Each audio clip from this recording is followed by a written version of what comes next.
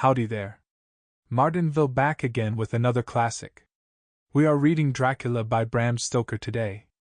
So strap on your seatbelts and let's get going.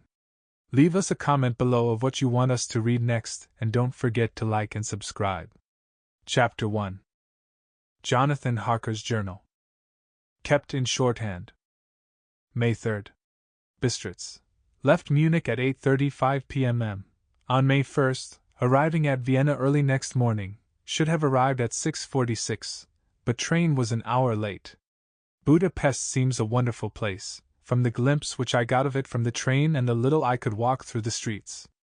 I feared to go very far from the station, as we had arrived late, and would start as near the correct time as possible.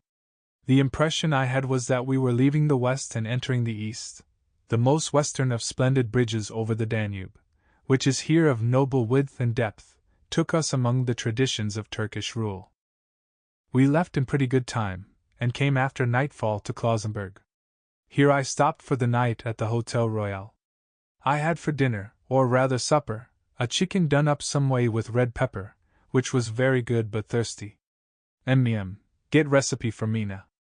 I asked the waiter, and he said it was called paprika Händel, and that, as it was a national dish, I should be able to get it anywhere along the Carpathians. I found my smattering of German very useful here. Indeed, I don't know how I should be able to get on without it. Having had some time at my disposal when in London, I had visited the British Museum, and made search among the books and maps in the library regarding Transylvania. It had struck me that some foreknowledge of the country could hardly fail to have some importance in dealing with a nobleman of that country. I find that the district he named is in the extreme east of the country, just on the borders of 3 states, Transylvania, Moldavia and Bukovina, in the midst of the Carpathian Mountains, one of the wildest and least known portions of Europe. I was not able to light on any map or work giving the exact locality of the Castle Dracula, as there are no maps of this country as yet to compare with our own Ordnance Survey maps. But I found that Bistritz, the post town named by Count Dracula, is a fairly well-known place. I shall enter here some of my notes, as they may refresh my memory when I talk over my travels with Mina. In the population of Transylvania there are 4 distinct nationalities: Saxons in the south, and mixed with them the Wallachs, who are the descendants of the Dacians, Magyars in the west, and Sekulis in the east and north. I am going among the latter, who claim to be descended from Attila and the Huns. This may be so, for when the Magyars conquered the country in the 11th century they found the Huns settled in it. I read that every known superstition in the world is gathered into the horseshoe of the Carpathians, as if it were the center of some sort of imaginative whirlpool. If so, my stay may be very interesting. I must ask the Count all about them. I did not sleep well, though my bed was comfortable enough, for I had all sorts of queer dreams. There was a dog howling all night under my window, which may have had something to do with it, or it may have been the paprika, for I had to drink up all the water in my carafe, and was still thirsty. Towards morning I slept, and was wakened by the continuous knocking at my door, so I guess I must have been sleeping soundly then. I had for breakfast more paprika, and a sort of porridge of maize flour which they said was mamaliga, an eggplant stuffed with forcemeat, a very excellent dish, which they call impletada. Get recipe for this also. I had to hurry breakfast, for the train started a little before 8, or rather it ought to have done so, for after rushing to the station at 7:30 I had to sit in the carriage for more than an hour before we began to move. It seems to me that the further east you go the more unpunctual are the trains. What ought they to be in China? All day long we seemed to dawdle through a country which was full of beauty of every kind. Sometimes we saw little towns or castles on the top of steep hills such as we see in old missals.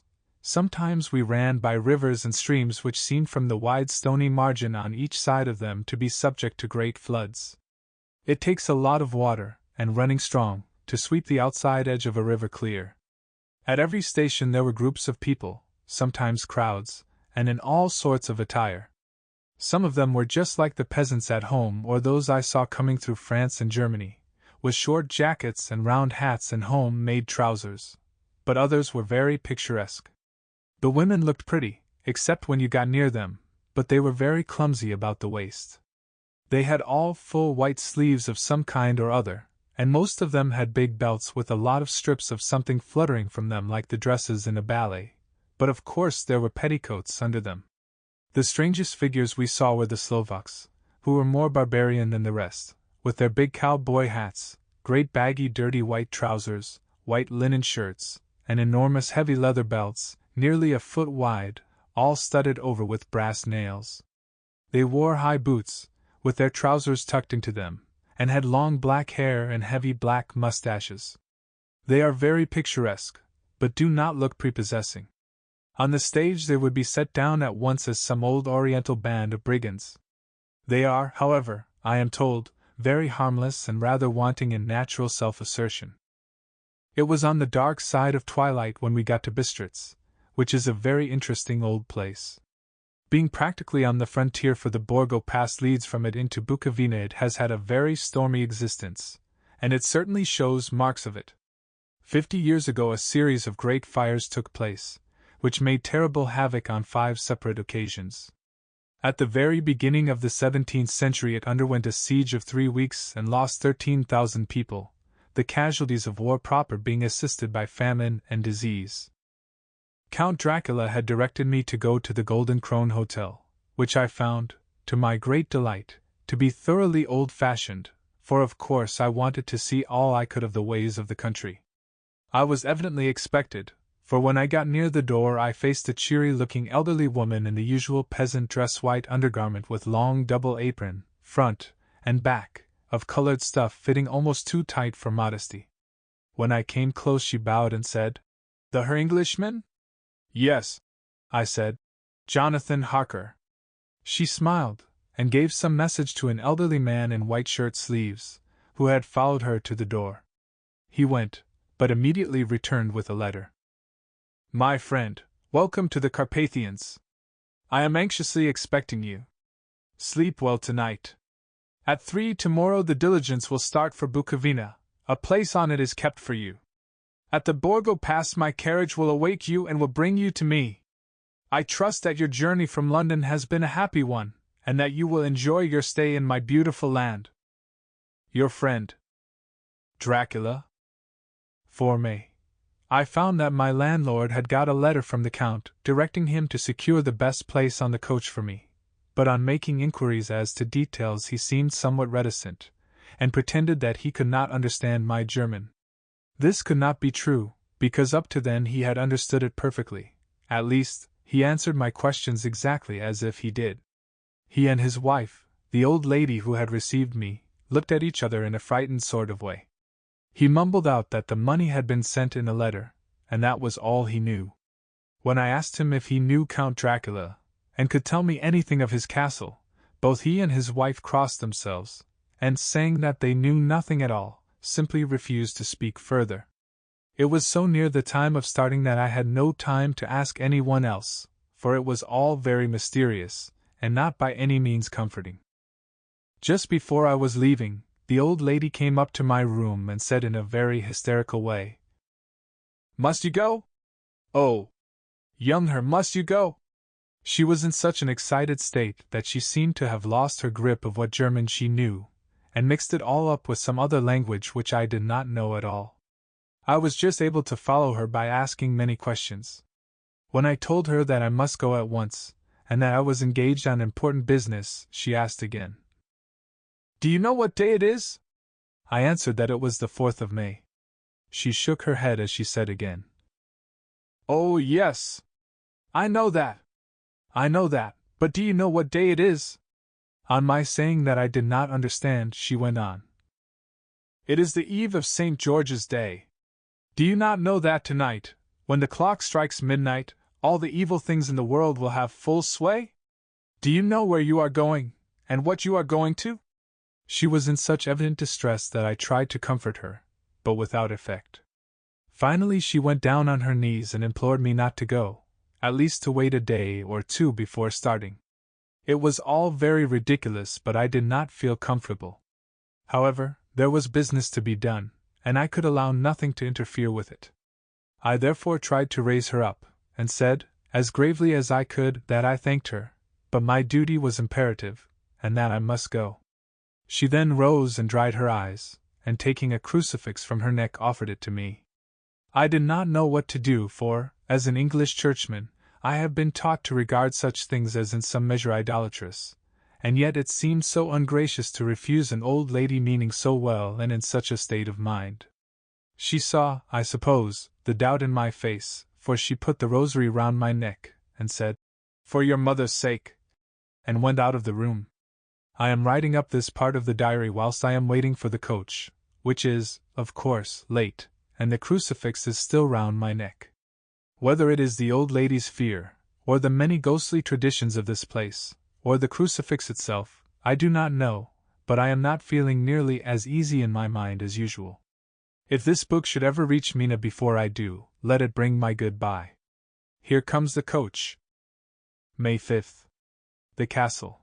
The grey of the morning has passed, and the sun is high over the distant horizon, which seems jagged, whether with trees or hills I know not, for it is so far off that big things and little are mixed. I am not sleepy, and, as I am not to be called till I awake, naturally I write till sleep comes. There are many odd things to put down, and lest who reads them may fancy that I dined too well before I left Bistritz, let me put down my dinner exactly. I dined on what they called robber steak, bits of bacon, onion, and beef, seasoned with red pepper, and strung on sticks and roasted over the fire, in the simple style of the London cat's meat. The wine was golden mediash, which produces a queer sting on the tongue, which is, however, not disagreeable. I had only a couple of glasses of this, and nothing else. When I got on the coach, the driver had not taken his seat, and I saw him talking with the landlady. They were evidently talking of me, for every now and then they looked at me, and some of the people who were sitting on the bench outside the door, which they call by a name meaning word bearer, came and listened, and then looked at me, most of them pityingly. I could hear a lot of words often repeated, queer words, for there were many nationalities in the crowd, so I quietly got my polyglot dictionary from my bag and looked them out. I must say they were not cheering to me, for amongst them were Ordog, Satan, Pokol, Hell, Strgoica, Witch, Vrolok, and Vukoslak, both of which mean the same thing, one being Slovak and the other Servian for something that is either werewolf or vampire. I must ask the Count about these superstitions. When we started, the crowd round the inn door, which had by this time swelled to a considerable size, all made the sign of the cross and pointed 2 fingers towards me. With some difficulty I got a fellow passenger to tell me what they meant. He would not answer at first, but on learning that I was English, he explained that it was a charm or guard against the evil eye. This was not very pleasant for me, just starting for an unknown place to meet an unknown man, but every one seemed so kind-hearted, and so sorrowful, and so sympathetic that I could not but be touched. I shall never forget the last glimpse which I had of the inn yard and its crowd of picturesque figures, all crossing themselves, as they stood round the wide archway, with its background of rich foliage of oleander and orange trees and green tubs clustered in the center of the yard. Then our driver, whose wide linen drawers covered the whole front of the box seat Gotza, they called them, cracked his big whip over his 4 small horses, which ran abreast, and we set off on our journey. I soon lost sight and recollection of ghostly fears in the beauty of the scene as we drove along, although had I known the language, or rather languages, which my fellow passengers were speaking, I might not have been able to throw them off so easily. Before us lay a green sloping land full of forests and woods, with here and there steep hills, crowned with clumps of trees or with farmhouses, the blank gable end to the road. There was everywhere a bewildering mass of fruit, blossom, apple, plum, pear, cherry, and as we drove by I could see the green grass under the trees spangled with the fallen petals. In and out amongst these green hills of what they call here the Middle Land, ran the road, losing itself as it swept round the grassy curve, or was shut out by the straggling ends of pine woods, which here and there ran down the hillsides like tongues of flame. The road was rugged, but still we seemed to fly over it with a feverish haste. I could not understand then what the haste meant, but the driver was evidently bent on losing no time in reaching Borgo-Prund. I was told that this road is in summertime excellent, but that it had not yet been put in order after the winter snows. In this respect it is different from the general run of roads in the Carpathians, for it is an old tradition that they are not to be kept in too good order.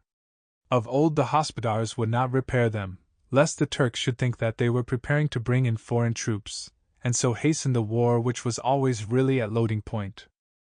Beyond the green swelling hills of the middle land rose mighty slopes of forest up to the lofty steeps of the Carpathians themselves. Right and left of us they towered, with the afternoon sun falling full upon them and bringing out all the glorious colors of this beautiful range, deep blue and purple in the shadows of the peaks, green and brown where grass and rock mingled, and an endless perspective of jagged rock and pointed crags, till these were themselves lost in the distance, where the snowy peaks rose grandly. Here and there seemed mighty rifts in the mountains, through which, as the sun began to sink, we saw now and again the white gleam of falling water. One of my companions touched my arm as we swept round the base of a hill and opened up the lofty, snow-covered peak of a mountain, which seemed, as we wound on our serpentine way, to be right before us. "Look! Isn't sec! God's seat!" And he crossed himself reverently. As we wound on our endless way, and the sun sank lower and lower behind us, the shadows of the evening began to creep round us. This was emphasized by the fact that the snowy mountain tops still held the sunset, and seemed to glow out with a delicate cool pink. Here and there we passed Czechs and Slovaks, all in picturesque attire, but I noticed that goiter was painfully prevalent. By the roadside were many crosses, and as we swept by, my companions all crossed themselves. Here and there was a peasant man or woman kneeling before a shrine, who did not even turn round as we approached, but seemed in the self-surrender of devotion to have either eyes nor ears for the outer world. There were many things new to me, for instance, hayricks in the trees, and here and there very beautiful masses of weeping birch, their white stems shining like silver through the delicate green of the leaves. Now and again we passed a lighter wagon, the ordinary peasant's cart with its long, snake-like vertebra, calculated to suit the inequalities of the road. On this were sure to be seated quite a group of home-coming peasants, the Czechs with their white, and the Slovaks with their colored, sheepskins, the latter carrying lance-fashion their long staves, with axe at end. As the evening fell it began to get very cold, and the growing twilight seemed to merge into one dark mistiness the gloom of the trees, oak, beech, and pine, though in the valleys which ran deep between the spurs of the hills, as we ascended through the pass, the dark firs stood out here and there against the background of late-lying snow. Sometimes, as the road was cut through the pine woods that seemed in the darkness to be closing down upon us, great masses of grayness, which here and there bestrewed the trees, produced a peculiarly weird and solemn effect, which carried on the thoughts and grim fancies engendered earlier in the evening, when the falling sunset threw into strange relief the ghost-like clouds which amongst the Carpathians seemed to wind ceaselessly through the valleys. Sometimes the hills were so steep that, despite our driver's haste, the horses could only go slowly. I wished to get down and walk up them, as we do at home, but the driver would not hear of it. "No, no," he said. "You must not walk here, the dogs are too fierce." And then he added, with what he evidently meant for grim pleasantry, for he looked round to catch the approving smile of the rest, "And you may have enough of such matters before you go to sleep." The only stop he would make was a moment's pause to light his lamps. When it grew dark there seemed to be some excitement amongst the passengers, and they kept speaking to him, one after the other, as though urging him to further speed. He lashed the horses unmercifully with his long whip, and with wild cries of encouragement urged them on to further exertions. Then through the darkness I could see a sort of patch of grey light ahead of us, as though there were a cleft in the hills. The excitement of the passengers grew greater. The crazy coach rocked on its great leather springs, and swayed like a boat tossed on a stormy sea. I had to hold on. The road grew more level, and we appeared to fly along. Then the mountains seemed to come nearer to us on each side and to frown down upon us. We were entering on the Borgo Pass. One by one several of the passengers offered me gifts, which they pressed upon me with an earnestness which would take no denial. These were certainly of an odd and varied kind, but each was given in simple good faith, with a kindly word, and a blessing, and that strange mixture of fear-meaning movements which I had seen outside the hotel at Bistritz, the sign of the cross and the guard against the evil eye. Then, as we flew along, the driver leaned forward, and on each side the passengers, craning over the edge of the coach, peered eagerly into the darkness. It was evident that something very exciting was either happening or expected, but though I asked each passenger, no one would give me the slightest explanation. This state of excitement kept on for some little time, and at last we saw before us the pass opening out on the eastern side. There were dark, rolling clouds overhead, and in the air the heavy, oppressive sense of thunder. It seemed as though the mountain range had separated two atmospheres, and that now we had got into the thunderous one. I was now myself looking out for the conveyance which was to take me to the Count. Each moment I expected to see the glare of lamps through the blackness, but all was dark. The only light was the flickering rays of our own lamps, in which the steam from our hard-driven horses rose in a white cloud. We could see now the sandy road lying white before us, but there was on it no sign of a vehicle. The passengers drew back with a sigh of gladness, which seemed to mock my own disappointment.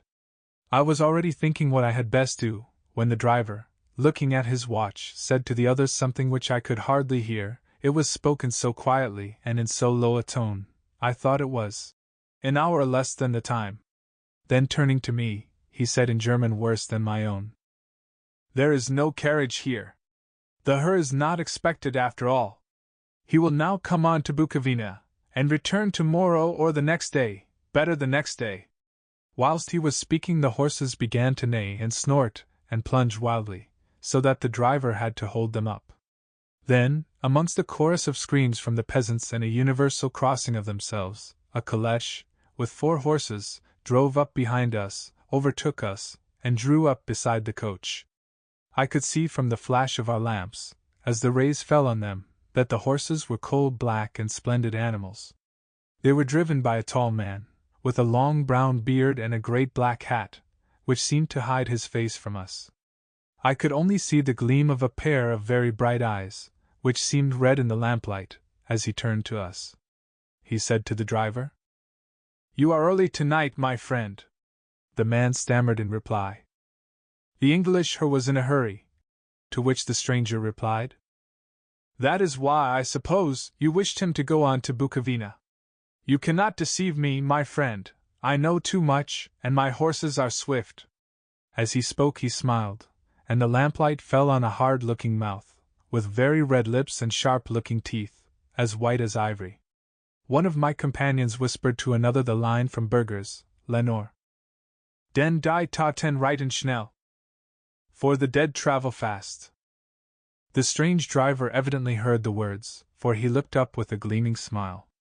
The passenger turned his face away, at the same time putting out his 2 fingers and crossing himself.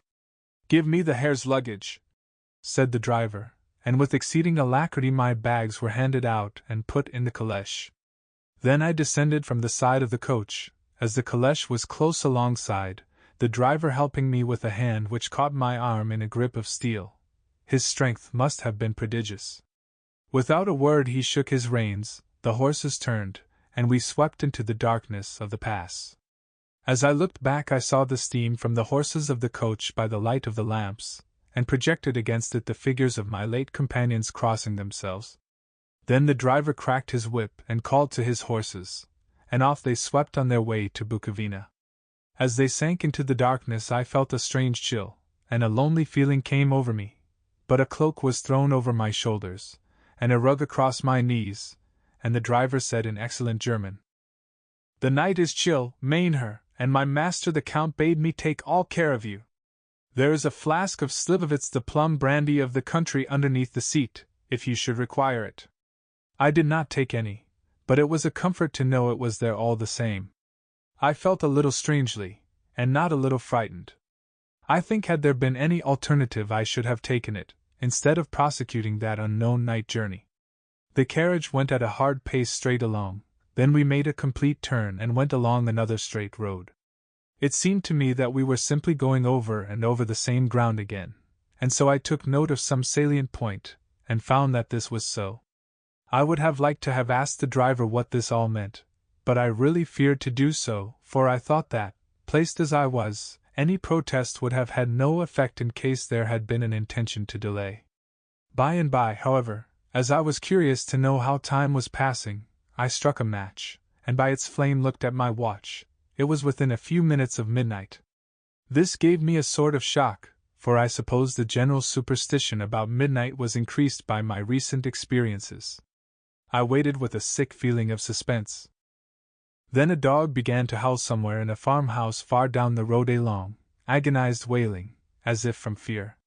The sound was taken up by another dog, and then another and another, till, borne on the wind which now sighed softly through the pass, a wild howling began, which seemed to come from all over the country, as far as the imagination could grasp it through the gloom of the night. At the first howl the horses began to strain and rear, but the driver spoke to them soothingly, and they quieted down, but shivered and sweated as though after a runaway from sudden fright. Then, far off in the distance, from the mountains on each side of us began a louder and a sharper howling, that of wolves, which affected both the horses and myself in the same way, for I was minded to jump from the caleche and run, whilst they reared again and plunged madly, so that the driver had to use all his great strength to keep them from bolting. In a few minutes, however, my own ears got accustomed to the sound, and the horses so far became quiet that the driver was able to descend and to stand before them. He petted and soothed them, and whispered something in their ears, as I have heard of horse tamers doing, and with extraordinary effect, for under his caresses they became quite manageable again, though they still trembled. The driver again took his seat, and shaking his reins, started off at a great pace. This time, after going to the far side of the pass, he suddenly turned down a narrow roadway which ran sharply to the right.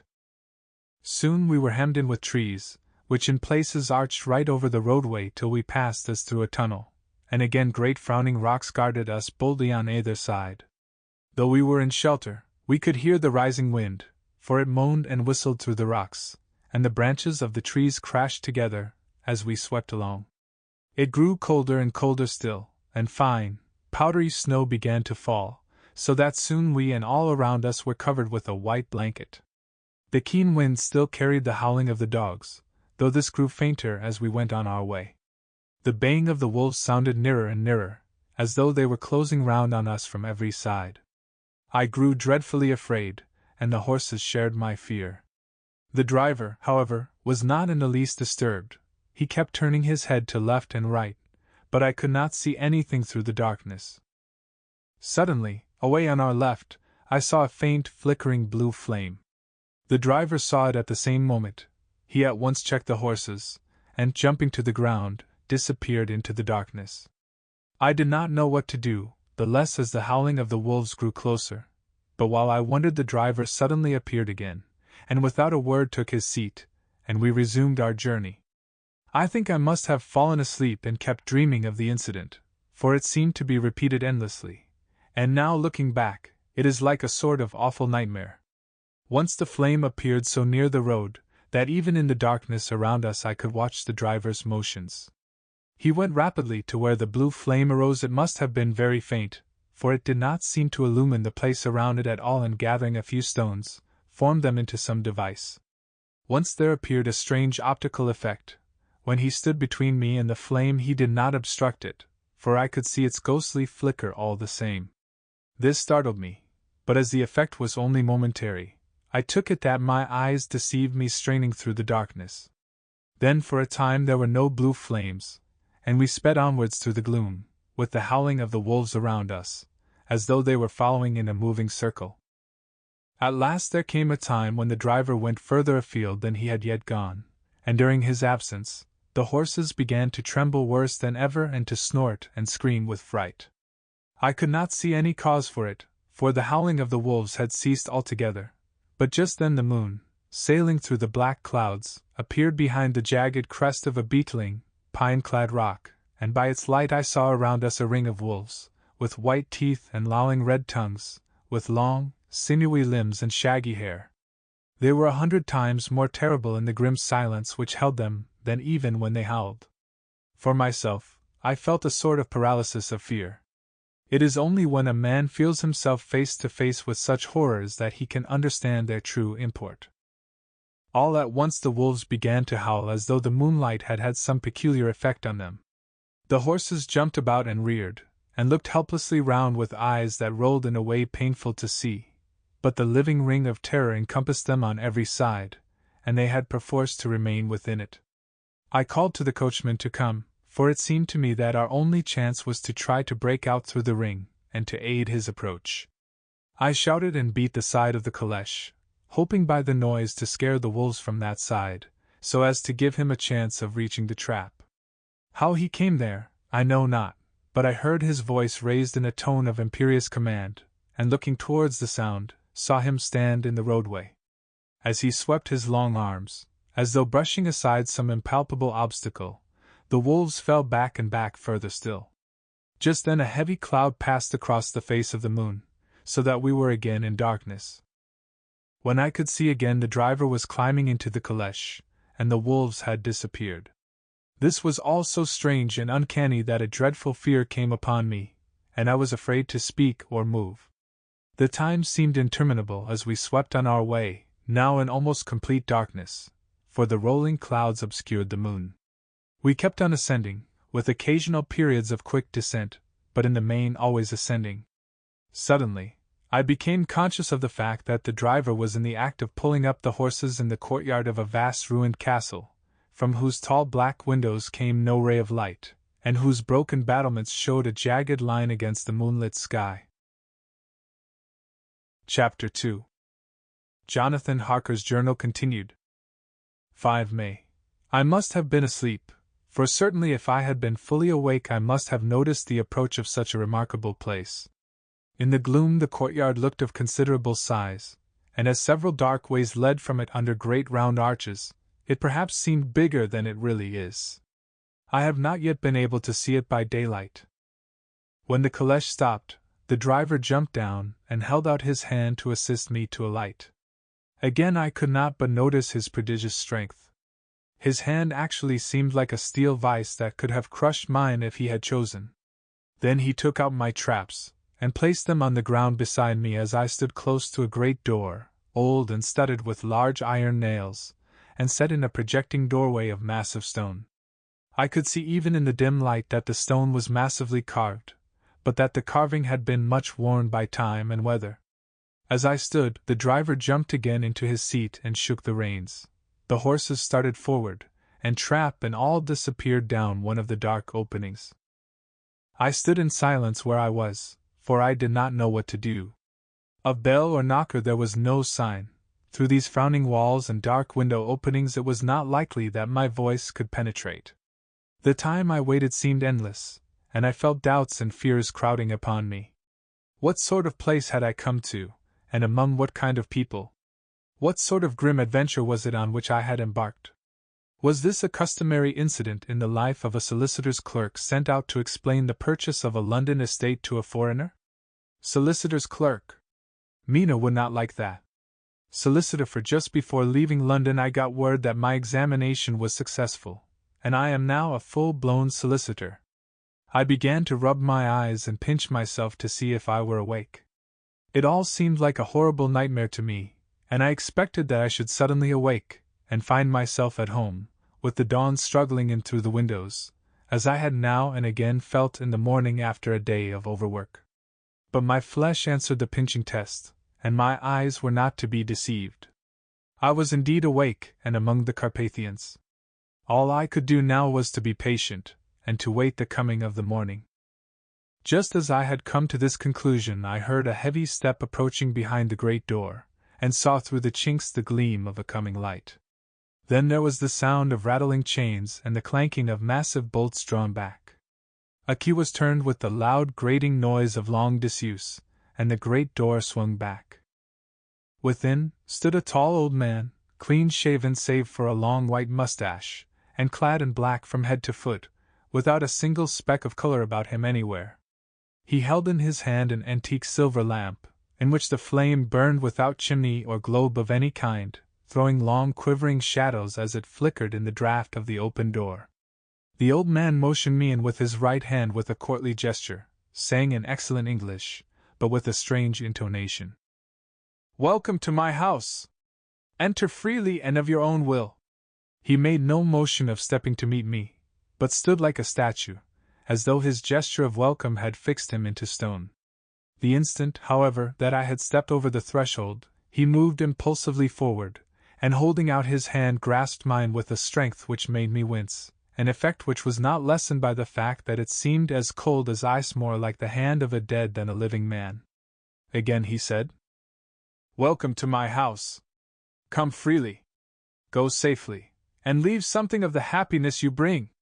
The strength of the handshake was so much akin to that which I had noticed in the driver, whose face I had not seen, that for a moment I doubted if it were not the same person to whom I was speaking, so to make sure, I said interrogatively, "Count Dracula?"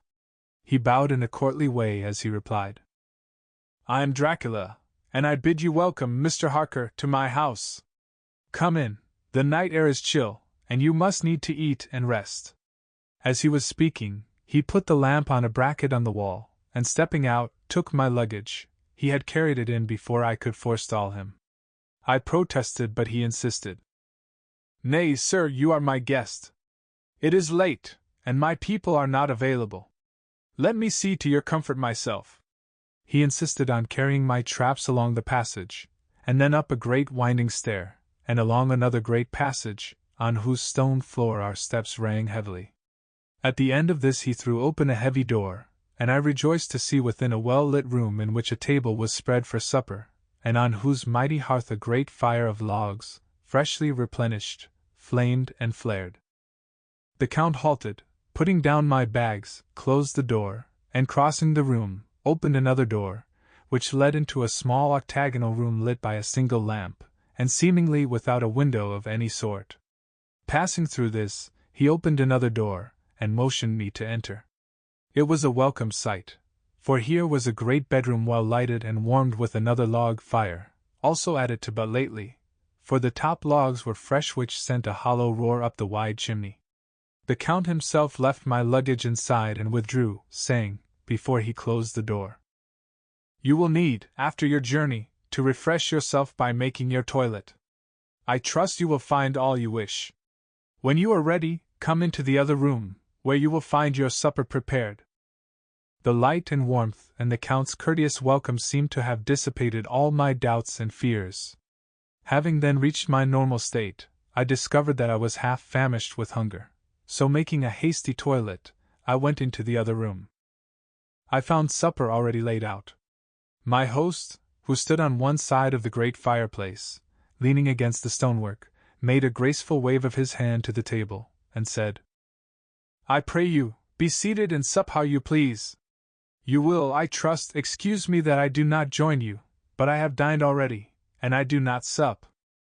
I handed to him the sealed letter which Mr. Hawkins had entrusted to me.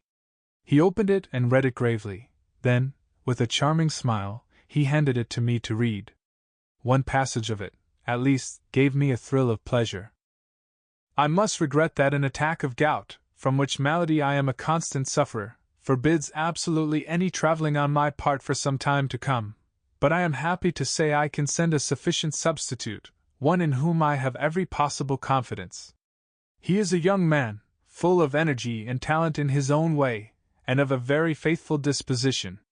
He is discreet and silent, and has grown into manhood in my service. He shall be ready to attend on you when you will during his stay, and shall take your instructions in all matters." The Count himself came forward and took off the cover of a dish, and I fell to at once on an excellent roast chicken. This, with some cheese and a salad and a bottle of old Tokay, of which I had 2 glasses, was my supper. During the time I was eating it, the Count asked me many questions as to my journey, and I told him by degrees all I had experienced. By this time I had finished my supper, and by my host's desire had drawn up a chair by the fire and begun to smoke a cigar which he offered me, at the same time excusing himself that he did not smoke. I had now an opportunity of observing him, and found him of a very marked physiognomy. His face was a very strong aquiline, with high bridge of the thin nose and peculiarly arched nostrils, with lofty domed forehead, and hair growing scantily round the temples but profusely elsewhere.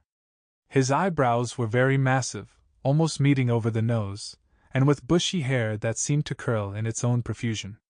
The mouth, so far as I could see it under the heavy mustache, was fixed and rather cruel-looking, with peculiarly sharp white teeth. These protruded over the lips, whose remarkable ruddiness showed astonishing vitality in a man of his years. For the rest, his ears were pale, and at the tops extremely pointed. The chin was broad and strong, and the cheeks firm though thin. The general effect was one of extraordinary pallor. Hitherto I had noticed the backs of his hands as they lay on his knees in the firelight, and they had seemed rather white and fine.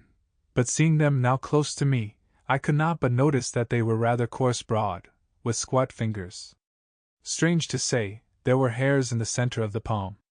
The nails were long and fine, and cut to a sharp point. As the Count leaned over me and his hands touched me, I could not repress a shudder.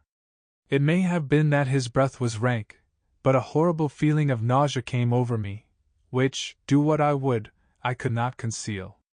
The Count, evidently noticing it, drew back, and with a grim sort of smile, which showed more than he had yet done his protuberant teeth, sat himself down again on his own side of the fireplace. We were both silent for a while, and as I looked towards the window I saw the first dim streak of the coming dawn. There seemed a strange stillness over everything, but as I listened I heard as if from down below in the valley the howling of many wolves. The Count's eyes gleamed, and he said, "Listen to them, the children of the night! What music they make!" Seeing, I suppose, some expression in my face strange to him, he added, "Ah, sir, you dwellers in the city cannot enter into the feelings of the hunter." Then he rose and said, "But you must be tired. Your bedroom is all ready, and tomorrow you shall sleep as late as you will. I have to be away till the afternoon, so sleep well and dream well." With a courteous bow, he opened for me himself the door to the octagonal room, and I entered my bedroom. I am all in a sea of wonders. I doubt, I fear, I think strange things, which I dare not confess to my own soul. God keep me, if only for the sake of those dear to me. 7 May. It is again early morning, but I have rested and enjoyed the last 24 hours. I slept till late in the day, and awoke of my own accord. When I had dressed myself I went into the room where we had supped, and found a cold breakfast laid out, with coffee kept hot by the pot being placed on the hearth. There was a card on the table, on which was written, "I have to be absent for a while. Do not wait for me, D." I set to and enjoyed a hearty meal. When I had done, I looked for a bell, so that I might let the servants know I had finished, but I could not find one. There are certainly odd deficiencies in the house, considering the extraordinary evidences of wealth which are round me. The table service is of gold, and so beautifully wrought that it must be of immense value. The curtains and upholstery of the chairs and sofas and the hangings of my bed are of the costliest and most beautiful fabrics, and must have been of fabulous value when they were made, for they are centuries old, though in excellent order. I saw something like them in Hampton Court, but there they were worn and frayed and moth-eaten. But still in none of the rooms is there a mirror. There is not even a toilet glass on my table, and I had to get the little shaving glass from my bag before I could either shave or brush my hair. I have not yet seen a servant anywhere, or heard a sound near the castle except the howling of wolves. Some time after I had finished my meal I do not know whether to call it breakfast or dinner, for it was between 5 and 6 o'clock when I had it. I looked about for something to read, for I did not like to go about the castle until I had asked the Count's permission. There was absolutely nothing in the room, book, newspaper, or even writing materials, so I opened another door in the room and found a sort of library. The door opposite mine I tried, but found it locked. In the library I found, to my great delight, a vast number of English books, whole shelves full of them, and bound volumes of magazines and newspapers. A table in the center was littered with English magazines and newspapers, though none of them were of very recent date. The books were of the most varied kind: history, geography, politics, political economy, botany, geology, law relating to England and English life and customs and manners. There were even such books of reference as the London Directory, the Red and Blue books, Whitaker's Almanac, the Army and Navy lists, and it somehow gladdened my heart to see it the law list. Whilst I was looking at the books, the door opened, and the Count entered. He saluted me in a hearty way, and hoped that I had had a good night's rest. Then he went on. I am glad you found your way in here, for I am sure there is much that will interest you. These companions, and he laid his hand on some of the books, have been good friends to me, and for some years past, ever since I had the idea of going to London, have given me many, many hours of pleasure. Through them I have come to know your great England, and to know her is to love her. I long to go through the crowded streets of your mighty London, to be in the midst of the whirl and rush of humanity, to share its life, its change, its death, and all that makes it what it is. But alas! As yet I only know your tongue through books. To you, my friend, I look that I know it to speak. But, Count, I said, you know and speak English thoroughly. He bowed gravely. I thank you, my friend, for your all too flattering estimate, but yet I fear that I am but a little way on the road I would travel. True, I know the grammar and the words, but yet I know not how to speak them. Indeed, I said, you speak excellently. Not so, he answered. Well, I know that, did I move and speak in your London, none there are who would not know me for a stranger. That is not enough for me. Here I am noble, I am boyar, the common people know me, and I am master. But a stranger in a strange land, he is no one, men know him not, and to know not is to care not for. I am content if I am like the rest, so that no man stops if he see me, or pause in his speaking if he hear my words, ha ha! A stranger! I have been so long master that I would be master still, or at least that none other should be master of me. You come to me not alone as agent of my friend Peter Hawkins, of Exeter, to tell me all about my new estate in London. You shall, I trust, rest here with me a while, so that by our talking I may learn the English intonation, and I would that you tell me when I make error, even of the smallest, in my speaking. I am sorry that I had to be away so long today, but you will, I know, forgive one who has so many important affairs in hand. Of course I said all I could about being willing, and asked if I might come into that room when I chose. He answered, yes, certainly, and added, you may go anywhere you wish in the castle, except where the doors are locked, where of course you will not wish to go. There is reason that all things are as they are, and did you see with my eyes and know with my knowledge, you would perhaps better understand. I said I was sure of this, and then he went on. We are in Transylvania, and Transylvania is not England. Our ways are not your ways, and there shall be to you many strange things. Nay, from what you have told me of your experiences already, you know something of what strange things there may be. This led to much conversation, and as it was evident that he wanted to talk, if only for talking's sake, I asked him many questions regarding things that had already happened to me or come within my notice. Sometimes he sheered off the subject, or turned the conversation by pretending not to understand, but generally he answered all I asked most frankly. Then as time went on, and I had got somewhat bolder, I asked him of some of the strange things of the preceding night, as, for instance, why the coachman went to the places where he had seen the blue flames.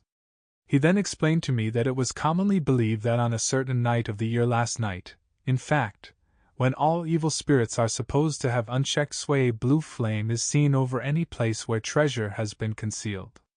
That treasure has been hidden, he went on. In the region through which you came last night, there can be but little doubt, for it was the ground fought over for centuries by the Wallachian, the Saxon, and the Turk. Why, there is hardly a foot of soil in all this region that has not been enriched by the blood of men, patriots or invaders. In old days there were stirring times, when the Austrian and the Hungarian came up in hordes, and the patriots went out to meet them, men and women, the aged and the children too, and waited their coming on the rocks above the passes, that they might sweep destruction on them with their artificial avalanches. When the invader was triumphant he found but little, for whatever there was had been sheltered in the friendly soil. But how, said I, can it have remained so long undiscovered, when there is a sure index to it if men will but take the trouble to look? The Count smiled, and as his lips ran back over his gums, the long, sharp, canine teeth showed out strangely. He answered, because your peasant is at heart a coward and a fool. Those flames only appear on one night, and on that night no man of this land will, if he can help it, stir without his doors. And, dear sir, even if he did he would not know what to do. Why, even the peasant that you tell me of who marked the place of the flame would not know where to look in daylight even for his own work. Even you would not, I dare be sworn, be able to find these places again? There you are right, I said. I know no more than the dead where even to look for them. Then we drifted into other matters. Come, he said at last. Tell me of London and of the house which you have procured for me. With an apology for my remissness, I went into my own room to get the papers from my bag. Whilst I was placing them in order I heard a rattling of china and silver in the next room, and as I passed through, noticed that the table had been cleared and the lamp lit, for it was by this time deep into the dark. The lamps were also lit in the study or library, and I found the Count lying on the sofa, reading, of all things in the world, an English Bradshaw's Guide. When I came in he cleared the books and papers from the table, and with him I went into plans and deeds and figures of all sorts. He was interested in everything, and asked me a myriad questions about the place and its surroundings. He clearly had studied beforehand all he could get on the subject of the neighborhood, for he evidently at the end knew very much more than I did. When I remarked this, he answered, Well, but my friend, is it not needful that I should? When I go there I shall be all alone, and my friend Harker Jonathan, nay, pardon me, I fall into my country's habit of putting your patronymic first. My friend Jonathan Harker will not be by my side to correct and aid me. He will be in Exeter, miles away, probably working at papers of the law with my other friend, Peter Hawkins. So, we went thoroughly into the business of the purchase of the estate at Purfleet. When I had told him the facts and got his signature to the necessary papers, and had written a letter with them ready to post to Mr. Hawkins, he began to ask me how I had come across so suitable a place. I read to him the notes which I had made at the time, and which I inscribe here. At Purfleet, on a by-road, I came across just such a place as seemed to be required, and where was displayed a dilapidated notice that the place was for sale. It is surrounded by a high wall, of ancient structure, built of heavy stones, and has not been repaired for a large number of years. The closed gates are of heavy old oak and iron, all eaten with rust. The estate is called Carfax, no doubt a corruption of the old Cotter face, as the house is four-sided, agreeing with the cardinal points of the compass. It contains in all some 20 acres, quite surrounded by the solid stone wall above mentioned. There are many trees on it, which make it in places gloomy, and there is a deep, dark-looking pond or small lake, evidently fed by some springs, as the water is clear and flows away in a fair-sized stream. The house is very large and of all periods back, I should say, to medieval times, for one part is of stone immensely thick, with only a few windows high up and heavily barred with iron. It looks like part of a keep, and is close to an old chapel or church. I could not enter it, as I had not the key of the door leading to it from the house, but I have taken with my kodak views of it from various points. The house has been added to, but in a very straggling way, and I can only guess at the amount of ground it covers, which must be very great. There are but few houses close at hand, one being a very large house only recently added to and formed into a private lunatic asylum. It is not, however, visible from the grounds. When I had finished, he said, I am glad that it is old and big. I myself am of an old family, and to live in a new house would kill me. A house cannot be made habitable in a day, and after all, how few days go to make up a century. I rejoice also that there is a chapel of old times. We Transylvanian nobles love not to think that our bones may lie amongst the common dead. I seek not gaiety nor mirth, not the bright voluptuousness of much sunshine and sparkling waters which please the young and gay. I am no longer young, and my heart, through weary years of mourning over the dead, is not attuned to mirth. Moreover, the walls of my castle are broken, the shadows are many, and the wind breathes cold through the broken battlements and casements. I love the shade and the shadow, and would be alone with my thoughts when I may. Somehow his words and his look did not seem to accord, or else it was that his cast of face made his smile look malignant and saturnine. Presently, with an excuse, he left me, asking me to put all my papers together. He was some little time away, and I began to look at some of the books around me. One was an atlas, which I found open naturally at England, as if that map had been much used. On looking at it I found in certain places little rings marked, and on examining these I noticed that one was near London on the east side, manifestly where his new estate was situated. The other two were Exeter and Whitby on the Yorkshire coast. It was the better part of an hour when the Count returned. "Aha!" he said. "Still at your books? Good! But you must not work always. Come, I am informed that your supper is ready." He took my arm, and we went into the next room, where I found an excellent supper ready on the table. The Count again excused himself, as he had dined out on his being away from home. But he sat as on the previous night, and chatted whilst I ate. After supper I smoked, as on the last evening, and the Count stayed with me, chatting and asking questions on every conceivable subject, hour after hour. I felt that it was getting very late indeed, but I did not say anything, for I felt under obligation to meet my host's wishes in every way. I was not sleepy, as the long sleep yesterday had fortified me, but I could not help experiencing that chill which comes over one at the coming of the dawn, which is like, in its way, the turn of the tide. They say that people who are near death die generally at the change to the dawn or at the turn of the tide. Any one who has, when tired, and tied as it were to his post, experienced this change in the atmosphere can well believe it. All at once we heard the crow of a cock coming up with preternatural shrillness through the clear morning air. Count Dracula, jumping to his feet, said, "Why, there is the morning again! How remiss I am to let you stay up so long! You must make your conversation regarding my dear new country of England less interesting, so that I may not forget how time flies by us." And with a courtly bow, he quickly left me. I went into my own room and drew the curtains, but there was little to notice. My window opened into the courtyard. All I could see was the warm gray of quickening sky. So I pulled the curtains again, and have written of this day. 8 May. I began to fear as I wrote in this book that I was getting too diffuse.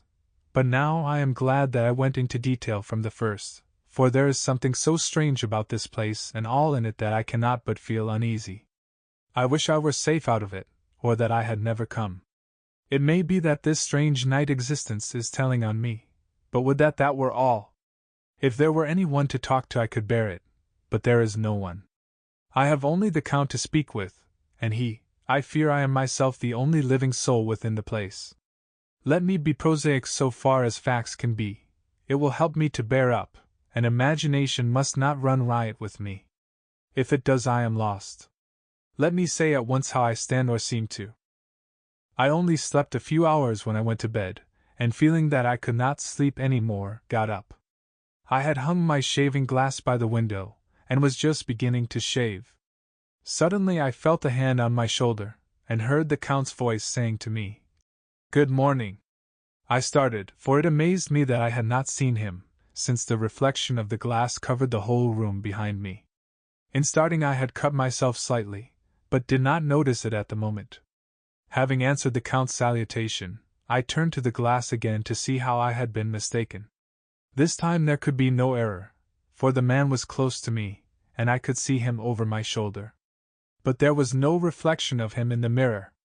The whole room behind me was displayed, but there was no sign of a man in it, except myself. This was startling, and coming on the top of so many strange things, was beginning to increase that vague feeling of uneasiness which I always have when the Count is near. But at the instant I saw that the cut had bled a little, and the blood was trickling over my chin. I laid down the razor, turning as I did so half round to look for some sticking plaster.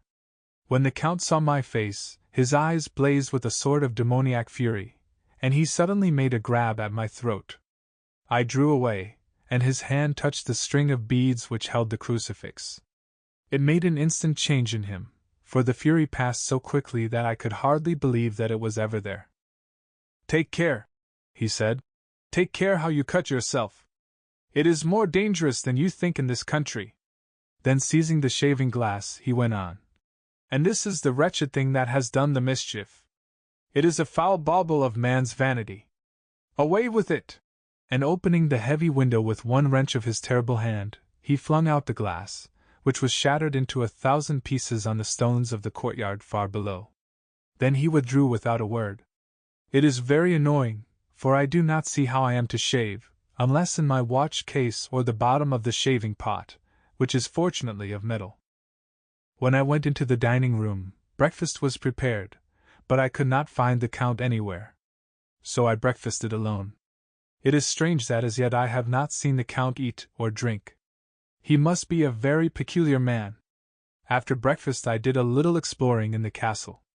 I went out on the stairs, and found a room looking towards the south.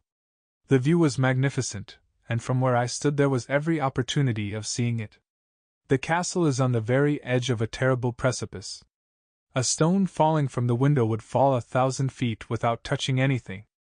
As far as the eye can reach is a sea of green treetops, with occasionally a deep rift where there is a chasm. Here and there are silver threads where the rivers wind in deep gorges through the forests. But I am not in heart to describe beauty, for when I had seen the view I explored further, doors everywhere, and all locked and bolted. In no place save from the windows in the castle walls is there an available exit. The castle is a veritable prison, and I am a prisoner. Chapter 3. Jonathan Harker's journal continued. When I found that I was a prisoner, a sort of wild feeling came over me. I rushed up and down the stairs, trying every door and peering out of every window I could find, but after a little the conviction of my helplessness overpowered all other feelings. When I look back after a few hours I think I must have been mad for the time, for I behaved much as a rat does in a trap. When, however, the conviction had come to me that I was helpless, I sat down quietly as I have ever done anything in my life and began to think over what was best to be done. I am thinking still, and as yet have come to no definite conclusion. Of one thing only am I certain, that it is no use making my ideas known to the Count. He knows well that I am imprisoned, and as he has done it himself, and has doubtless his own motives for it, he would only deceive me if I trusted him fully with the facts. So far as I can see, my only plan will be to keep my knowledge and my fears to myself, and my eyes open. I am, I know, either being deceived, like a baby, by my own fears, or else I am in desperate straits, and if the latter be so, I need, and shall need, all my brains to get through. I had hardly come to this conclusion when I heard the great door below shut, and knew that the Count had returned. He did not come at once into the library, so I went cautiously to my own room and found him making the bed. This was odd, but only confirmed what I had all along thought, that there were no servants in the house. When later I saw him through the chink of the hinges of the door laying the table in the dining room, I was assured of it, for if he does himself all these menial offices, surely it is proof that there is no one else to do them. This gave me a fright, for if there is no one else in the castle, it must have been the Count himself who was the driver of the coach that brought me here. This is a terrible thought, for if so, what does it mean that he could control the wolves, as he did, by only holding up his hand in silence? How was it that all the people at Bistritz and on the coach had some terrible fear for me? What meant the giving of the crucifix, of the garlic, of the wild rose, of the mountain ash? Bless that good woman who hung the crucifix round my neck! For it is a comfort and a strength to me whenever I touch it. It is odd that a thing which I have been taught to regard with disfavor and as idolatrous should in a time of loneliness and trouble be of help. Is it that there is something in the essence of the thing itself, or that it is a medium, a tangible help, in conveying memories of sympathy and comfort? Sometime, if it may be, I must examine this matter and try to make up my mind about it. In the meantime I must find out all I can about Count Dracula, as it may help me to understand. Tonight he may talk of himself, if I turn the conversation that way. I must be very careful, however, not to awake his suspicion. Midnight. I have had a long talk with the Count. I asked him a few questions on Transylvania history, and he warmed up to the subject wonderfully. In his speaking of things and people, and especially of battles, he spoke as if he had been present at them all. This he afterwards explained by saying that to a boy are the pride of his house and name is his own pride, that their glory is his glory, that their fate is his fate. Whenever he spoke of his house he always said, "we," and spoke almost in the plural, like a king speaking. I wish I could put down all he said exactly as he said it, for to me it was most fascinating. It seemed to have in it a whole history of the country. He grew excited as he spoke, and walked about the room pulling his great white mustache and grasping anything on which he laid his hands as though he would crush it by main strength. One thing he said which I shall put down as nearly as I can, for it tells in its way the story of his race. "We Skellies have a right to be proud, for in our veins flows the blood of many brave races who fought as the lion fights for lordship. Here, in the whirlpool of European races, the Ubric tribe bore down from Iceland the fighting spirit which Thor and Woden gave them, which their berserkers displayed to such fell intent on the seaboards of Europe, aye, and of Asia and Africa too, till the peoples thought that the werewolves themselves had come. Here, too, when they came, they found the Huns, whose warlike fury had swept the earth like a living flame, till the dying peoples held that in their veins ran the blood of those old witches, who, expelled from Scythia, had mated with the devils in the desert. Fools, fools! What devil or what witch was ever so great as Attila, whose blood is in these veins?" He held up his arms. "Is it a wonder that we were a conquering race, that we were proud, that when the Magyar, the Lombard, the Avar, the Bulgar, or the Turk poured his thousands on our frontiers, we drove them back? Is it strange that when Arpad and his legions swept through the Hungarian fatherland he found us here when he reached the frontier, that the Honfoglas was completed there? And when the Hungarian flood swept eastward the Skellies were claimed as kindred by the victorious Magyars, and to us for centuries was trusted the guarding of the frontier of Turkey land, aye, and more than that, endless duty of the frontier guard, for, as the Turks say, water sleeps, an enemy is sleepless. Who more gladly than we throughout the four nations received the bloody sword, or at its warlike call flocked quicker to the standard of the king? When was redeemed that great shame of my nation, the shame of Kosovo, when the flags of the Wallach and the Magyar went down beneath the crescent? Who was it but one of my own race who as voivode crossed the Danube and beat the Turk on his own ground? This was a Dracula indeed! Woe was it that his own unworthy brother, when he had fallen, sold his people to the Turk and brought the shame of slavery on them. Was it not this Dracula, indeed, who inspired that other of his race who in a later age again and again brought his forces over the great river into Turkey land, who, when he was beaten back, came again, and again, and again, though he had to come alone from the bloody field where his troops were being slaughtered, since he knew that he alone could ultimately triumph? They said that he thought only of himself. Bah! What good are peasants without a leader? Where ends the war without a brain and heart to conduct it? Again, when, after the Battle of Mohacs, we threw off the Hungarian yoke, we of the Dracula blood were amongst their leaders, for our spirit would not brook that we were not free. Ah, young sir, the Skellies and the Dracula as their heart's blood, their brains, and their swords can boast a record that mushroom growths like the Habsburgs and the Romanovs can never reach. The warlike days are over. Blood is too precious a thing in these days of dishonorable peace, and the glories of the great races are as a tale that is told. It was by this time close on morning, and we went to bed. This diary seems horribly like the beginning of the Arabian Nights, for everything has to break off at cockcrow or like the ghost of Hamlet's father. 12 May. Let me begin with facts spare, meager facts, verified by books and figures, and of which there can be no doubt. I must not confuse them with experiences which will have to rest on my own observation, or my memory of them. Last evening when the Count came from his room he began by asking me questions on legal matters and on the doing of certain kinds of business. I had spent the day wearily over books, and simply to keep my mind occupied, went over some of the matters I had been examining at Lincoln's Inn. There was a certain method in the Count's inquiries, so I shall try to put them down in sequence. The knowledge may somehow or sometime be useful to me. First, he asked if a man in England might have 2 solicitors or more. I told him he might have a dozen if he wished, but that it would not be wise to have more than one solicitor engaged in one transaction, as only one could act at a time, and that to change would be certain to militate against his interest.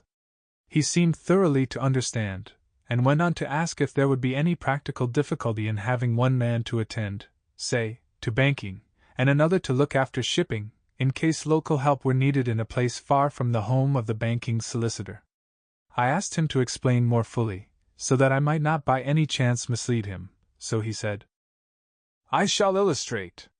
Your friend and mine, Mr. Peter Hawkins, from under the shadow of your beautiful cathedral at Exeter, which is far from London, buys for me through your good self my place at London." Good. Now here let me say frankly, lest you should think it strange that I have sought the services of one so far off from London instead of some one resident there, that my motive was that no local interest might be served save my wish only, and as one of London residents might, perhaps, have some purpose of himself or friend to serve, I went thus afield to seek my agent, whose labors should be only to my interest.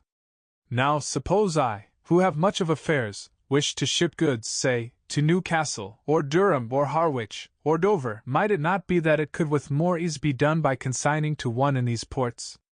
I answered that certainly it would be most easy, but that we solicitors had a system of agency one for the other, so that local work could be done locally on instruction from any solicitor, so that the client, simply placing himself in the hands of one man, could have his wishes carried out by him without further trouble. "But," said he, "I could be at liberty to direct myself. Is it not so?" "Of course," I replied, "and such is often done by men of business, who do not like the whole of their affairs to be known by any one person." "Good," he said, and then went on to ask about the means of making consignments, and the forms to be gone through, and of all sorts of difficulties which might arise, but by forethought could be guarded against. I explained all these things to him to the best of my ability, and he certainly left me under the impression that he would have made a wonderful solicitor, for there was nothing that he did not think of or foresee. For a man who was never in the country, and who did not evidently do much in the way of business, his knowledge and acumen were wonderful. When he had satisfied himself on these points of which he had spoken, and I had verified all as well as I could by the books available, he suddenly stood up and said, "Have you written since your first letter to our friend Mr. Peter Hawkins, or to any other?" It was with some bitterness in my heart that I answered that I had not, that as yet I had not seen any opportunity of sending letters to anybody. "Then write now, my young friend," he said, laying a heavy hand on my shoulder. "Write to our friend and to any other, and say, if it will please you, that you shall stay with me until a month from now." "Do you wish me to stay so long?" I asked, for my heart grew cold at the thought. "I desire it much, nay, I will take no refusal. When your master, employer, what you will, engaged that someone should come on his behalf, it was understood that my needs only were to be consulted. I have not stinted. Is it not so?" What could I do but bow acceptance? It was Mr. Hawkins's interest, not mine, and I had to think of him, not myself, and besides, while Count Dracula was speaking, there was that in his eyes and in his bearing which made me remember that I was a prisoner, and that if I wished it I could have no choice. The Count saw his victory in my bow, and his mastery in the trouble of my face, for he began at once to use them, but in his own smooth, resistless way. "I pray you, my good young friend, that you will not discourse of things other than business in your letters. It will doubtless please your friends to know that you are well, and that you look forward to getting home to them. Is it not so?" As he spoke he handed me 3 sheets of note paper and 3 envelopes. They were all of the thinnest foreign post, and looking at them, then at him, and noticing his quiet smile, with the sharp, canine teeth lying over the red underlip, I understood as well as if he had spoken that I should be careful what I wrote, for he would be able to read it. So I determined to write only formal notes now, but to write fully to Mr. Hawkins in secret, and also to Mina, for to her I could write in shorthand, which would puzzle the Count, if he did see it. When I had written my 2 letters I sat quiet, reading a book whilst the Count wrote several notes, referring as he wrote them to some books on his table. Then he took up my 2 and placed them with his own, and put by his writing materials, after which, the instant the door had closed behind him, I leaned over and looked at the letters, which were face down on the table. I felt no compunction in doing so, for under the circumstances I felt that I should protect myself in every way I could. One of the letters was directed to Samuel F. Billington, No. 7, The Crescent, Whitby, another to Herr Lieutenant Varna, the third was to Coutts and Company, London, and the fourth to Herren Klopstock and Billroth, bankers, Budapest. The second and fourth were unsealed. I was just about to look at them when I saw the door handle move. I sank back in my seat, having just had time to replace the letters as they had been and to resume my book before the Count, holding still another letter in his hand, entered the room. He took up the letters on the table and stamped them carefully, and then turning to me said, "I trust you will forgive me, but I have much work to do in private this evening. You will, I hope, find all things as you wish." At the door he turned, and after a moment's pause said, "Let me advise you, my dear young friend, nay, let me warn you with all seriousness, that should you leave these rooms you will not by any chance go to sleep in any other part of the castle. It is old, and has many memories, and there are bad dreams for those who sleep unwisely. Be warned! Should sleep now or ever overcome you, or be like to do, then haste to your own chamber or to these rooms, for your rest will then be safe. But if you be not careful in this respect, then—" He finished his speech in a gruesome way, for he motioned with his hands as if he were washing them. I quite understood. My only doubt was as to whether any dream could be more terrible than the unnatural, horrible net of gloom and mystery which seemed closing around me. Later, I endorsed the last words written, but this time there is no doubt in question. I shall not fear to sleep in any place where he is not. I have placed the crucifix over the head of my bed. I imagine that my rest is thus freer from dreams, and there it shall remain. When he left me, I went to my room.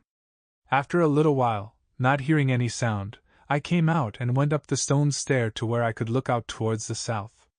There was some sense of freedom in the vast expanse, inaccessible though it was to me, as compared with the narrow darkness of the courtyard.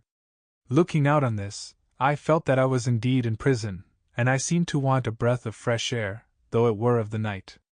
I am beginning to feel this nocturnal existence tell on me. It is destroying my nerve. I start at my own shadow, and am full of all sorts of horrible imaginings. God knows that there is ground for my terrible fear in this accursed place. I looked out over the beautiful expanse, bathed in soft yellow moonlight till it was almost as light as day. In the soft light the distant hills became melted, and the shadows in the valleys and gorges of velvety blackness. The mere beauty seemed to cheer me. There was peace and comfort in every breath I drew.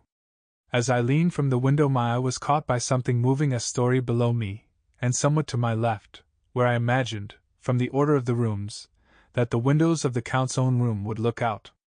The window at which I stood was tall and deep, stone-mullioned, and though weather-worn, was still complete, but it was evidently many a day since the case had been there. I drew back behind the stonework, and looked carefully out.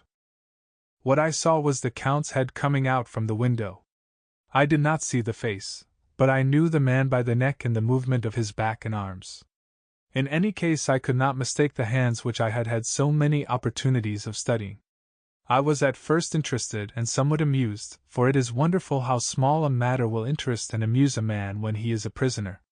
But my very feelings changed to repulsion and terror when I saw the whole man slowly emerge from the window and begin to crawl down the castle wall over that dreadful abyss, face down, with his cloak spreading out around him like great wings. At first I could not believe my eyes. I thought it was some trick of the moonlight, some weird effect of shadow, but I kept looking, and it could be no delusion. I saw the fingers and toes grasp the corners of the stones, worn clear of the mortar by the stress of years, and by thus using every projection and inequality move downwards with considerable speed, just as a lizard moves along a wall. What manner of man is this, or what manner of creature is it in the semblance of man? I feel the dread of this horrible place overpowering me. I am in fear, in awful fear, and there is no escape for me. I am encompassed about with terrors that I dare not think of. 15 May. Once more have I seen the Count go out in his lizard fashion. He moved downwards in a sidelong way, some 100 feet down, and a good deal to the left. He vanished into some hole or window. When his head had disappeared, I leaned out to try and see more, but without avail. The distance was too great to allow a proper angle of sight. I knew he had left the castle now, and thought to use the opportunity to explore more than I had dared to do as yet. I went back to the room, and taking a lamp, tried all the doors.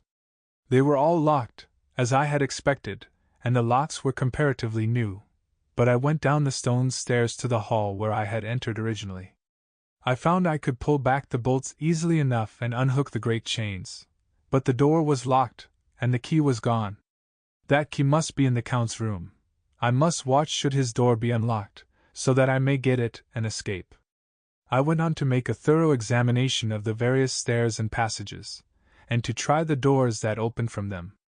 1 or 2 small rooms near the hall were open, but there was nothing to see in them except old furniture, dusty with age and moth-eaten. At last, however, I found one door at the top of the stairway which, though it seemed to be locked, gave a little under pressure. I tried it harder, and found that it was not really locked, but that the resistance came from the fact that the hinges had fallen somewhat, and the heavy door rested on the floor. Here was an opportunity which I might not have again, so I exerted myself, and with many efforts forced it back so that I could enter. I was now in a wing of the castle further to the right than the rooms I knew and a story lower down. From the windows I could see that the suite of rooms lay along to the south of the castle, the windows of the end room looking out both west and south. On the latter side, as well as to the former, there was a great precipice. The castle was built on the corner of a great rock, so that on 3 sides it was quite impregnable, and great windows were placed here where sling, or bow, or culverin could not reach, and consequently light and comfort, impossible to a position which had to be guarded, were secured. To the west was a great valley, and then, rising far away, great jagged mountain fastnesses, rising peak on peak, the sheer rock studded with mountain ash and thorn, whose roots clung in cracks and crevices and crannies of the stone. This was evidently the portion of the castle occupied by the ladies in bygone days, for the furniture had more air of comfort than any I had seen. The windows were curtainless, and the yellow moonlight, flooding in through the diamond panes, enabled one to see even colors, whilst it softened the wealth of dust which lay over all and disguised in some measure the ravages of time and the moth. My lamp seemed to be of little effect in the brilliant moonlight, but I was glad to have it with me, for there was a dread loneliness in the place which chilled my heart and made my nerves tremble. Still, it was better than living alone in the rooms which I had come to hate from the presence of the Count, and after trying a little to school my nerves, I found a soft quietude come over me. Here I am, sitting at a little oak table where in old times possibly some fair lady sat to pen, with much thought and many blushes, her ill-spelt love letter, and writing in my diary in shorthand all that has happened since I closed it last. It is 19th century up to date with a vengeance. And yet, unless my senses deceive me, the old centuries had, and have, powers of their own which mere modernity cannot kill. Later, the morning of 16 May, God preserve my sanity, for to this I am reduced. Safety and the assurance of safety are things of the past. Whilst I live on here there is but one thing to hope for, that I may not go mad, if, indeed, I be not mad already. If I be sane, then surely it is maddening to think that of all the foul things that lurk in this hateful place the Count is the least dreadful to me, that to him alone I can look for safety, even though this be only whilst I can serve his purpose. Great God! Merciful God! Let me be calm, for out of that way lies madness indeed. I begin to get new lights on certain things which have puzzled me. Up to now I never quite knew what Shakespeare meant when he made Hamlet say, "My tablets! Quick, my tablets! 'Tis meet that I put it down," etc. For now, feeling as though my own brain were unhinged or as if the shock had come which must end in its undoing, I turned to my diary for repose. The habit of entering accurately must help to soothe me. The Count's mysterious warning frightened me at the time. It frightens me more now when I think of it, for in future he has a fearful hold upon me. I shall fear to doubt what he may say. When I had written in my diary and had fortunately replaced the book and pen in my pocket, I felt sleepy. The Count's warning came into my mind, but I took a pleasure in disobeying it. The sense of sleep was upon me, and with it the obstinacy which sleep brings as outrider. The soft moonlight soothed, and the wide expanse without gave a sense of freedom which refreshed me. I determined not to return tonight to the gloom-haunted rooms, but to sleep here, where, of old, ladies had sat and sung and lived sweet lives whilst their gentle breasts were sad for their menfolk away in the midst of remorseless wars. I drew a great couch out of its place near the corner, so that as I lay, I could look at the lovely view to east and south, and unthinking of and uncaring for the dust, composed myself for sleep. I suppose I must have fallen asleep. I hope so, but I fear, for all that followed was startlingly real, so real that now sitting here in the broad, full sunlight of the morning, I cannot in the least believe that it was all sleep. I was not alone. The room was the same, unchanged in any way since I came into it. I could see along the floor, in the brilliant moonlight, my own footsteps marked where I had disturbed the long accumulation of dust. In the moonlight opposite me were 3 young women, ladies by their dress and manner. I thought at the time that I must be dreaming when I saw them, for, though the moonlight was behind them, they threw no shadow on the floor. They came close to me, and looked at me for some time, and then whispered together. 2 were dark, and had high aquiline noses, like the Count, and great dark, piercing eyes that seemed to be almost red when contrasted with the pale yellow moon. The other was fair as can be, with great wavy masses of golden hair and eyes like pale sapphires. I seemed somehow to know her face, and to know it in connection with some dreamy fear, but I could not recollect at the moment how or where. All 3 had brilliant white teeth that shone like pearls against the ruby of their voluptuous lips. There was something about them that made me uneasy, some longing and at the same time some deadly fear. I felt in my heart a wicked, burning desire that they would kiss me with those red lips. It is not good to note this down, lest some day it should meet Mina's eyes and cause her pain, but it is the truth. They whispered together, and then they all 3 laughed such a silvery, musical laugh, but as hard as though the sound never could have come through the softness of human lips. It was like the intolerable, tingling sweetness of water glasses when played on by a cunning hand.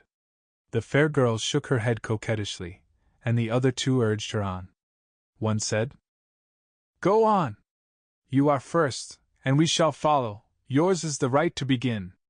The other added, "He is young and strong, there are kisses for us all." I lay quiet, looking out under my eyelashes in an agony of delightful anticipation. The fair girl advanced and bent over me till I could feel the movement of her breath upon me. Sweet it was in one sense, honey sweet, and sent the same tingling through the nerves as her voice, but with a bitter underlying the sweet, a bitter offensiveness, as one smells in blood. I was afraid to raise my eyelids, but looked out and saw perfectly under the lashes.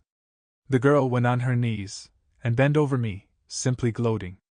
There was a deliberate voluptuousness which was both thrilling and repulsive, and as she arched her neck she actually licked her lips like an animal, till I could see in the moonlight the moisture shining on the scarlet lips and on the red tongue as it lapped the white sharp teeth.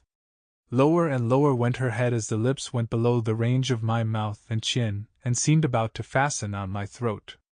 Then she paused, and I could hear the churning sound of her tongue as it licked her teeth and lips, and could feel the hot breath on my neck. Then the skin of my throat began to tingle as one's flesh does when the hand that is to tickle it approaches nearer.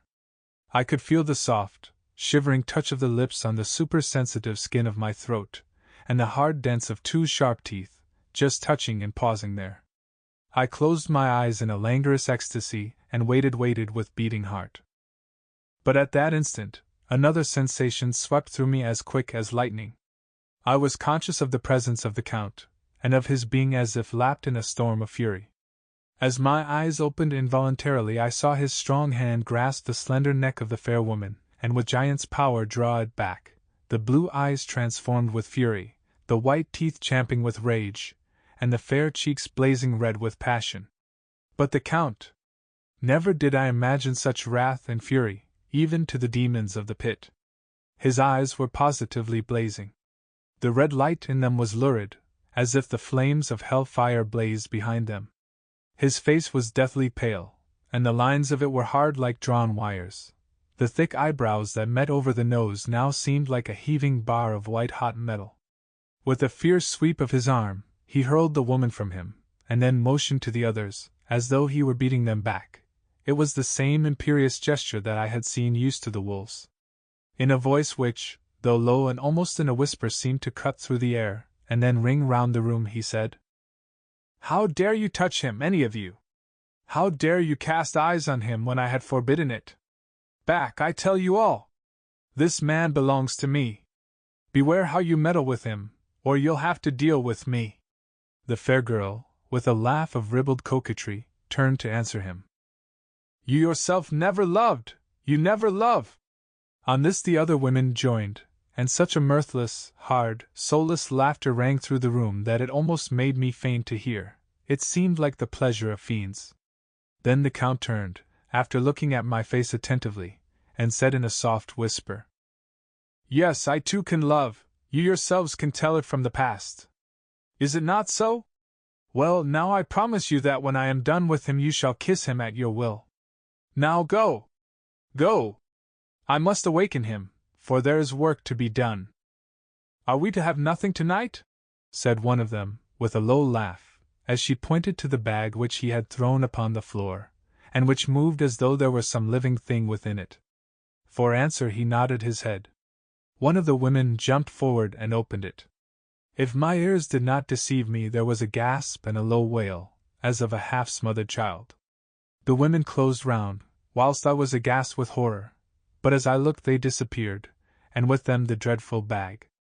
There was no door near them, and they could not have passed me without my noticing. They simply seemed to fade into the rays of the moonlight and pass out through the window, for I could see outside the dim, shadowy forms for a moment before they entirely faded away. Then the horror overcame me, and I sank down unconscious. Chapter 4. Jonathan Harker's journal continued. I awoke in my own bed. If it be that I had not dreamt, the Count must have carried me here. I tried to satisfy myself on the subject, but could not arrive at any unquestionable result. To be sure, there were certain small evidences, such as that my clothes were folded and laid by in a manner which was not my habit. My watch was still unwound, and I am rigorously accustomed to wind it the last thing before going to bed, and many such details. But these things are no proof, for they may have been evidences that my mind was not as usual, and, from some cause or another, I had certainly been much upset. I must watch for proof. Of one thing I am glad: if it was that the Count carried me here and undressed me, he must have been hurried in his task, for my pockets are intact. I am sure this diary would have been a mystery to him which he would not have brooked. He would have taken or destroyed it. As I look round this room, although it has been to me so full of fear, it is now a sort of sanctuary, for nothing can be more dreadful than those awful women, who are waiting to suck my blood. 18 May.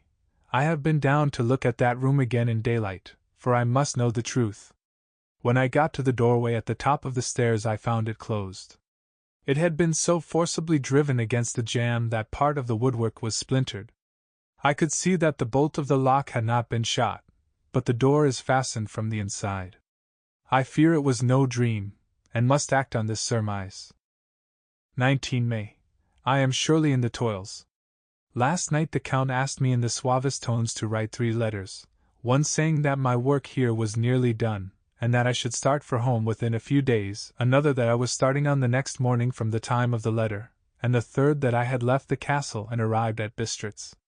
I would fain have rebelled, but felt that in the present state of things it would be madness to quarrel openly with the Count whilst I am so absolutely in his power, and to refuse would be to excite his suspicion and to arouse his anger.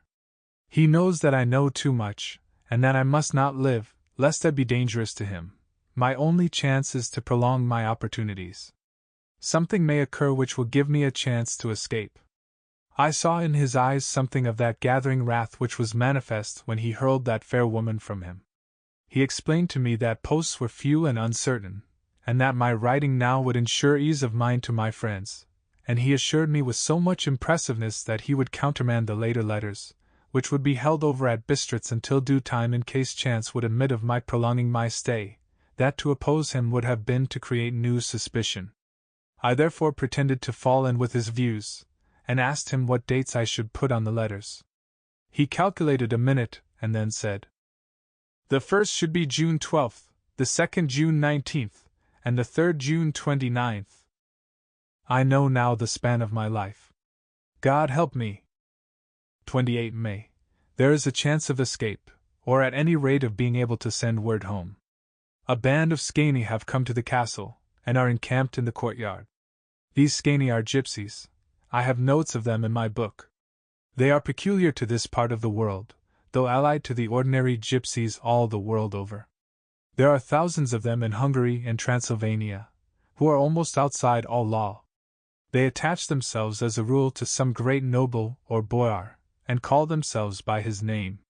They are fearless and without religion, save superstition, and they talk only their own varieties of the Romany tongue. I shall write some letters home, and shall try to get them to have them posted.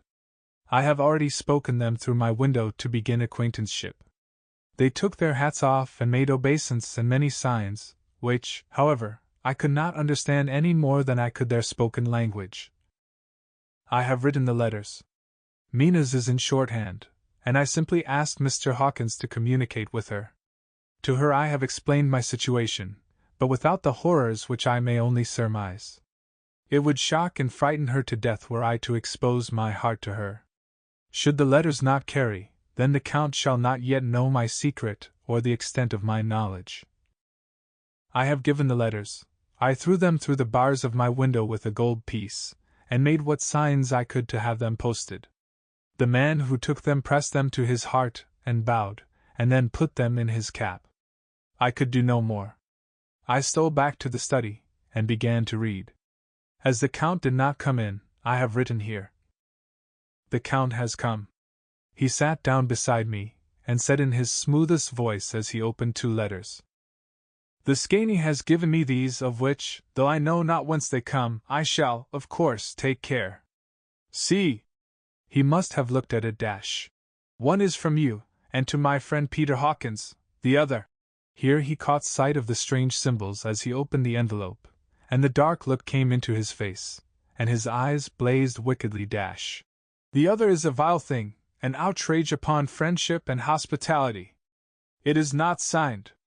Well, so it cannot matter to us. And he calmly held letter and envelope in the flame of the lamp till they were consumed. Then he went on.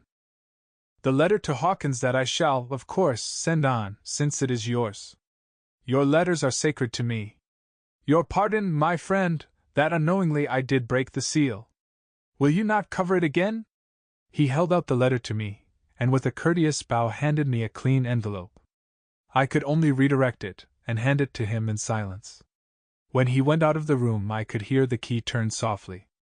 A minute later I went over and tried it, and the door was locked. When, an hour or two after, the Count came quietly into the room, his coming awakened me, for I had gone to sleep on the sofa. He was very courteous and very cheery in his manner, and seeing that I had been sleeping, he said, So, my friend, you are tired? Get to bed. There is the surest rest. I may not have the pleasure to talk tonight, since there are many labors to me, but you will sleep, I pray. I passed to my room and went to bed, and, strange to say, slept without dreaming.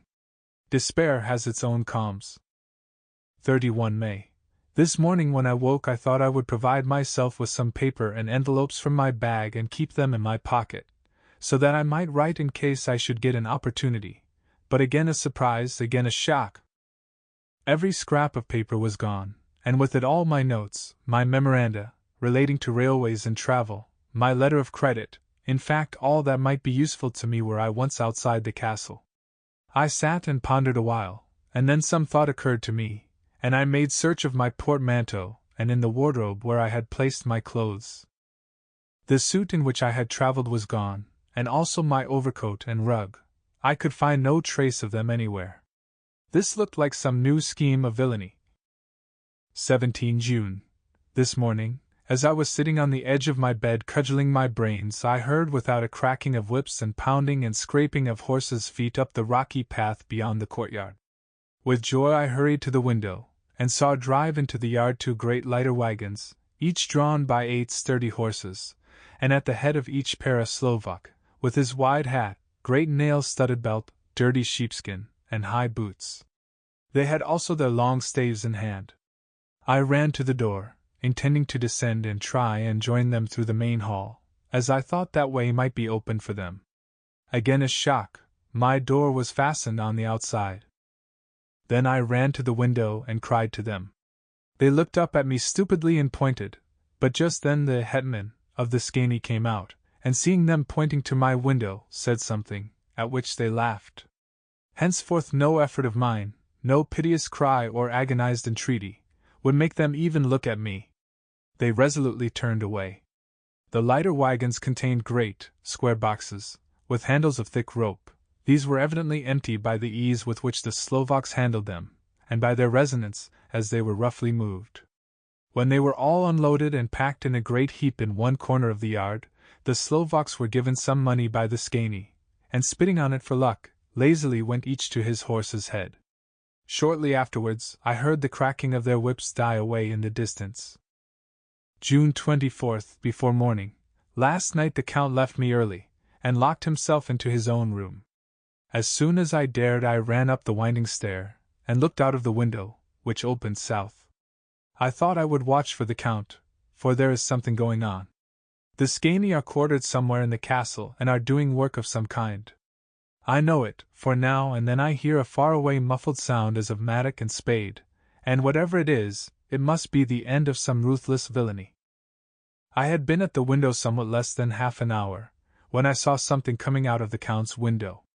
I drew back and watched carefully, and saw the whole man emerge. It was a new shock to me to find that he had on the suit of clothes which I had worn whilst travelling here, and slung over his shoulder the terrible bag which I had seen the women take away. There could be no doubt as to his quest, and in my garb, too. This, then, is his new scheme of evil, that he will allow others to see me, as they think, so that he may both leave evidence that I have been seen in the towns or villages posting my own letters, and that any wickedness which he may do shall by the local people be attributed to me. It makes me rage to think that this can go on, and whilst I am shut up here, a veritable prisoner, but without that protection of the law which is even a criminal's right and consolation.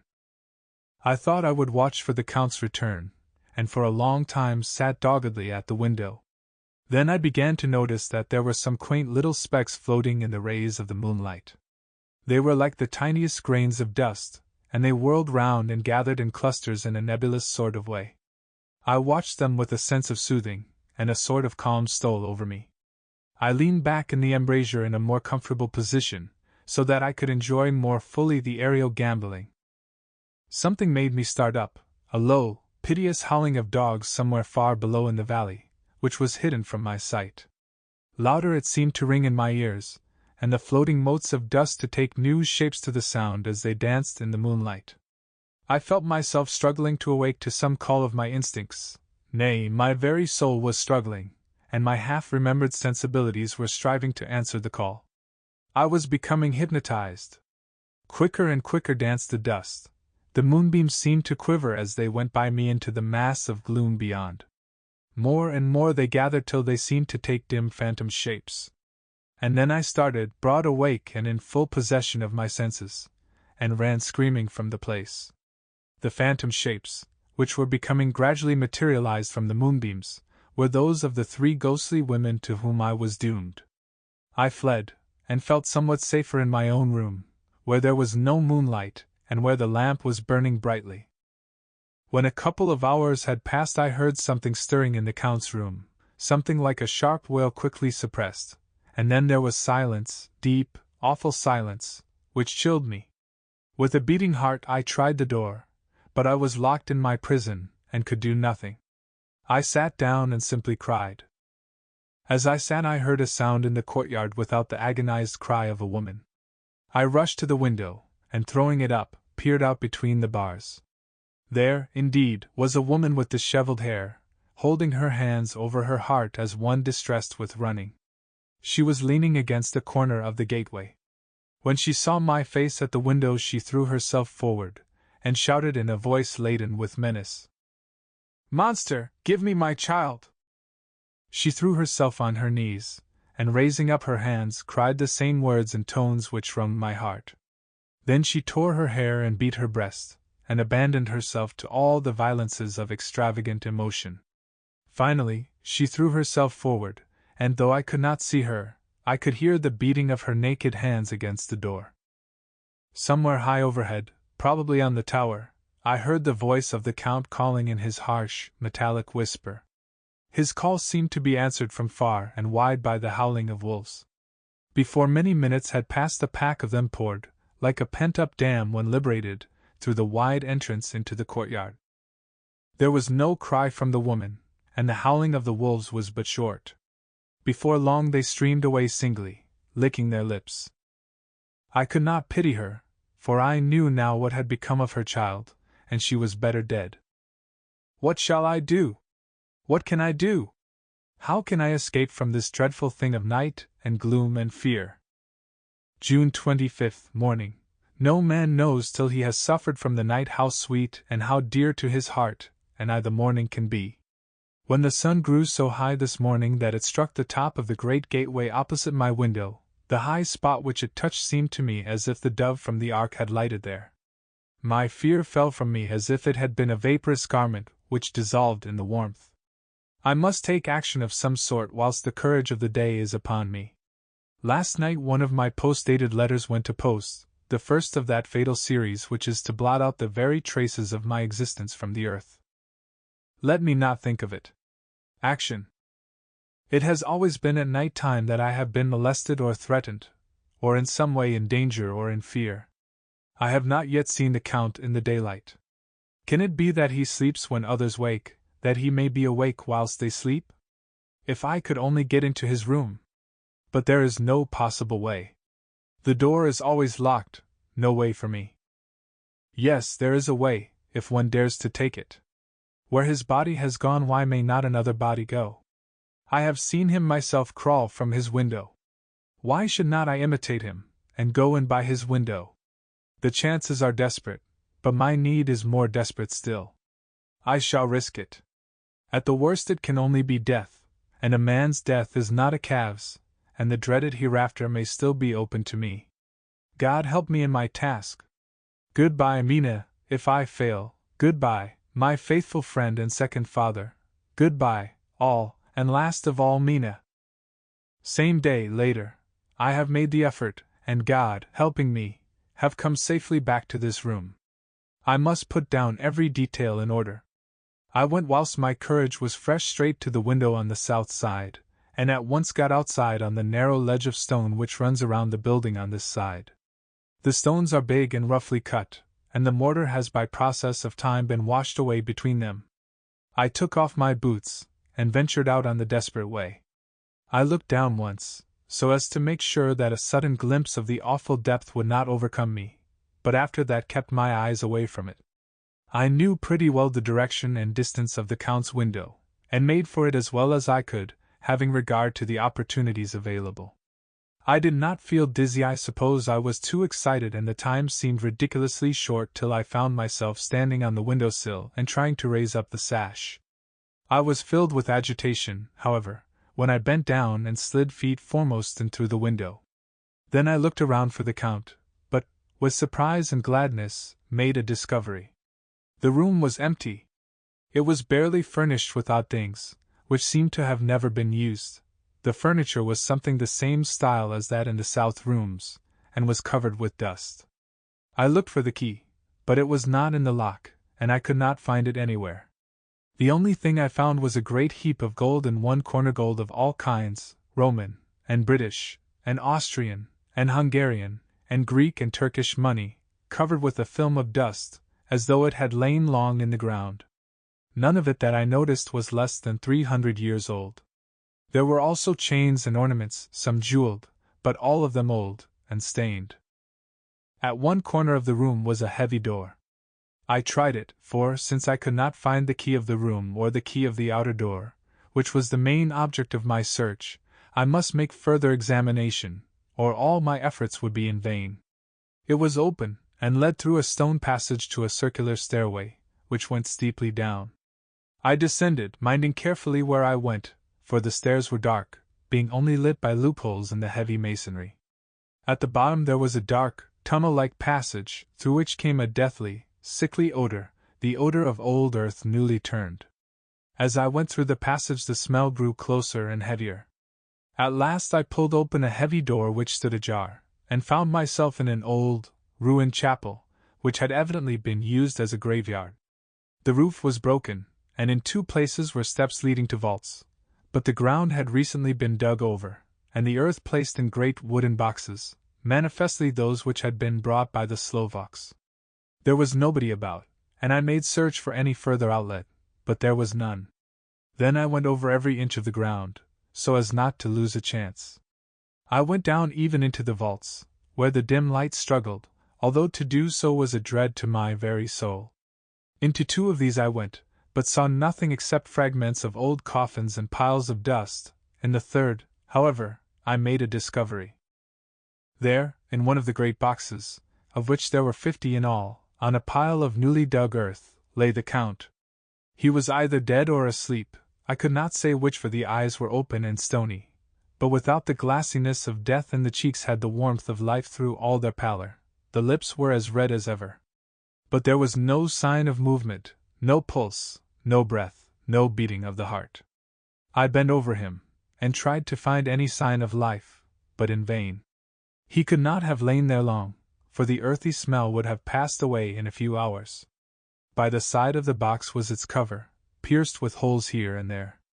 I thought he might have the keys on him, but when I went to search I saw the dead eyes, and in them, dead though they were, such a look of hate, though unconscious of me or my presence, that I fled from the place, and leaving the Count's room by the window, crawled again up the castle wall. Regaining my room, I threw myself panting upon the bed and tried to think. 29 June. Today is the date of my last letter, and the Count has taken steps to prove that it was genuine, for again I saw him leave the castle by the same window, and in my clothes. As he went down the wall, lizard fashion, I wished I had a gun or some lethal weapon, that I might destroy him, but I fear that no weapon wrought alone by man's hand would have any effect on him. I dared not wait to see him return, for I feared to see those weird sisters. I came back to the library, and read there till I fell asleep. I was awakened by the Count, who looked at me as grimly as a man can look as he said, "Tomorrow, my friend, we must part. You return to your beautiful England, I to some work which may have such an end that we may never meet. Your letter home has been dispatched. Tomorrow I shall not be here, but all shall be ready for your journey. In the morning come the Skani, who have some labors of their own here, and also come some Slovaks. When they have gone, my carriage shall come for you, and shall bear you to the Borgo Pass to meet the diligence from Bukovina to Bistritz. But I am in hopes that I shall see more of you at Castle Dracula." I suspected him, and determined to test his sincerity. Sincerity! It seems like a profanation of the word to write it in connection with such a monster, so asked him point blank, "Why may I not go tonight?" "Because, dear sir, my coachman and horses are away on a mission." "But I would walk with pleasure. I want to get away at once." He smiled, such a soft, smooth, diabolical smile that I knew there was some trick behind his smoothness. He said, "And your baggage?" "I do not care about it. I can send for it some other time." The Count stood up, and said, with a sweet courtesy which made me rub my eyes, it seemed so real, "You English have a saying which is close to my heart, for its spirit is that which rules our boyars: welcome the coming, speed the parting guest. Come with me, my dear young friend. Not an hour shall you wait in my house against your will, though sad am I at your going, and that you so suddenly desire it. Come!" With a stately gravity, he, with the lamp, preceded me down the stairs and along the hall. Suddenly he stopped. "Hark!" Close at hand came the howling of many wolves. It was almost as if the sound sprang up at the rising of his hand, just as the music of a great orchestra seems to leap under the baton of the conductor. After a pause of a moment, he proceeded, in his stately way, to the door, drew back the ponderous bolts, unhooked the heavy chains, and began to draw it open. To my intense astonishment I saw that it was unlocked. Suspiciously I looked all round, but could see no key of any kind. As the door began to open, the howling of the wolves without grew louder and angrier, their red jaws, with champing teeth, and their blunt-clawed feet as they leaped, came in through the opening door. I knew then that to struggle at the moment against the Count was useless. With such allies as these at his command, I could do nothing. But still the door continued slowly to open, and only the Count's body stood in the gap. Suddenly it struck me that this might be the moment and means of my doom. I was to be given to the wolves, and at my own instigation.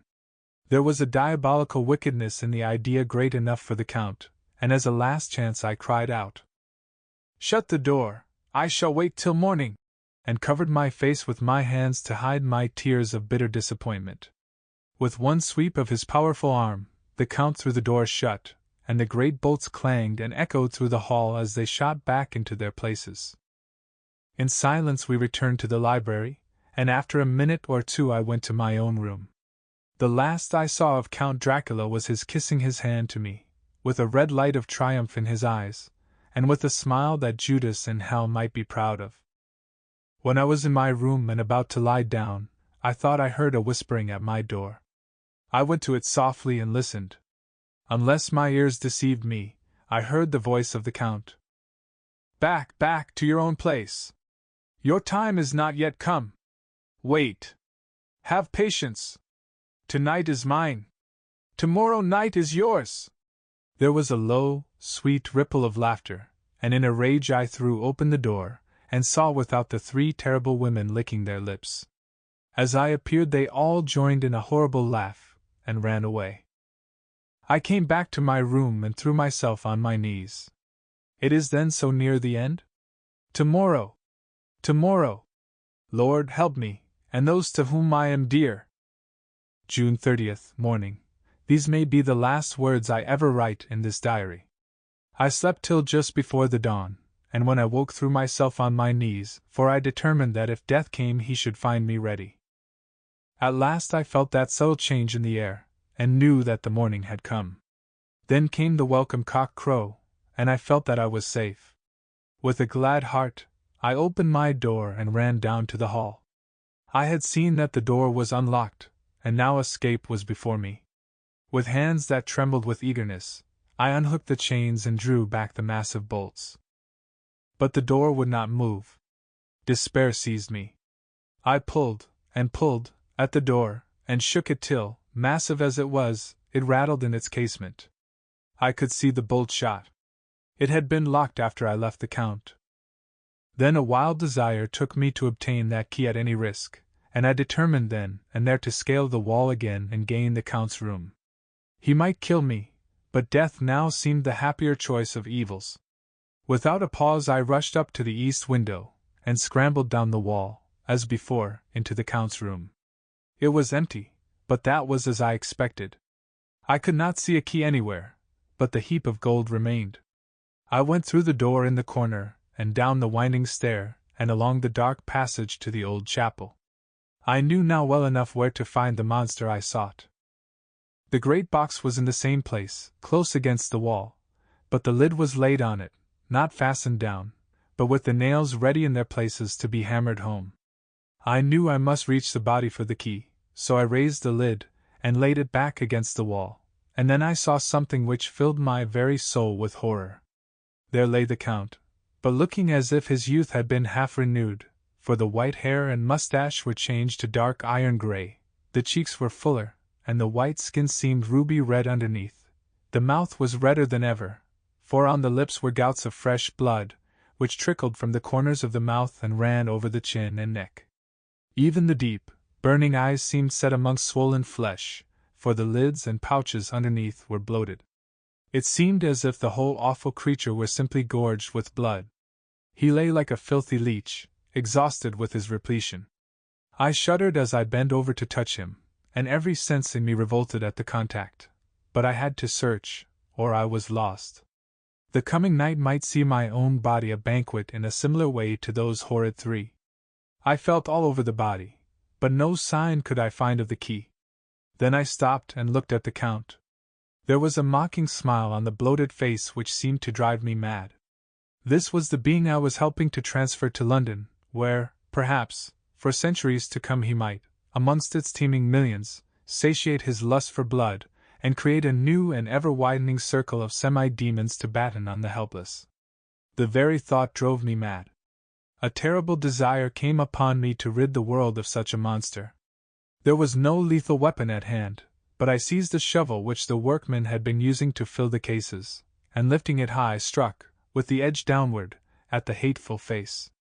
But as I did so the head turned, and the eyes fell full upon me, with all their blaze of basilisk horror. The sight seemed to paralyze me, and the shovel turned in my hand and glanced from the face, merely making a deep gash above the forehead. The shovel fell from my hand across the box, and as I pulled it away the flange of the blade caught the edge of the lid which fell over again, and hid the horrid thing from my sight. The last glimpse I had was of the bloated face, blood-stained and fixed with a grin of malice which would have held its own in the nethermost hell. I thought and thought what should be my next move, but my brain seemed on fire, and I waited with a despairing feeling growing over me. As I waited I heard in the distance a gypsy song sung by merry voices coming closer, and through their song the rolling of heavy wheels and the cracking of whips. The Skaney and the Slovaks of whom the Count had spoken were coming. With a last look around and at the box which contained the vile body, I ran from the place and gained the Count's room, determined to rush out at the moment the door should be opened. With strained ears I listened, and heard downstairs the grinding of the key in the great lock and the falling back of the heavy door. There must have been some other means of entry, or someone had a key for one of the locked doors. Then there came the sound of many feet tramping and dying away in some passage which sent up a clanging echo. I turned to run down again towards the vault, where I might find the new entrance, but at the moment there seemed to come a violent puff of wind, and the door to the winding stair blew to with a shock that set the dust from the lintels flying. When I ran to push it open, I found that it was hopelessly fast. I was again a prisoner, and the net of doom was closing round me more closely.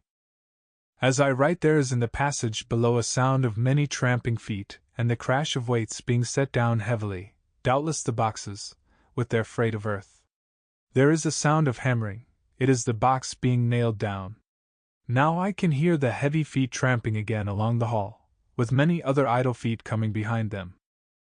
The door is shut, and the chains rattle. There is a grinding of the key in the lock. I can hear the key withdraw, then another door opens and shuts. I hear the creaking of lock and bolt. Hark!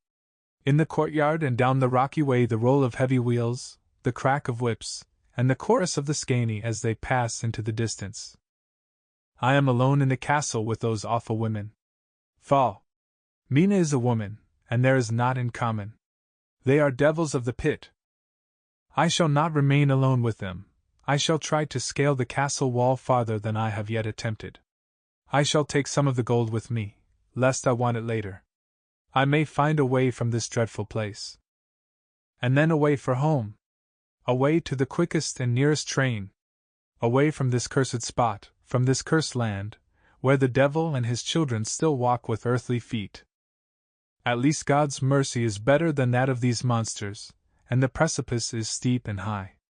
At its foot a man may sleep as a man. Goodbye, all. Mina. Chapter 5. Letter from Miss Mina Murray to Miss Lucy Westenra.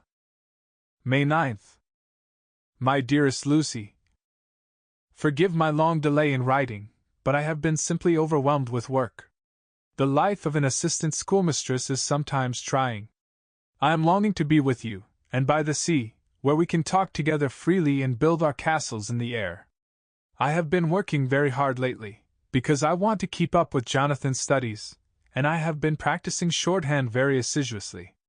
When we are married I shall be able to be useful to Jonathan, and if I can stenograph well enough I can take down what he wants to say in this way and write it out for him on the typewriter, at which also I am practicing very hard. He and I sometimes write letters in shorthand, and he is keeping a stenographic journal of his travels abroad. When I am with you I shall keep a diary in the same way. I don't mean one of those 2 pages to the week with Sundays squeezed in a corner diaries, but a sort of journal which I can write in whenever I feel inclined. I do not suppose there will be much of interest to other people, but it is not intended for them. I may show it to Jonathan some day if there is in it anything worth sharing, but it is really an exercise book. I shall try to do what I see lady journalists do, interviewing and writing descriptions and trying to remember conversations. I am told that, with a little practice, one can remember all that goes on or that one hears said during a day. However, we shall see. I will tell you of my little plans when we meet. I have just had a few hurried lines from Jonathan from Transylvania. He is well, and will be returning in about a week. I am longing to hear all his news. It must be so nice to see strange countries. I wonder if Jonathan and I shall ever see them together. There is the 10 o'clock bell ringing. Goodbye. Your loving Mina. Tell me all the news when you write. You have not told me anything for a long time. I hear rumors, and especially of a tall, handsome, curly-haired man? Letter, Lucy Westenra to Mina Murray. 17 Chatham Street. Wednesday. My dearest Mina, I must say you tax me very unfairly with being a bad correspondent. I wrote to you twice since we parted, and your last letter was only your second. Besides, I have nothing to tell you. There is really nothing to interest you. Town is very pleasant just now, and we go a good deal to picture galleries and for walks and rides in the park. As to the tall, curly-haired man, I suppose it was the one who was with me at the last pop. Someone has evidently been telling tales. That was Mr. Holmwood. He often comes to see us, and he and Mamma get on very well together. They have so many things to talk about in common. We met some time ago a man that would just do for you, if you were not already engaged to Jonathan. He is an excellent part one, being handsome, well off, and of good birth. He is a doctor and really clever. Just fancy! He is only 29, and he has an immense lunatic asylum all under his own care. Mr. Holmwood introduced him to me, and he called here to see us, and often comes now. I think he is one of the most resolute men I ever saw, and yet the most calm. He seems absolutely imperturbable. I can fancy what a wonderful power he must have over his patients. He has a curious habit of looking one straight in the face, as if trying to read one's thoughts. He tries this on very much with me, but I flatter myself he has got a tough nut to crack. I know that from my glass. Do you ever try to read your own face? I do, and I can tell you it is not a bad study, and gives you more trouble than you can well fancy if you have never tried it. He says that I afford him a curious psychological study, and I humbly think I do. I do not, as you know, take sufficient interest in dress to be able to describe the new fashions. Dress is a bore. That is slang again, but never mind, Arthur says that every day. There, it is all out. Mina, we have told all our secrets to each other since we were children. We have slept together and eaten together, and laughed and cried together, and now, though I have spoken, I would like to speak more. Oh, Mina, couldn't you guess? I love him. I am blushing as I write, for although I think he loves me, he has not told me so in words. But oh, Mina, I love him, I love him, I love him. There, that does me good. I wish I were with you, dear, sitting by the fire undressing, as we used to sit, and I would try to tell you what I feel. I do not know how I am writing this even to you. I am afraid to stop, or I should tear up the letter, and I don't want to stop, for I do so want to tell you all. Let me hear from you at once, and tell me all that you think about it. Mina, I must stop. Good night. Bless me in your prayers, and Mina, pray for my happiness. Lucy. Peace, I need not tell you this is a secret. Good night again. L. Letter, Lucy Westenra to Mina Murray. May 24th. My dearest Mina, thanks, and thanks, and thanks again for your sweet letter. It was so nice to be able to tell you and to have your sympathy. My dear, it never rains but it pours. How true the old proverbs are. Here am I, who shall be 20 in September, and yet I never had a proposal till today, not a real proposal, and today I have had 3. Just fancy! 3 proposals in one day! Isn't it awful? I feel sorry, really and truly sorry, for 2 of the poor fellows. Oh, Mina, I am so happy that I don't know what to do with myself. And 3 proposals! But for goodness sake, don't tell any of the girls, or they would be getting all sorts of extravagant ideas and imagining themselves injured and slighted if in their very first day at home they did not get 6 at least. Some girls are so vain. You and I, Mina dear, who are engaged and are going to settle down soon soberly into old married women, can despise vanity. Well, I must tell you about the 3, but you must keep it a secret, dear, from everyone except, of course, Jonathan. You will tell him, because I would, if I were in your place, certainly tell Arthur. A woman ought to tell her husband everything, don't you think so, dear? And I must be fair. Men like women, certainly their wives, to be quite as fair as they are, and women, I am afraid, are not always quite as fair as they should be. Well, my dear, number 1 came just before lunch. I told you of him, Dr. John Seward, the lunatic asylum man, with the strong jaw and the good forehead. He was very cool outwardly, but was nervous all the same. He had evidently been schooling himself as to all sorts of little things, and remembered them, but he almost managed to sit down on his silk hat, which men don't generally do when they are cool, and then when he wanted to appear at ease he kept playing with a lancet in a way that made me nearly scream. He spoke to me, Mina, very straightforwardly. He told me how dear I was to him, though he had known me so little, and what his life would be with me to help and cheer him. He was going to tell me how unhappy he would be if I did not care for him, but when he saw me cry he said that he was a brute and would not add to my present trouble. Then he broke off and asked if I could love him in time, and when I shook my head his hands trembled, and then with some hesitation he asked me if I cared already for any one else. He put it very nicely, saying that he did not want to wring my confidence from me, but only to know, because if a woman's heart was free a man might have hope. And then, Mina, I felt a sort of duty to tell him that there was someone. I only told him that much, and then he stood up, and he looked very strong and very grave as he took both my hands in his and said he hoped I would be happy, and that if I ever wanted a friend I must count him one of my best. Oh, Mina dear, I can't help crying, and you must excuse this letter being all blotted.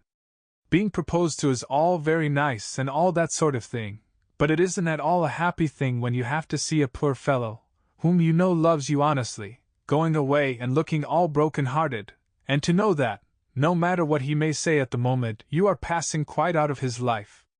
My dear, I must stop here at present, I feel so miserable, though I am so happy. Evening. Arthur has just gone, and I feel in better spirits than when I left off, so I can go on telling you about the day. Well, my dear, number 2 came after lunch.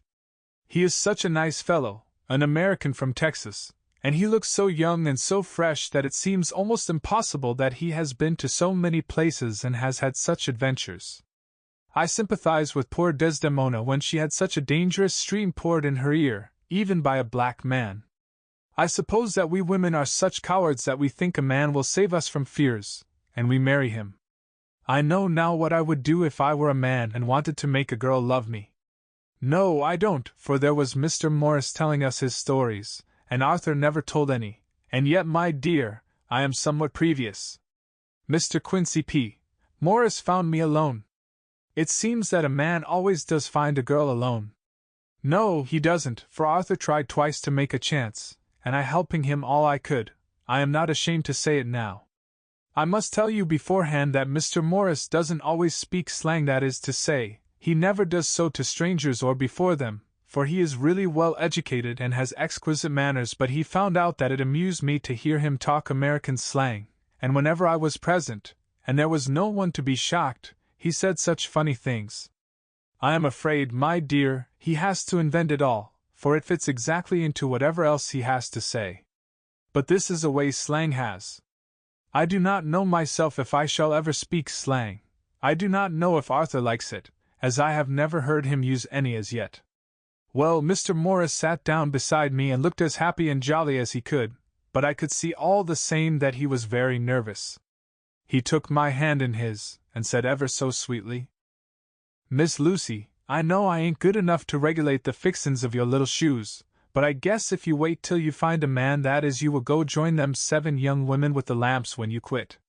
Won't you just hitch up alongside of me and let us go down the long road together, driving in double harness?" Well, he did look so good-humored and so jolly that it didn't seem half so hard to refuse him as it did poor Dr. Seward, so I said, as lightly as I could, that I did not know anything of hitching, and that I wasn't broken to harness at all yet. Then he said that he had spoken in a light manner, and he hoped that if he had made a mistake in doing so on so grave, so momentous an occasion for him, I would forgive him. He really did look serious when he was saying it, and I couldn't help feeling a bit serious too. I know, Mina, you will think me a horrid flirt, though I couldn't help feeling a sort of exultation that he was number 2 in one day. And then, my dear, before I could say a word, he began pouring out a perfect torrent of love-making, laying his very heart and soul at my feet. He looked so earnest over it that I shall never again think that a man must be playful always, and never earnest, because he is merry at times. I suppose he saw something in my face which checked him, for he suddenly stopped, and said with a sort of manly fervor that I could have loved him for if I had been free. "Lucy, you are an honest-hearted girl, I know. I should not be here speaking to you as I am now if I did not believe you clean grit, right through to the very depths of your soul. Tell me, like one good fellow to another, is there any one else that you care for? And if there is, I'll never trouble you a hair's breadth again, but will be, if you will let me, a very faithful friend." My dear Mina, why are men so noble when we women are so little worthy of them? Here was I almost making fun of this great-hearted, true gentleman. I burst into tears. "I am afraid, my dear, you will think this a very sloppy letter in more ways than one, and I really felt very badly. Why can't they let a girl marry 3 men, or as many as want her, and save all this trouble? But this is heresy, and I must not say it. I am glad to say that, though I was crying, I was able to look into Mr. Morris's brave eyes, and I told him out straight. Yes, there is someone I love, though he has not told me yet that he even loves me. I was right to speak to him so frankly, for quite a light came into his face, and he put out both his hands and took mine. I think I put them into his and said in a hearty way, 'That's my brave girl. It's better worth being late for a chance of winning you than being in time for any other girl in the world. Don't cry, my dear. If it's for me, I'm a hard nut to crack, and I take it standing up. If that other fellow doesn't know his happiness, well, he'd better look for it soon, or he'll have to deal with me. Little girl, your honesty and pluck have made me a friend, and that's rarer than a lover. It's more unselfish anyhow. My dear, I'm going to have a pretty lonely walk between this and Kingdom Come. Won't you give me one kiss? It'll be something to keep off the darkness now and then. You can, you know, if you like, for that other good fellow. He must be a good fellow, my dear, and a fine fellow, or you could not love him. Hasn't spoken yet. That quite won me, Mina, for it was brave and sweet of him, and noble, too, to a rival, wasn't it? And he's so sad, so I leant over and kissed him. He stood up with my 2 hands in his, and as he looked down into my face, I am afraid I was blushing very much. He said, "Little girl, I hold your hand, and you've kissed me, and if these things don't make us friends, nothing ever will. Thank you for your sweet honesty to me, and goodbye." He wrung my hand, and taking up his hat, went straight out of the room without looking back, without a tear or a quiver or a pause, and I am crying like a baby. Oh, why must a man like that be made unhappy when there are lots of girls about who would worship the very ground he trod on? I know I would if I were free, only I don't want to be free. My dear, this quite upset me, and I feel I cannot write of happiness just at once, after telling you of it, and I don't wish to tell of the number 3 until it can be all happy. Ever your loving Lucy. P.S.O. About number 3, I needn't tell you of number 3, need I? Besides, it was all so confused. It seemed only a moment from his coming into the room till both his arms were round me, and he was kissing me. I am very, very happy, and I don't know what I have done to deserve it. I must only try in the future to show that I am not ungrateful to God for all His goodness to me in sending to me such a lover, such a husband, and such a friend. Goodbye. Dr. Seward's Diary. Kept in phonograph. 25 May. Ebb tide and appetite today. Cannot eat, cannot rest, so diary instead. Since my rebuff of yesterday I have a sort of empty feeling. Nothing in the world seems of sufficient importance to be worth the doing. As I knew that the only cure for this sort of thing was work, I went down amongst the patients. I picked out one who has afforded me a study of much interest. He is so quaint that I am determined to understand him as well as I can. Today I seem to get nearer than ever before to the heart of his mystery. I questioned him more fully than I had ever done, with a view to making myself master of the facts of his hallucination. In my manner of doing it there was, I now see, something of cruelty. I seemed to wish to keep him to the point of his madness, a thing which I avoid with the patients, as I would the mouth of hell. Under what circumstances would I not avoid the pit of hell? Omnia Romi Vinalia sunt. Hell has its price. Verb. Sap. If there be anything behind this instinct, it will be valuable to trace it afterwards accurately, so I had better commence to do so, therefore. R. M. Renfield I taught 59. Sanguine temperament, great physical strength, morbidly excitable, periods of gloom, ending in some fixed idea which I cannot make out.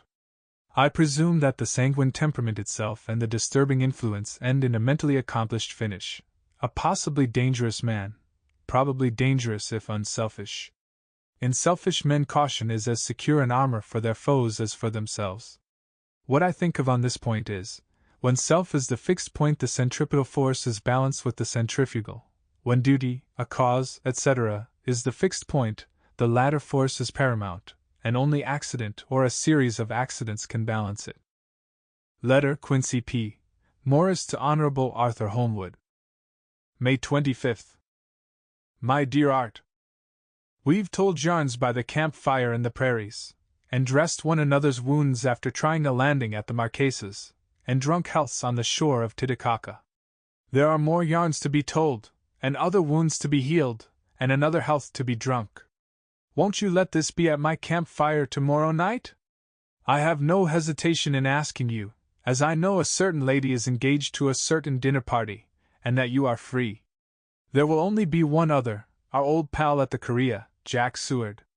He's coming, too, and we both want to mingle our weeps over the wine cup, and to drink a health with all our hearts to the happiest man in all the wide world, who has won the noblest heart that God has made and the best worth winning. We promise you a hearty welcome, and a loving greeting, and a health as true as your own right hand. We shall both swear to leave you at home if you drink too deep to a certain pair of eyes. Come! Yours, as ever and always, Quincy P. Morris. Telegram from Arthur Holmwood to Quincy P. Morris. May 26th. Count me in every time. I bear messages which will make both your ears tingle. Art. Chapter 6. Mina Murray's Journal. July 24th. Whitby. Lucy met me at the station, looking sweeter and lovelier than ever, and we drove up to the house at the Crescent in which they have rooms. This is a lovely place. The little river, the Esk, runs through a deep valley, which broadens out as it comes near the harbor. A great viaduct runs across, with high piers through which the view seems somehow further away than it really is. The valley is beautifully green, and it is so steep that when you are on the high land on either side you look right across it, unless you are near enough to see down. The houses of the old town the side away from us are all red-roofed, and seem piled up one over the other anyhow, like the pictures we see of Nuremberg. Right over the town is the ruin of Whitby Abbey, which was sacked by the Danes, and which is the scene of part of Marmion, where the girl was built up in the wall. It is a most noble ruin, of immense size, and full of beautiful and romantic bits. There is a legend that a white lady is seen in one of the windows. Between it and the town there is another church, the parish one, round which is a big graveyard, all full of tombstones. This is to my mind the nicest spot in Whitby, for it lies right over the town, and has a full view of the harbor and all up the bay to where the headland called Kettleness stretches out into the sea. It descends so steeply over the harbor that part of the bank has fallen away, and some of the graves have been destroyed. In one place part of the stonework of the graves stretches out over the sandy pathway far below. There are walks, with seats beside them, through the churchyard, and people go and sit there all day long looking at the beautiful view and enjoying the breeze. I shall come and sit here very often myself and work. Indeed, I am writing now, with my book on my knee, and listening to the talk of 3 old men who are sitting beside me. They seem to do nothing all day but sit up here and talk. The harbor lies below me, with, on the far side, one long granite wall stretching out into the sea, with a curve outwards at the end of it, in the middle of which is a lighthouse. A heavy sea wall runs along outside of it. On the near side, the sea wall makes an elbow crooked inversely, and its end too has a lighthouse. Between the 2 piers there is a narrow opening into the harbor, which then suddenly widens. It is nice at high water, but when the tide is out it shoals away to nothing, and there is merely the stream of the Esk, running between banks of sand, with rocks here and there. Outside the harbor on this side there rises for about half a mile a great reef, the sharp edge of which runs straight out from behind the south lighthouse. At the end of it is a buoy with a bell, which swings in bad weather, and sends in a mournful sound on the wind. They have a legend here that when a ship is lost bells are heard out at sea. I must ask the old man about this. He is coming this way. He is a funny old man. He must be awfully old, for his face is all gnarled and twisted like the bark of a tree. He tells me that he is nearly 100, and that he was a sailor in the Greenland fishing fleet when Waterloo was fought. He is, I am afraid, a very skeptical person, for when I asked him about the bells at sea and the White Lady at the Abbey he said very brusquely, "I wouldn't fash mysel about them, miss. Them things be all wore out. Mind, I don't say that they never was, but I do say that they wasn't in my time. They be all very well for cummers and trippers and the like, but not for a nice young lady like you. Them feet folks from York and Leeds that be always eatin' cured herrins and drinkin' tea and lookin' out to buy cheap jet would creed aught. I wonder mysel who'd be bothered tellin' lies to them even the newspapers, which is full of fool talk." I thought he would be a good person to learn interesting things from, so I asked him if he would mind telling me something about the whale fishing in the old days. He was just settling himself to begin when the clock struck 6, whereupon he labored to get up, and said, "I must gang a Jeanwoods home now, miss. My granddaughter doesn't like to be kept waitin' when the tea is ready, for it takes me time to crammel abune the grease, for there be a many of 'em, and, miss, I lack belly timbers sairly by the clock." He hobbled away, and I could see him hurrying, as well as he could, down the steps. The steps are a great feature on the place. They lead from the town up to the church. There are hundreds of them, I do not know how many, and they wind up in a delicate curve. The slope is so gentle that a horse could easily walk up and down them. I think they must originally have had something to do with the Abbey. I shall go home too.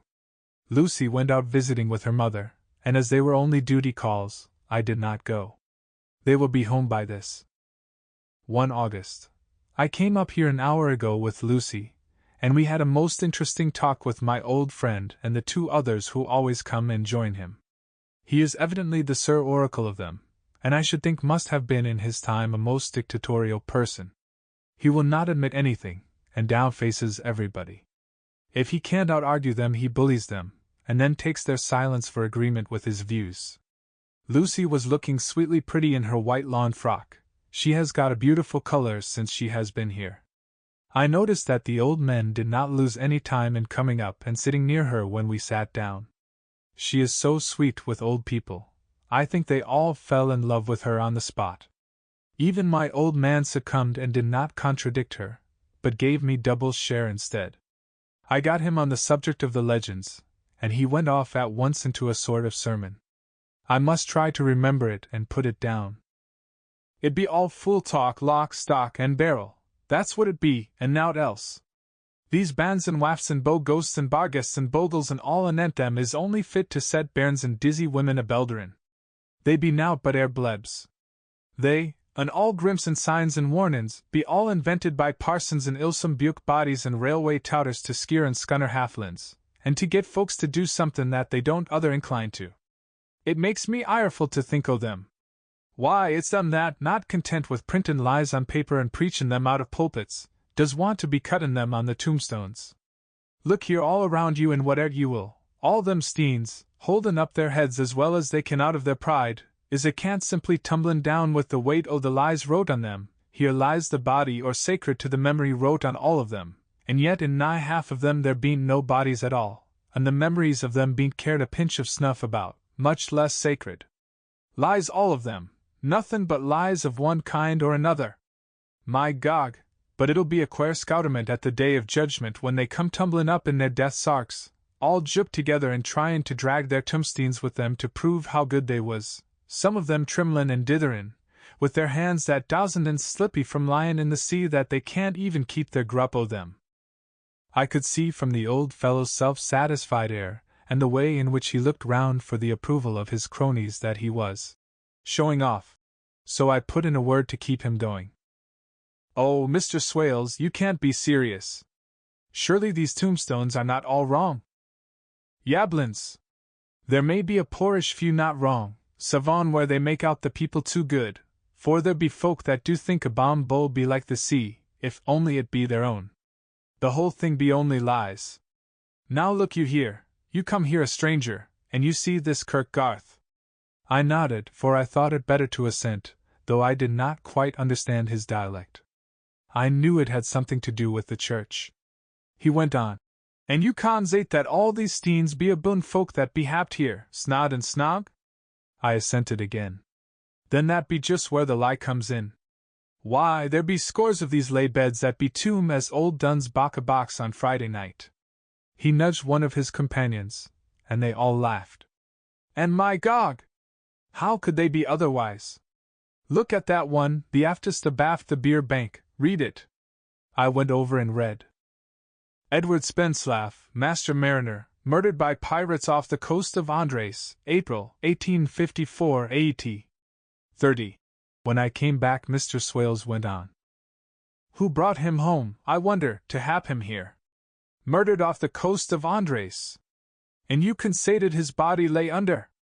Why, I could name ye a dozen whose bones lie in the Greenland seas above." He pointed northwards, or where the currents may have drifted them. "There be the steens around ye. Ye can, with your young eyes, read the small print of the lies from here. This Braithwaite Lowry, I knew his father, lost in the Lively off Greenland in 20, or Andrew Woodhouse, drowned in the same seas in 1777, or John Paxton, drowned off Cape Farewell a year later, or old John Rawlings, whose grandfather sailed with me, drowned in the Gulf of Finland in 50. Do you think that all these men will have to make a rush to Whitby when the trumpet sounds? I have me anthrums aboot it. I tell ye that when they got here they'd be jowmin' and jostlin' one another that way that it you'd be like a fight up on the ice in the old days, when we'd be at one another from daylight to dark, and tryin' to tie up our cuts by the light of the aurora borealis." This was evidently local pleasantry, for the old man cackled over it, and his cronies joined in with gusto. "But," I said, "surely you are not quite correct, for you start on the assumption that all the poor people, or their spirits, will have to take their tombstones with them on the day of judgment. Do you think that will be really necessary? Well, what else be they tombstones for? Answer me that, miss." "To please their relatives, I suppose." "To please their relatives, you suppose?" This he said with intense scorn. "How will it pleasure their relatives to know that lies is wrote over them, and that everybody in the place knows that they be lies?" He pointed to a stone at our feet which had been laid down as a slab, on which the seat was rested, close to the edge of the cliff. "Read the lies on that thruff steen," he said. The letters were upside down to me from where I sat, but Lucy was more opposite to them, so she leant over and read. "Sacred to the memory of George Kennan, who died, in the hope of a glorious resurrection, on July 29, 1873, falling from the rocks at Kettleness. This tomb was erected by his sorrowing mother to her dearly beloved son. He was the only son of his mother, and she was a widow. Really, Mr. Swales, I don't see anything very funny in that." She spoke her comment very gravely, and somewhat severely. "Ye don't see aught funny? Ha! Ha! But that's because ye don't gom the sorrowin' mother was a hell cat that hated him because he was a crooked regular lamiter he was, and he hated her so that he committed suicide in order that she mightn't get an insurance she put on his life. He blew nigh the top of his head off with an old musket that they had for scarin' the crows with. 'Twarn't for crows then, for it brought the clegs and the doups to him. That's the way he fell off the rocks. And, as to hopes of a glorious resurrection, I've often heard him say missil that he hoped he'd go to hell, for his mother was so pious that she'd be sure to go to heaven, and he didn't want to addle where she was. Now isn't that steen at any rate? He hammered it with his stick as he spoke. A pack of lies? And won't it make Gabriel keckle when Geordie comes panting up the grease with the tombstone balanced on his hump, and asks it to be took as evidence? I did not know what to say, but Lucy turned the conversation as she said, rising up. Oh, why did you tell us of this? It is my favorite seat, and I cannot leave it, and now I find I must go on sitting over the grave of a suicide. That won't harm ye, my pretty, and it may make poor Geordie gladsome to have so trim a lass sittin' on his lap. That won't hurt ye. Why, I've sat here off and on for nigh 20 years past, and it hasn't done me no harm. Don't ye fash about them as lies under ye, or that doesn't lie there either. It'll be time for ye to be getting scart when ye see the tombstones all run away with, and the place as bare as a stubble field. There's the clock, and I must gang. My service to ye, ladies! And off he hobbled. Lucy and I sat a while, and it was all so beautiful before us that we took hands as we sat, and she told me all over again about Arthur and their coming marriage. That made me just a little heart sick, for I haven't heard from Jonathan for a whole month. The same day, I came up here alone, for I am very sad. There was no letter for me. I hope there cannot be anything the matter with Jonathan. The clock has just struck 9. I see the lights scattered all over the town, sometimes in rows where the streets are, and sometimes singly. They run right up the Esk and die away in the curve of the valley. To my left the view is cut off by a black line of roof of the old house next the abbey. The sheep and lambs are bleating in the fields away behind me, and there is a clatter of a donkey's hoofs up the paved road below. The band on the pier is playing a harsh waltz in good time, and further along the quay there is a Salvation Army meeting in a back street. Neither of the bands hears the other, but up here I hear and see them both. I wonder where Jonathan is and if he is thinking of me. I wish he were here. Dr. Seward's Diary. 5 June. The case of Renfield grows more interesting the more I get to understand the man. He has certain qualities very largely developed: selfishness, secrecy, and purpose. I wish I could get at what is the object of the latter. He seems to have some settled scheme of his own, but what it is I do not yet know. His redeeming quality is a love of animals, though, indeed, he has such curious turns in it that I sometimes imagine he is only abnormally cruel. His pets are of odd sorts. Just now his hobby is catching flies. He has at present such a quantity that I have had myself to expostulate. To my astonishment, he did not break out into a fury, as I expected, but took the matter in simple seriousness. He thought for a moment, and then said, "May I have 3 days? I shall clear them away." Of course, I said that would do. I must watch him. 18 June. He has turned his mind now to spiders, and has got several very big fellows in a box. He keeps feeding them with his flies, and the number of the latter is becoming sensibly diminished, although he has used half his food in attracting more flies from outside to his room. 1 July. His spiders are now becoming as great a nuisance as his flies, and today I told him that he must get rid of them. He looked very sad at this, so I said that he must clear out some of them, at all events. He cheerfully acquiesced in this, and I gave him the same time as before for reduction. He disgusted me much while with him, for when a horrid blowfly, bloated with some carrion food, buzzed into the room, he caught it, held it exultantly for a few moments between his finger and thumb, and before I knew what he was going to do, put it in his mouth and ate it. I scolded him for it, but he argued quietly that it was very good and very wholesome, that it was life, strong life, and gave life to him. This gave me an idea, or the rudiment of one. I must watch how he gets rid of his spiders. He has evidently some deep problem in his mind, for he keeps a little notebook in which he is always jotting down something.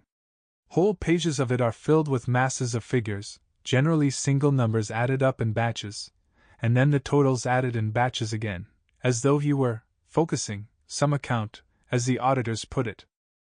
8 July. There is a method in his madness, and the rudimentary idea in my mind is growing. It will be a whole idea soon, and then, oh, unconscious cerebration! You will have to give the wall to your conscious brother. I kept away from my friend for a few days, so that I might notice if there were any change. Things remain as they were except that he has parted with some of his pets and got a new one. He has managed to get a sparrow, and has already partially tamed it. His means of taming is simple, for already the spiders have diminished. Those that do remain, however, are well fed, for he still brings in the flies by tempting them with his food. 19 July. We are progressing. My friend has now a whole colony of sparrows, and his flies and spiders are almost obliterated. When I came in he ran to me and said he wanted to ask me a great favor, a very, very great favor, and as he spoke he fawned on me like a dog.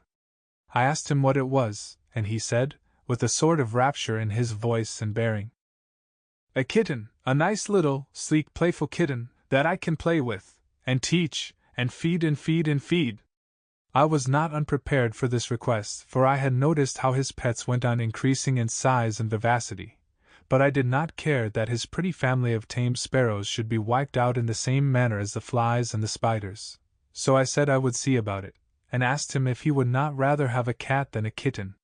His eagerness betrayed him as he answered, "Oh, yes, I would like a cat. I only asked for a kitten lest you should refuse me a cat. No one would refuse me a kitten, would they?" I shook my head, and said that at present I feared it would not be possible, but that I would see about it. His face fell, and I could see a warning of danger in it, for there was a sudden fierce, sidelong look which meant killing. The man is an undeveloped homicidal maniac. I shall test him with his present craving and see how it will work out, then I shall know more. 10 p.m. I have visited him again and found him sitting in a corner brooding. When I came in he threw himself on his knees before me and implored me to let him have a cat, that his salvation depended upon it. I was firm, however, and told him that he could not have it, whereupon he went without a word, and sat down, gnawing his fingers, in the corner where I had found him. I shall see him in the morning early. 20 July. Visited Renfield very early, before the attendant went his rounds. Found him up and humming a tune. He was spreading out his sugar, which he had saved, in the window, and was manifestly beginning his fly-catching again, and beginning it cheerfully and with a good grace. I looked around for his birds, and not seeing them, asked him where they were. He replied, without turning round, that they had all flown away. There were a few feathers about the room and on his pillow a drop of blood.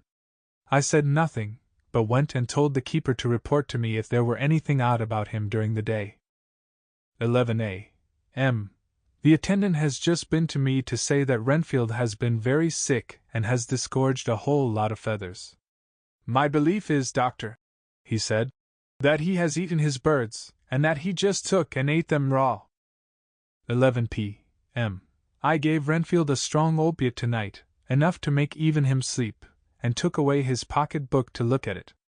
The thought that has been buzzing about my brain lately is complete, and the theory proved. My homicidal maniac is of a peculiar kind.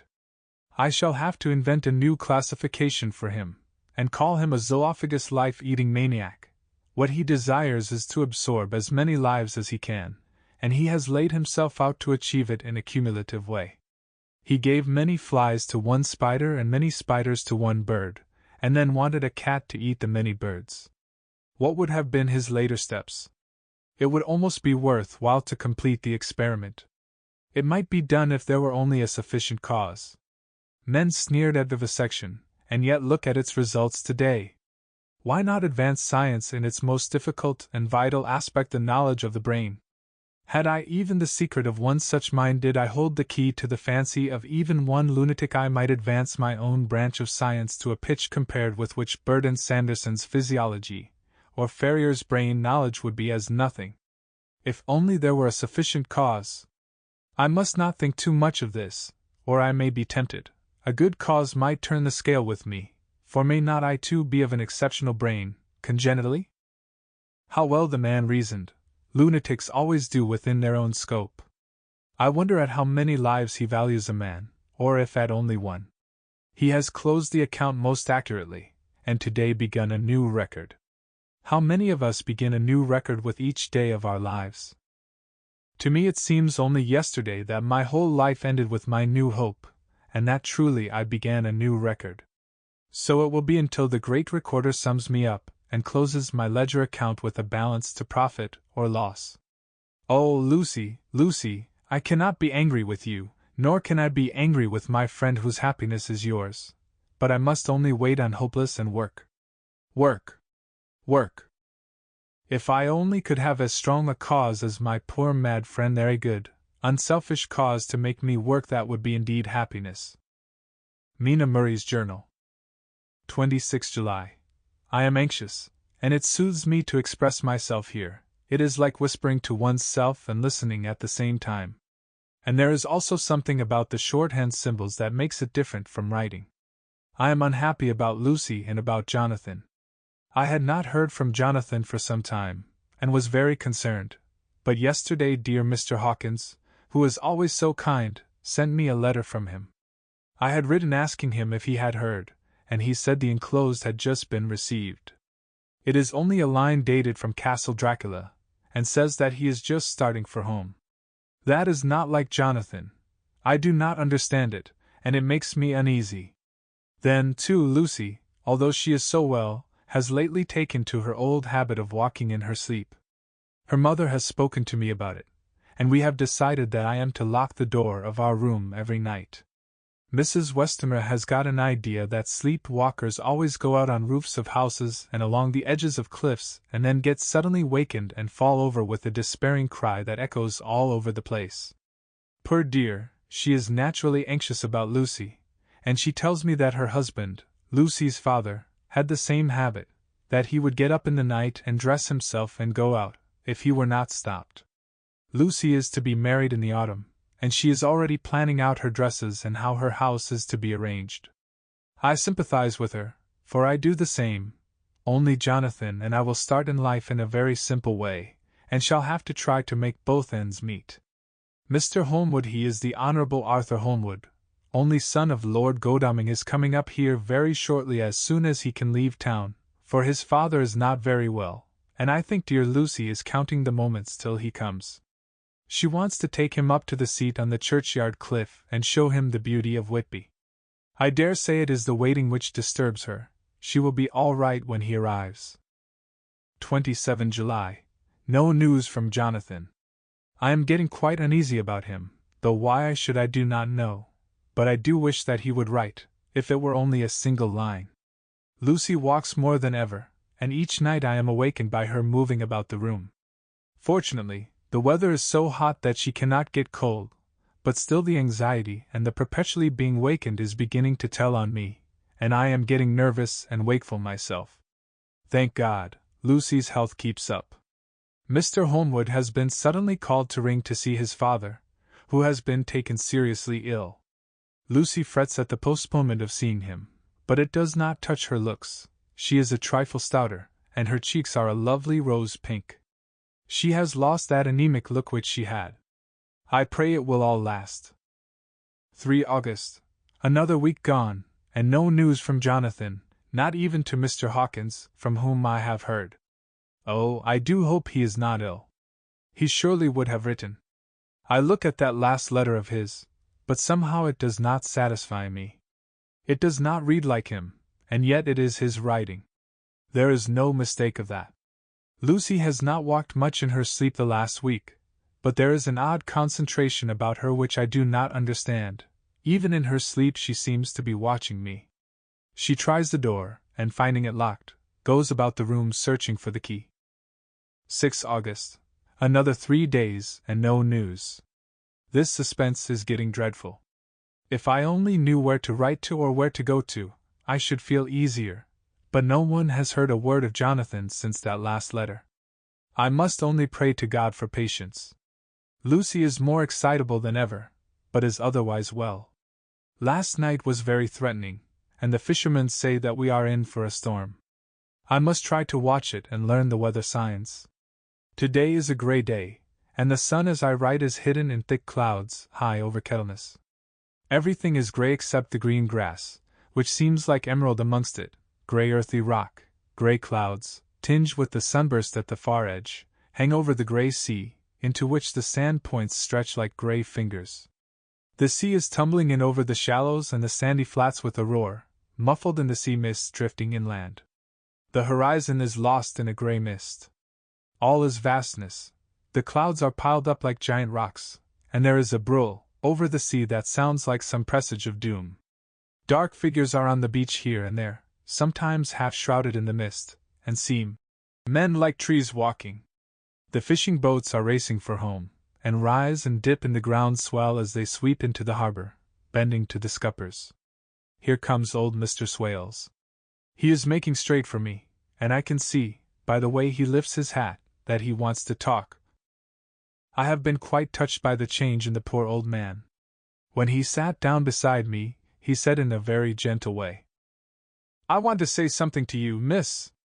I could see he was not at ease, so I took his poor old wrinkled hand in mine and asked him to speak fully. So he said, leaving his hand in mine, "I'm afraid, my dearie, that I must have shocked you by all the wicked things I've been sayin' about the dead, and such like, for weeks past. But I didn't mean them, and I want ye to remember that when I'm gone.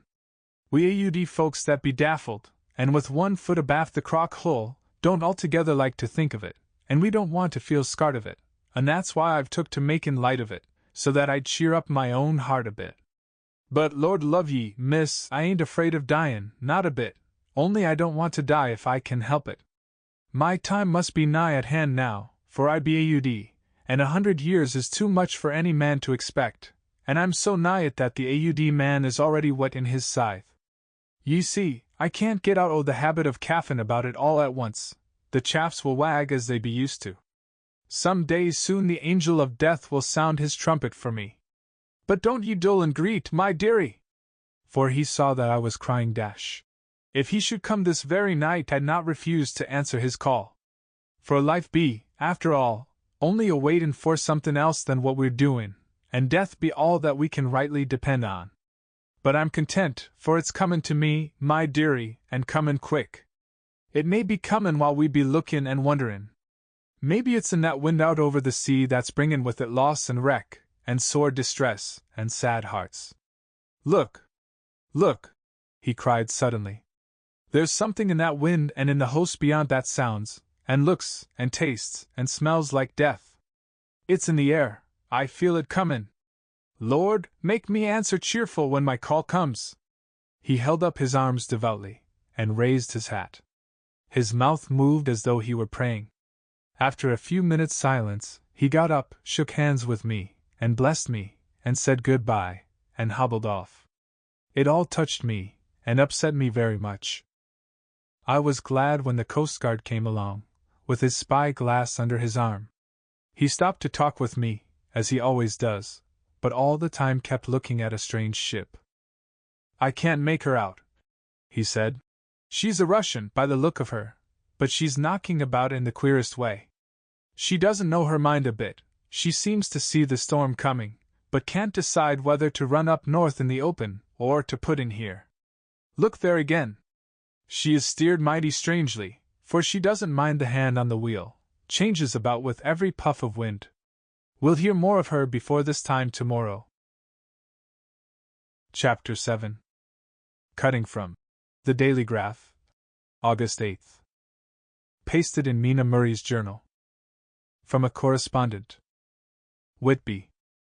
One of the greatest and suddenest storms on record has just been experienced here, with results both strange and unique. The weather had been somewhat sultry, but not to any degree uncommon in the month of August. Saturday evening was as fine as was ever known, and the great body of holiday-makers laid out yesterday for visits to Mulgrave Woods, Robin Hood's Bay, Rig Mill, Runswick, Staithes, and the various trips in the neighborhood of Whitby. The steamers Emma and Scarborough made trips up and down the coast, and there was an unusual amount of tripping, both to and from Whitby. The day was unusually fine till the afternoon, when some of the gossips who frequent the East Cliff churchyard, and from that commanding eminence watched the wide sweep of sea visible to the north and east, called attention to a sudden show of Mara's tails, high in the sky to the northwest. The wind was then blowing from the southwest in the mild degree which in barometrical language is ranked number 2, light breeze. The Coast Guard on duty at once made report, and one old fisherman, who for more than half a century has kept watch on weather signs from the East Cliff, foretold in an emphatic manner the coming of a sudden storm. The approach of sunset was so very beautiful, so grand in its masses of splendidly colored clouds, that there was quite an assemblage on the walk along the cliff in the old churchyard to enjoy the beauty. Before the sun dipped below the black mass of Kettleness, standing boldly athwart the western sky, its downward way was marked by myriad clouds of every sunset color flame, purple, pink, green, violet, and all the tints of gold, with here and there masses not large, but of seemingly absolute blackness, in all sorts of shapes, as well outlined as colossal silhouettes. The experience was not lost on the painters, and doubtless some of the sketches of the prelude to the great storm will grace the R.A.N.R.I. walls in May next. More than one captain made up his mind then and there that his cobble, or his mule, as they termed the different classes of boats, would remain in the harbor till the storm had passed. The wind fell away entirely during the evening, and at midnight there was a dead calm, a sultry heat, and that prevailing intensity which, on the approach of thunder, affects persons of a sensitive nature. There were but few lights in sight at sea, for even the coasting steamers, which usually hug the shore so closely, kept well to seaward, and but few fishing boats were in sight. The only sail noticeable was a foreign schooner with all sails set, which was seemingly going westwards. The foolhardiness or ignorance of her officers was a prolific theme for comment whilst she remained in sight, and efforts were made to signal her to reduce sail in face of her danger. Before the night shut down she was seen with sails idly flapping as she gently rolled on the undulating swell of the sea, as idle as a painted ship upon a painted ocean. Shortly before 10 o'clock the stillness of the air grew quite oppressive, and the silence was so marked that the bleating of a sheep inland or the barking of a dog in the town was distinctly heard, and the band on the pier, with its lively French air, was like a discord in the great harmony of nature's silence. A little after midnight came a strange sound from over the sea, and high overhead the air began to carry a strange, faint, hollow booming. Then without warning the tempest broke. With a rapidity which, at the time, seemed incredible, and even afterwards is impossible to realize, the whole aspect of nature at once became convulsed. The waves rose in growing fury, each overtopping its fellow, till in a very few minutes the lately glassy sea was like a roaring and devouring monster. White crested waves beat madly on the level sands and rushed up the shelving cliffs, others broke over the piers, and with their spumes swept the lanterns of the lighthouses which rise from the end of either pier of Whitby harbor. The wind roared like thunder, and blew with such force that it was with difficulty that even strong men kept their feet, or clung with grim clasp to the iron stanchions. It was found necessary to clear the entire piers from the mass of onlookers, or else the fatalities of the night would have been increased manifold. To add to the difficulties and dangers of the time, masses of sea fog came drifting inland, wet clouds, which swept by in ghostly fashion, so dank and damp and cold that it needed but little effort of imagination to think that the spirits of those lost at sea were touching their living brethren with the clammy hands of death, and many a one shuddered as the wreaths of sea mist swept by. At times the mist cleared, and the sea for some distance could be seen in the glare of the lightning, which now came thick and fast, followed by such sudden peals of thunder that the whole sky overhead seemed trembling under the shock of the footsteps of the storm. Some of the scenes thus revealed were of immeasurable grandeur and of absorbing interest. The sea, running mountains high, threw skywards with each wave mighty masses of white foam, which the tempest seemed to snatch at and whirl away into space, here and there a fishing boat, with a rag of sail, running madly for shelter before the blast, now and again the white wings of a storm-tossed sea bird. On the summit of the east cliff the new searchlight was ready for experiment, but had not yet been tried. The officers in charge of it got it into working order, and in the pauses of the inrushing mist swept with it the surface of the sea. Once or twice its service was most effective, as when a fishing boat, with gunwale under water, rushed into the harbor, able, by the guidance of the sheltering light, to avoid the danger of dashing against the piers. As each boat achieved the safety of the port, there was a shout of joy from the mass of people on shore, a shout which for a moment seemed to cleave the gale and was then swept away in its rush. Before long the searchlight discovered some distance away a schooner with all sails set, apparently the same vessel which had been noticed earlier in the evening. The wind had by this time backed to the east, and there was a shudder amongst the watchers on the cliff as they realized the terrible danger in which she now was. Between her and the port lay the great flat reef on which so many good ships have from time to time suffered, and, with the wind blowing from its present quarter, it would be quite impossible that she should fetch the entrance of the harbor. It was now nearly the hour of high tide, but the waves were so great that in their troughs the shallows of the shore were almost visible, and the schooner, with all sails set, was rushing with such speed that, in the words of one old salt, she must fetch up somewhere, if it was only in hell. Then came another rush of sea fog, greater than any hitherto, a mass of dank mist, which seemed to close on all things like a grey pall, and left available to men only the organ of hearing, for the roar of the tempest, and the crash of the thunder, and the booming of the mighty billows came through the damp oblivion even louder than before. The rays of the searchlight were kept fixed on the harbor mouth across the east pier, where the shock was expected, and men waited breathless. The wind suddenly shifted to the northeast, and the remnant of the sea fog melted in the blast, and then, mirabile dictu, between the piers, leaping from wave to wave as it rushed at headlong speed, swept the strange schooner before the blast, with all sails set, and gained the safety of the harbor. The searchlight followed her, and a shudder ran through all who saw her, for lashed to the helm was a corpse, with drooping head, which swung horribly to and fro at each motion of the ship. No other form could be seen on deck at all. A great awe came on all as they realized that the ship, as if by a miracle, had found the harbor, unsteered save by the hand of a dead man.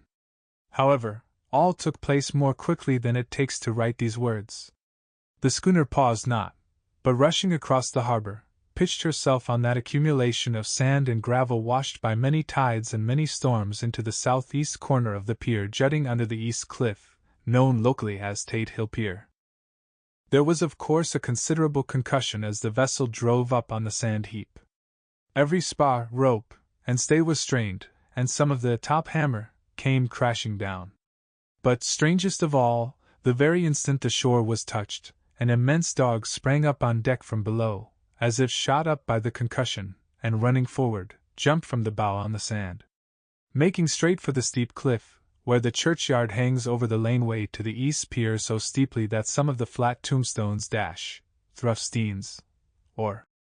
stones, as they call them in the Whitby vernacular, actually project over where the sustaining cliff has fallen away, it disappeared in the darkness, which seemed intensified just beyond the focus of the searchlight.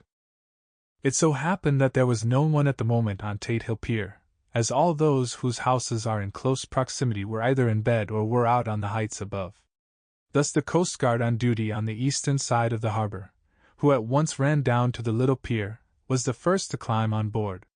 The men working the searchlight, after scouring the entrance of the harbor without seeing anything, then turned the light on the derelict and kept it there. The Coast Guard ran aft, and when he came beside the wheel, bent over to examine it, and recoiled at once as though under some sudden emotion. This seemed to pique general curiosity, and quite a number of people began to run. It is a good way round from the west cliff by the drawbridge to Tate Hill Pier, but your correspondent is a fairly good runner, and came well ahead of the crowd.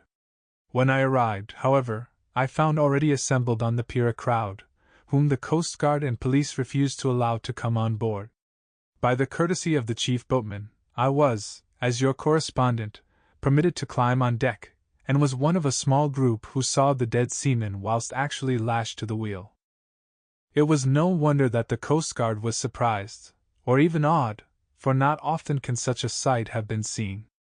The man was simply fastened by his hands, tied one over the other, to a spoke of the wheel. Between the inner hand and the wood was a crucifix, the set of beads on which it was fastened being around both wrists and wheel, and all kept fast by the binding cords. The poor fellow may have been seated at one time, but the flapping and buffeting of the sails had worked through the rudder of the wheel and dragged him to and fro, so that the cords with which he was tied had cut the flesh to the bone. Accurate note was made of the state of things, and a doctor-surgeon J. M. Caffin, of 33, East Elliot Place, who came immediately after me, declared, after making examination, that the man must have been dead for quite 2 days. In his pocket was a bottle, carefully corked, empty save for a little roll of paper, which proved to be the addendum to the log. The Coast Guard said the man must have tied up his own hands, fastening the knots with his teeth. The fact that a Coast Guard was the first on board may save some complications, later on, in the Admiralty Court, for Coast Guards cannot claim the salvage which is the right of the first civilian entering on a derelict. Already, however, the legal tongues are wagging, and one young law student is loudly asserting that the rights of the owner are already completely sacrificed, his property being held in contravention of the statutes of Mortmain, since the tiller, as emblemship, if not proof, of delegated possession, is held in a dead hand. It is needless to say that the dead steersman has been reverently removed from the place where he held his honorable watch, and wore till death a steadfastness as noble as that of the young Casabianca, and placed in the mortuary to await inquest. Already the sudden storm is passing, and its fierceness is abating, crowds are scattering homeward, and the sky is beginning to redden over the Yorkshire wolds. I shall send, in time for your next issue, further details of the derelict ship which found her way so miraculously into harbor in the storm. Whitby, 9 August. The sequel to the strange arrival of the derelict in the storm last night is almost more startling than the thing itself. It turns out that the schooner is a Russian from Varna, and is called the Demeter. She is almost entirely in ballast of silver sand, with only a small amount of cargo, a number of great wooden boxes filled with mold. This cargo was consigned to a Whitby solicitor, Mr. S. F. Billington, of 7 The Crescent, who this morning went aboard and formally took possession of the goods consigned to him. The Russian consul, too, acting for the charter party, took formal possession of the ship, and paid all harbor dues, etc. Nothing is talked about here today except the strange coincidence. The officials of the Board of Trade have been most exacting in seeing that every compliance has been made with existing regulations. As the matter is to be a 9 days' wonder, they are evidently determined that there shall be no cause of after complaint. A good deal of interest was abroad concerning the dog which landed when the ship struck, and more than a few of the members of the S.P.C.A., which is very strong in Whitby, have tried to befriend the animal. To the general disappointment, however, it was not to be found. It seems to have disappeared entirely from the town. It may be that it was frightened and made its way on to the moors, where it is still hiding in terror. There are some who look with dread on such a possibility, lest later on it should in itself become a danger, for it is evidently a fierce brute. Early this morning a large dog, a half-bred mastiff belonging to a coal merchant close to Tate Hill Pier, was found dead in the roadway opposite to its master's yard. It had been fighting, and manifestly had had a savage opponent, for its throat was torn away, and its belly was slit open as if with a savage claw. Later, by the kindness of the Board of Trade Inspector, I have been permitted to look over the log book of the Demeter, which was in order up to within 3 days, but contained nothing of special interest except as to facts of missing men. The greatest interest, however, is with regard to the paper found in the bottle, which was today produced at the inquest, and a more strange narrative than the two between them unfolded has not been my lot to come across. As there is no motive for concealment, I am permitted to use them, and accordingly send you a rescript, simply omitting technical details of seamanship and supercargo. It almost seems as though the captain had been seized with some kind of mania before he had got well into blue water, and that this had developed persistently throughout the voyage. Of course my statement must be taken cum grano, since I am writing from the dictation of a clerk of the Russian consul, who kindly translated for me, time being short. Log of the Demeter, Varna to Whitby. Written July 18th, things so strange happening, that I shall keep accurate note henceforth till we land. On July 6th we finished taking in cargo, silver sand and boxes of earth. At noon set sail. East wind fresh. Crew 5 hands, 2 mates, cook, and myself captain. On July 11th at dawn entered Bosphorus. Boarded by Turkish customs officers. Bakshish. All correct. Underway at 4 p.m. On July 12th through Dardanelles. More customs officers and flag boat of guarding squadron. Bakshish again. Work of officers thorough, but quick. Want us off soon. At dark passed into archipelago. On July 13th passed Cape Matapan. Crew dissatisfied about something. Seemed scared, but would not speak out. On July 14th was somewhat anxious about crew. Men all steady fellows, who sailed with me before. Mate could not make out what was wrong, they only told him there was something, and crossed themselves. Mate lost temper with one of them that day and struck him. Expected fierce quarrel, but all was quiet. On July 16th mate reported in the morning that one of crew, Petrovsky, was missing. Could not account for it. Took larboard watch 8 bells last night, was relieved by Abramov, but did not go to bunk. Men more downcast than ever. All said they expected something of the kind, but would not say more than there was something aboard. Mate getting very impatient with them, feared some trouble ahead. On July 17th, yesterday, one of the men, Olgern, came to my cabin, and in an awestruck way confided to me that he thought there was a strange man aboard the ship. He said that in his watch he had been sheltering behind the deck house, as there was a rain storm, when he saw a tall, thin man, who was not like any of the crew, come up the companionway, and go along the deck forward, and disappear. He followed cautiously, but when he got to bows found no one, and the hatchways were all closed. He was in a panic of superstitious fear, and I am afraid the panic may spread. To allay it, I shall today search entire ship carefully from stem to stern. Later in the day I got together the whole crew, and told them, as they evidently thought there was someone in the ship, we would search from stem to stern. First mate angry, said it was folly, and to yield to such foolish ideas would demoralize the men, said he would engage to keep them out of trouble with a handspike. I let him take the helm, while the rest began thorough search, all keeping abreast. With lanterns, we left no corner unsearched. As there were only the big wooden boxes, there were no odd corners where a man could hide. Men much relieved when search over, and went back to work cheerfully. First mate scowled, but said nothing. 22 July. Rough weather last 3 days, and all hands busy with sails, no time to be frightened. Men seemed to have forgotten their dread. Mate cheerful again, and all on good terms. Praised men for work in bad weather. Past Gibraltar and out through straits. All well. 24 July. There seems some doom over this ship. Already a hand short, and entering on the Bay of Biscay with wild weather ahead, and yet last night another man lost disappeared. Like the first, he came off his watch and was not seen again. Men all in a panic of fear, sent a round robin, asking to have double watch, as they fear to be alone. Mate angry. Fear there will be some trouble, as either he or the men will do some violence. 28 July. 4 days in hell, knocking about in a sort of maelstrom, and the wind a tempest. No sleep for anyone. Men all worn out. Hardly know how to set a watch, since no one fit to go on. Second mate volunteered to steer and watch, and let men snatch a few hours' sleep. Wind abating, seas still terrific, but feel them less, as ship is steadier. 29 July. Another tragedy. Had single watch tonight, as crew too tired to double. When morning watch came on deck could find no one except steersman. Raised outcry, and all came on deck. Thorough search, but no one found. Are now without second mate, and crew in a panic. Mate and I agreed to go armed henceforth, and wait for any sign of cause. 30 July. Last night. Rejoiced we are nearing England. Weather fine, all sails set.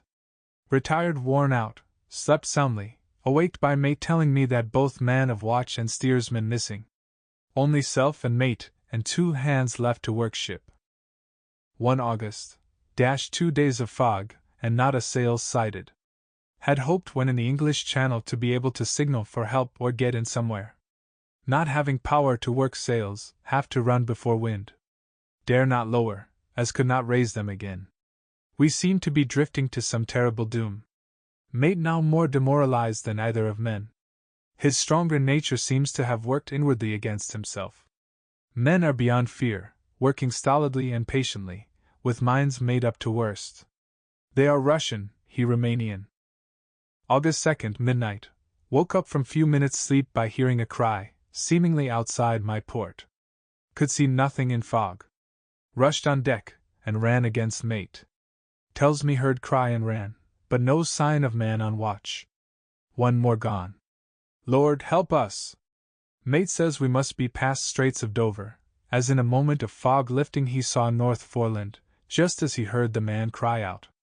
If so, we are now off in the North Sea, and only God can guide us in the fog, which seems to move with us, and God seems to have deserted us. 3 August. At midnight I went to relieve the man at the wheel, and when I got to it found no one there. The wind was steady, and as we ran before it there was no yawing. I dared not leave it, so shouted for the mate. After a few seconds he rushed up on deck in his flannels. He looked wild-eyed and haggard, and I greatly fear his reason has given way. He came close to me and whispered hoarsely, with his mouth to my ear, as though fearing the very air might hear. It is here, I know it now. On the watch last night I saw it, like a man, tall and thin, and ghastly pale. It was in the bows, and looking out. I crept behind it, and gave it my knife, but the knife went through it, empty as the air. And as he spoke he took his knife and drove it savagely into space. Then he went on. But it is here, and I'll find it. It is in the hold, perhaps in one of those boxes. I'll unscrew them one by one and see. You work the helm. And, with a warning look and his finger on his lip, he went below. There was springing up a choppy wind, and I could not leave the helm. I saw him come out on deck again with a tool chest and a lantern, and go down the forward hatchway. He is mad, stark, raving mad, and it's no use my trying to stop him. He can't hurt those big boxes, they are in as clay, and to pull them about is as harmless a thing as he can do. So here I stay, and mind the helm, and write these notes. I can only trust in God and wait till the fog clears. Then, if I can't steer to any harbor with the wind that is, I shall cut down sails and lie by, and signal for help. It is nearly all over now. Just as I was beginning to hope that the mate would come out calmer, for I heard him knocking away at something in the hold, and work is good for him, there came up the hatchway a sudden, startled scream, which made my blood run cold, and up on the deck he came as if shot from a gun, a raging madman, with his eyes rolling and his face convulsed with fear. "Save me! Save me!" he cried, and then looked round on the blanket of fog. His horror turned to despair, and in a steady voice he said, "You had better come too, Captain, before it is too late. He is there. I know the secret now. The sea will save me from him, and it is all that is left." Before I could say a word, or move forward to seize him, he sprang on the bulwark and deliberately threw himself into the sea. I suppose I know the secret too, now. It was this madman who had got rid of the men one by one, and now he has followed them himself. God help me! How am I to account for all these horrors when I get to port? When I get to port? Will that ever be? 4 August. Still fog, which the sunrise cannot pierce. I know there is sunrise because I am a sailor, why else I know not. I dared not go below, I dared not leave the helm, so here all night I stayed, and in the dimness of the night I saw it him. God forgive me, but the mate was right to jump overboard. It was better to die like a man, to die like a sailor in blue water no man can object. But I am captain, and I must not leave my ship. But I shall baffle this fiend or monster, for I shall tie my hands to the wheel when my strength begins to fail, and along with them I shall tie that which he dare not touch, and then, come good wind or foul, I shall save my soul, and my honor as a captain. I am growing weaker, and the night is coming on. If he can look me in the face again, I may not have time to act. If we are wrecked, mayhap this bottle may be found, and those who find it may understand. If not, well, then all men shall know that I have been true to my trust. God and the Blessed Virgin and the saints help a poor ignorant soul trying to do his duty. Of course the verdict was an open one. There is no evidence to adduce, and whether or not the man himself committed the murders there is now none to say. The folk here hold almost universally that the captain is simply a hero, and he is to be given a public funeral. Already it is arranged that his body is to be taken with a train of boats up the Esk for a piece, and then brought back to Tate Hill Pier and up the Abbey steps, for he is to be buried in the churchyard on the cliff. The owners of more than 100 boats have already given in their names as wishing to follow him to the grave. No trace has ever been found of the great dog, at which there is much mourning, for, with public opinion in its present state, he would, I believe, be adopted by the town. Tomorrow we'll see the funeral, and so will end this one more mystery of the sea. Mina Murray's Journal. 8 August. Lucy was very restless all night, and I, too, could not sleep. The storm was fearful, and as it boomed loudly among the chimney pots, it made me shudder. When a sharp puff came it seemed to be like a distant gun. Strangely enough, Lucy did not wake, but she got up twice and dressed herself. Fortunately, each time I awoke in time and managed to undress her without waking her, and got her back to bed. It is a very strange thing, this sleepwalking, for as soon as her will is thwarted in any physical way, her intention, if there be any, disappears, and she yields herself almost exactly to the routine of her life. Early in the morning we both got up and went down to the harbor to see if anything had happened in the night. There were very few people about, and though the sun was bright, and the air clear and fresh, the big, grim-looking waves, that seemed dark themselves because the foam that topped them was like snow, forced themselves in through the narrow mouth of the harbor like a bullying man going through a crowd. Somehow I felt glad that Jonathan was not on the sea last night, but on land. But oh, is he on land or sea? Where is he, and how? I am getting fearfully anxious about him. If I only knew what to do, and could do anything. 10 August. The funeral of the poor sea captain today was most touching. Every boat in the harbor seemed to be there, and the coffin was carried by captains all the way from Tate Hill Pier up to the churchyard. Lucy came with me, and we went early to our old seat, whilst the cortege of boats went up the river to the viaduct and came down again.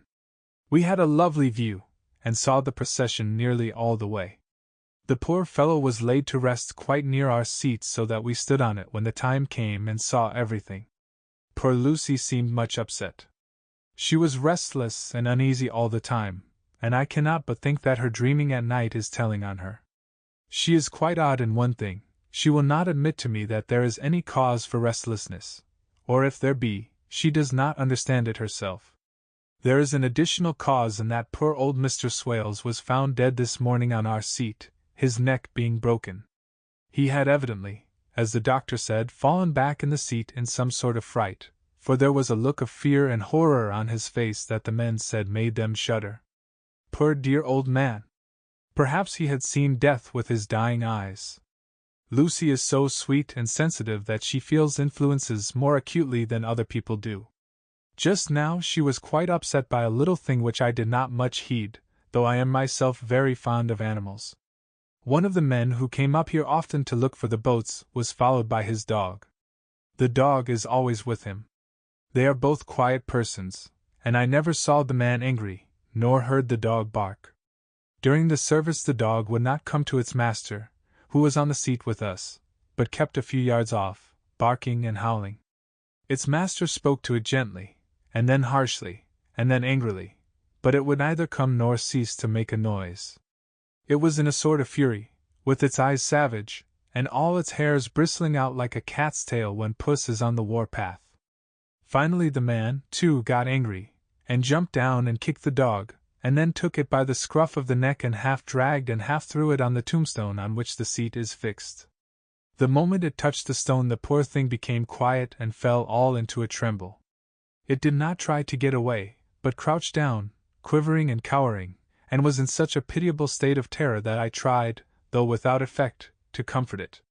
Lucy was full of pity, too, but she did not attempt to touch the dog, but looked at it in an agonized sort of way.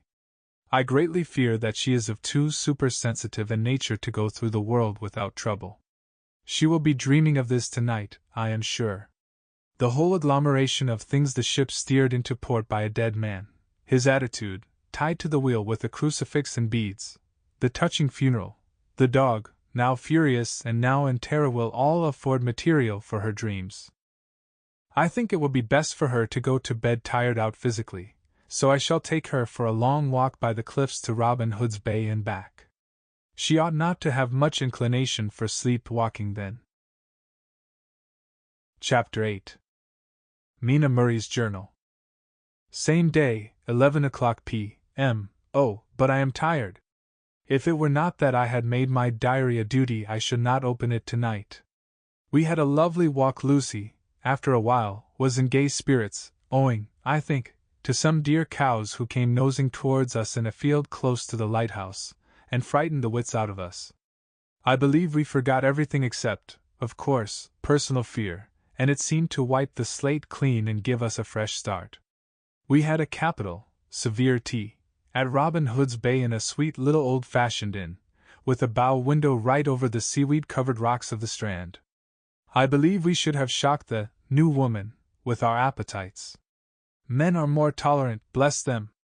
Then we walked home with some, or rather many, stoppages to rest, and with our hearts full of a constant dread of wild bulls. Lucy was really tired, and we intended to creep off to bed as soon as we could. The young curate came in, however, and Mrs. Westenra asked him to stay for supper. Lucy and I had both a fight for it with the dusty miller. I know it was a hard fight on my part, and I am quite heroic.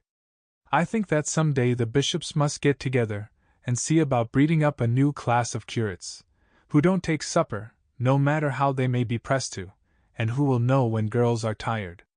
Lucy is asleep and breathing softly.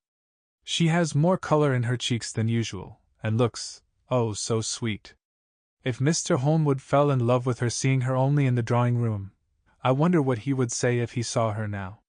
Some of the new women writers will some day start an idea that men and women should be allowed to see each other asleep before proposing or accepting. But I suppose the new woman won't condescend in future to accept, she will do the proposing herself. And a nice job she will make of it, too. There's some consolation in that. I am so happy tonight, because dear Lucy seems better. I really believe she has turned the corner, and that we are over her troubles with dreaming. I should be quite happy if I only knew if Jonathan. God bless and keep him. August 11th, 3 a.m. Diary again. No sleep now, so I may as well write. I am too agitated to sleep. We have had such an adventure, such an agonizing experience. I fell asleep as soon as I had closed my diary. Suddenly I became broad awake, and sat up, with a horrible sense of fear upon me, and of some feeling of emptiness around me. The room was dark, so I could not see Lucy's bed. I stole across and felt for her. The bed was empty. I lit a match and found that she was not in the room. The door was shut, but not locked, as I had left it. I feared to wake her mother, who has been more than usually ill lately, so threw on some clothes and got ready to look for her. As I was leaving the room, it struck me that the clothes she wore might give me some clue to her dreaming intention. Dressing gown would mean house, dress outside. Dressing gown and dress were both in their places.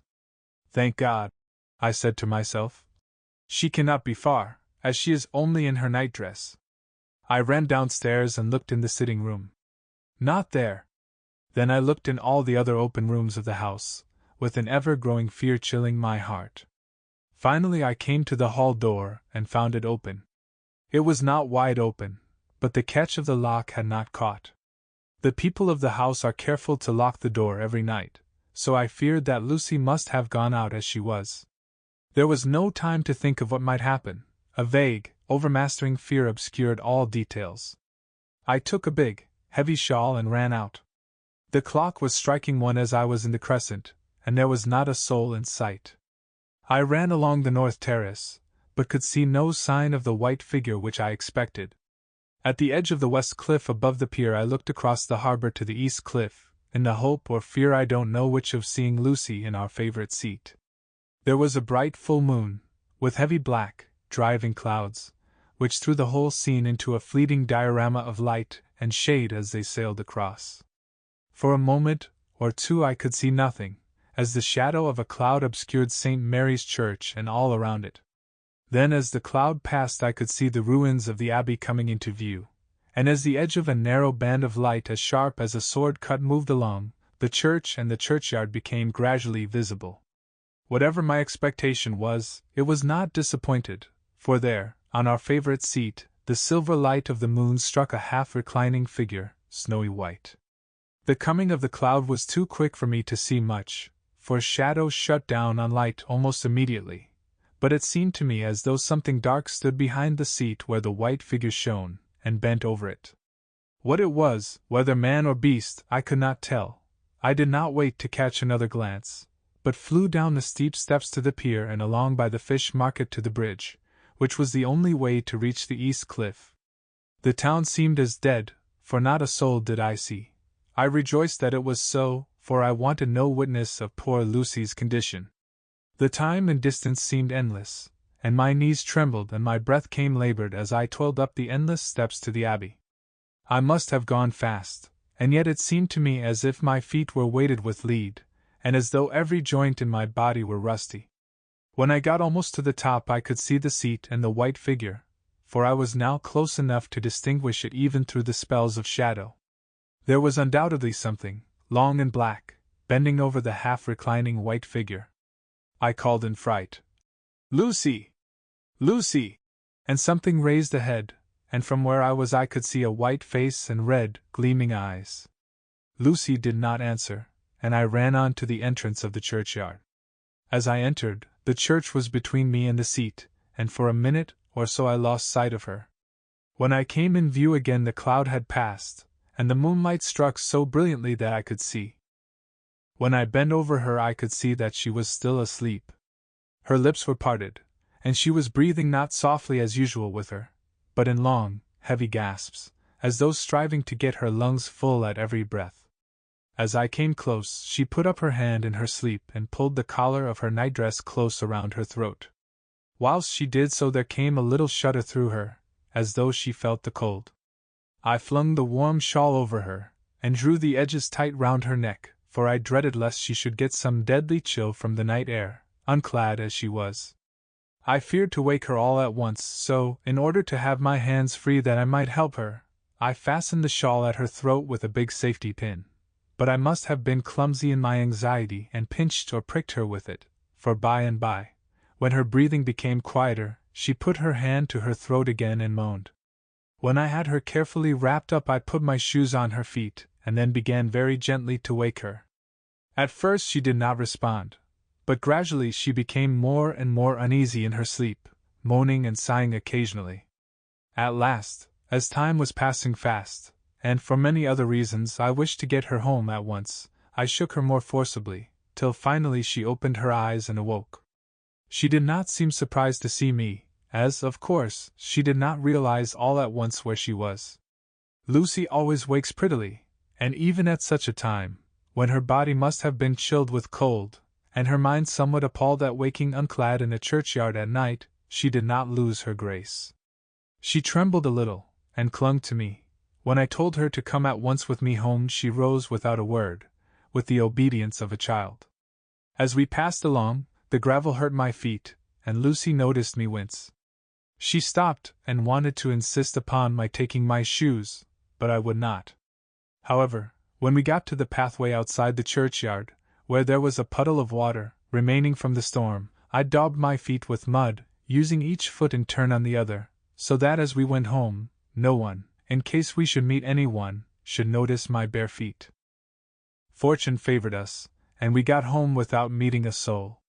Once we saw a man, who seemed not quite sober, passing along a street in front of us, but we hid in a door till he had disappeared up an opening such as there are here, steep little closes, or winds, as they call them in Scotland.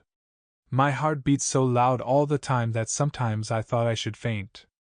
I was filled with anxiety about Lucy, not only for her health, lest she should suffer from the exposure, but for her reputation in case the story should get wind. When we got in, and had washed our feet, and had said a prayer of thankfulness together, I tucked her into bed. Before falling asleep she even implored me not to say a word to anyone, even her mother, about her sleep-walking adventure.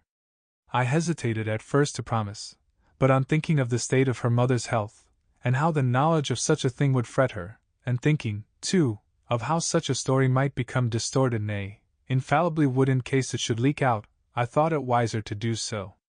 I hope I did right. I have locked the door, and the key is tied to my wrist, so perhaps I shall not be again disturbed. Lucy is sleeping soundly. The reflex of the dawn is high and far over the sea. Same day, noon. All goes well. Lucy slept till I woke her and seemed not to have even changed her side. The adventure of the night does not seem to have harmed her. On the contrary, it has benefited her, for she looks better this morning than she has done for weeks. I was sorry to notice that my clumsiness with the safety pin hurt her. Indeed, it might have been serious, for the skin of her throat was pierced. I must have pinched up a piece of loose skin and have transfixed it, for there are 2 little red points like pin pricks, and on the band of her nightdress was a drop of blood. When I apologized and was concerned about it, she laughed and petted me, and said she did not even feel it. Fortunately it cannot leave a scar, as it is so tiny. Same day, night, we passed a happy day. The air was clear, and the sun bright, and there was a cool breeze. We took our lunch to Mulgrave Woods, Mrs. Westenra driving by the road and Lucy and I walking by the cliff path and joining her at the gate. I felt a little sad myself, for I could not but feel how absolutely happy it would have been had Jonathan been with me. But there! I must only be patient. In the evening we strolled in the casino terrace, and heard some good music by Spar and Mackenzie, and went to bed early. Lucy seems more restful than she has been for some time, and fell asleep at once. I shall lock the door and secure the key the same as before, though I do not expect any trouble tonight. 12 August. My expectations were wrong, for twice during the night I was wakened by Lucy trying to get out. She seemed, even in her sleep, to be a little impatient at finding the door shut, and went back to bed under a sort of protest. I woke with the dawn, and heard the birds chirping outside of the window. Lucy woke too, and I was glad to see, was even better than on the previous morning. All her old gaiety of manner seemed to have come back, and she came and snuggled in beside me and told me all about Arthur.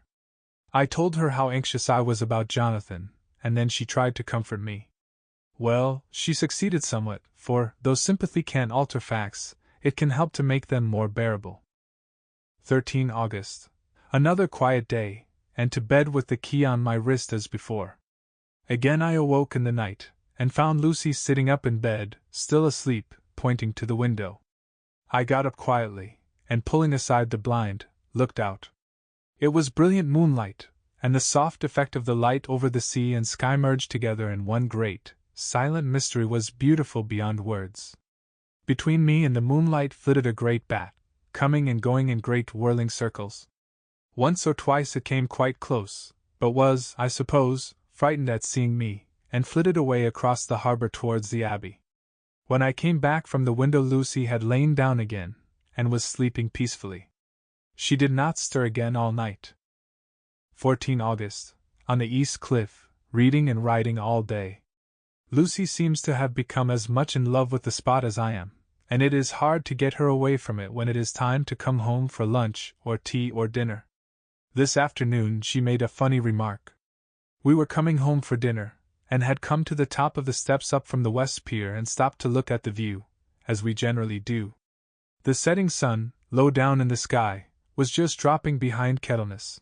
The red light was thrown over on the East Cliff and the old abbey, and seemed to bathe everything in a beautiful rosy glow. We were silent for a while, and suddenly Lucy murmured as if to herself, "His red eyes again! They are just the same." It was such an odd expression, coming apropos of nothing, that it quite startled me. I slewed round a little, so as to see Lucy well without seeming to stare at her, and saw that she was in a half-dreamy state, with an odd look on her face that I could not quite make out, so I said nothing, but followed her eyes. She appeared to be looking over at our own seat, whereon was a dark figure seated alone. I was a little startled myself, for it seemed for an instant as if the stranger had great eyes like burning flames, but a second look dispelled the illusion.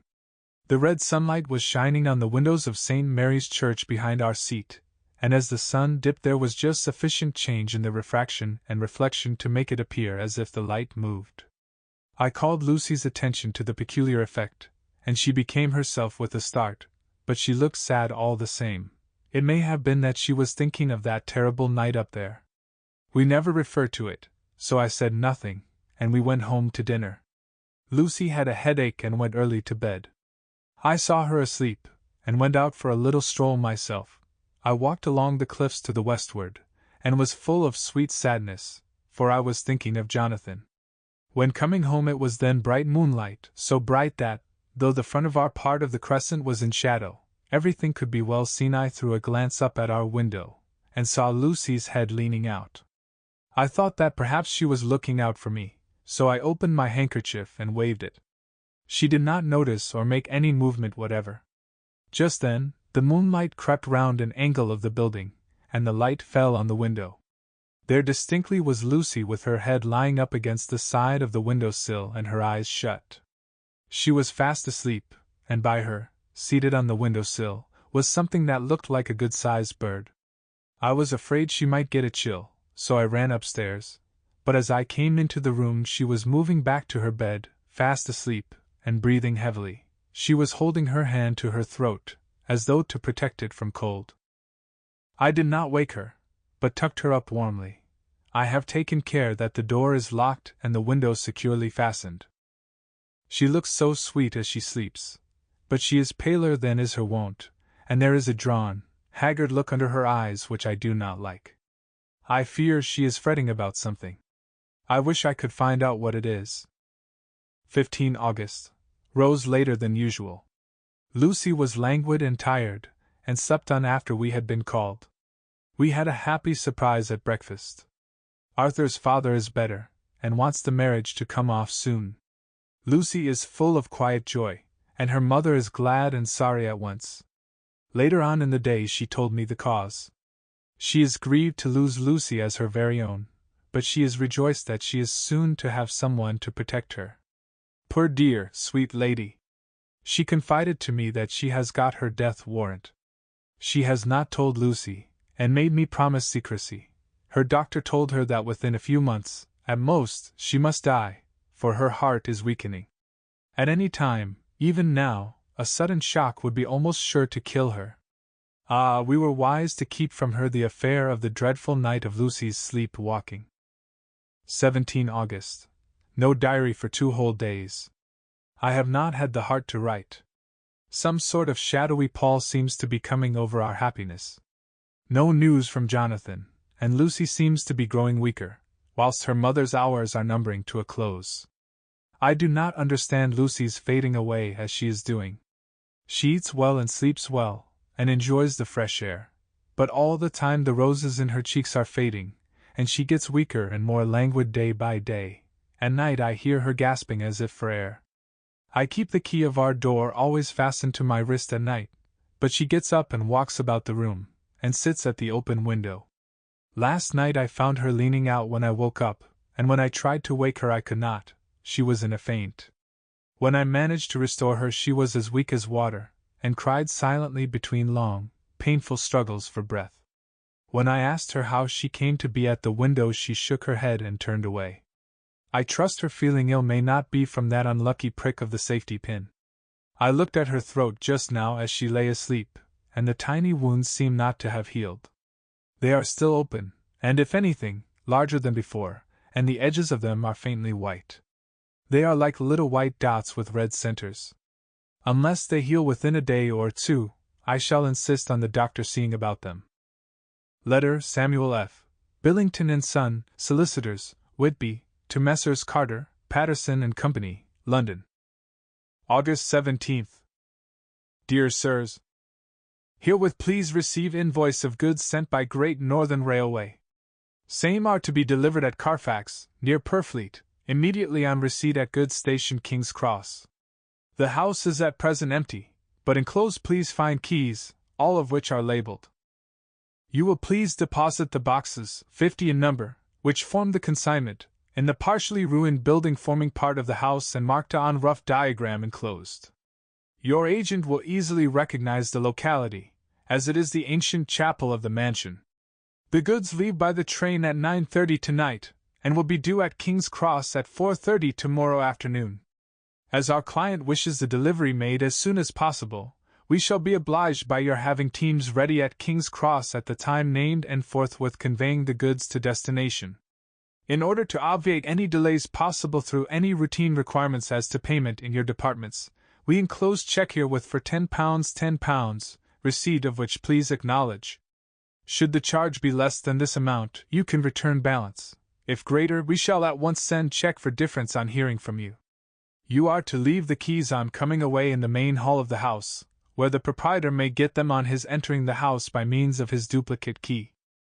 Pray do not take us as exceeding the bounds of business courtesy and pressing you in all ways to use the utmost expedition. We are, dear sirs, faithfully yours, Samuel F. Billington and Son.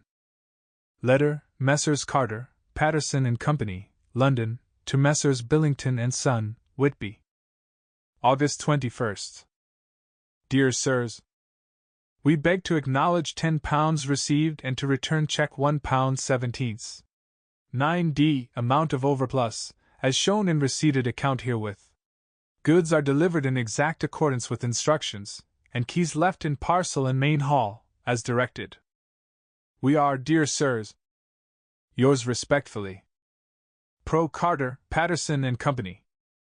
Mina Murray's Journal. 18 August. I am happy today, and right sitting on the seat in the churchyard. Lucy is ever so much better. Last night she slept well all night, and did not disturb me once. The roses seem coming back already to her cheeks, though she is still sadly pale and wan-looking. If she were in any way anemic I could understand it, but she is not. She is in gay spirits and full of life and cheerfulness.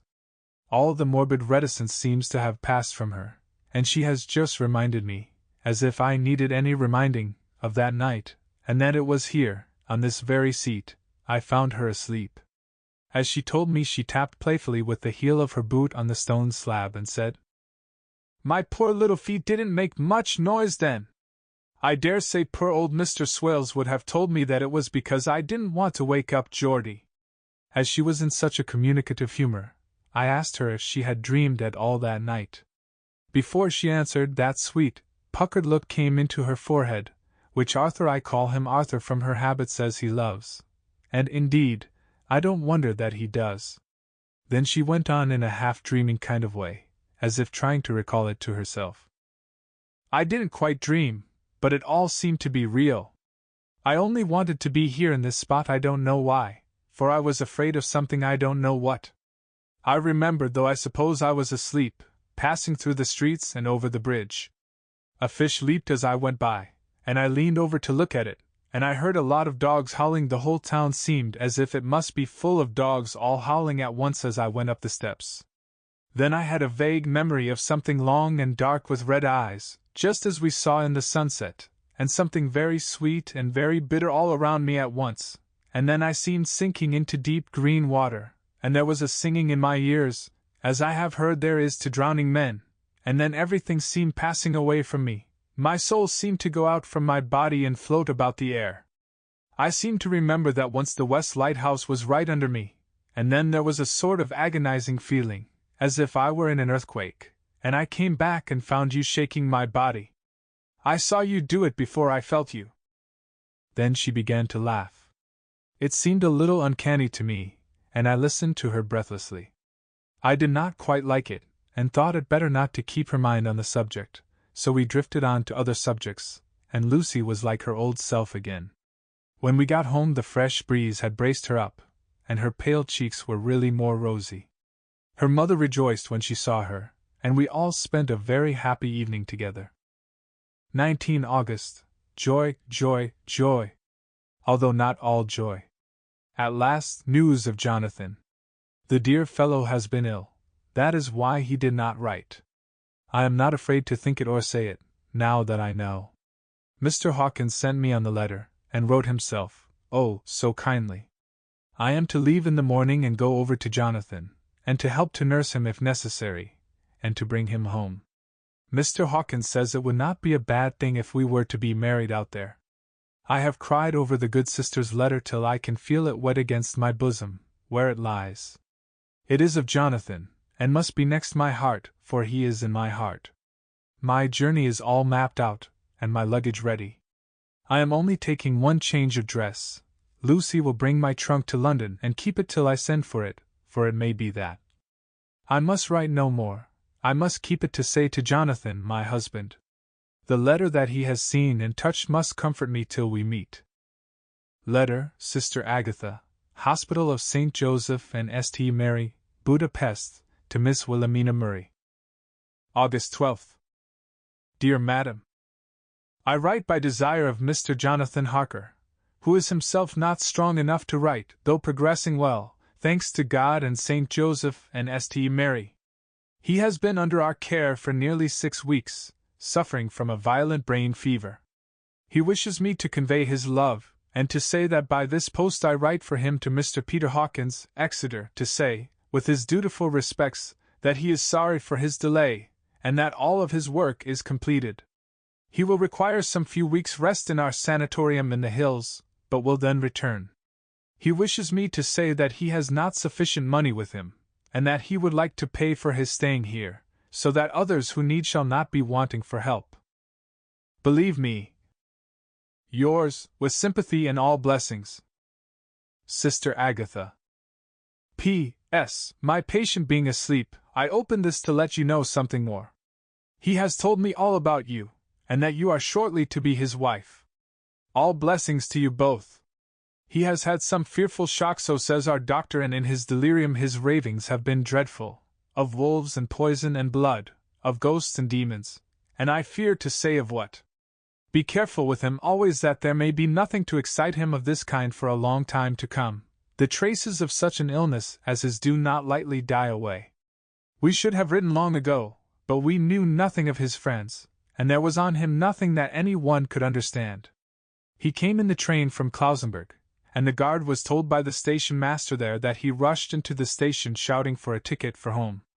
Seeing from his violent demeanor that he was English, they gave him a ticket for the furthest station on the way thither that the train reached. Be assured that he is well cared for.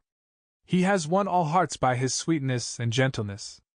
He is truly getting on well, and I have no doubt will in a few weeks be all himself. But be careful of him for safety's sake. There are, I pray God and St. Joseph and St. Mary, many, many happy years for you both. Dr. Seward's Diary.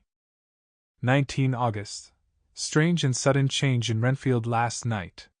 About 8 o'clock he began to get excited and sniff about as a dog does when setting. The attendant was struck by his manner, and knowing my interest in him, encouraged him to talk. He is usually respectful to the attendant and at times servile, but tonight, the man tells me, he was quite haughty. Would not condescend to talk with him at all. All he would say was, "I don't want to talk to you, you don't count now, the master is at hand." The attendant thinks it is some sudden form of religious mania which has seized him. If so, we must look out for squalls, for a strong man with homicidal and religious mania at once might be dangerous. The combination is a dreadful one. At 9 o'clock I visited him myself. His attitude to me was the same as that to the attendant. In his sublime self-feeling the difference between myself and attendant seemed to him as nothing. It looks like religious mania, and he will soon think that he himself is God. These infinitesimal distinctions between man and man are too paltry for an omnipotent being. How these madmen give themselves away! The real God taketh heed lest the sparrow fall. But the God created from human vanity sees no difference between an eagle and a sparrow. Oh, if men only knew! For half an hour or more Renfield kept getting excited in greater and greater degree. I did not pretend to be watching him, but I kept strict observation all the same. All at once that shifty look came into his eyes which we always see when a madman has seized an idea, and with it the shifty movement of the head and back which asylum attendants come to know so well. He became quite quiet, and went and sat on the edge of his bed resignedly, and looked into space with lack-luster eyes. I thought I would find out if his apathy were real or only assumed, and tried to lead him to talk of his pets, a theme which had never failed to excite his attention. At first he made no reply, but at length said testily, "Bother them all! I don't care a pin about them." "What?" I said. "You don't mean to tell me you don't care about spiders?" Spiders at present are his hobby, and the notebook is filling up with columns of small figures. To this he answered enigmatically, "The bride maidens rejoice the eyes that wait the coming of the bride, but when the bride draweth nigh, then the maidens shine not to the eyes that are filled." He would not explain himself, but remained obstinately seated on his bed all the time I remained with him. I am weary tonight and low in spirits. I cannot but think of Lucy, and how different things might have been. If I don't sleep at once, chloral, the modern morphus C2HCl3O. H2O. I must be careful not to let it grow into a habit. No, I shall take none tonight. I have thought of Lucy, and I shall not dishonor her by mixing the two. If need be, tonight shall be sleepless. Later. Glad I made the resolution, glad that I kept to it. I had lain tossing about, and had heard the clock strike only twice, when the night watchman came to me, sent up from the ward, to say that Renfield had escaped. I threw on my clothes and ran down at once. My patient is too dangerous a person to be roaming about. Those ideas of his might work out dangerously with strangers. The attendant was waiting for me. He said he had seen him not 10 minutes before, seemingly asleep in his bed, when he had looked through the observation trap in the door. His attention was called by the sound of the window being wrenched out. He ran back and saw his feet disappear through the window, and had at once sent up for me. He was only in his night gear, and cannot be far off. The attendant thought it would be more useful to watch where he should go than to follow him, as he might lose sight of him whilst getting out of the building by the door. He is a bulky man, and couldn't get through the window. I am thin, so with his aid I got out, but feet foremost, and, as we were only a few feet above ground, landed unhurt. The attendant told me the patient had gone to the left, and had taken a straight line, so I ran as quickly as I could.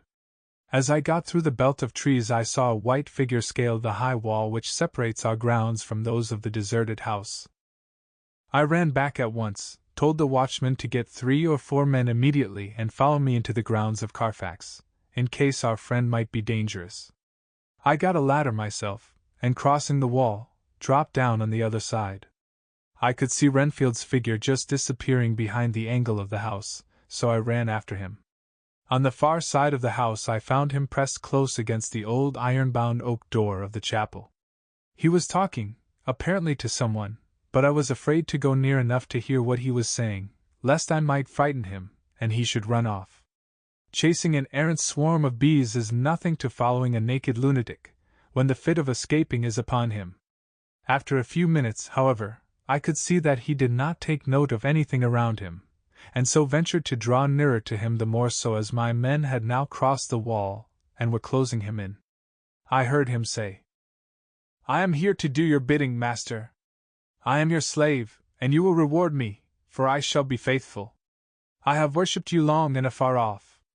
Now that you are near, I await your commands, and you will not pass me by, will you, dear master, in your distribution of good things?" He is a selfish old beggar anyhow. He thinks of the loaves and fishes even when he believes he is in a real presence. His manias make a startling combination. When we closed in on him he fought like a tiger. He is immensely strong, for he was more like a wild beast than a man. I never saw a lunatic in such a paroxysm of rage before, and I hope I shall not again. It is a mercy that we have found out his strength and his danger in good time. With strength and determination like his, he might have done wild work before he was caged. He is safe now at any rate. Jack Shepherd himself couldn't get free from the strait waistcoat that keeps him restrained, and he's chained to the wall in the padded room. His cries are at times awful, but the silences that follow are more deadly still, for he means murder in every turn and movement. Just now he spoke coherent words for the first time. I shall be patient, master. It is coming. So I took the hint, and came to. I was too excited to sleep, but this diary has quieted me, and I feel I shall get some sleep tonight. Chapter 9. Letter, Mina Harker to Lucy Westenra. Budapest, August 24th. My dearest Lucy, I know you will be anxious to hear all that has happened since we parted at the railway station at Whitby. Well, my dear, I got to Hull all right, and caught the boat to Hamburg, and then the train on here. I feel that I can hardly recall anything of the journey, except that I knew I was coming to Jonathan, and that as I should have to do some nursing, I had better get all the sleep I could. I found my dear one, oh, so thin and pale and weak-looking. All the resolution has gone out of his dear eyes, and that quiet dignity which I told you was in his face has vanished. He is only a wreck of himself, and he does not remember anything that has happened to him for a long time past. At least, he wants me to believe so, and I shall never ask. He has had some terrible shock, and I fear it might tax his poor brain if he were to try to recall it. Sister Agatha, who is a good creature and a born nurse, tells me that he raved of dreadful things whilst he was off his head. I wanted her to tell me what they were, but she would only cross herself, and say she would never tell, that the ravings of the sick were the secrets of God, and that if a nurse through her vocation should hear them, she should respect her trust. She is a sweet, good soul, and the next day, when she saw I was troubled, she opened up the subject again, and after saying that she could never mention what my poor dear raved about, added, I can tell you this much, my dear, that it was not about anything which he has done wrong himself, and you, as his wife-to-be, have no cause to be concerned. He has not forgotten you or what he owes to you. His fear was of great and terrible things, which no mortal can treat of. I do believe the dear soul thought I might be jealous lest my poor dear should have fallen in love with any other girl. The idea of my being jealous about Jonathan! And yet, my dear, let me whisper, I felt a thrill of joy through me when I knew that no other woman was a cause of trouble. I am now sitting by his bedside, where I can see his face while he sleeps. He is waking. When he woke he asked me for his coat, as he wanted to get something from the pocket. I asked Sister Agatha, and she brought all his things. I saw that amongst them was his notebook, and was going to ask him to let me look at it, for I knew then that I might find some clue to his trouble, but I suppose he must have seen my wish in my eyes, for he sent me over to the window, saying he wanted to be quite alone for a moment. Then he called me back, and when I came he had his hand over the notebook, and he said to me very solemnly, Wilhelmina, I knew then that he was in deadly earnest, for he has never called me by that name since he asked me to marry him. You know, dear, my ideas of the trust between husband and wife. There should be no secret, no concealment. I have had a great shock, and when I try to think of what it is I feel my head spin round, and I do not know if it was all real or the dreaming of a madman. You know I have had brain fever, and that is to be mad. The secret is here, and I do not want to know it. I want to take up my life here, with our marriage. For, my dear, we had decided to be married as soon as the formalities are complete. Are you willing, Wilhelmina, to share my ignorance? Here is the book. Take it and keep it, read it if you will, but never let me know, unless, indeed, some solemn duty should come upon me to go back to the bitter hours, asleep or awake, sane or mad, recorded here. He fell back exhausted, and I put the book under his pillow, and kissed him. I have asked Sister Agatha to beg the Superior to let our wedding be this afternoon, and am waiting her reply. She has come and told me that the chaplain of the English Mission Church has been sent for. We are to be married in an hour, or as soon after as Jonathan awakes. Lucy, the time has come and gone. I feel very solemn, but very, very happy. Jonathan woke a little after the hour, and all was ready, and he sat up in bed, propped up with pillows. He answered his I will firmly and strongly. I could hardly speak. My heart was so full that even those words seemed to choke me. The dear sisters were so kind.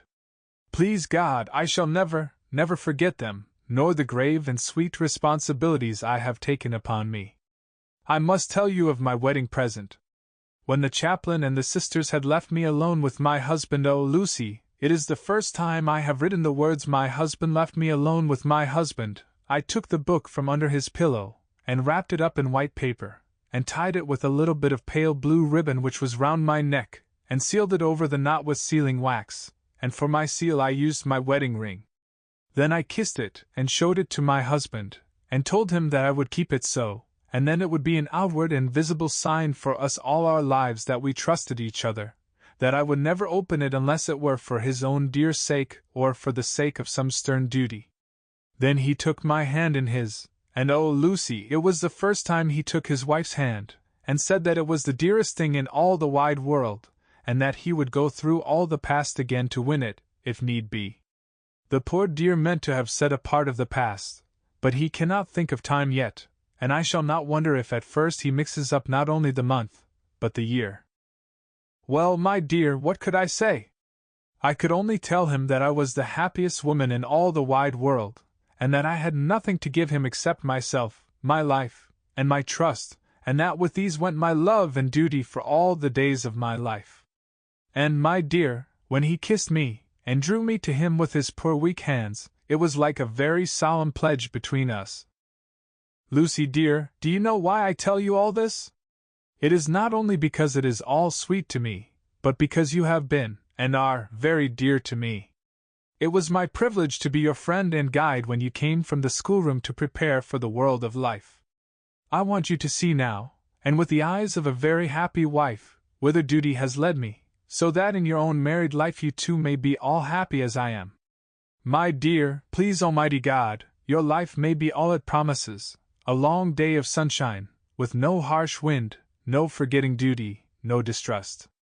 I must not wish you no pain, for that can never be, but I do hope you will be always as happy as I am now. Goodbye, my dear. I shall post this at once, and perhaps write you very soon again. I must stop, for Jonathan is waking. I must attend to my husband. Your ever loving Mina Harker. Letter, Lucy Westenra to Mina Harker. Whitby, August 30th. My dearest Mina, oceans of love and millions of kisses, and may you soon be in your own home with your husband.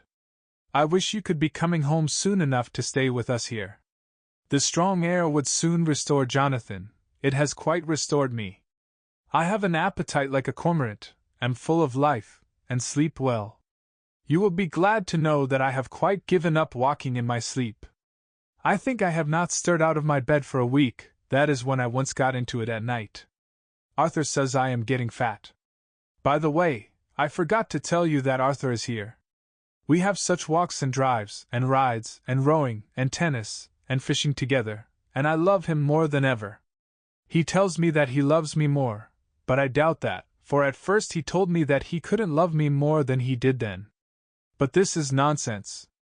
There he is, calling to me. So no more just at present from your loving Lucy. P.S. Mother sends her love. She seems better, poor dear. P.P.S. We are to be married on September 28th. Dr. Seward's Diary. 20 August. The case of Renfield grows even more interesting. He has now so far quieted that there are spells of cessation from his passion. For the first week after his attack he was perpetually violent. Then one night, just as the moon rose, he grew quiet, and kept murmuring to himself, "Now I can wait, now I can wait." The attendant came to tell me, so I ran down at once to have a look at him. He was still in the strait waistcoat, and in the padded room, but the suffused look had gone from his face, and his eyes had something of their old pleading, I might almost say, cringing, softness. I was satisfied with his present condition, and directed him to be relieved. The attendants hesitated, but finally carried out my wishes without protest. It was a strange thing that the patient had humor enough to see their distrust, for, coming close to me, he said in a whisper, all the while looking furtively at them, "They think I could hurt you. Fancy me hurting you! The fools!" It was soothing, somehow, to the feelings to find myself dissociated even in the mind of this poor man and from the others. But all the same I do not follow his thought. Am I to take it that I have anything in common with him, so that we are, as it were, to stand together?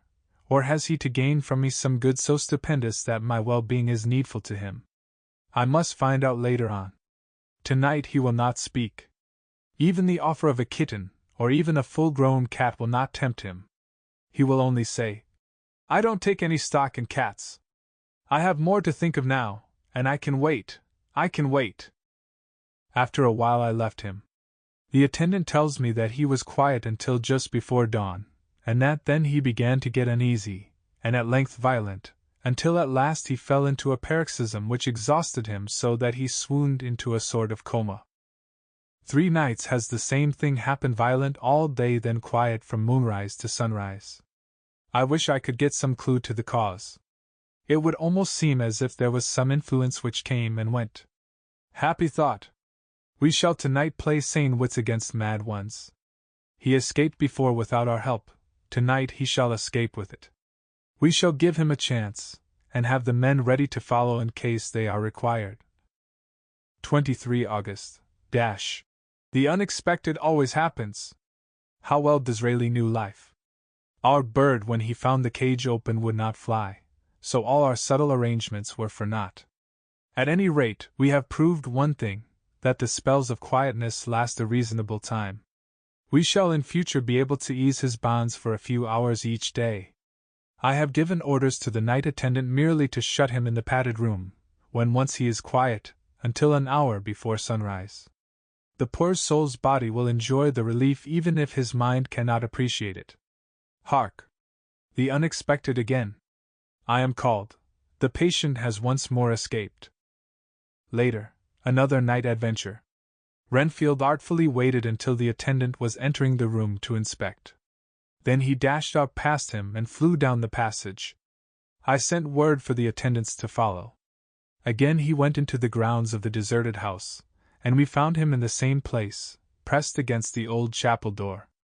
When he saw me he became furious, and had not the attendants seized him in time, he would have tried to kill me. As we were holding him, a strange thing happened. He suddenly redoubled his efforts, and then as suddenly grew calm. I looked round instinctively, but could see nothing. Then I caught the patient's eye and followed it, but could trace nothing as it looked into the moonlit sky except a big bat, which was flapping its silent and ghostly way to the west. Bats usually wheel and flit about, but this one seemed to go straight on, as if it knew where it was bound for or had some intention of its own. The patient grew calmer every instant, and presently said, "You needn't tie me, I shall go quietly."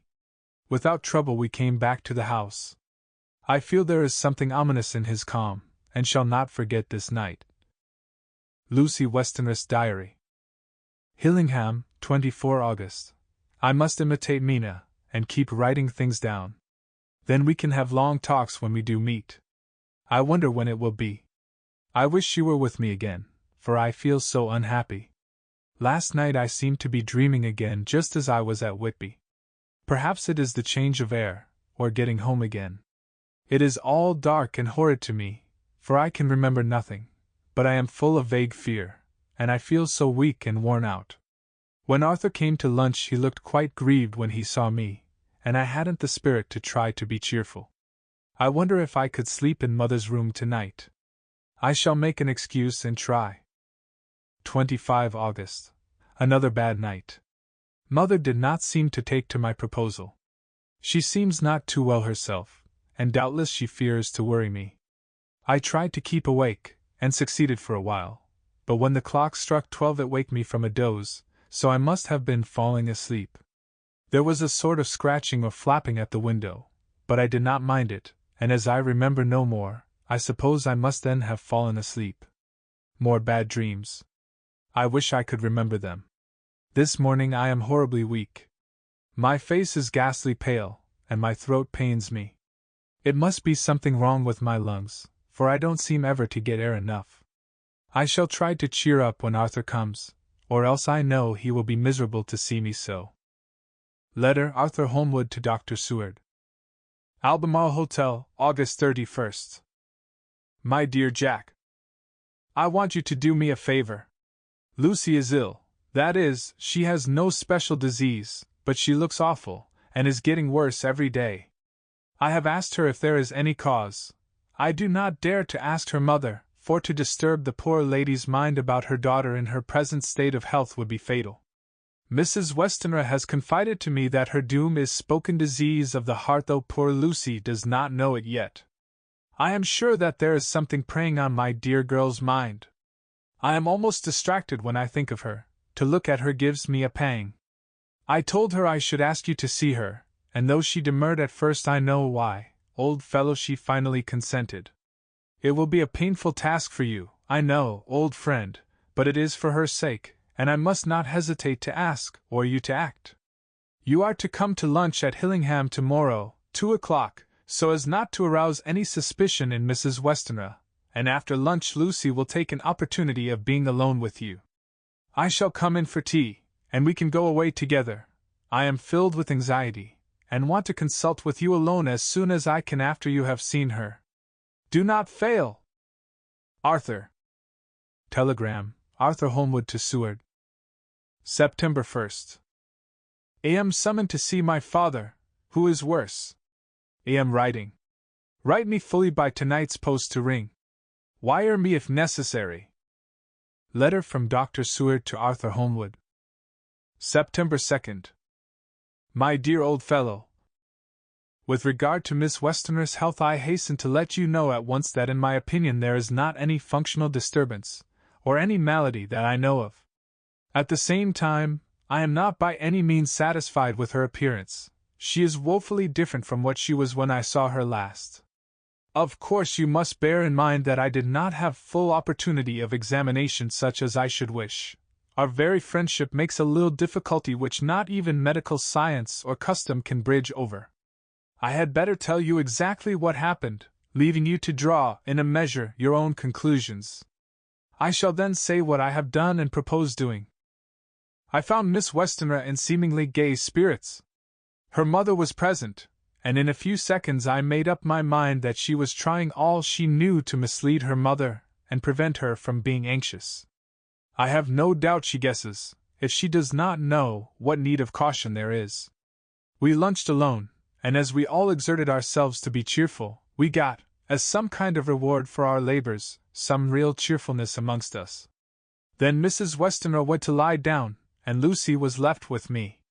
We went into her boudoir, and till we got there her gaiety remained, for the servants were coming and going. As soon as the door was closed, however, the mask fell from her face, and she sank down into a chair with a great sigh, and hid her eyes with her hand. When I saw that her high spirits had failed, I at once took advantage of her reaction to make a diagnosis. She said to me very sweetly, "I cannot tell you how I loathe talking about myself." I reminded her that a doctor's confidence was sacred, but that you were grievously anxious about her. She caught on to my meaning at once, and settled that matter in a word. "Tell Arthur everything you choose.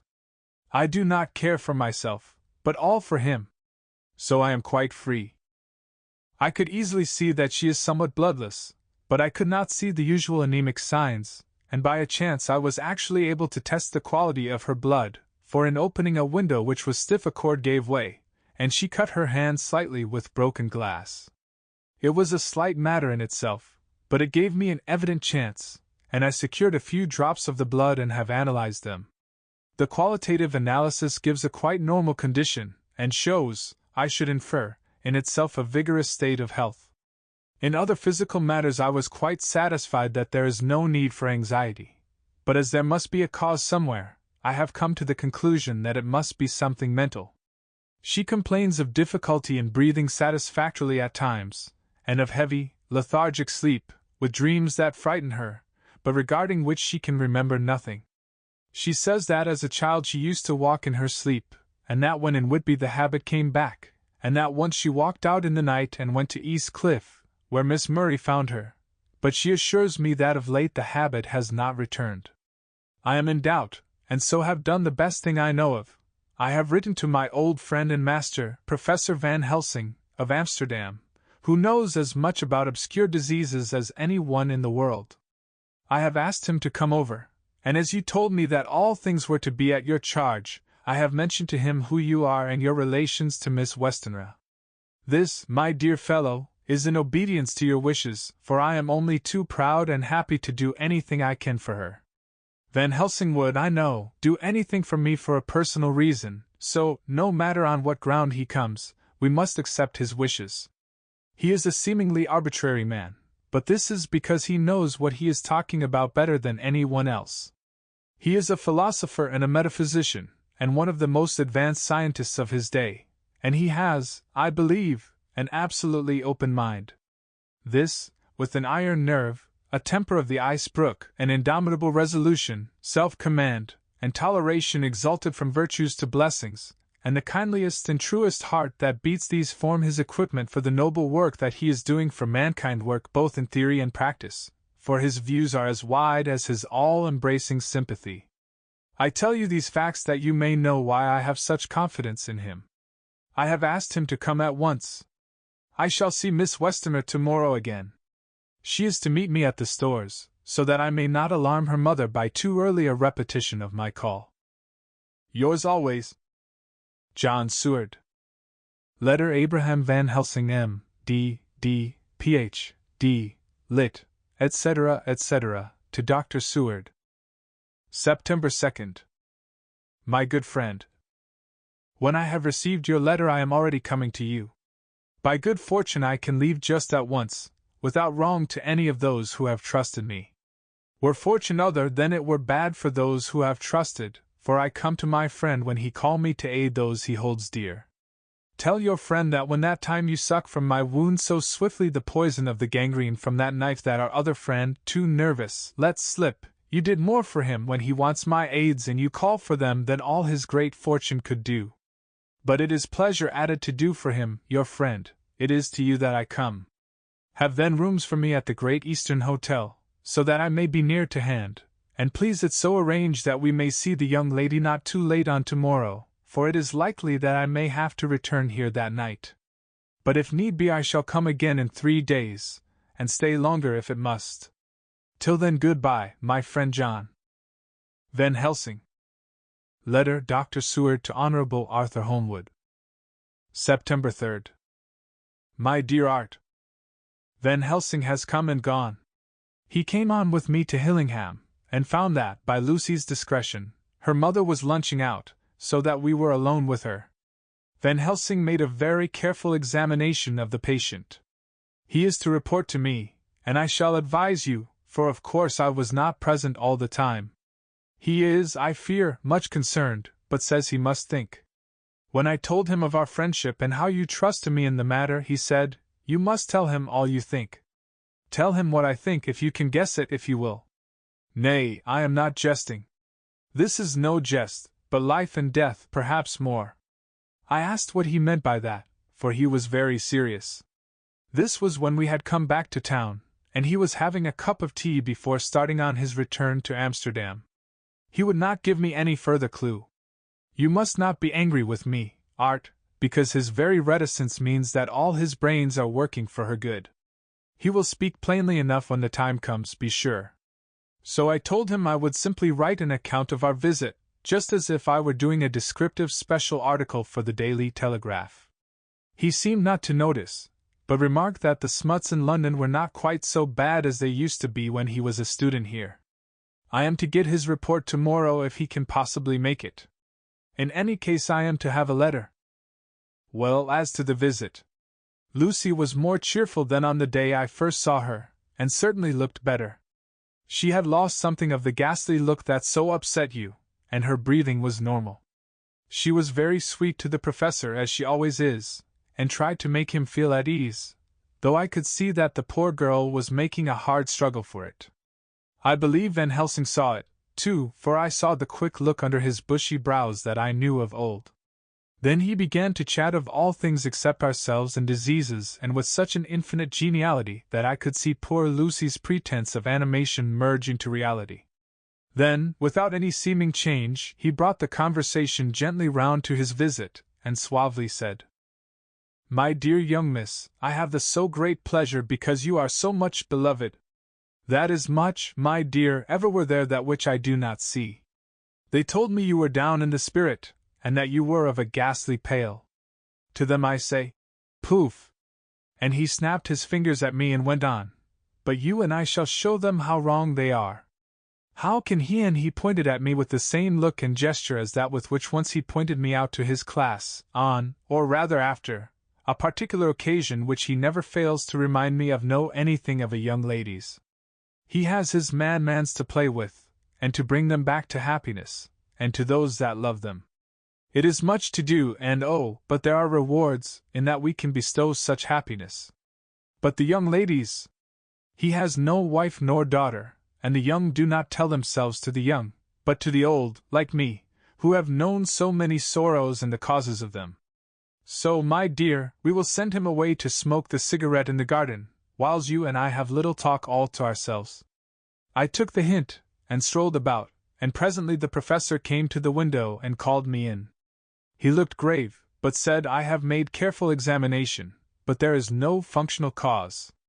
With you I agree that there has been much blood lost, it has been, but is not. But the conditions of her are in no way anemic. I have asked her to send me her maid, that I may ask just one or two questions, that so I may not chance to miss nothing. I know well what she will say. And yet there is always cause for everything. I must go back home and think. You must send to me the telegram every day, and if there be cause I shall come again. The disease for not to be all well is a disease interests me, and the sweet young dear, she interests me too. She charmed me, and for her, if not for you or disease, I come. As I tell you, he would not say a word more, even when we were alone. And so now, Art, you know all I know. I shall keep stern watch. I trust your poor father is rallying. It must be a terrible thing to you, my dear old fellow, to be placed in such a position between two people who are both so dear to you. I know your idea of duty to your father, and you are right to stick to it, but if need be, I shall send you word to come at once to Lucy, so do not be over-anxious unless you hear from me. Dr. Seward's Diary. For September. Zoophagus patient still keeps up our interest in him. He had only one outburst, and that was yesterday at an unusual time. Just before the stroke of noon he began to grow restless. The attendant knew the symptoms, and at once summoned aid. Fortunately the men came at a run, and were just in time, for at the stroke of noon he became so violent that it took all their strength to hold him. In about 5 minutes, however, he began to get more and more quiet, and finally sank into a sort of melancholy, in which state he has remained up to now. The attendant tells me that his screams whilst in the paroxysm were really appalling. I found my hands full when I got in, attending to some of the other patients who were frightened by him. Indeed, I can quite understand the effect, for the sounds disturb even me, though I was some distance away. It is now after the dinner hour of the asylum, and as yet my patient sits in a corner brooding, with a dull, sullen, woebegone look in his face, which seems rather to indicate than to show something directly. I cannot quite understand it. Later, another change in my patient. At 5 o'clock I looked in on him, and found him seemingly as happy and contented as he used to be.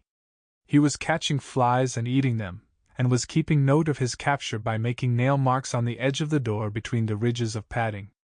When he saw me, he came over and apologized for his bad conduct, and asked me in a very humble, cringing way to be led back to his own room and to have his note-book again. I thought it well to humor him, so he is back in his room with the window open. He has the sugar of his tea spread out on the window-sill, and is reaping quite a harvest of flies. He is not now eating them, but putting them into a box, as of old, and is already examining the corners of his room to find a spider. I tried to get him to talk about the past few days, for any clue to his thoughts would be of immense help to me, but he would not rise.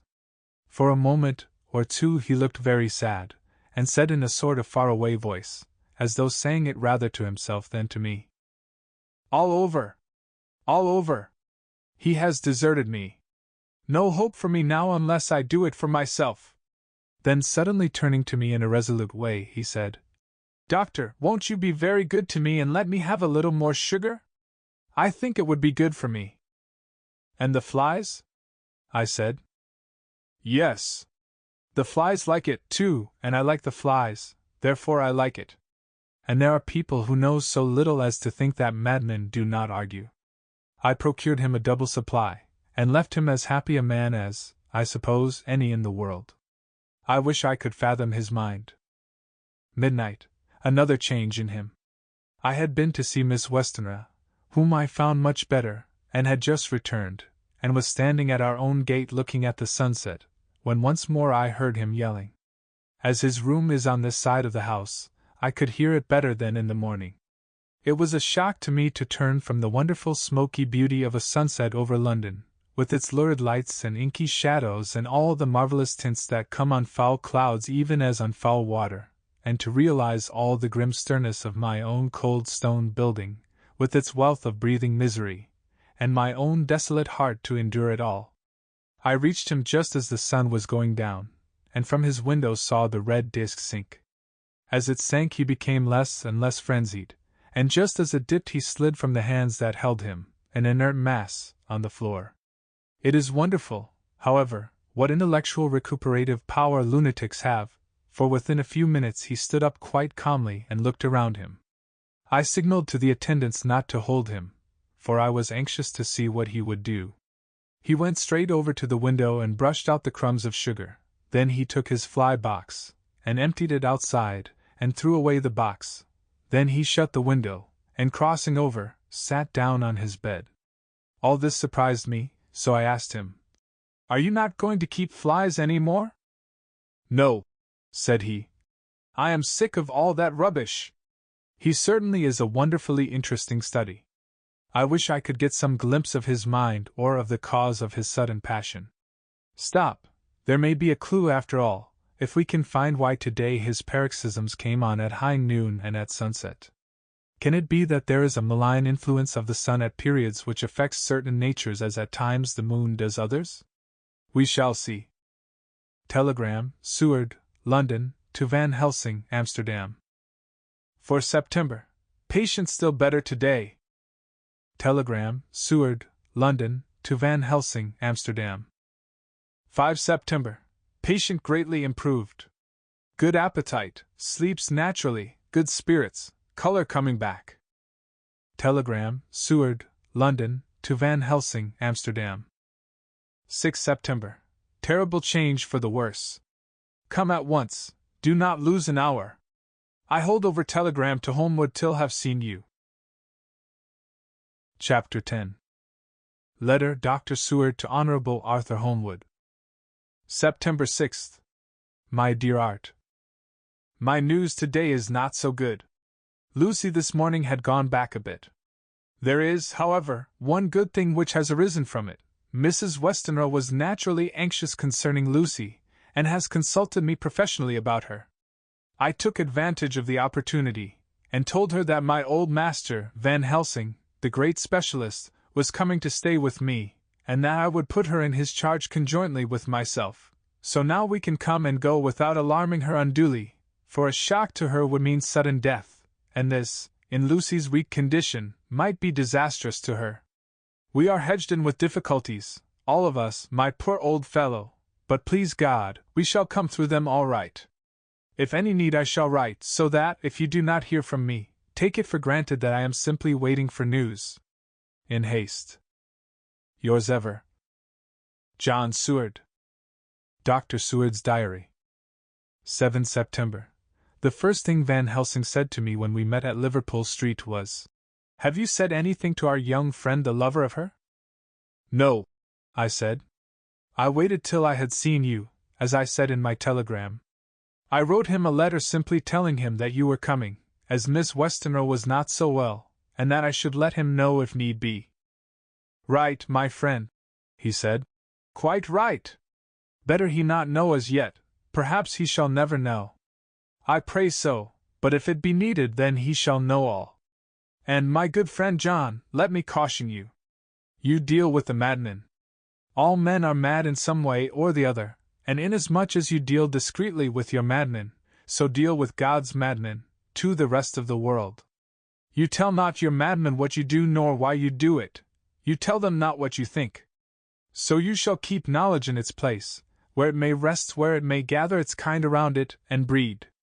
You and I shall keep as yet what we know here, and here. He touched me on the heart, and on the forehead, and then touched himself the same way. I have for myself thoughts at the present. Later I shall unfold to you. Why not now? I asked. It may do some good. We may arrive at some decision. He stopped and looked at me, and said, My friend John, when the corn is grown, even before it has ripened, while the milk of its mother earth is in him, and the sunshine has not yet begun to paint him with his gold, the husbandman he pull the ear and rub him between his rough hands, and blow away the green chaff, and say to you, Look! He's good corn, he will make good crop when the time comes. I did not see the application, and told him so.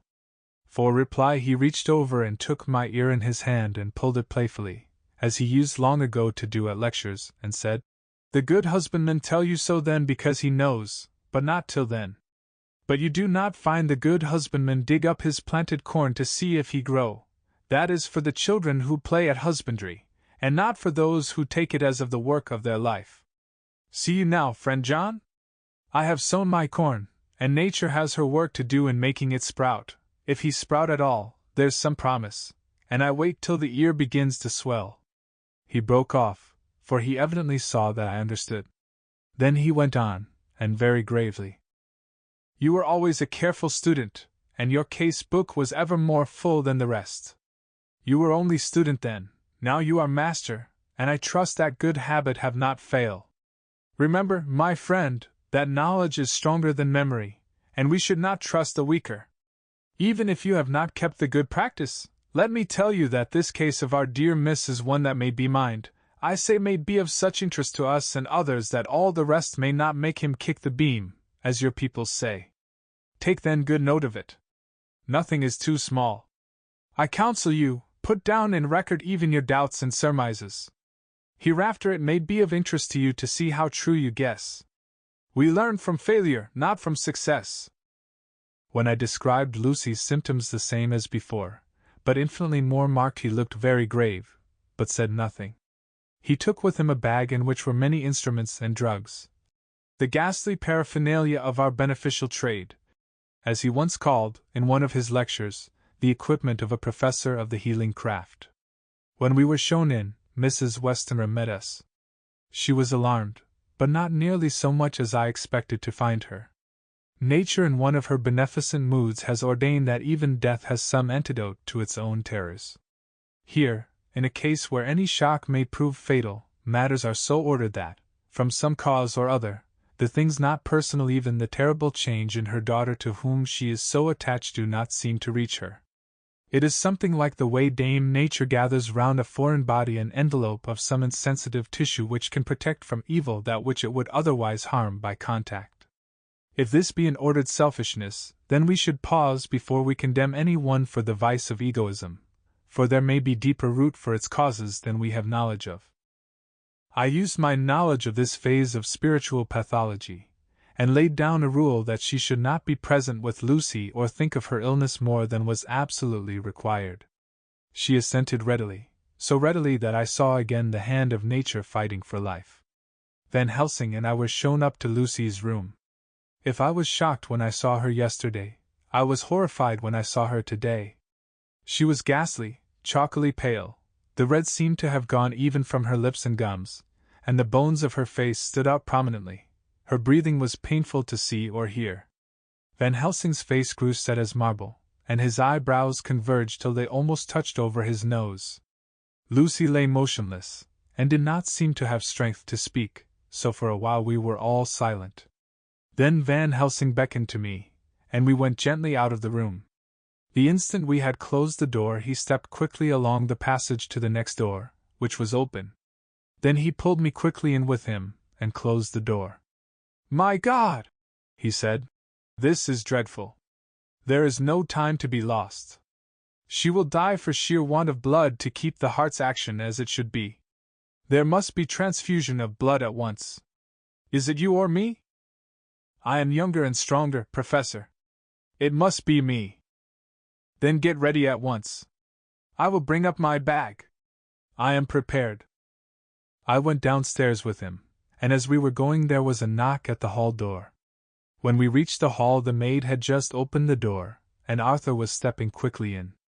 He rushed up to me, saying in an eager whisper, "Jack, I was so anxious. I read between the lines of your letter, and have been in an agony.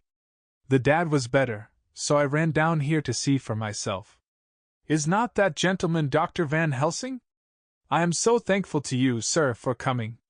When first the professor's eye had lit upon him he had been angry at his interruption at such a time, but now, as he took in his stalwart proportions and recognized the strong young manhood which seemed to emanate from him, his eyes gleamed.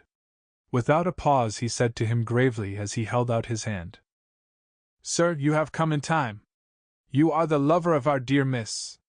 She is bad, very, very bad. Nay, my child, do not go like that." For he suddenly grew pale and sat down in a chair almost fainting. "You are to help her. You can do more than any that live, and your courage is your best help." "What can I do?" asked Arthur hoarsely. "Tell me, and I shall do it. My life is hers, and I would give the last drop of blood in my body for her." The professor has a strongly humorous side, and I could from old knowledge detect a trace of its origin in his answer. "My young sir, I do not ask so much as that, not the last." "What shall I do?" There was fire in his eyes, and his open nostril quivered with intent. Van Helsing slapped him on the shoulder. "Come," he said. "You are a man, and it is a man we want. You are better than me, better than my friend John." Arthur looked bewildered, and the professor went on by explaining in a kindly way. "Young Miss is bad, very bad. She wants blood, and blood she must have or die. My friend John and I have consulted, and we are about to perform what we call transfusion of blood to transfer from full veins of one to the empty veins which pine for him. John was to give his blood, as he is the more young and strong than me." Here Arthur took my hand and wrung it hard in silence. "But now you are here, you are more good than us, old or young, who toil much in the world of thought. Our nerves are not so calm and our blood not so bright than yours."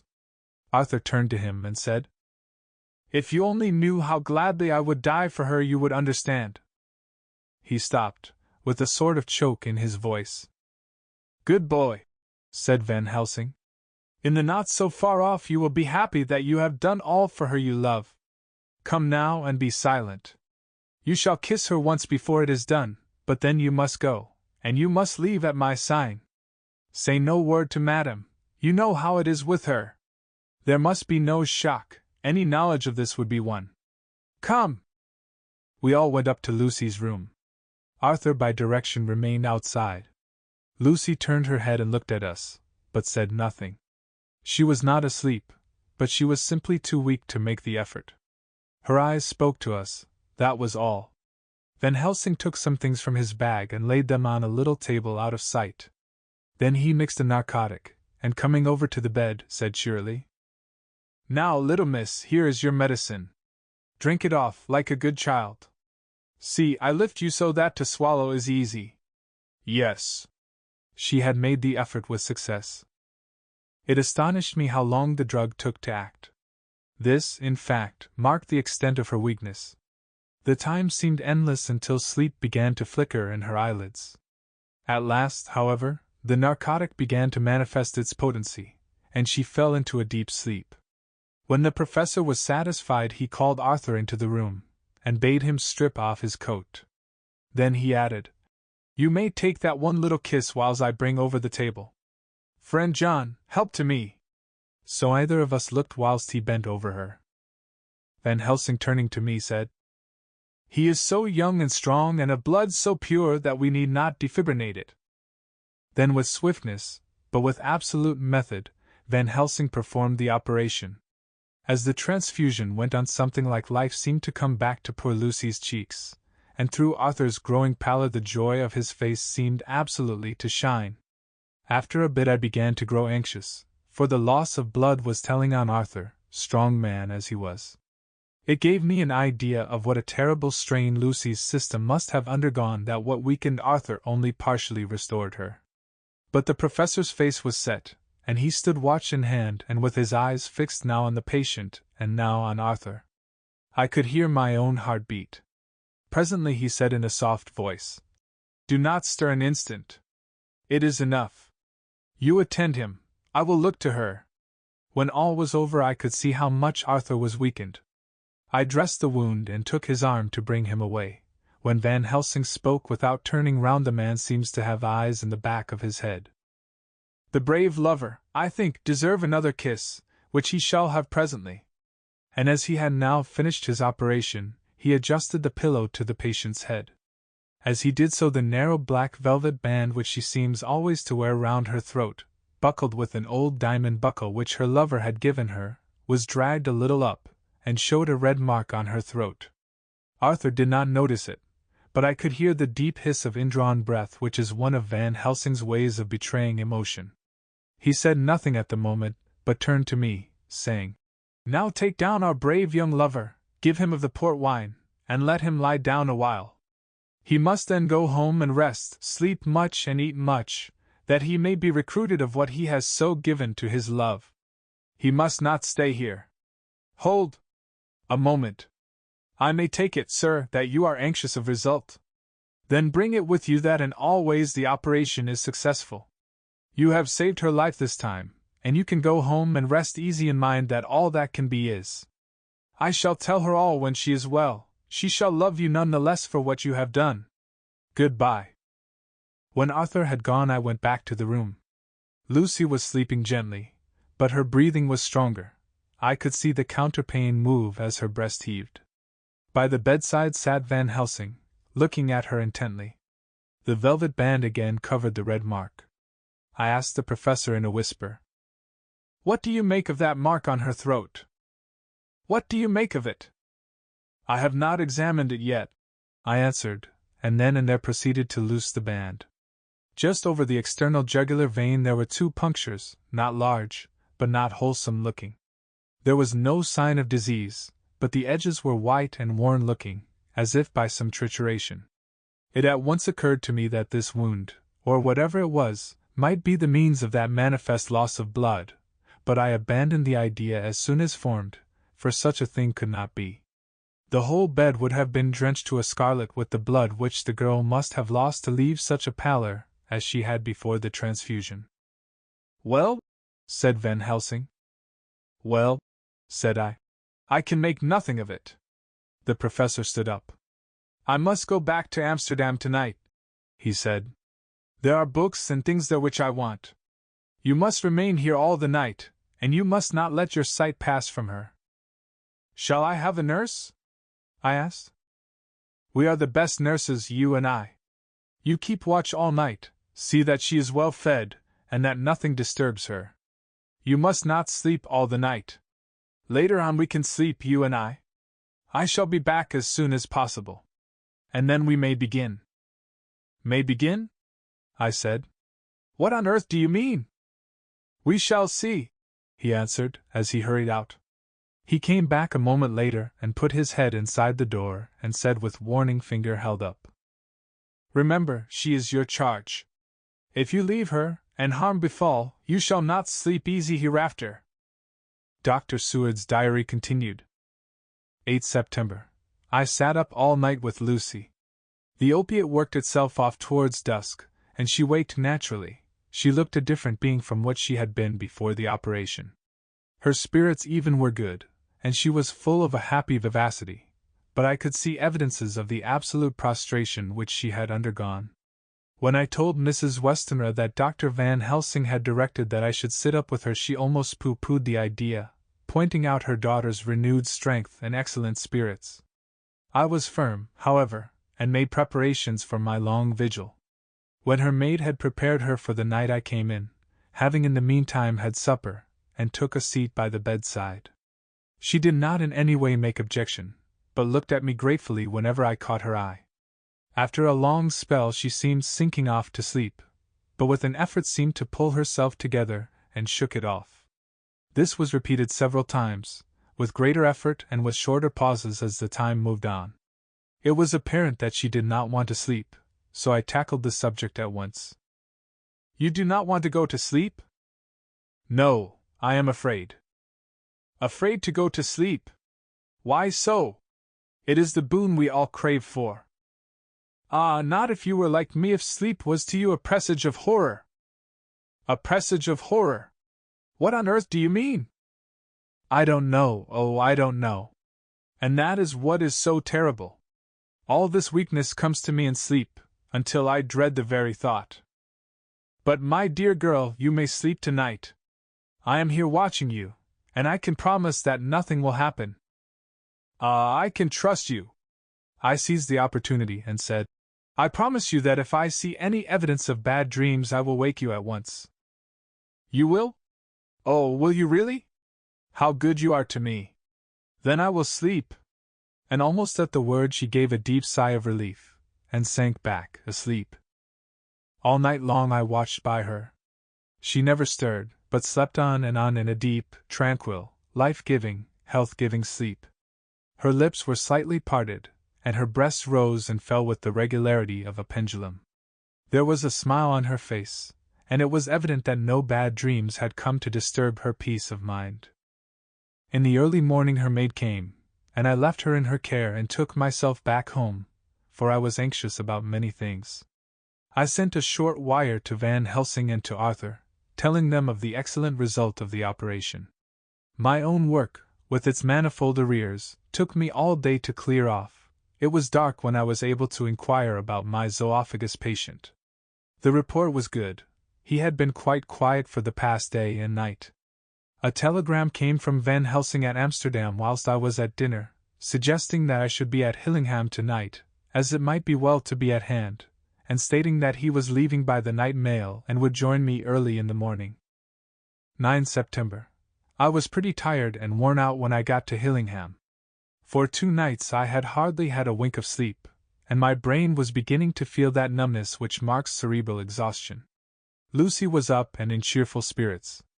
When she shook hands with me, she looked sharply in my face and said, No sitting up tonight for you. You are worn out. I am quite well again, indeed I am, and if there is to be any sitting up, it is I who will sit up with you. I would not argue the point, but went and had my supper. Lucy came with me, and enlivened by her charming presence, I made an excellent meal, and had a couple of glasses of the more than excellent port. Then Lucy took me upstairs, and showed me a room next her own, where a cozy fire was burning. No, she said, you must stay here. I shall leave this door open and my door too. You can lie on the sofa, for I know that nothing would induce any of you doctors to go to bed whilst there is a patient above the horizon. If I want anything I shall call out, and you can come to me at once. I could not but acquiesce, for I was dog-tired, and could not have sat up had I tried. So, on her renewing her promise to call me if she should want anything, I lay on the sofa, and forgot all about everything. Lucy Westenra's Diary. 9 September. I feel so happy tonight. I have been so miserably weak, that to be able to think and move about is like feeling sunshine after a long spell of east wind out of a steel sky. Somehow Arthur feels very, very close to me. I seem to feel his presence warm about me. I suppose it is that sickness and weakness are selfish things and turn our inner eyes and sympathy on ourselves, whilst health and strength give love rein, and in thought and feeling he can wander where he wills. I know where my thoughts are. If Arthur only knew! My dear, your ears must tingle as you sleep, as mine do waking. Oh, the blissful rest of last night! How I slept, with that dear, good Dr. Seward watching me. And tonight I shall not fear to sleep, since he is close at hand and within call. Thank everybody for being so good to me. Thank God. Good night, Arthur. Dr. Seward's Diary. 10 September. I was conscious of the professor's hand on my head, and started awake all in a second. That is one of the things that we learn in an asylum, at any rate. And how is our patient? Well, when I left her, or rather when she left me, I answered. Come, let us see, he said. And together we went into the room. The blind was down, and I went over to raise it gently, whilst Van Helsing stepped, with his soft, cat-like tread over to the bed. As I raised the blind, and the morning sunlight flooded the room, I heard the professor's low hiss of inspiration, and knowing its rarity, a deadly fear shot through my heart. As I passed over he moved back, and his exclamation of horror, "God in Himmel!" needed no enforcement from his agonized face. He raised his hand and pointed to the bed, and his iron face was drawn and ashen white. I felt my knees begin to tremble. There on the bed, seemingly in a swoon, lay poor Lucy, more horribly white and wan-looking than ever. Even the lips were white, and the gums seemed to have shrunken back from the teeth, as we sometimes see in a corpse after a prolonged illness. Van Helsing raised his foot to stamp in anger, but the instinct of his life and all the long years of habit stood to him, and he put it down again softly. "Quick!" he said. "Bring the brandy." I flew to the dining room, and returned with the decanter. He wetted the poor white lips with it, and together we rubbed palm and wrist and heart. He felt her heart, and after a few moments of agonizing suspense said, "It is not too late. It beats, though but feebly. All our work is undone, we must begin again. There is no young Arthur here now. I have to call on you yourself this time, friend John." As he spoke, he was dipping into his bag and producing the instruments for transfusion. I had taken off my coat and rolled up my shirt sleeve. There was no possibility of an opiate just at present, and no need of one, and so, without a moment's delay, we began the operation. After a time it did not seem a short time either, for the draining away of one's blood, no matter how willingly it be given, is a terrible feeling. Van Helsing held up a warning finger. "Do not stir," he said. "But I fear that with growing strength she may wake, and that would make danger, oh, so much danger. But I shall precaution take. I shall give hypodermic injection of morphia." He proceeded then, swiftly and deftly, to carry out his intent. The effect on Lucy was not bad, for the faint seemed to merge subtly into the narcotic sleep. It was with a feeling of personal pride that I could see a faint tinge of color steal back into the pallid cheeks and lips. No man knows, till he experiences it, what it is to feel his own life blood drawn away into the veins of the woman he loves. The professor watched me critically. "That will do," he said. "Already?" I remonstrated. "You took a great deal more from art." To which he smiled a sad sort of smile as he replied, "He is her lover, her fiancé.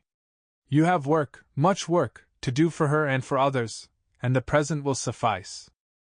When we stopped the operation, he attended to Lucy, whilst I applied digital pressure to my own incision. I laid down, whilst I waited his leisure to attend to me, for I felt faint and a little sick. By and by he bound up my wound, and sent me downstairs to get a glass of wine for myself. As I was leaving the room, he came after me, and half whispered, "Mind, nothing must be said of this. If our young lover should turn up unexpected, as before, no word to him. It would at once frighten him and ingelis him, too. There must be none. So." When I came back he looked at me carefully, and then said, "You are not much the worse. Go into the room, and lie on your sofa, and rest a while, then have much breakfast, and come here to me." I followed out his orders, for I knew how right and wise they were. I had done my part, and now my next duty was to keep up my strength. I felt very weak, and in the weakness lost something of the amazement at what had occurred. I fell asleep on the sofa, however, wondering over and over again how Lucy had made such a retrograde movement, and how she could have been drained of so much blood with no sign anywhere to show for it. I think I must have continued my wonder in my dreams, for, sleeping and waking, my thoughts always came back to the little punctures in her throat and the ragged, exhausted appearance of their edges, tiny though they were. Lucy slept well into the day, and when she woke she was fairly well and strong, though not nearly so much so as the day before. When Van Helsing had seen her, he went out for a walk, leaving me in charge, with strict injunctions that I was not to leave her for a moment. I could hear his voice in the hall, asking the way to the nearest telegraph office. Lucy chatted with me freely, and seemed quite unconscious that anything had happened. I tried to keep her amused and interested. When her mother came up to see her, She did not seem to notice any change whatever, but said to me gratefully, "We owe you so much, Dr. Seward, for all you have done, but you really must now take care not to overwork yourself. You are looking pale yourself. You want a wife to nurse and look after you a bit, that you do." As she spoke, Lucy turned crimson, though it was only momentarily, for her poor wasted veins could not stand for long such an unwanted drain to the head. The reaction came in excessive pallor, as she turned imploring eyes on me. I smiled and nodded, and laid my finger on my lips. With a sigh, she sank back amid her pillows. Van Helsing returned in a couple of hours, and presently said to me, "Now you go home, and eat much and drink enough. Make yourself strong. I stay here tonight, and I shall sit up with little miss myself. You and I must watch the case, and we must have none other to know. I have grave reasons. No, do not ask them, think what you will. Do not fear to think even the most not probable. Good night." In the hall 2 of the maids came to me, and asked if they or either of them might not sit up with Miss Lucy. They implored me to let them, and when I said it was Dr. Van Helsing's wish that either he or I should sit up, they asked me quite piteously to intercede with the foreign gentlemen. I was much touched by their kindness. Perhaps it is because I am weak at present, and perhaps because it was on Lucy's account, that their devotion was manifested, for over and over again have I seen similar instances of woman's kindness. I got back here in time for a late dinner, went my rounds all well, and set this down whilst waiting for sleep. It is coming. 11 September. This afternoon I went over to Hillingham. Found Van Helsing in excellent spirits, and Lucy much better. Shortly after I had arrived, a big parcel from abroad came for the professor. He opened it with much empressement assumed, of course, and showed a great bundle of white flowers. "These are for you, Miss Lucy," he said. "For me? Oh, Dr. Van Helsing." "Yes, my dear, but not for you to play with. These are medicines." Here Lucy made a wry face.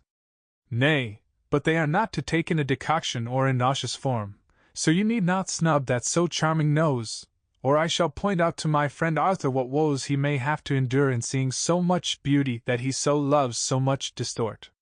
Aha, my pretty miss, that bring the so nice nose all straight again. This is medicinal, but you do not know how. I put him in your window, I make pretty wreath, and hang him round your neck so that you sleep well. Oh yes! They, like the lotus flower, make your trouble forgotten. It smells so like the waters of Lethe, and of that fountain of youth that the conquistadores sought for in the Floridas, and find him all too late." Whilst he was speaking, Lucy had been examining the flowers and smelling them. Now she threw them down, saying, with half laughter and half disgust, "Oh, Professor, I believe you are only putting up a joke on me. Why, these flowers are only common garlic." To my surprise, Van Helsing rose up and said with all his sternness, his iron jaw set and his bushy eyebrows meeting, "No trifling with me. I never jest. There is grim purpose in all I do, and I warn you that you do not thwart me. Take care, for the sake of others if not for your own." Then seeing poor Lucy scared, as she might well be, he went on more gently. "Oh, little miss, my dear, do not fear me. I only do for your good, but there is much virtue to you in those so common flowers. See, I place them myself in your room. I make myself the wreath that you are to wear. But hush! No telling to others that make so inquisitive questions. We must obey, and silence is a part of obedience, and obedience is to bring you strong and well into loving arms that wait for you. Now sit still a while. Come with me, friend John, and you shall help me deck the room with my garlic, which is all the way from Haarlem, where my friend Vanderpoel raised herb in his glass houses all the year. I had to telegraph yesterday, or they would not have been here." We went into the room, taking the flowers with us. The professor's actions were certainly odd and not to be found in any pharmacopoeia that I ever heard of. First he fastened up the windows and latched them securely. Next, taking a handful of the flowers, he rubbed them all over the sashes, as though to ensure that every whiff of air that might get in would be laden with the garlic smell. Then with the wisp he rubbed all over the jamb of the door, above, below, and at each side, and round the fireplace in the same way. It all seemed grotesque to me, and presently I said, "Well, Professor, I know you always have a reason for what you do, but this certainly puzzles me. It is well we have no skeptic here, or he would say that you were working some spell to keep out an evil spirit." "Perhaps I am," he answered quietly as he began to make the wreath which Lucy was to wear round her neck. We then waited whilst Lucy made her toilet for the night, and when she was in bed he came and himself fixed the wreath of garlic round her neck. The last words he said to her were, "Take care you do not disturb it, and even if the room feel close, do not tonight open the window or the door." "I promise," said Lucy, "and thank you both 1,000 times for all your kindness to me. Oh, what have I done to be blessed with such friends?"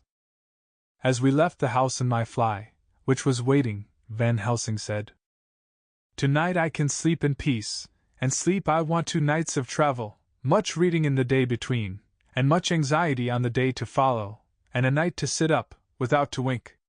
Tomorrow in the morning early you call for me, and we come together to see our pretty miss, so much more strong for my spell which I have work. Ho! Ho!" He seemed so confident that I, remembering my own confidence 2 nights before and with the baneful result, felt awe and vague terror. It must have been my weakness that made me hesitate to tell it to my friend, but I felt it all the more, like unshed tears. Chapter 11. Lucy Westenra's Diary. 12 September. How good they all are to me. I quite love that dear Dr. Van Helsing. I wonder why he was so anxious about these flowers. He positively frightened me, he was so fierce. And yet he must have been right, for I feel comfort from them already. Somehow, I do not dread being alone tonight, and I can go to sleep without fear. I shall not mind any flapping outside the window. Oh, the terrible struggle that I have had against sleep so often of late, the pain of the sleeplessness, or the pain of the fear of sleep, with such unknown horrors as it has for me. How blessed are some people, whose lives have no fears, no dreads, to whom sleep is a blessing that comes nightly, and brings nothing but sweet dreams. Well, here I am tonight, hoping for sleep, and lying like Ophelia in the play, with virgin krantz and maid instruments. I never liked garlic before, but tonight it is delightful. There is peace in its smell. I feel sleep coming already. Good night, everybody. Dr. Seward's Diary. 13 September. Called at the Berkeley and found Van Helsing, as usual, up to time. The carriage ordered from the hotel was waiting. The professor took his bag, which he always brings with him now. Let all be put down exactly. Van Helsing and I arrived at Hillingham at 8 o'clock. It was a lovely morning. The bright sunshine and all the fresh feeling of early autumn seemed like the completion of nature's annual work.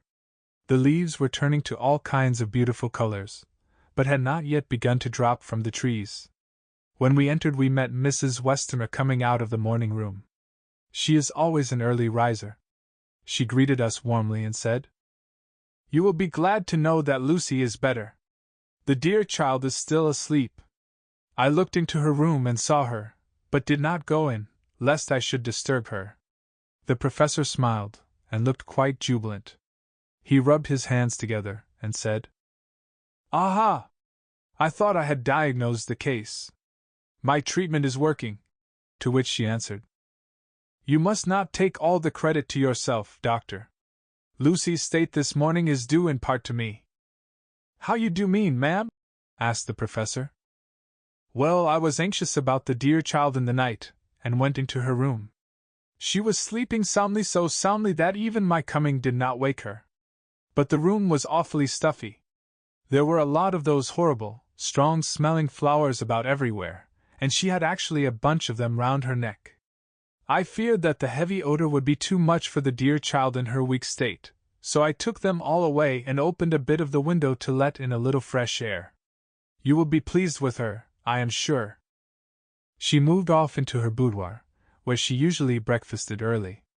As she had spoken, I watched the professor's face, and saw it turn ashen gray. He had been able to retain his self-command whilst the poor lady was present, for he knew her state and how mischievous a shock would be. He actually smiled on her, as he held open the door for her to pass into her room. But the instant she had disappeared he pulled me, suddenly and forcibly, into the dining room and closed the door.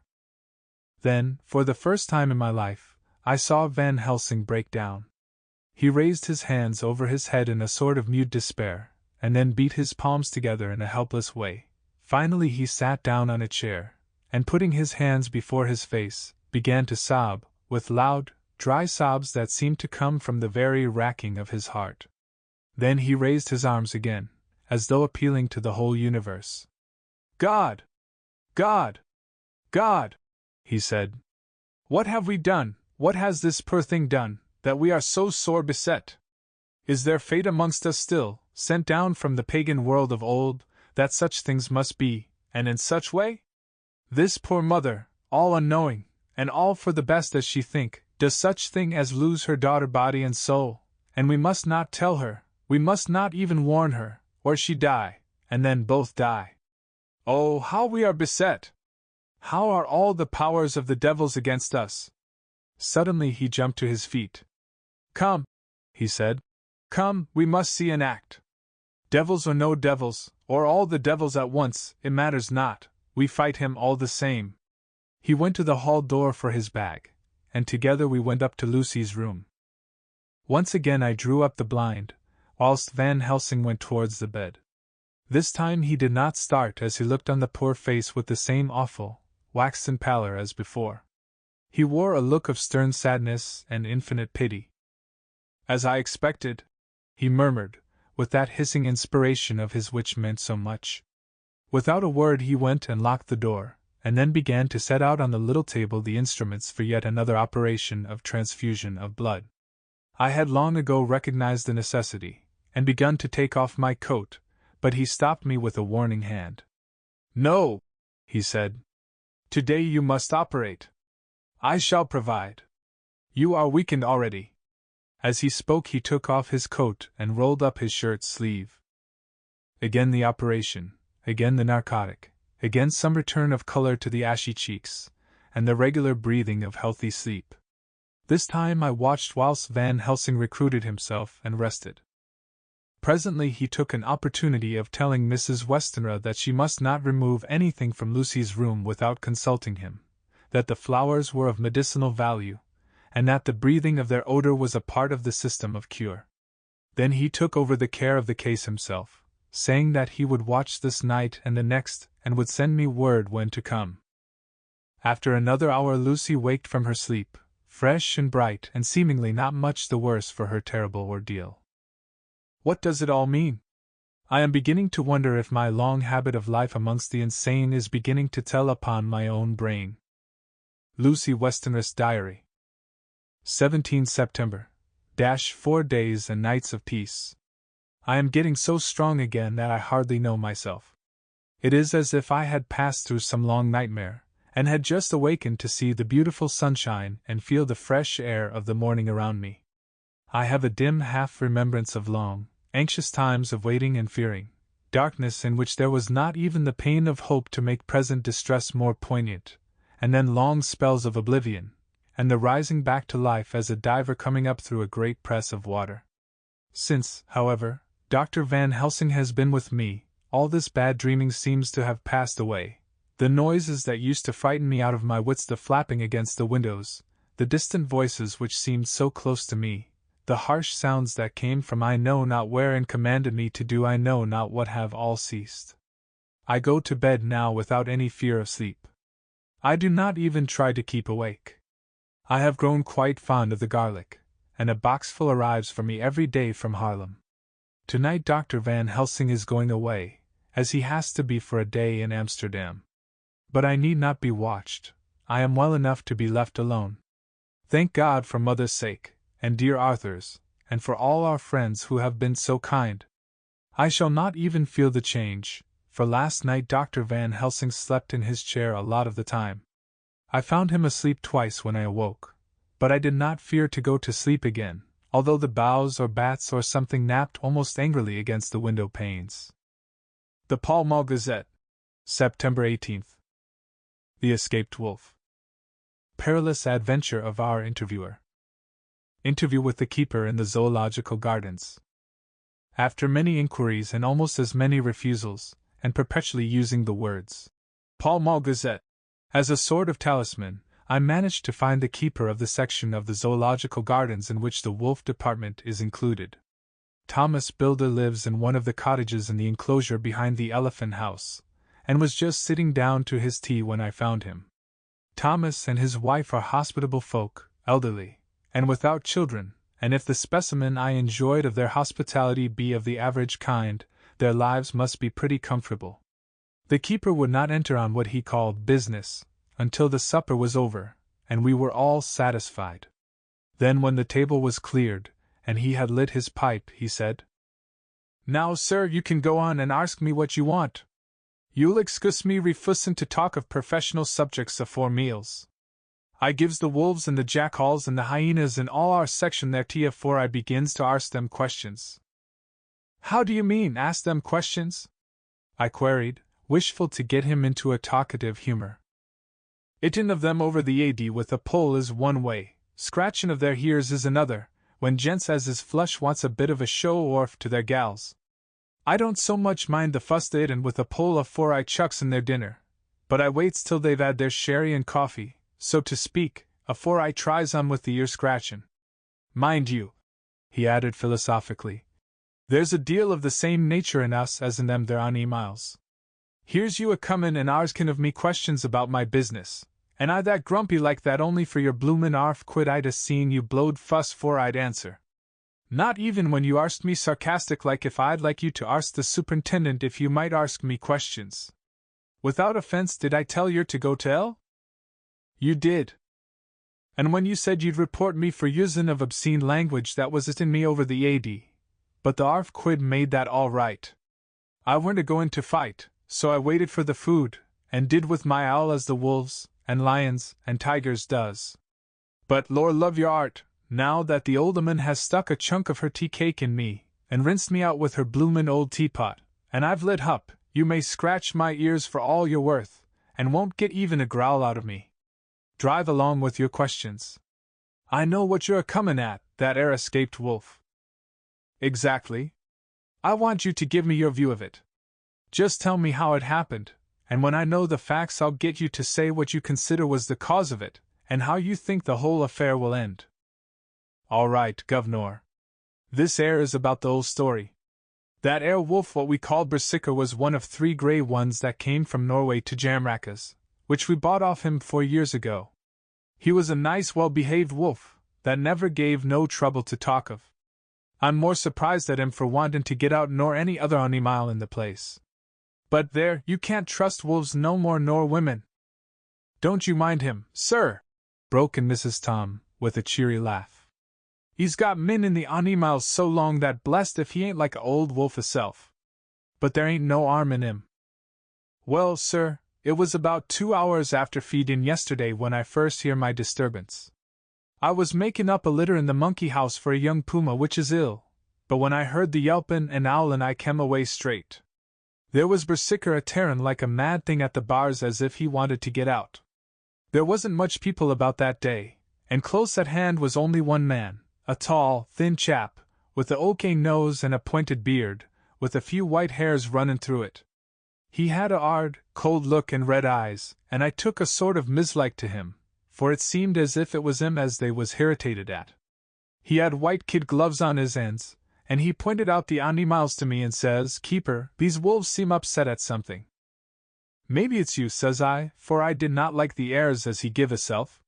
He didn't get angry as I opped he would, but he smiled a kind of insolent smile, with a mouth full of white sharp teeth. 'Oh no, they wouldn't like me,' he says. 'Oh yes, they would,' says I, imitatin' of him. 'They always likes a bone or two to clean their teeth on about tea time, which you has a bagful.' Well, it was a odd thing, but when the animals see us a-talkin' they laid down, and when I went over to Bersicker he let me stroke his ears same as ever. That there man kem over, and blessed but if he didn't put in his hand and stroke the old wolf's ears too. 'Take care,' says I, 'Bersicker is quick.' Never mind, he says. I'm used to 'em. Are you in the business yourself?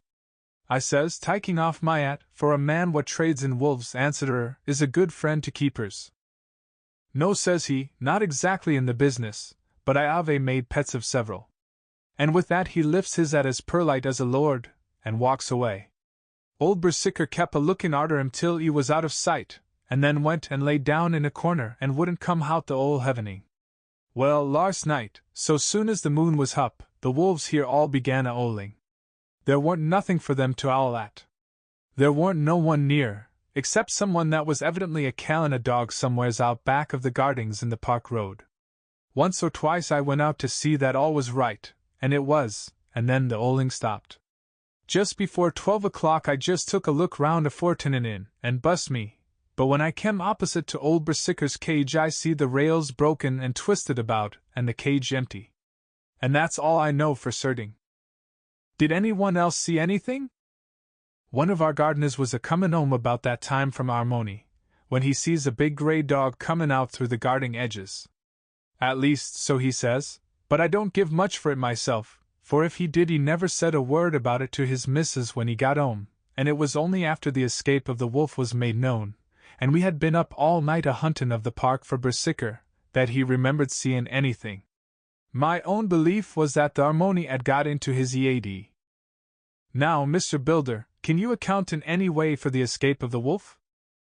Well, sir, he said, with a suspicious sort of modesty, I think I can, but I don't know as how you'd be satisfied with the theory. Certainly I shall.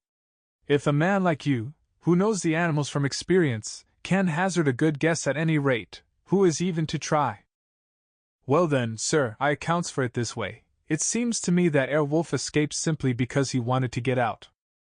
From the hearty way that both Thomas and his wife laughed at the joke I could see that it had done service before, and that the whole explanation was simply an elaborate sell. I couldn't cope in badinage with the worthy Thomas, but I thought I knew a sure way to his heart, so I said, Now, Mr. Builder, we'll consider that first half-sovereign worked off, and this brother of his is waiting to be claimed when you've told me what you think will happen. Right why are, sir, he said briskly. You'll excuse me, I know, for a chaffin' of ye, but the old woman here winked at me, which was as much as telling me to go on. Well, I never, said the old lady. My opinion is this, that wolf is a-'idin' of somewheres. The gardener what didn't remember said he was a-gallopin' northward faster than a horse could go, but I don't believe him, for yer see, sir, wolves don't gallop no more nor dogs does, they not bein' built that way. Wolves is fine things in a storybook, and I dessay when they gets in packs and does be chivvyin' somethin' that's more afeard than they can make a devil of a noise and chop it up, whatever it is. But, Lord bless you, in real life a wolf is only a low creature, not half so clever or bold as a good dog, and not half a quarter so much fight in him. This one ain't been used to fightin' or even to providin' for hisself, and more like he's somewhere round the park a-'idin' and a-shiverin' of, and if he thinks at all, wonderin' where he is to get his breakfast from, or maybe he's got down some area and is in a coal cellar. My eye, won't some cook get a rum start when she sees his green eyes a-shining at her out of the dark?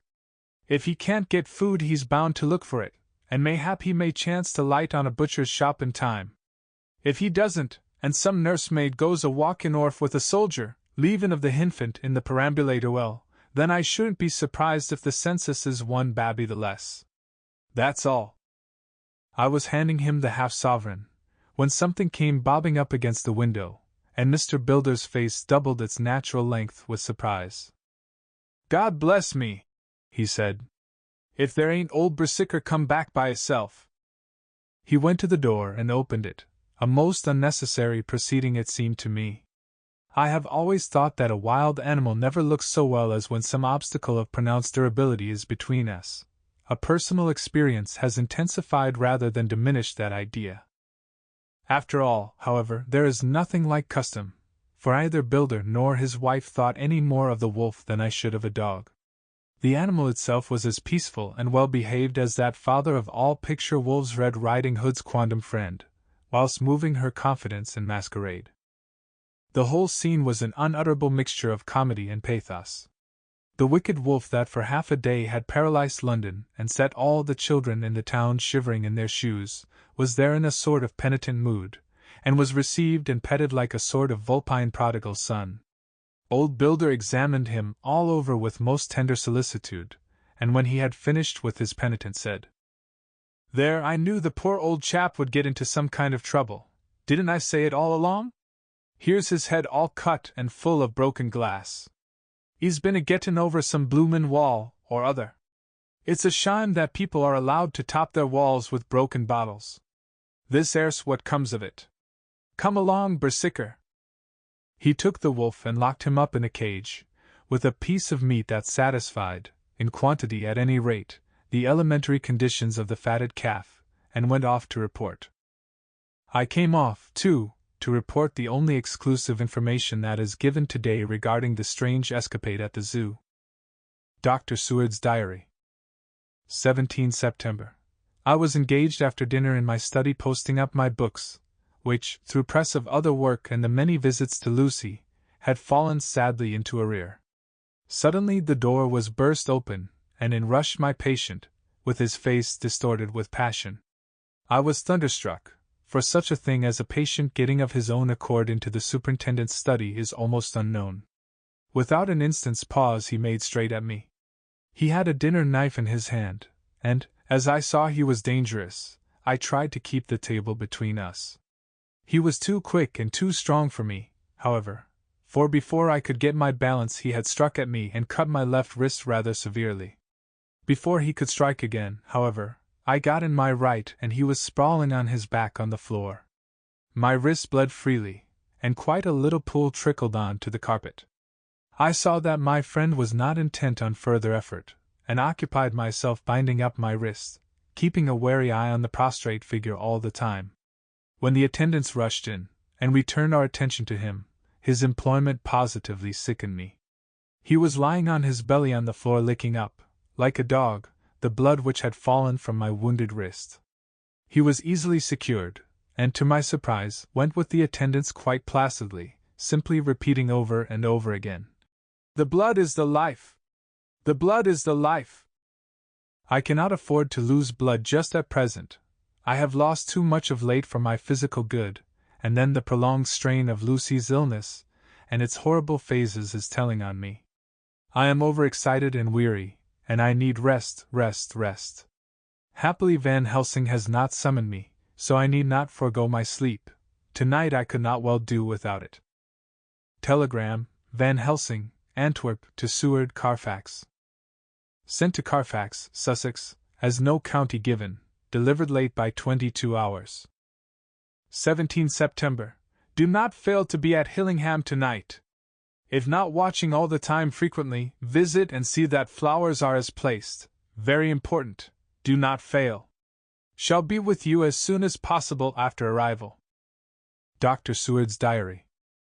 18 September. Just off for train to London.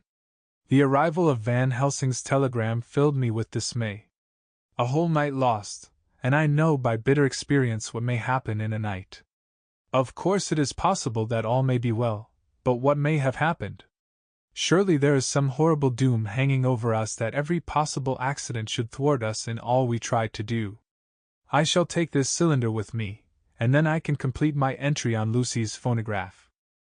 Memorandum left by Lucy Westenra. September 17th. Night. I write this and leave it to be seen, so that no one may by any chance get into trouble through me. This is an exact record of what took place tonight. I feel I am dying of weakness, and have barely strength to write, but it must be done if I die in the doing. I went to bed as usual, taking care that the flowers were placed as Dr. Van Helsing directed, and soon fell asleep. I was waked by the flapping at the window, which had begun after that sleep-walking on the cliff at Whitby when Mina saved me, and which now I know so well. I was not afraid, but I did wish that Dr. Seward was in the next room as Dr. Van Helsing said he would be, so that I might have called him. I tried to go to sleep, but could not. Then there came to me the old fear of sleep, and I determined to keep awake. Perversely sleep would try to come then when I did not want it, so, as I feared to be alone, I opened my door and called out, Is there anybody there? There was no answer. I was afraid to wake Mother, and so closed my door again. Then outside in the shrubbery I heard a sort of howl like a dog's, but more fierce and deeper. I went to the window and looked out, but could see nothing, except a big bat, which had evidently been buffeting its wings against the window. So I went back to bed again, but determined not to go to sleep.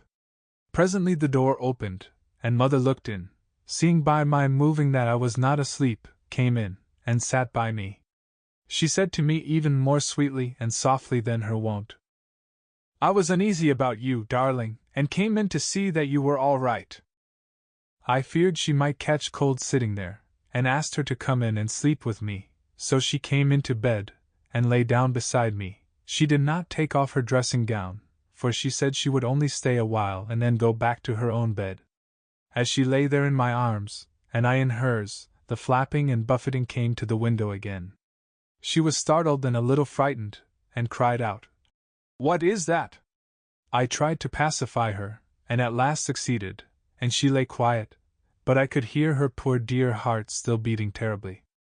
After a while there was the low howl again out in the shrubbery, and shortly after there was a crash at the window, and a lot of broken glass was hurled on the floor. The window blind blew back with the wind that rushed in, and in the aperture of the broken panes there was the head of a great, gaunt grey wolf. Mother cried out in a fright, and struggled up into a sitting posture, and clutched wildly at anything that would help her. Amongst other things, she clutched the wreath of flowers that Dr. Van Helsing insisted on my wearing round my neck, and tore it away from me. For a second or two she sat up, pointing at the wolf, and there was a strange and horrible gurgling in her throat. Then she fell over as if struck with lightning, and her head hit my forehead and made me dizzy for a moment or two. The room and all round seemed to spin round. I kept my eyes fixed on the window, but the wolf drew his head back, and a whole myriad of little specks seemed to come blowing in through the broken window, and wheeling and circling round like the pillar of dust that travelers describe when there is a simoon in the desert. I tried to stir, but there was some spell upon me, and dear Mother's poor body, which seemed to grow cold already for her dear heart had ceased to beat, weighed me down, and I remembered no more for a while. The time did not seem long, but very, very awful, till I recovered consciousness again. Somewhere near, a passing bell was tolling, the dogs all round the neighborhood were howling, and in our shrubbery, seemingly just outside, a nightingale was singing. I was dazed and stupid with pain and terror and weakness, but the sound of the nightingale seemed like the voice of my dead mother come back to comfort me. The sound seemed to have awakened the maids too, for I could hear their bare feet pattering outside my door. I called to them, and they came in, and when they saw what had happened, and what it was that lay over me on the bed, they screamed out. The wind rushed in through the broken window, and the door slammed to. They lifted off the body of my dear mother, and laid her, covered up with a sheet, on the bed after I had got up.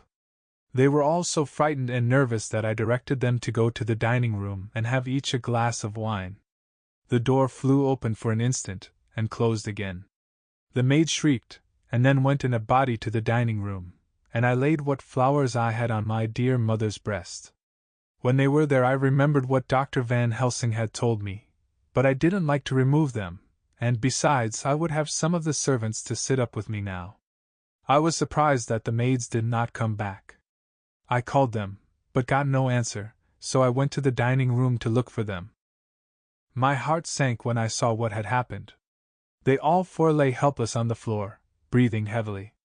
The decanter of sherry was on the table half full, but there was a queer, acrid smell about. I was suspicious, and examined the decanter. It smelt of laudanum, and looking on the sideboard, I found that the bottle which Mother's doctor uses for her audiobook use was empty. What am I to do? What am I to do? I am back in the room with Mother. I cannot leave her, and I am alone, save for the sleeping servants, whom someone has drugged. Alone with the dead. I dare not go out, for I can hear the low howl of the wolf through the broken window. The air seems full of specks, floating and circling in the draught from the window, and the lights burn blue and dim. What am I to do? God shield me from harm this night. I shall hide this paper in my breast, where they shall find it when they come to lay me out. My dear mother gone. It is time that I go too. Goodbye, dear Arthur, if I should not survive this night. God keep you, dear, and God help me.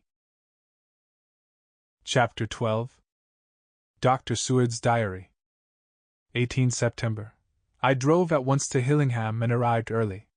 Keeping my cab at the gate, I went up the avenue alone. I knocked gently and rang as quietly as possible, for I feared to disturb Lucy or her mother, and hoped to only bring a servant to the door. After a while, finding no response, I knocked and rang again, still no answer.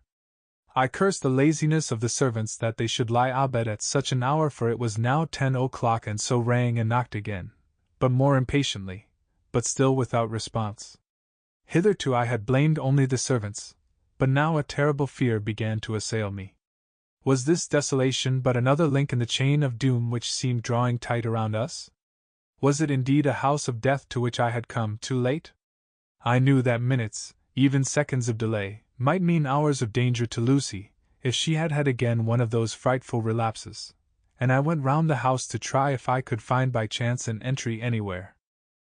I could find no means of ingress. Every window and door was fastened and locked, and I returned baffled to the porch. As I did so, I heard the rapid pit-pat of a swiftly driven horse's feet.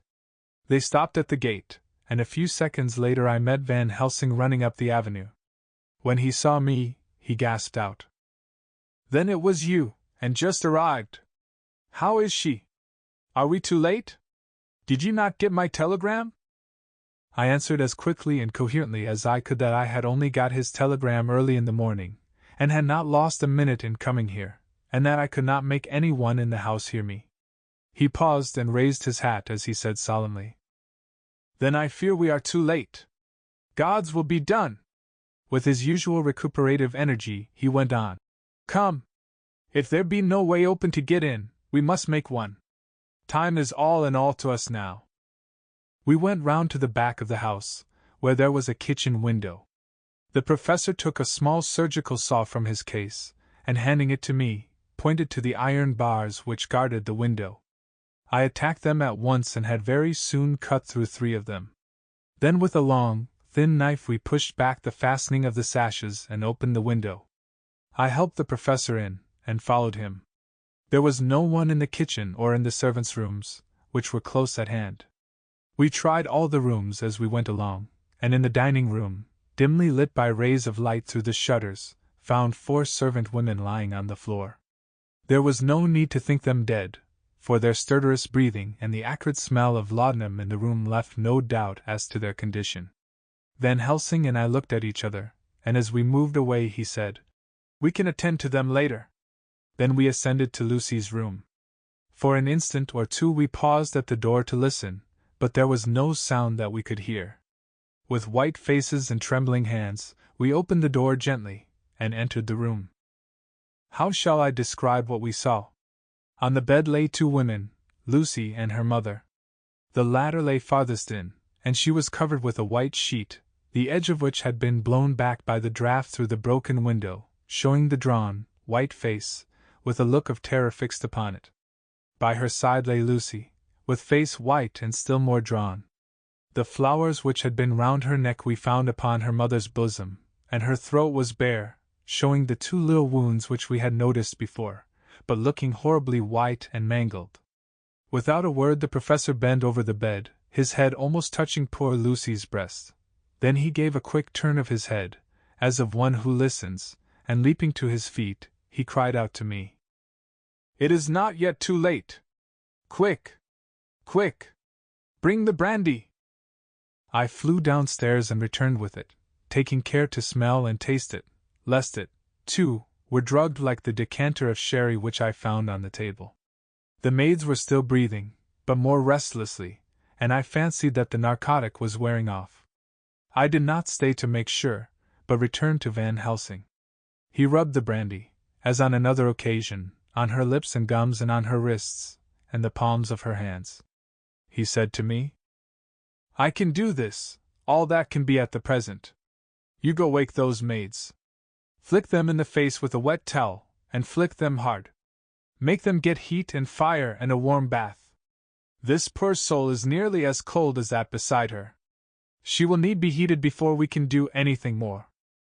I went at once, and found little difficulty in waking 3 of the women. The 4th was only a young girl, and the drug had evidently affected her more strongly, so I lifted her on the sofa and let her sleep. The others were dazed at first, but as remembrance came back to them they cried and sobbed in a hysterical manner. I was stern with them, however, and would not let them talk. I told them that one life was bad enough to lose, and that if they delayed they would sacrifice Miss Lucy. So, sobbing and crying, they went about their way, half clad as they were, and prepared fire and water. Fortunately, the kitchen and boiler fires were still alive, and there was no lack of hot water. We got a bath and carried Lucy out as she was and placed her in it. Whilst we were busy chafing her limbs there was a knock at the hall door. One of the maids ran off, hurried on some more clothes, and opened it. Then she returned and whispered to us that there was a gentleman who had come with a message from Mr. Holmwood. I bade her simply tell him that he must wait, for we could see no one now. She went away with the message, and engrossed with our work, I clean forgot all about him. I never saw in all my experience the professor work in such deadly earnest. I knew as he knew that it was a stand-up fight with death, and in a pause told him so. He answered me in a way that I did not understand, but with the sternest look that his face could wear. If that were all, I would stop here where we are now, and let her fade away into peace, for I see no light in life over her horizon. He went on with his work with, if possible, renewed and more frenzied vigor. Presently we both began to be conscious that the heat was beginning to be of some effect. Lucy's heart beat a trifle more audibly to the stethoscope, and her lungs had a perceptible movement. Van Helsing's face almost beamed, and as we lifted her from the bath and rolled her in a hot sheet to dry her he said to me, "The first gain is ours. Check to the king!" We took Lucy into another room, which had by now been prepared, and laid her in bed and forced a few drops of brandy down her throat. I noticed that Van Helsing tied a soft silk handkerchief round her throat. She was still unconscious, and was quite as bad as, if not worse than, we had ever seen her. Van Helsing called in one of the women, and told her to stay with her and not to take her eyes off her till we returned, and then beckoned me out of the room. "We must consult as to what is to be done," he said as we descended the stairs. In the hall he opened the dining-room door, and we passed in, he closing the door carefully behind him. The shutters had been opened, but the blinds were already down, with that obedience to the etiquette of death which the British woman of the lower classes always rigidly observes. The room was, therefore, dimly dark. It was, however, light enough for our purposes. Van Helsing's sternness was somewhat relieved by a look of perplexity. He was evidently torturing his mind about something, so I waited for an instant, and he spoke. "What are we to do now? Where are we to turn for help? We must have another transfusion of blood, and that soon, or that poor girl's life won't be worth an hour's purchase. You are exhausted already. I am exhausted too. I fear to trust those women, even if they would have courage to submit. What are we to do for someone who will open his veins for her? What's the matter with me, anyhow?" The voice came from the sofa across the room, and its tones brought relief and joy to my heart, for they were those of Quincy Morris. Van Helsing started angrily at the first sound, but his face softened and a glad look came into his eyes as I cried out, "Quincy Morris!" and rushed towards him with outstretched hands. "What brought you here?" I cried as our hands met. "I guess art is the cause." He handed me a telegram. "Have not heard from Seward for 3 days, and am terribly anxious. Cannot leave. Father still in same condition. Send me word how Lucy is. Do not delay, Holmwood. I think I came just in the nick of time. You know you have only to tell me what to do." Van Helsing strode forward, and took his hand, looking him straight in the eyes as he said, "A brave man's blood is the best thing on this earth when a woman is in trouble. You're a man and no mistake. Well, the devil may work against us for all he's worth, but God sends us men when we want them. Once again we went through that ghastly operation. I have not the heart to go through with the details. Lucy had got a terrible shock and it told on her more than before, for though plenty of blood went into her veins, her body did not respond to the treatment as well as on the other occasions. Her struggle back into life was something frightful to see and hear. However, the action of both heart and lungs improved, and Van Helsing made a subcutaneous injection of morphia, as before, and with good effect. Her faint became a profound slumber. The professor watched whilst I went downstairs with Quincy Morris, and sent one of the maids to pay off one of the camp men who were waiting. I left Quincy lying down after having a glass of wine, and told the cook to get ready a good breakfast. Then a thought struck me, and I went back to the room where Lucy now was. When I came softly in, I found Van Helsing with a sheet or two of note paper in his hand. He had evidently read it, and was thinking it over as he sat with his hand to his brow. There was a look of grim satisfaction in his face, as of one who has had a doubt solved. He handed me the paper, saying only, "It dropped from Lucy's breast when we carried her to the bath." When I had read it, I stood looking at the professor, and after a pause asked him, "In God's name, what does it all mean? Was she, or is she, mad, or what sort of horrible danger is it?" I was so bewildered that I did not know what to say more.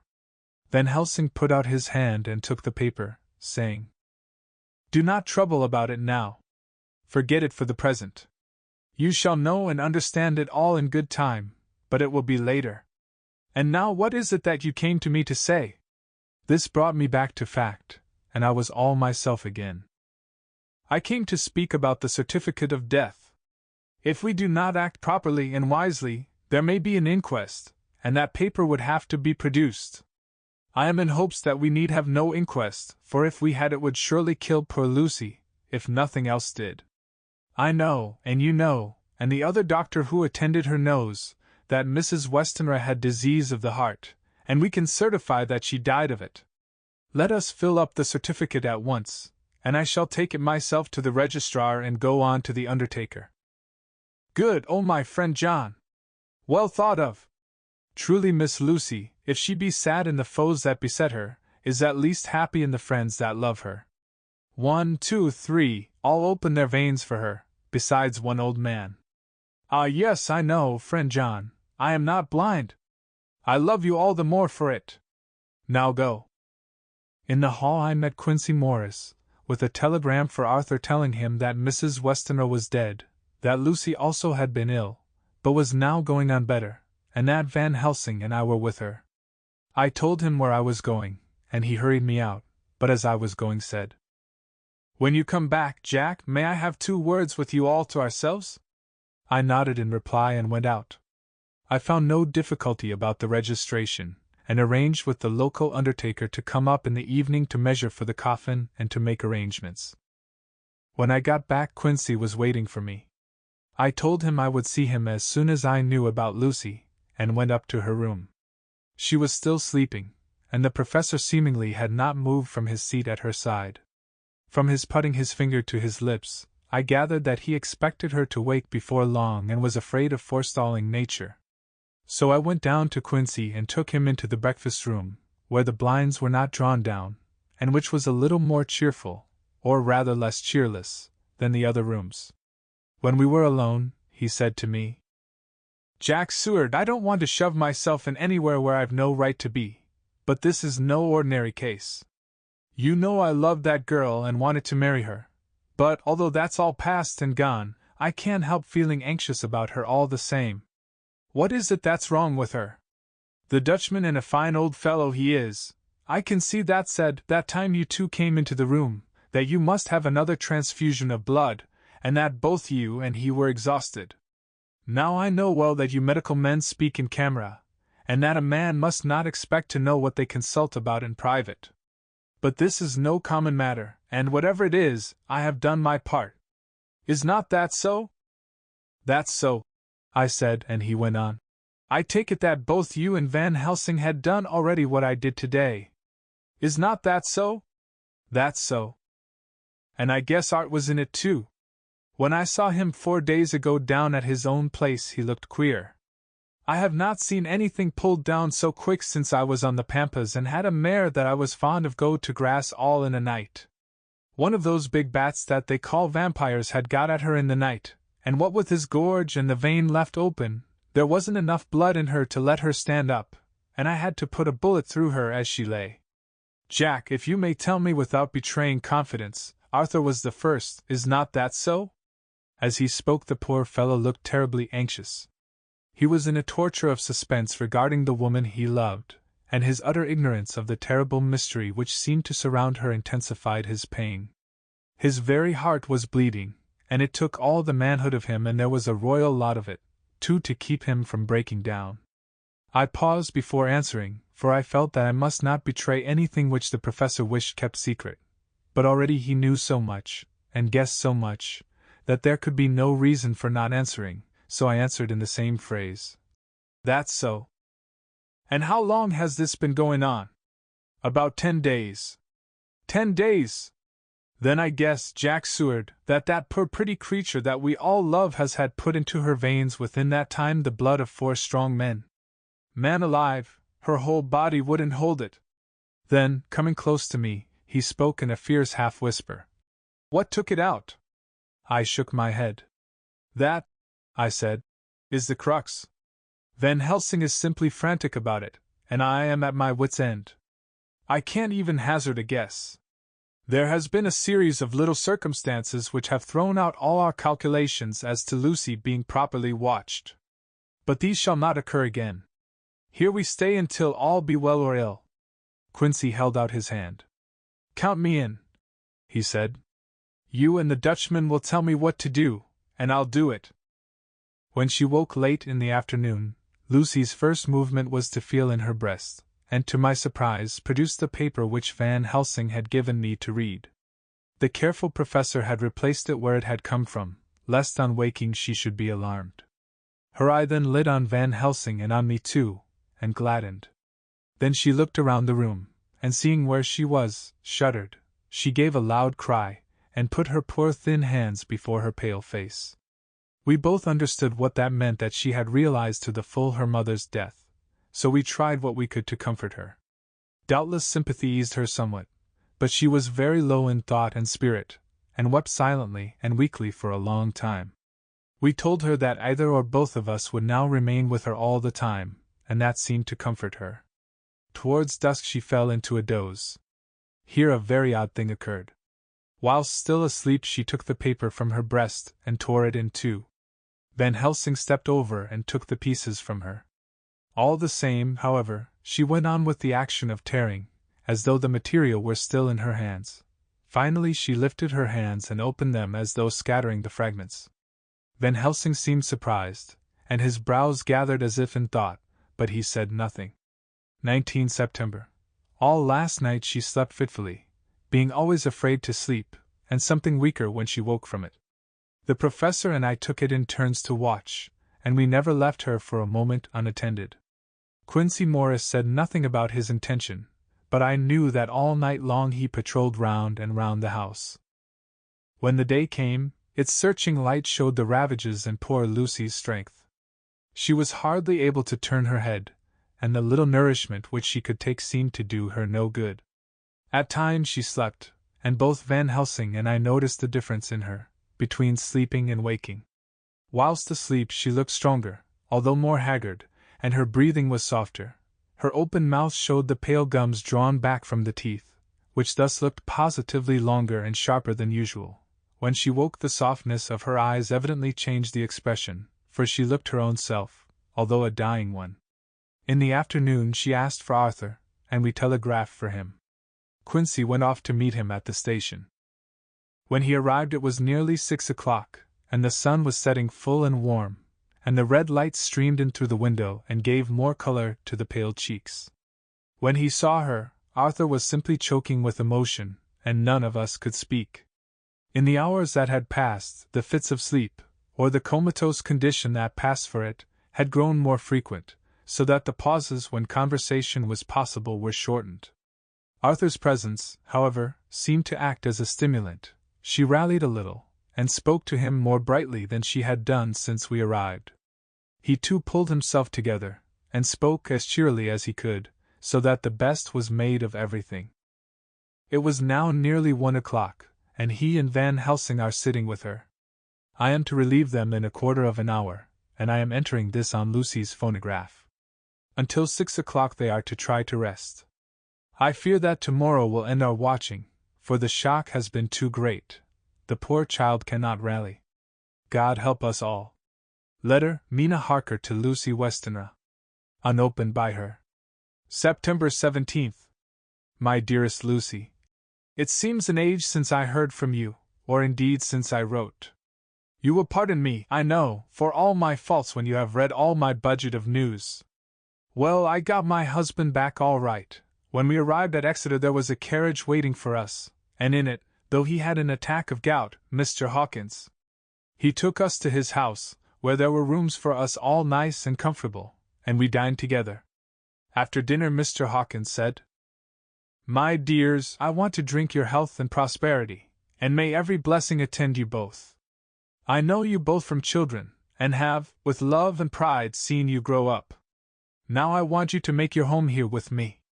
I have left to me either chick nor child, all are gone, and in my will I have left you everything. I cried, Lucy dear, as Jonathan and the old man clasped hands. Our evening was a very, very happy one.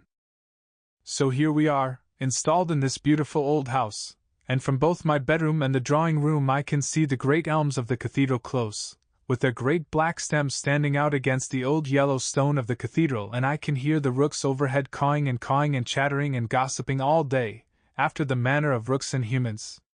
I am busy, I need not tell you, arranging things and housekeeping. Jonathan and Mr. Hawkins are busy all day, for, now that Jonathan is a partner, Mr. Hawkins wants to tell him all about the clients. How is your dear mother getting on? I wish I could run up to town for a day or two to see you, dear, but I dare not go yet, with so much on my shoulders, and Jonathan wants looking after still. He is beginning to put some flesh on his bones again, but he was terribly weakened by the long illness.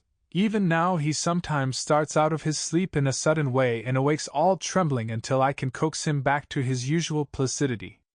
However, thank God, these occasions grow less frequent as the days go on, and they will in time pass away altogether, I trust.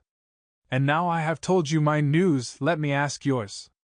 When are you to be married, and where, and who is to perform the ceremony, and what are you to wear, and is it to be a public or a private wedding? Tell me all about it, dear, tell me all about everything, for there is nothing which interests you which will not be dear to me. Jonathan asks me to send his respectful duty, but I do not think that is good enough from the junior partner of the important firm Hawkins and Harker, and so, as you love me, and he loves me, and I love you with all the moods and tenses of the verb, I send you simply his love instead. Goodbye, my dearest Lucy, and all blessings on you. Yours, Mina Harker. Report from Patrick Hennessy M.D. M.R. C.S.L.K. Q.C. P.I. etc. to John Seward M.D. September 20th. My dear Sir, in accordance with your wishes, I enclose report of the conditions of everything left in my charge. With regard to patient Renfield, there is more to say. He has had another outbreak, which might have had a dreadful ending, but which, as it fortunately happened, was unattended with any unhappy results. This afternoon a carrier's cart with 2 men made a call at the empty house whose grounds abut on ours, the house to which, you will remember, the patient twice ran away. The men stopped at our gate to ask the porter their way, as they were strangers. I was myself looking out of the study window, having a smoke after dinner, and saw one of them come up to the house. As he passed the window of Renfield's room, the patient began to rate him from within, and called him all the foul names he could lay his tongue to. The man, who seemed a decent fellow enough, contented himself by telling him to shut up for a foul-mouthed beggar. Whereon our man accused him of robbing him, and wanting to murder him, and said that he would hinder him if he were to swing for it. I opened the window and signed to the man not to notice, so he contented himself after looking the place over and making up his mind as to what kind of a place he had got to by saying, Lord bless you, sir, I wouldn't mind what was said to me in a bloomin' madhouse. I pity ye and the governor for havin' to live in the house with a wild beast like that. Then he asked his way civilly enough, and I told him where the gate of the empty house was. He went away, followed by threats and curses and revilings from our man. I went down to see if I could make out any cause for his anger, since he is usually such a well-behaved man, and except his violent fits nothing of the kind had ever occurred. I found him, to my astonishment, quite composed and most genial in his manner. I tried to get him to talk of the incident, but he blandly asked me questions as to what I meant, and led me to believe that he was completely oblivious of the affair. It was, I am sorry to say, however, only another instance of his cunning, for within half an hour I heard of him again. This time he had broken out through the window of his room, and was running down the avenue. I called to the attendants to follow me, and ran after him, for I feared he was intent on some mischief. My fear was justified when I saw the same cart which had passed before coming down the road, having on it some great wooden boxes. The men were wiping their foreheads, and were flushed in the face, as if with violent exercise.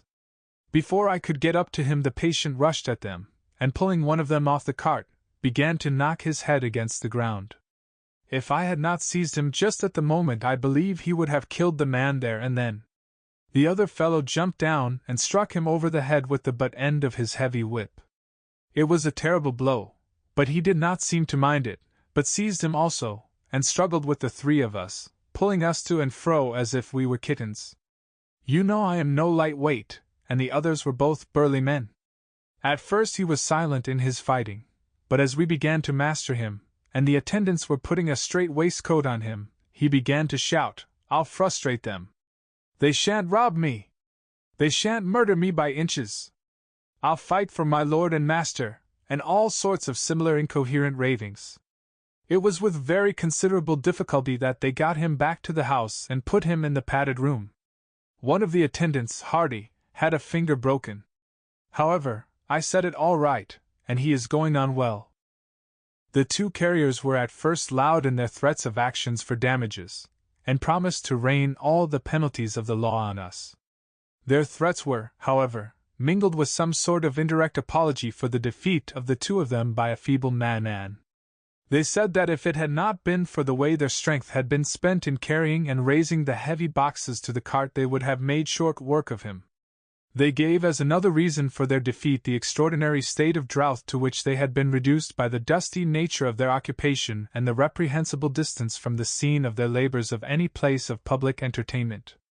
I quite understood their drift, and after a stiff glass of grog, or rather more of the same, and with each a sovereign in hand, they made light of the attack, and swore that they would encounter a worse man than any day for the pleasure of meeting so bloomin' good a bloke as your correspondent. I took their names and addresses, in case they might be needed. They are as follows: Jack Smollett, of Dudding's Rents, King George's Road, Great Walworth, and Thomas Snelling, Peter Farley's Row, Guide Court, Bethnal Green. They are both in the employment of Harris & Sons, Moving and Shipment Company, Orange Masters Yard, Soho. I shall report to you any matter of interest occurring here, and shall wire you at once if there is anything of importance. Believe me, dear sir, yours faithfully, Patrick Hennessy. Letter, Mina Harker to Lucy Westenra. Unopened by her. September 18th. My dearest Lucy, such a sad blow has befallen us. Mr. Hawkins has died very suddenly. Some may not think it so sad for us, but we had both come to so love him that it really seems as though we had lost a father. I never knew either father or mother, so that the dear old man's death is a real blow to me. Jonathan is greatly distressed. It is not only that he feels sorrow, deep sorrow, for the dear, good man who has befriended him all his life, and now at the end has treated him like his own son and left him a fortune which to people of our modest bringing up is wealth beyond the dream of avarice, but Jonathan feels it on another account. He says the amount of responsibility which it puts upon him makes him nervous. He begins to doubt himself.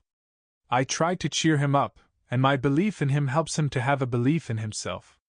But it is here that the grave shock that he experienced tells upon him the most. Oh, it is too hard that a sweet, simple, noble, strong nature such as his a nature which enabled him by our dear, good friend's aid to rise from clerk to master in a few years should be so injured that the very essence of its strength is gone. Forgive me, dear, if I worry you with my troubles in the midst of your own happiness.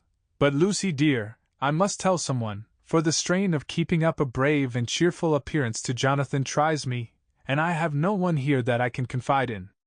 I dread coming up to London, as we must do the day after tomorrow, for poor Mr. Hawkins left in his will that he was to be buried in the grave with his father. As there are no relations at all, Jonathan will have to be chief mourner. I shall try to run over to see you, dearest, if only for a few minutes. Forgive me for troubling you. With all blessings. Your loving Mina Harker. Dr. Seward's Diary. 20 September. Only resolution and habit can let me make an entry tonight. I am too miserable, too low-spirited, too sick of the world and all in it, including life itself, that I would not care if I heard this moment the flapping of the wings of the angel of death. And he has been flapping those grim wings to some purpose of late Lucy's mother and Arthur's father, and now. Let me get on with my work. I duly relieved Van Helsing in his watch over Lucy. We wanted Arthur to go to rest also, but he refused at first. It was only when I told him that we should want him to help us during the day, and that we must not all break down for want of rest, lest Lucy should suffer, that he agreed to go. Van Helsing was very kind to him. "Come, my child," he said. "Come with me. You are sick and weak, and have had much sorrow and much mental pain, as well as that tax on your strength that we know of. You must not be alone, for to be alone is to be full of fears and alarms. Come to the drawing-room, where there is a big fire, and there are 2 sofas. You shall lie on one, and I on the other, and our sympathy will be comfort to each other, even though we do not speak, and even if we sleep." Arthur went off with him, casting back a longing look on Lucy's face, which lay in her pillow, almost whiter than the lawn. She lay quite still, and I looked round the room to see that all was as it should be.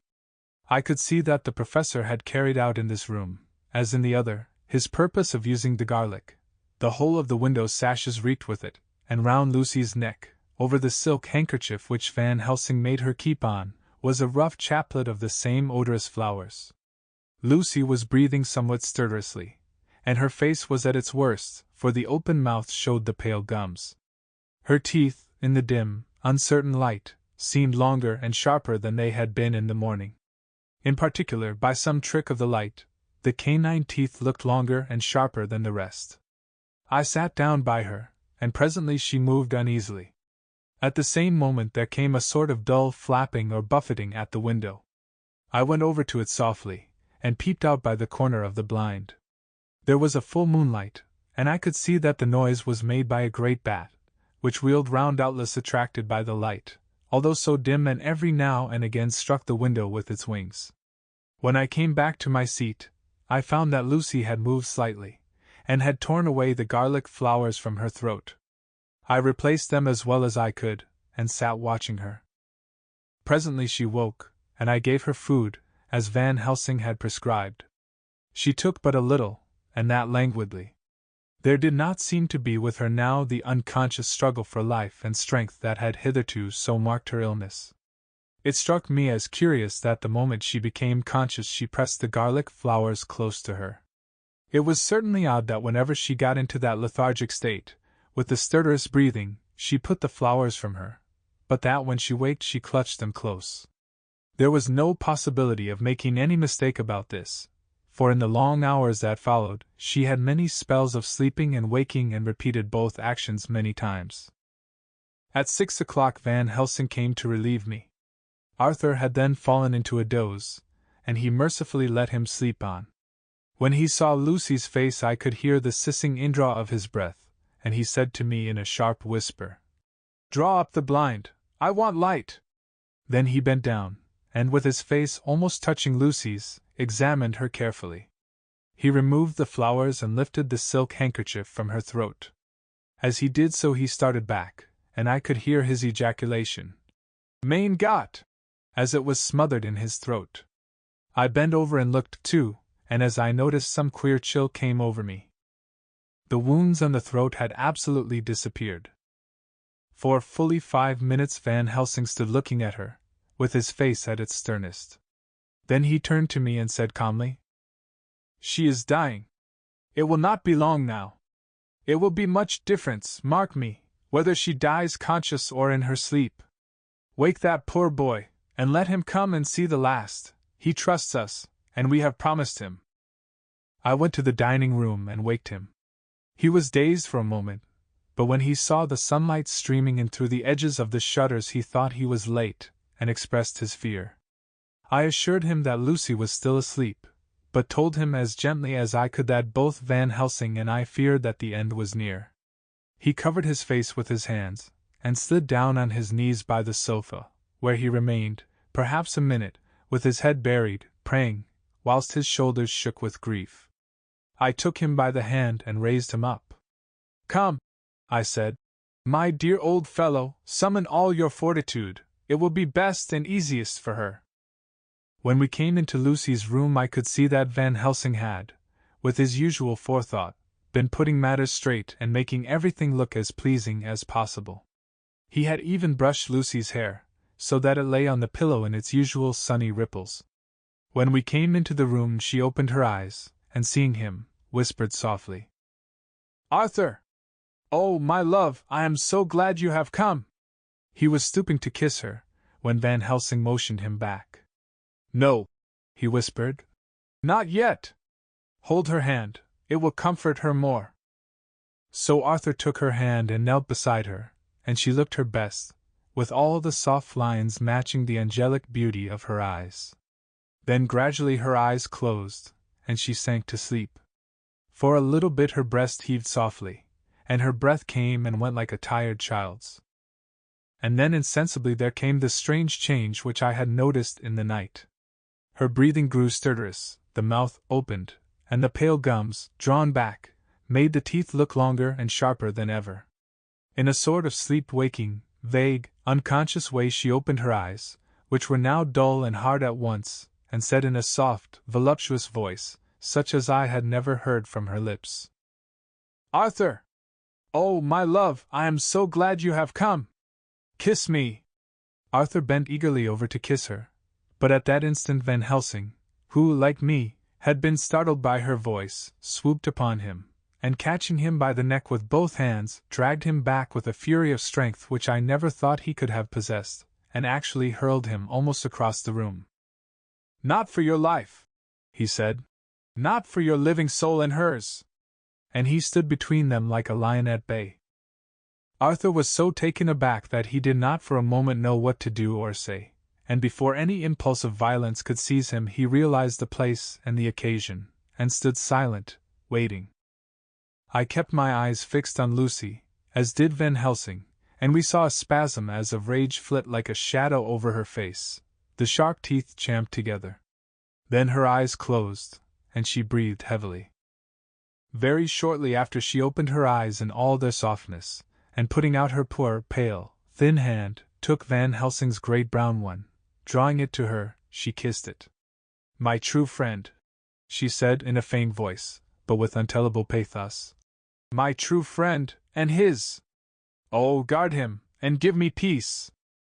"I swear it," he said solemnly, kneeling beside her and holding up his hand, as one who registers an oath.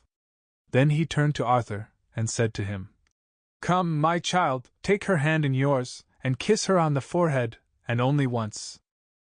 Their eyes met instead of their lips, and so they parted.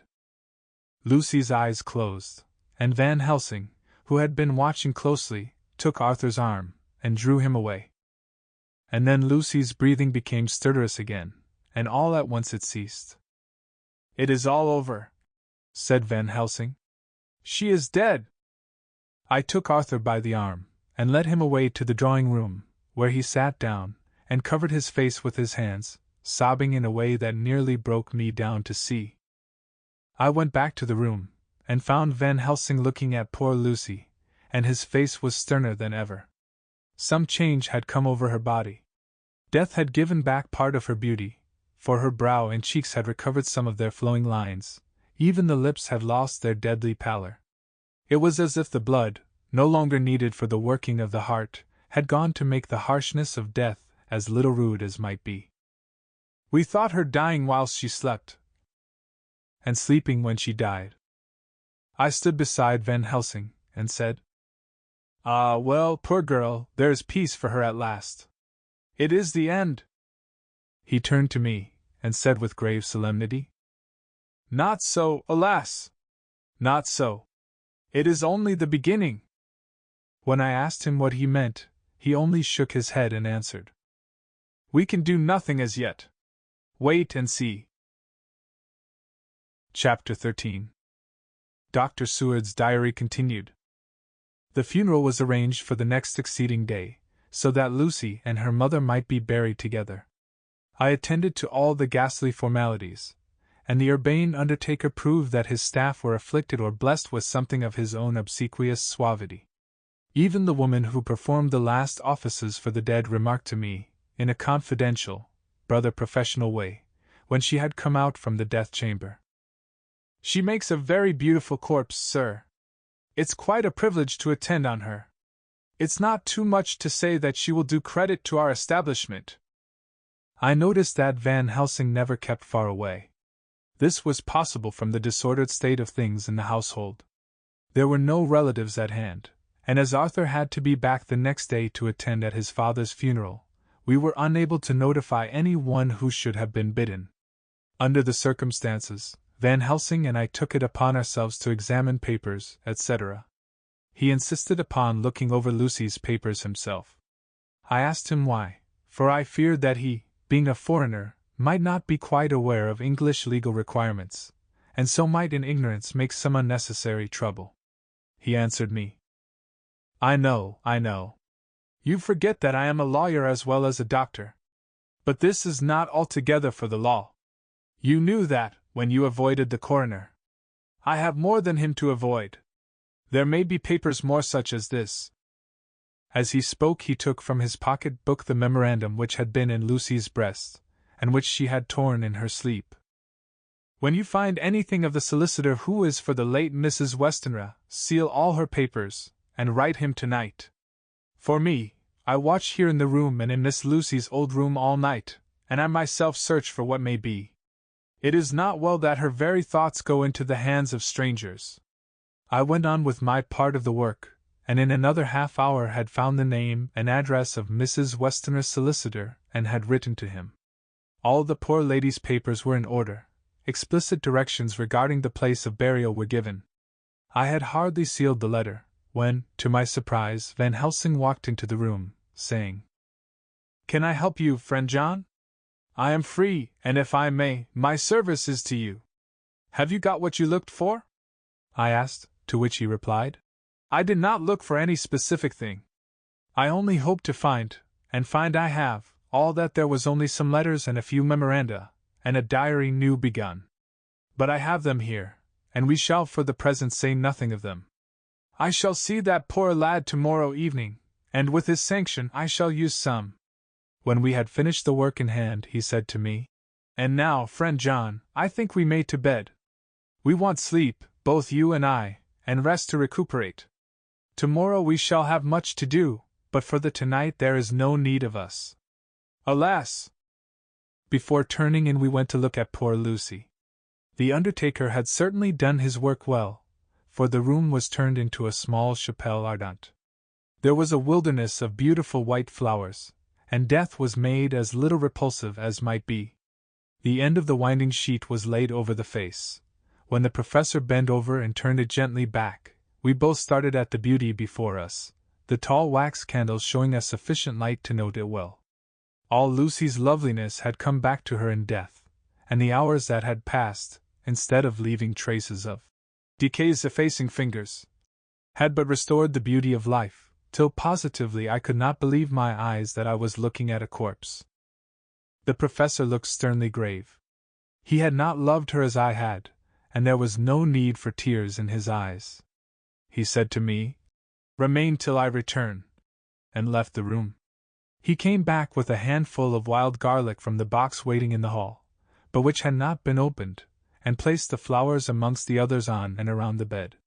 Then he took from his neck, inside his collar, a little gold crucifix, and placed it over the mouth. He restored the sheet to its place, and we came away. I was undressing in my own room, when, with a premonitory tap at the door, he entered, and at once began to speak. "Tomorrow I want you to bring me, before night, a set of post-mortem knives." "Must we make an autopsy?" I asked. "Yes and no. I want to operate, but not as you think. Let me tell you now, but not a word to another. I want to cut off her head and take out her heart." "Ah! You a surgeon, and so shocked? You, whom I have seen with no tremble of hand or heart, do operations of life and death that make the rest shudder. Oh, but I must not forget, my dear friend John, that you loved her, and I have not forgotten it, for it is I that shall operate, and you must only help. I would like to do it tonight, but for Arthur I must not. He will be free after his father's funeral tomorrow, and he will want to see her to see it. Then, when she is coffined ready for the next day, you and I shall come when all sleep.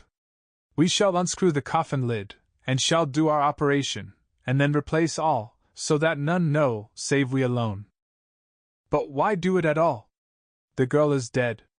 Why mutilate her poor body without need? And if there is no necessity for a post-mortem and nothing to gain by it, no good to her, to us, to science, to human knowledge, why do it? Without such it is monstrous." For answer he put his hand on my shoulder, and said, with infinite tenderness, "Friend John, I pity your poor bleeding heart, and I love you the more because it does so bleed. If I could, I would take on myself the burden that you do bear. But there are things that you know not, but that you shall know, and bless me for knowing, though they are not pleasant things. John, my child, you have been my friend now many years, and yet did you ever know me to do any without good cause? I may err, I am but man, but I believe in all I do. Was it not for these causes that you sent for me when the great trouble came? Yes. Were you not amazed, nay horrified, when I would not let Arthur kiss his love though she was dying and snatched him away by all my strength? Yes. And yet you saw how she thanked me, with her so beautiful dying eyes, her voice too so weak, and she kissed my rough old hand and blessed me? Yes. And did you not hear me swear promise to her, that so she closed her eyes grateful? Yes. Well, I have good reason now for all I want to do. You have for many years trust me, you have believed me weeks past, when there be things so strange that you might have well doubt. Believe me yet a little, friend John. If you trust me not, then I must tell what I think, and that is not perhaps well. And if I work as work I shall, no matter trust or no trust without my friend trust in me, I work with heavy heart and feel, oh, so lonely when I want all help and courage that may be. He paused a moment, and went on solemnly. Friend John, there are strange and terrible days before us. Let us not be two, but one, that so we work to a good end. Will you not have faith in me? I took his hand, and promised him. I held my door open as he went away, and watched him go into his room and close the door. As I stood without moving, I saw one of the maids pass silently along the passage. She had her back towards me, so did not see me, and go into the room where Lucy lay. The sight touched me. Devotion is so rare, and we are so grateful to those who show it unasked to those we love. Here was a poor girl putting aside the terrors which she naturally had of death to go watch alone by the bier of the mistress whom she loved, so that the poor clay might not be lonely till laid to eternal rest. I must have slept long and soundly, for it was broad daylight when Van Helsing waked me by coming into my room. He came over to my bedside and said, "You need not trouble about the knives. We shall not do it." "Why not?" I asked. For his solemnity of the night before had greatly impressed me. "Because," he said sternly, "it is too late or too early. See!" Here he held up the little golden crucifix. "This was stolen in the night." "How stolen?" I asked in wonder. "Since you have it now?" "Because I get it back from the worthless wretch who stole it, from the woman who robbed the dead and the living. Her punishment will surely come, but not through me, She knew not altogether what she did, and thus unknowing, she only stole. Now we must wait. He went away on the word, leaving me with a new mystery to think of, a new puzzle to grapple with. The forenoon was a dreary time, but at noon the solicitor came, Mr. Marquand, of Holman, Sons, Marquand and Lidderdale.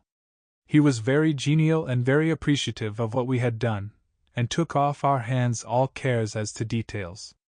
During lunch he told us that Mrs. Westenra had for some time expected sudden death from her heart, and had put her affairs in absolute order. He informed us that, with the exception of a certain entailed property of Lucy's father's which now, in default of direct issue, went back to a distant branch of the family, the whole estate, real and personal, was left absolutely to Arthur Holmwood. When he had told us so much he went on. Frankly, we did our best to prevent such a testamentary disposition, and pointed out certain contingencies that might leave her daughter either penniless or not so free as she should be to act regarding a matrimonial alliance. Indeed, we pressed the matter so far that we almost came into collision, for she asked us if we were or were not prepared to carry out her wishes. Of course, we had then no alternative but to accept. We were right in principle, and 99 times out of 100 we should have proved, by the logic of events, the accuracy of our judgment. Frankly, however, I must admit that in this case any other form of disposition would have rendered impossible the carrying out of her wishes. For by her predeceasing her daughter the latter would have come into possession of the property, and even had she only survived her mother by 5 minutes, her property would, in case there were no will, and a will was a practical impossibility in such a case, have been treated at her decease as under intestacy. In which case Lord Godalming, though so dear a friend, would have had no claim in the world, and the inheritors, being remote, would not be likely to abandon their just rights, for sentimental reasons regarding an entire stranger. I assure you, my dear sirs, I am rejoiced at the result, perfectly rejoiced. He was a good fellow, but his rejoicing at the one little part in which he was officially interested of so great a tragedy, was an object lesson in the limitations of sympathetic understanding. He did not remain long, but said he would look in later in the day and see Lord Godalming. His coming, however, had been a certain comfort to us, since it assured us that we should not have to dread hostile criticism as to any of our acts. Arthur was expected at 5 o'clock, so a little before that time we visited the death chamber. It was so in very truth, for now both mother and daughter lay in it. The undertaker, true to his craft, had made the best display he could of his goods, and there was a mortuary air about the place that lowered our spirits at once. Van Helsing ordered the former arrangement to be adhered to, explaining that, as Lord Godalming was coming very soon, it would be less harrowing to his feelings to see all that was left of his fiancée quite alone. The undertaker seemed shocked at his own stupidity, and exerted himself to restore things to the condition in which we left them the night before, so that when Arthur came such shocks to his feelings as we could avoid were saved. Poor fellow! He looked desperately sad and broken. Even his stalwart manhood seemed to have shrunk somewhat under the strain of his much-tried emotions. He had, I knew, been very genuinely and devotedly attached to his father, and to lose him, and at such a time, was a bitter blow to him. With me he was warm as ever, and to Van Helsing he was sweetly courteous, but I could not help seeing that there was some constraint with him. The professor noticed it, too, and motioned me to bring him upstairs. I did so, and left him at the door of the room, as I felt he would like to be quite alone with her, but he took my arm and led me in, saying huskily, "You loved her too, old fellow, she told me all about it, and there was no friend had a closer place in her heart than you. I don't know how to thank you for all you have done for her. I can't think yet." Here he suddenly broke down, and threw his arms round my shoulders and laid his head on my breast, crying, "Oh, Jack! Jack! What shall I do? The whole of life seems gone from me all at once, and there is nothing in the wide world for me to live for." I comforted him as well as I could. In such cases men do not need much expression. A grip of the hand, the tightening of an arm over the shoulder, a sob in unison, are expressions of sympathy dear to a man's heart. I stood still and silent till his sobs died away, and then I said softly to him, "Come and look at her." Together we moved over to the bed, and I lifted the lawn from her face. God! How beautiful she was! Every hour seemed to be enhancing her loveliness. It frightened and amazed me somewhat, and as for Arthur, he fell a trembling, and finally was shaken with doubt as with an ague.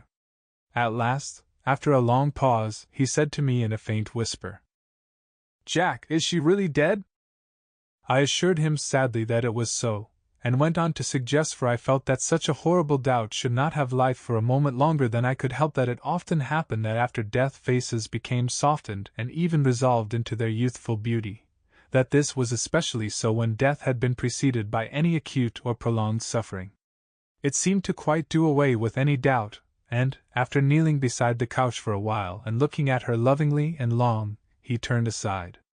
I told him that that must be good-bye, as the coffin had to be prepared, so he went back and took her dead hand in his and kissed it, and bent over and kissed her forehead.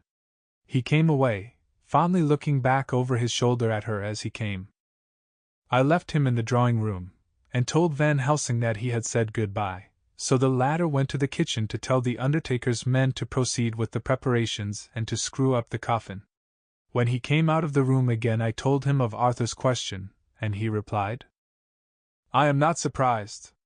Just now I doubted for a moment myself."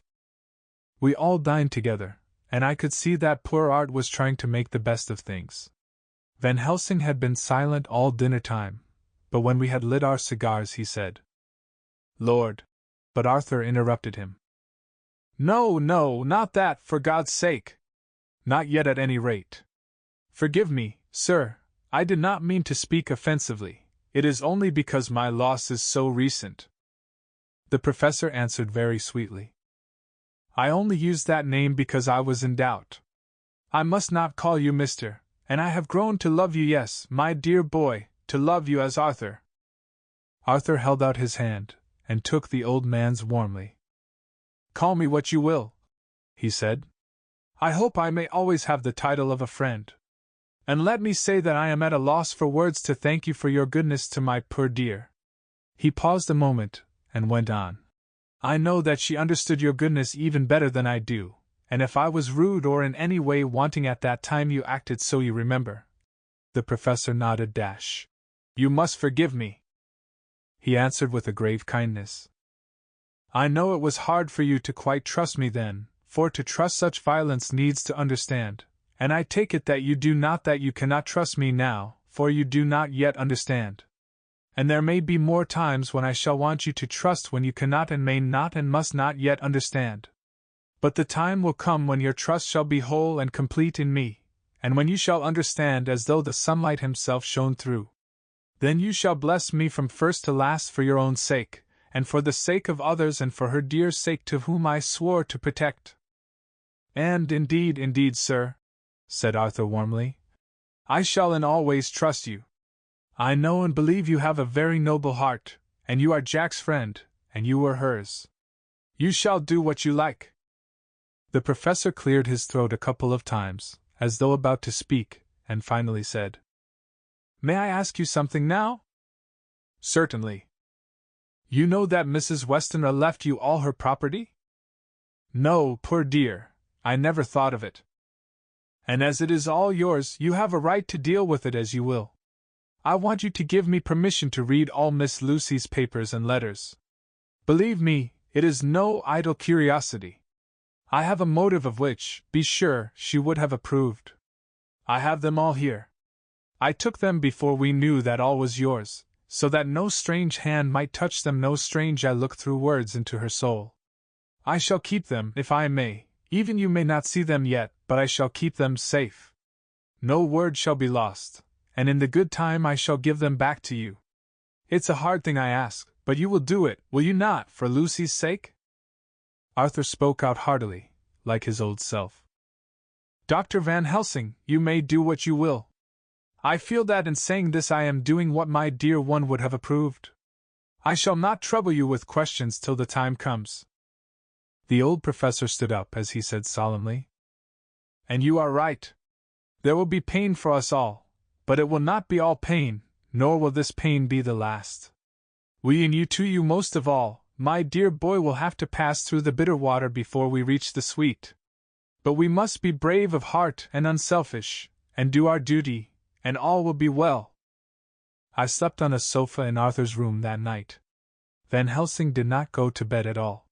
He went to and fro, as if patrolling the house, and was never out of sight of the room where Lucy lay in her coffin, strewn with the wild garlic flowers, which sent, through the odor of lily and rose, a heavy, overpowering smell into the night. Mina Harker's Journal. 22 September. In the train to Exeter. Jonathan sleeping. It seems only yesterday that the last entry was made, and yet how much between then, in Whitby and all the world before me, Jonathan away and no news of him, and now, married to Jonathan, Jonathan a solicitor, a partner, rich, master of his business, Mr. Hawkins dead and buried, and Jonathan with another attack that may harm him. Some day he may ask me about it. Down it all goes. I am rusty in my shorthand. See what unexpected prosperity does for us, so it may be as well to freshen it up again with an exercise anyhow. The service was very simple and very solemn. There were only ourselves and the servants there, one or two old friends of his from Exeter, his London agent, and a gentleman representing Sir John Paxton, the president of the Incorporated Law Society. Jonathan and I stood hand in hand, and we felt that our best and dearest friend was gone from us. We came back to town quietly, taking a bus to Hyde Park Corner. Jonathan thought it would interest me to go into the Row for a while, so we sat down. But there were very few people there, and it was sad-looking and desolate to see so many empty chairs. It made us think of the empty chair at home, so we got up and walked down Piccadilly. Jonathan was holding me by the arm, the way he used to in old days before I went to school. I felt it very improper, for you can't go on for some years teaching etiquette and decorum to other girls without the pedantry of it biting into yourself a bit. But it was Jonathan, and he was my husband, and we didn't know anybody who saw us, and we didn't care if they did. So on we walked. I was looking at a very beautiful girl, in a big cartwheel hat, sitting in a Victoria outside Giuliano's, when I felt Jonathan clutch my arm so tight that he hurt me, and he said under his breath, "My God!" I am always anxious about Jonathan, for I fear that some nervous fit may upset him again, so I turned to him quickly, and asked him what it was that disturbed him.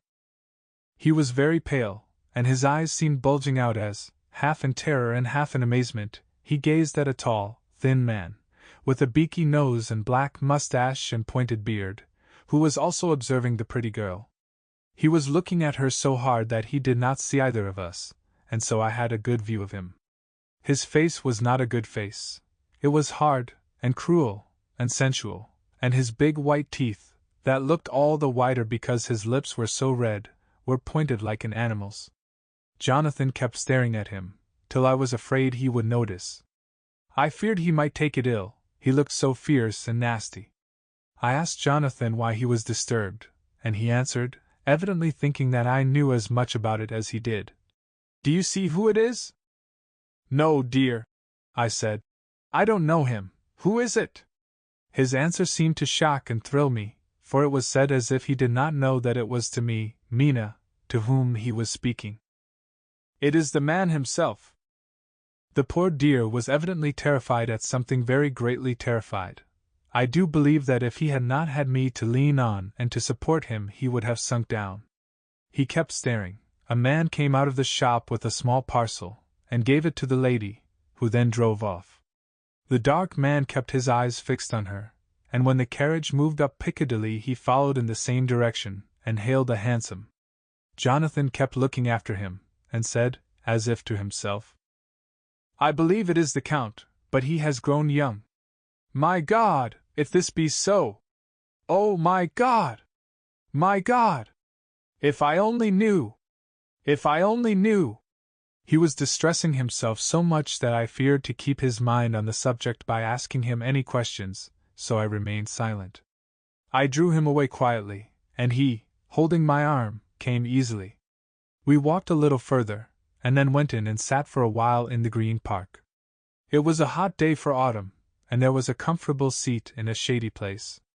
After a few minutes staring at nothing, Jonathan's eyes closed, and he went quietly into a sleep, with his head on my shoulder. I thought it was the best thing for him, so did not disturb him. In about 20 minutes he woke up, and said to me quite cheerfully, "Why, Mina, have I been asleep? Oh, do forgive me for being so rude. Come, and we'll have a cup of tea somewhere." He had evidently forgotten all about the dark stranger, as in his illness he had forgotten all that this episode had reminded him of. I don't like this lapsing into forgetfulness. It may make or continue some injury to the brain. I must not ask him, for fear I shall do more harm than good, but I must somehow learn the facts of his journey abroad. The time has come, I fear, when I must open that parcel, and know what is written. Oh, Jonathan, you will, I know, forgive me if I do wrong, but it is for your own dear sake. Later.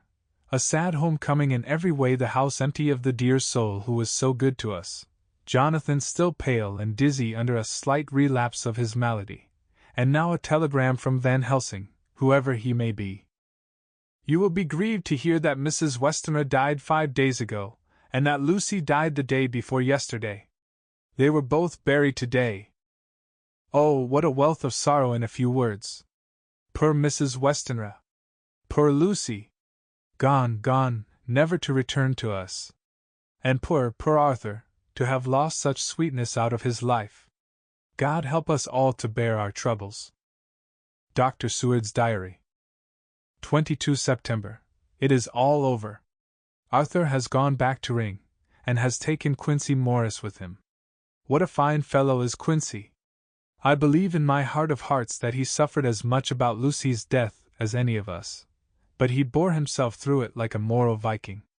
If America can go on breeding men like that, she will be a power in the world indeed. Van Helsing is lying down, having a rest preparatory to his journey. He goes over to Amsterdam tonight, but says he returns tomorrow night, that he only wants to make some arrangements which can only be made personally. He is to stop with me then, if he can. He says he has work to do in London which may take him some time. Poor old fellow! I fear that the strain of the past week has broken down even his iron strength. All the time of the burial he was, I could see, putting some terrible restraint on himself. When it was all over, we were standing beside Arthur, who, poor fellow, was speaking of his part in the operation where his blood had been transfused to his Lucy's veins. I could see Van Helsing's face grow white and purple by turns.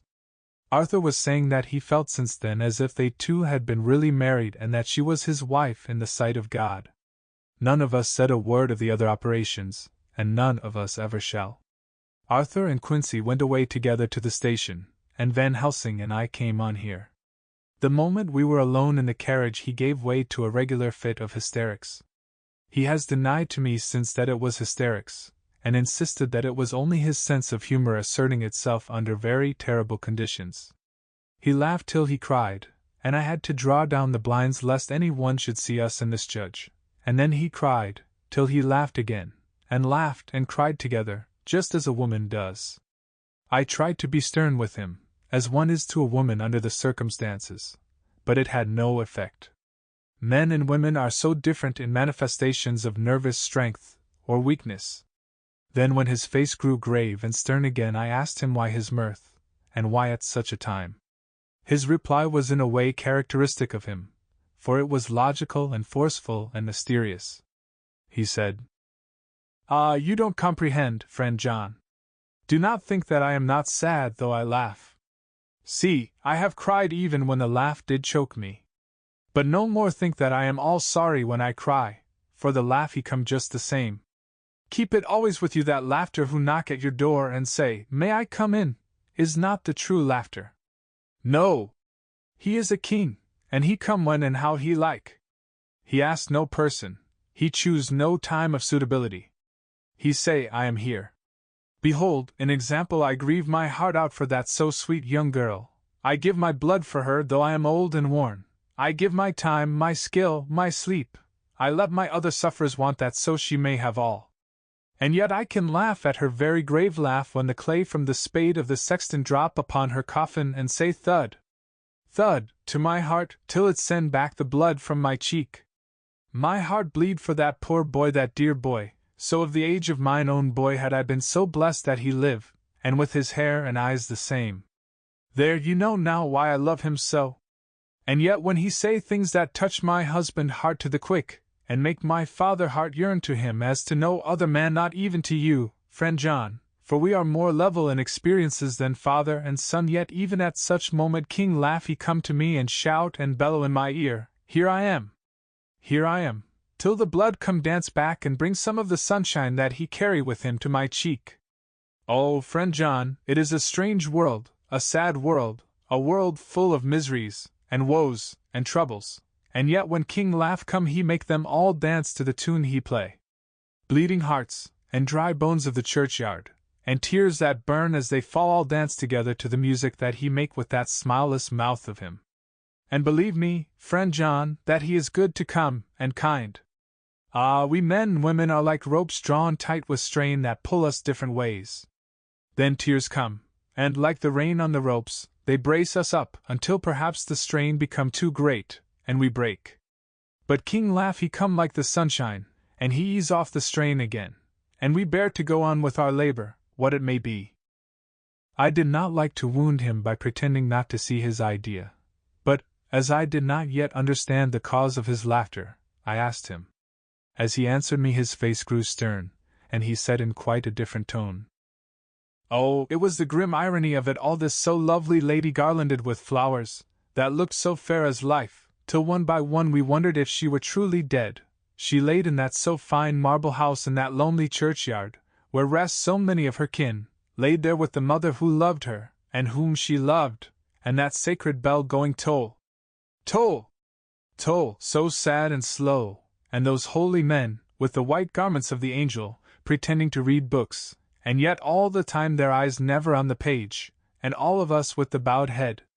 And all for what? She is dead, so. Is it not? Well, for the life of me, Professor, I said, I can't see anything to laugh at in all that. Why, your explanation makes it a harder puzzle than before. But even if the burial service was comic, what about poor Art and his trouble? Why, his heart was simply breaking. Just so. Said he not that the transfusion of his blood to her veins had made her truly his bride? Yes, and it was a sweet and comforting idea for him. Quite so. But there was a difficulty, friend John. If so then what about the others? Ho ho! Then this so sweet maid is a polyandrist, and me, with my poor wife dead to me, but alive by Church's law, though no wits, all gone even I, who am faithful husband to this now no wife, am bigamist. I don't see where the joke comes in there either, I said, and I did not feel particularly pleased with him for saying such things. He laid his hand on my arm, and said, Friend John, forgive me if I pain. I showed not my feeling to others when it would wound, but only to you, my old friend, whom I can trust. If you could have looked into my very heart then when I want to laugh, if you could have done so when the laugh arrived, if you could do so now, when King Laugh have pack up his crown, and all that is to him, for he go far, far away from me, and for a long, long time maybe you would perhaps pity me the most of all. I was touched by the tenderness of his tone, and asked why. Because I know. And now we are all scattered, and for many a long day loneliness will sit over our roofs with brooding wings. Lucy lies in the tomb of her kin, a lordly death house in a lonely churchyard, away from teeming London, where the air is fresh, and the sun rises over Hampstead Hill, and where wild flowers grow of their own accord. So I can finish this diary, and God only knows if I shall ever begin another. If I do, or if I even open this again, it will be to deal with different people and different themes, for here at the end, where the romance of my life is told, ere I go back to take up the thread of my life work, I say sadly and without hope. Finus. The Westminster Gazette, September 25th. A Hampstead Mystery. The neighborhood of Hampstead is just at present exercised with a series of events which seem to run on lines parallel to those of what was known to the writers of headlines as the Kensington Horror, or the Stabbing Woman, or the Woman in Black. During the past 2 or 3 days several cases have occurred of young children straying from home or neglecting to return from their playing on the heath. In all these cases the children were too young to give any properly intelligible account of themselves, but the consensus of their excuses is that they had been with a bloofer lady. It has always been late in the evening when they have been missed, and on 2 occasions the children have not been found until early in the following morning. It is generally supposed in the neighborhood that, as the first child Miss gave as his reason for being away that a bloofer lady had asked him to come for a walk, the others had picked up the phrase and used it as occasion served. This is the more natural as the favorite game of the little ones at present is luring each other away by wiles. A correspondent writes us that to see some of the tiny tots pretending to be the bloofer lady is supremely funny. Some of our caricaturists might, he says, take a lesson in the irony of grotesque by comparing the reality and the picture. It is only in accordance with general principles of human nature that the bloofer lady should be the popular role at these al fresco performances. Our correspondent naively says that even Ellen Terry could not be so winningly attractive as some of these grubby-faced little children pretend and even imagine themselves to be. There is, however, possibly a serious side to the question, for some of the children, indeed all who have been missed at night, have been slightly torn or wounded in the throat. The wound seems such as might be made by a rat or a small dog, and although of not much importance individually, would tend to show that whatever animal inflicts them has a system or method of its own. The police of the division have been instructed to keep a sharp lookout for straying children, especially when very young, in and around Hampstead Heath, and for any stray dog which may be about. The Westminster Gazette, September 25th. Extra Special. The Hampstead Horror. Another child injured. The bloofer lady. We have just received intelligence that another child, missed last night, was only discovered late in the morning under a furze bush at the Shooter's Hill side of Hampstead Heath, which is, perhaps, less frequented than the other parts. It has the same tiny wound in the throat as has been noticed in other cases. It was terribly weak, and looked quite emaciated. It too, when partially restored, had the common story to tell of being lured away by the bloofer lady. Chapter 14. Mina Harker's Journal. 23 September. Jonathan is better after a bad night. I am so glad that he has plenty of work to do, for that keeps his mind off the terrible things, and oh, I am rejoiced that he is not now weighed down with the responsibility of his new position. I knew he would be true to himself, and now how proud I am to see my Jonathan rising to the height of his advancement, and keeping pace in all ways with the duties that come upon him. He will be away all day till late, for he said he could not lunch at home. My household work is done, so I shall take his foreign journal, and lock myself up in my room and read it. 24 September. I hadn't the heart to write last night. That terrible record of Jonathan's upset me so. Poor dear! How he must have suffered, whether it be true or only imagination. I wonder if there is any truth in it at all. Did he get his brain fever, and then write all those terrible things, or had he some cause for it all? I suppose I shall never know, for I dare not open the subject to him. And yet that man we saw yesterday! He seemed quite certain of him. Poor fellow! I suppose it was the funeral upset him, and sent his mind back on some train of thought. He believes it all himself. I remember how on our wedding day he said, "Unless some solemn duty come upon me to go back to the bitter hours, asleep or awake, mad or sane." There seems to be through it all some thread of continuity. That fearful Count was coming to London. If it should be, and he came to London, with his teeming millions, there may be a solemn duty, and if it come we must not shrink from it. I shall be prepared. I shall get my typewriter this very hour and begin transcribing. Then we shall be ready for other eyes if required. And if it be wanted, then, perhaps, if I am ready, poor Jonathan may not be upset, for I can speak for him and never let him be troubled or worried with it at all.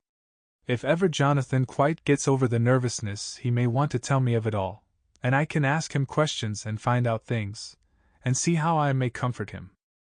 Letter, Van Helsing to Mrs. Harker. September 24th. Confidence. Dear Madam, I pray you to pardon my writing, in that I am so far friend as that I sent to you sad news of Miss Lucy Westenra's death. By the kindness of Lord Godalming, I am empowered to read her letters and papers, for I am deeply concerned about certain matters vitally important. In them I find some letters from you, which show how great friends you were and how you love her.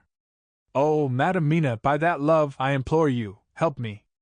It is for others' good that I ask to redress great wrong, and to lift much and terrible troubles that may be more great than you can know. May it be that I see you? You can trust me. I am friend of Dr. John Seward and of Lord Godalming, that was author of Miss Lucy. I must keep it private for the present from all.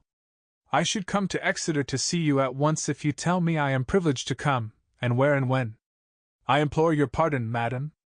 I have read your letters to poor Lucy, and know how good you are and how your husbands suffer, so I pray you, if it may be, enlighten him not, lest it may harm. Again your pardon, and forgive me. Van Helsing. Telegram, Mrs. Harker to Van Helsing. 25 September. Come today by 10:15 train if you can catch it. Can see you any time you call. Wilhelmina Harker. Mina Harker's Journal. 25 September.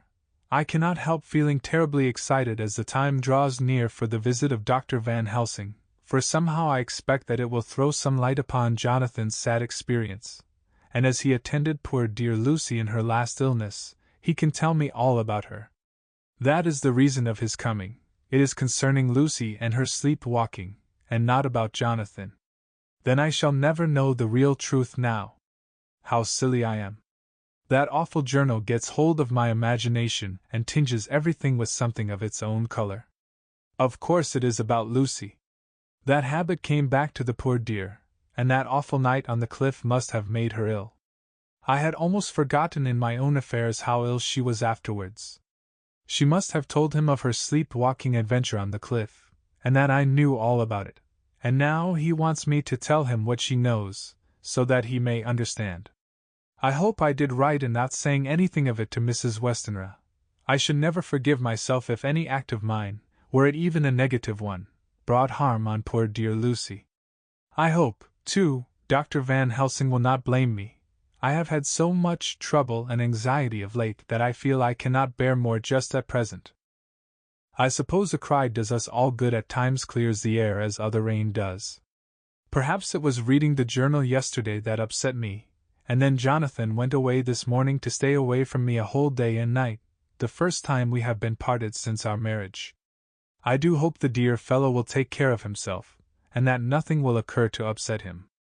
It is 2 o'clock, and the doctor will be here soon now.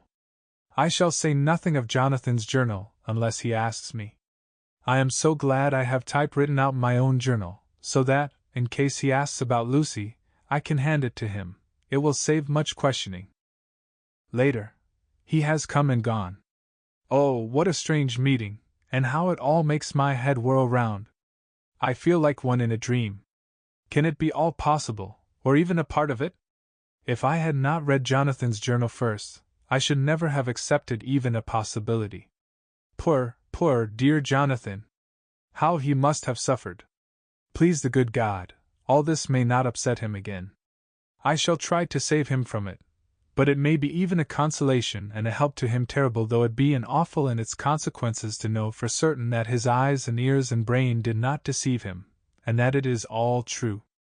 It may be that it is the doubt which haunts him, that when the doubt is removed, no matter which waking or dreaming may prove the truth, he will be more satisfied and better able to bear the shock.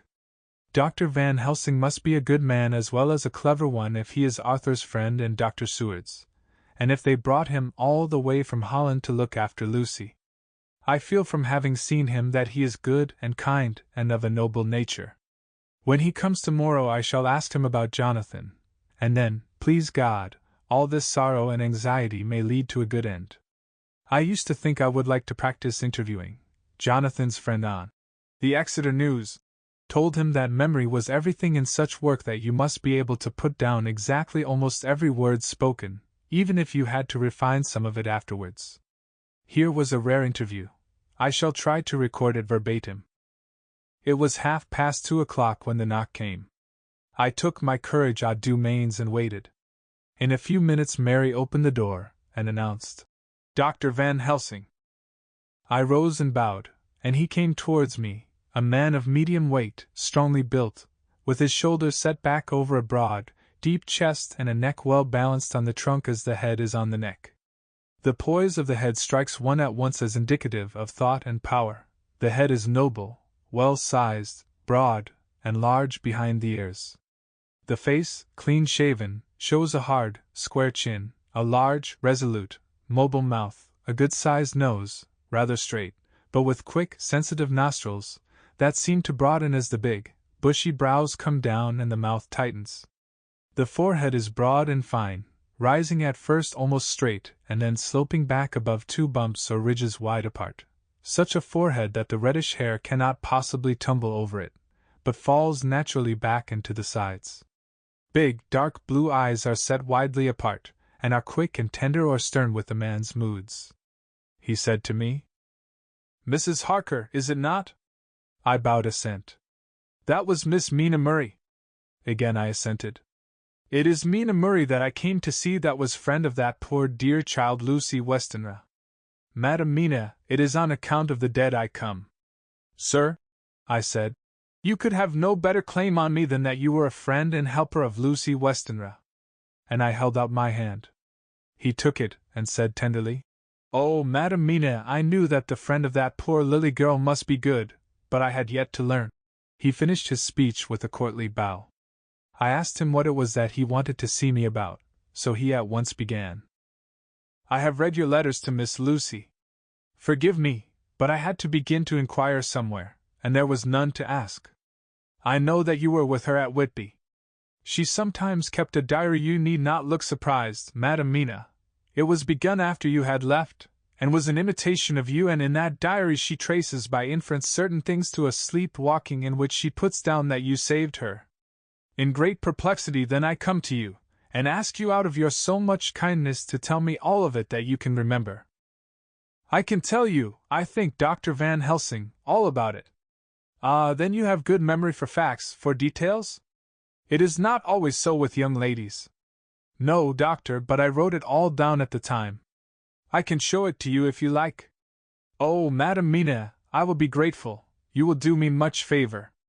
I could not resist the temptation of mystifying him a bit. I suppose it is some of the taste of the original apple that remains still in our mouths, so I handed him the shorthand diary. He took it with a grateful bow, and said, "May I read it?" "If you wish," I answered as demurely as I could. He opened it, and for an instant his face fell. Then he stood up and bowed. "Oh, you so clever woman," he said. "I knew long that Mr. Jonathan was a man of much thankfulness, but see, his wife have all the good things. And will you not so much honor me and so help me as to read it for me? Alas! I know not the shorthand." By this time my little joke was over, and I was almost ashamed, so I took the typewritten copy from my work-basket and handed it to him. "Forgive me," I said. "I could not help it, but I had been thinking that it was of dear Lucy that you wished to ask, and so that you might not have time to wait, not on my account, but because I know your time must be precious, I have written it out on the typewriter for you." He took it, and his eyes glistened. "You are so good," he said. "And may I read it now? I may want to ask you some things when I have read." "By all means," I said.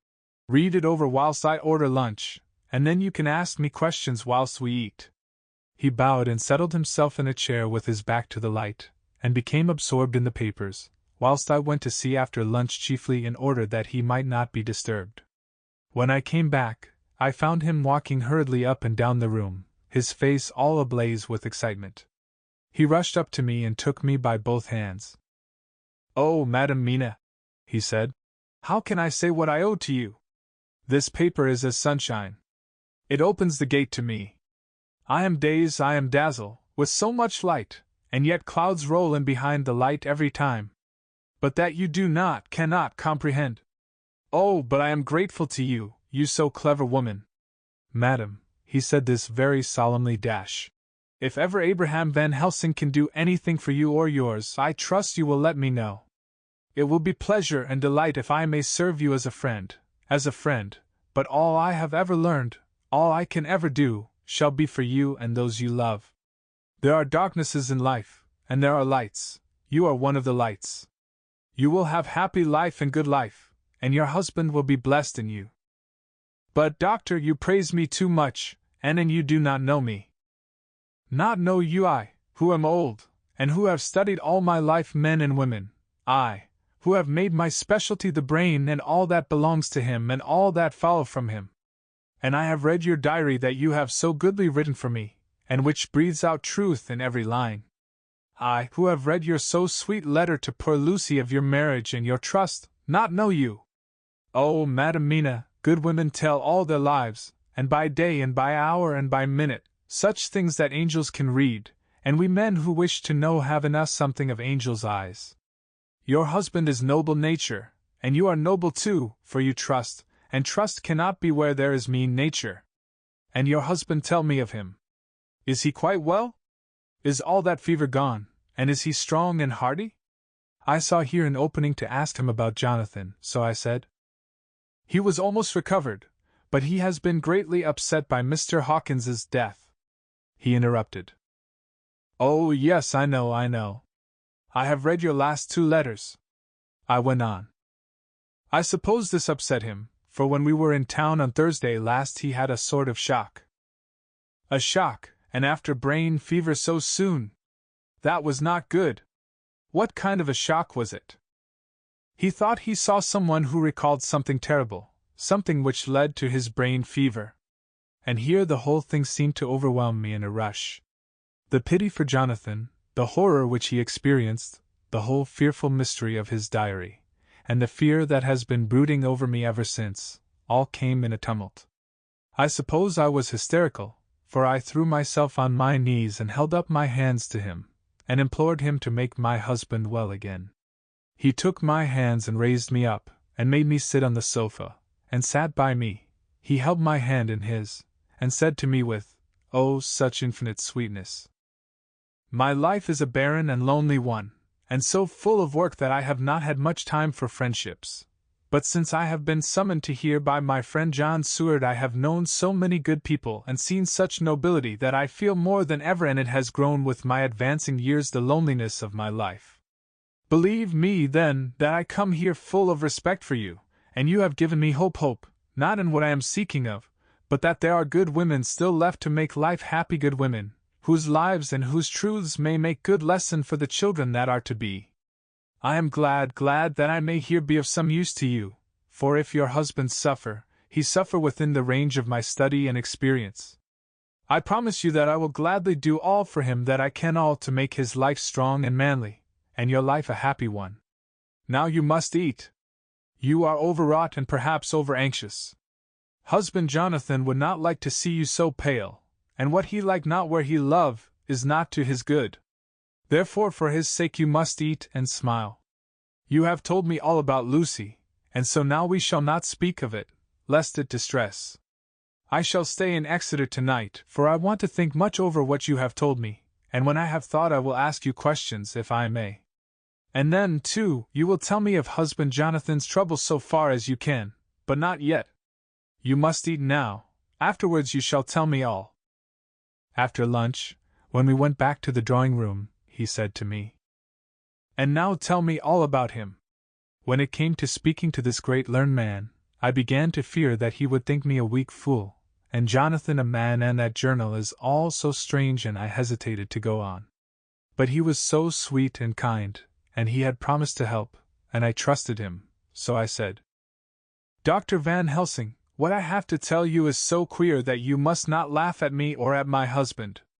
I have been since yesterday in a sort of fever of doubt. You must be kind to me, and not think me foolish that I have even half believed some very strange things. He reassured me by his manner as well as his words when he said, Oh, my dear, if you only know how strange is the matter regarding which I am here, it is you who would laugh. I have learned not to think little of any one's belief, no matter how strange it be. I have tried to keep an open mind, And it is not the ordinary things of life that could close it, but the strange things, the extraordinary things, the things that make one doubt if they be mad or sane. Thank you, 1,000 times. You have taken a weight off my mind. If you will let me, I shall give you a paper to read. It is long, but I have typewritten it out. It will tell you my trouble and Jonathan's. It is the copy of his journal when abroad, and all that happened. I dare not say anything of it. You will read for yourself and judge. And then when I see you, perhaps, you will be very kind and tell me what you think. I promise, he said as I gave him the papers. I shall in the morning, so soon as I can, come to see you and your husband, if I may. Jonathan will be here at 11:30, and you must come to lunch with us and see him then. You could catch the quick 3:34 train, which will leave you at Paddington before 8. He was surprised at my knowledge of the trains offhand, but he does not know that I have made up all the trains to and from Exeter, so that I may help Jonathan in case he is in a hurry. So he took the papers with him, and went away, and I sit here thinking I don't know what. Letter by hand, Van Helsing to Mrs. Harker. September 25th, 6 o'clock. Dear Madam Mina, I have read your husband's so wonderful diary. You may sleep without doubt. Strange and terrible as it is true. I will pledge my life on it.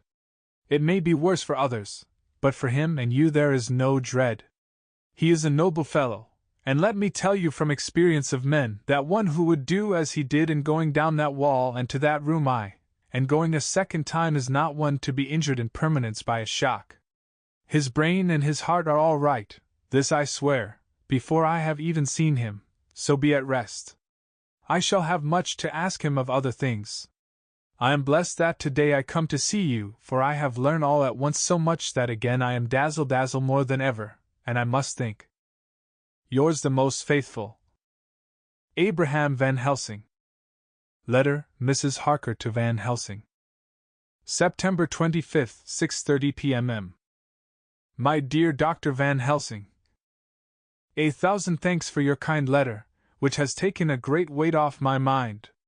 And yet, if it be true, what terrible things there are in the world, and what an awful thing if that man, that monster, be really in London. I fear to think. I have this moment, whilst writing, had a wire from Jonathan, saying that he leaves by the 6:25 tonight from Launceston and will be here at 10:18, so that I shall have no fear tonight. Will you, therefore, instead of lunching with us, please come to breakfast at 8 o'clock, if this be not too early for you? You can get away, if you are in a hurry, by the 10:30 train, which will bring you to Paddington by 2:35. Do not answer this, as I shall take it that, if I do not hear, you will come to breakfast. Believe me, your faithful and grateful friend, Mina Harker. Jonathan Harker's Journal. 26 September. I thought never to write in this diary again, but the time has come. When I got home last night Mina had supper ready, and when we had supped she told me of Van Helsing's visit, and of her having given him the 2 diaries copied out, and of how anxious she has been about me. She showed me in the doctor's letter that all I wrote down was true. It seems to have made a new man of me. It was the doubt as to the reality of the whole thing that knocked me over. I felt impotent, and in the dark, and distrustful. But now that I know, I am not afraid, even of the Count. He has succeeded after all, then, in his design in getting to London, and it was he I saw. He has got younger, and how? Van Helsing is the man to unmask him and hunt him out, if he is anything like what Mina says. We sat late, and talked it all over. Mina is dressing, and I shall call at the hotel in a few minutes and bring him over. He was, I think, surprised to see me. When I came into the room where he was, and introduced myself, he took me by the shoulder, and turned my face round to the light, and said, after a sharp scrutiny, "But Madam Mina told me you were ill, that you had had a shock." It was so funny to hear my wife called Madam Mina by this kindly, strong-faced old man. I smiled and said, "I was ill, I have had a shock, but you have cured me already." "And how?" "By your letter to Mina last night. I was in doubt, and then everything took a hue of unreality, and I did not know what to trust, even the evidence of my own senses. Not knowing what to trust, I did not know what to do, and so had only to keep on working in what had hitherto been the groove of my life. The groove ceased to avail me, and I mistrusted myself. Doctor, you don't know what it is to doubt everything, even yourself. No, you don't. You couldn't with eyebrows like yours. He seemed pleased, and laughed as he said, So, you are physiognomist. I learn more here with each hour. I am with so much pleasure coming to you to breakfast, and oh, sir, you will pardon praise from an old man, but you are blessed in your wife. I would listen to him go on praising Mina for a day, so I simply nodded and stood silent. She is one of God's women, fashioned by His own hand to show us men and other women that there is a heaven where we can enter, and that its light can be here on earth. So true, so sweet, so noble, so little an egoist, and that, let me tell you, is much in this age, so skeptical and selfish. And you, sir, I have read all the letters to poor Miss Lucy, and some of them speak of you, so I know you since some days from the knowing of others, but I have seen your true self since last night. You will give me your hand, will you not? And let us be friends for all our lives. We shook hands, and he was so earnest and so kind that it made me quite choky. And now, he said, may I ask you for some more help? I have a great task to do, and at the beginning it is to know. You can help me here. Can you tell me what went before your going to Transylvania? Later on I may ask more help, and of a different kind, but at first this will do. Look here, sir, I said. Does what you have to do concern the Count? It does, he said solemnly. Then I am with you heart and soul. As you go by the 10:30 train, you will not have time to read them, but I shall get the bundle of papers. You can take them with you and read them in the train. After breakfast I saw him to the station.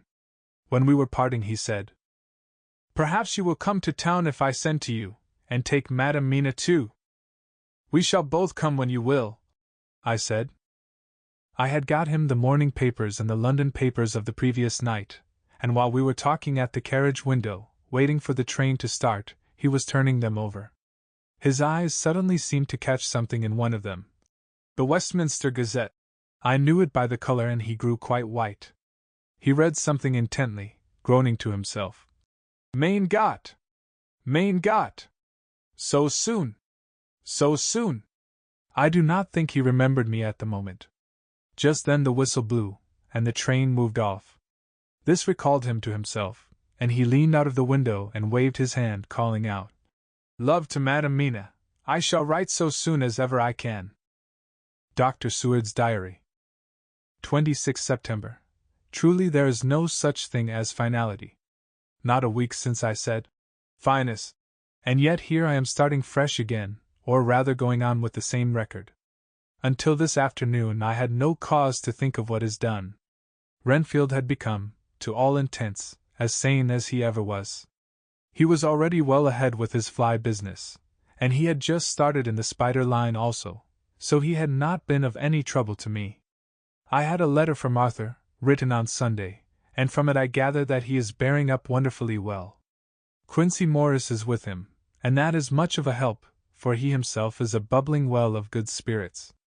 Quincy wrote me a line too, and from him I hear that Arthur is beginning to recover something of his old buoyancy, so as to them all my mind is at rest.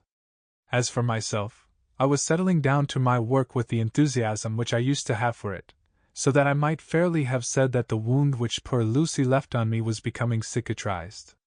Everything is, however, now reopened, and what is to be the end God only knows. I have an idea that Van Helsing thinks he knows, too, but he will only let out enough at a time to whet curiosity. He went to Exeter yesterday, and stayed there all night.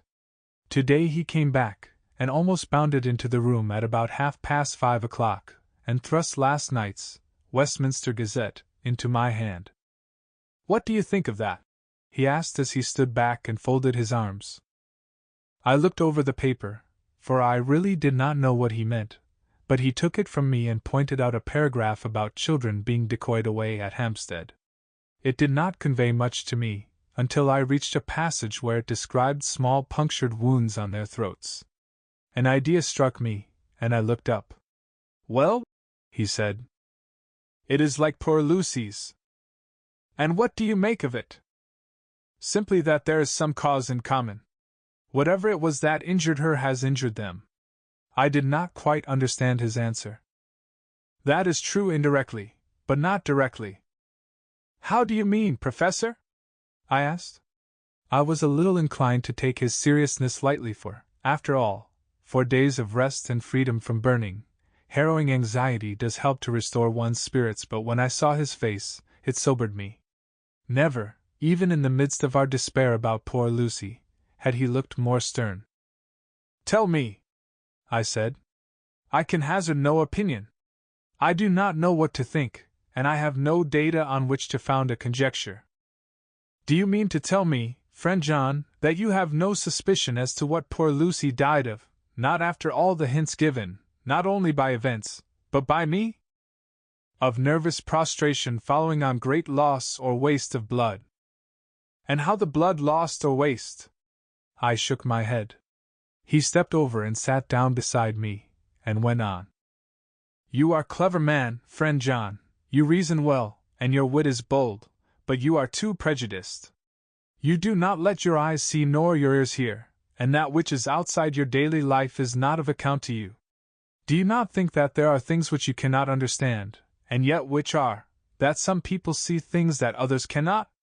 But there are things old and new which must not be contemplated by men's eyes, because they know or think they know some things which other men have told them. Ah, it is the fault of our science that it wants to explain all, and if it explain not, then it says there is nothing to explain. But yet we see around us every day the growth of new beliefs, which think themselves new, and which are yet but the old, which pretend to be young like the fine ladies at the opera. I suppose now you do not believe in corporeal transference?" "No." "Nor in materialization?" "No." "Nor in astral bodies?" "No." "Nor in the reading of thought?" "No." "Nor in hypnotism?" "Yes," I said. "Charcot has proved that pretty well." He smiled as he went on. "Then you are satisfied as to it?" "Yes." "And of course then you understand how it acts, and can follow the mind of the great Charcot. Alas that he is no more, into the very soul of the patient that he influence." "No." "Then, friend John, am I to take it that you simply accept fact, and are satisfied to let from premise to conclusion be a blank?" "No." "Then tell me, for I am student of the brain, how you accept the hypnotism and reject the thought-reading." "Let me tell you, my friend, that there are things done today in electrical science which would have been deemed unholy by the very men who discovered electricity, who would themselves not so long before have been burned as wizards. There are always mysteries in life. Why was it that Methuselah lived 900 years, and old Parr 169, and yet that poor Lucy, with 4 men's blood in her poor veins, could not live even 1 day? For, had she lived 1 more day, we could have saved her. Do you know all the mystery of life and death? Do you know the altogether of comparative anatomy, and can say wherefore the qualities of brutes are in some men, and not in others? Can you tell me why, when other spiders die small and soon, that one great spider lived for centuries in the tower of the old Spanish church and grew, till, on descending, he could drink the oil of all the church lamps? Can you tell me why in the Pampas and elsewhere there are bats that come at night, and open the veins of cattle and horses and suck dry their veins? How in some islands of the western seas there are bats which hang on the trees all day, and those who have seen describe as like giant nuts or pods, and that when the sailors sleep on the deck, because that it is hot, flit down on them, and then in the morning are found dead men, white as even Miss Lucy was." "Good God, Professor!" I said, starting up. "Do you mean to tell me that Lucy was bitten by such a bat, and that such a thing is here in London in the 19th century? He waved his hand for silence, and went on. "Can you tell me why the tortoise lives more long than generations of men, why the elephant goes on and on till he have seen dynasties, and why the parrot never die only of bite of cat or dog or other complaint? Can you tell me why men believe in all ages and places that there are some few who live on always if they be permit, That there are men and women who cannot die? We all know because science has vouched for the fact that there have been toads shut up in rocks for thousands of years, shut in one so small hole that only hold him since the youth of the world. Can you tell me how the Indian fakir can make himself to die and have been buried, and his grave sealed and corn sowed on it, and the corn reaped and be cut and sown and reaped and cut again, and then men come and take away the unbroken seal, and that there lie the Indian fakir, not dead, but that rise up and walk amongst them as before? Here I interrupted him. I was getting bewildered. He so crowded on my mind his list of nature's eccentricities and possible impossibilities that my imagination was getting fired. I had a dim idea that he was teaching me some lesson, as long ago he used to do in his study at Amsterdam, but he used then to tell me the thing, so that I could have the object of thought in mind all the time. But now I was without this help, yet I wanted to follow him, so I said, "Professor, let me be your pet student again. Tell me the thesis, so that I may apply your knowledge as you go on. At present I am going in my mind from point to point as a madman, and not a sane one, follows an idea. I feel like a novice lumbering through a bog in a mist, jumping from one tussock to another in the mere blind effort to move on without knowing where I am going." "That is good image," he said. "Well, I shall tell you. My thesis is this: I want you to believe." "To believe what?" "To believe in things that you cannot. Let me illustrate. I heard once of an American who so defined faith, that faculty which enables us to believe things which we know to be untrue. For one, I follow that man. He meant that we shall have an open mind, and not let a little bit of truth check the rush of a big truth, like a small rock does a railway truck. We get the small truth first. Good. We keep him, and we value him, but all the same we must not let him think himself all the truth in the universe. Then you want me not to let some previous conviction injure the receptivity of my mind with regard to some strange matter. Do I read your lesson aright? Ah, you are my favorite pupil still. It is worth to teach you. Now that you are willing to understand, you have taken the first step to understand. You think then that those so small holes in the children's throats were made by the same that made the hole in Miss Lucy? I suppose so. He stood up and said solemnly, "Then you are wrong. Oh, would it were so! But alas! No. It is worse, far, far worse." "In God's name, Professor Van Helsing, what do you mean?" I cried. He threw himself with a despairing gesture into a chair, and placed his elbows on the table, covering his face with his hands as he spoke. "They were made by Miss Lucy." Chapter 15. Dr. Seward's diary continued. For a while sheer anger mastered me. It was as if he had during her life struck Lucy on the face. I smote the table hard and rose up as I said to him, "Dr. Van Helsing, are you mad?" He raised his head and looked at me, and somehow the tenderness of his face calmed me at once. "Would I were," he said. "Madness were easy to bear compared with truth like this. Oh, my friend, why, think you, did I go so far round, why take so long to tell you so simple a thing? Was it because I hate you and have hated you all my life? Was it because I wished to give you pain? Was it that I wanted, now so late, revenge for that time when you saved my life, and from a fearful death? Ah, no!" "Forgive me," said I. He went on. "My friend, it was because I wished to be gentle in the breaking to you, for I know you have loved that so sweet lady. But even yet I do not expect you to believe. It is so hard to accept at once any abstract truth, that we may doubt such to be possible when we have always believed the know of it. It is more hard still to accept so sad a concrete truth, and of such a one as Miss Lucy. Tonight I go to prove it. Dare you come with me?" This staggered me. A man does not like to prove such a truth, Byron excepted from the category, jealousy. And prove the very truth he most abhorred. He saw my hesitation and spoke. "The logic is simple, no madman's logic this time, jumping from tussock to tussock in a misty bog. If it be not true, then proof will be relief, at worst it will not harm. If it be true, ah, there is the dread, Yet very dread should help my cause, for in it is some need of belief. Come, I tell you what I propose, first, that we go off now and see that child in the hospital. Dr. Vincent, of the North Hospital, where the papers say the child is friend of mine, and I think of yours since you were in class at Amsterdam. He will let 2 scientists see his case, if he will not let 2 friends. We shall tell him nothing, but only that we wish to learn. And then? And then? He took a key from his pocket and held it up. And then we spend the night, you and I, in the churchyard where Lucy lies. This is the key that locked the tomb. I had it from the coffin man to give to Arthur.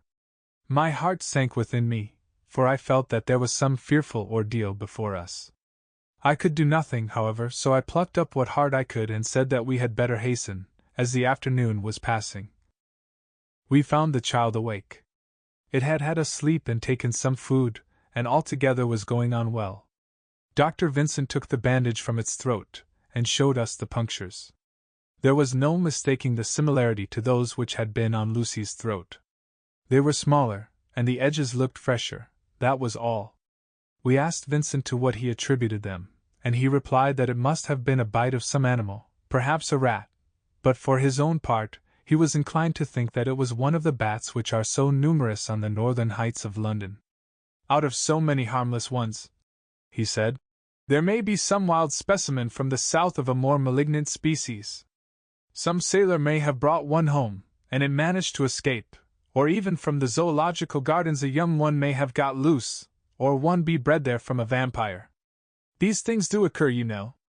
Only 10 days ago a wolf got out, and was, I believe, traced up in this direction. For a week after, the children were playing nothing but Red Riding Hood on the heath and in every alley in the place until this bluffer lady scare came along, since when it has been quite a gala time with them.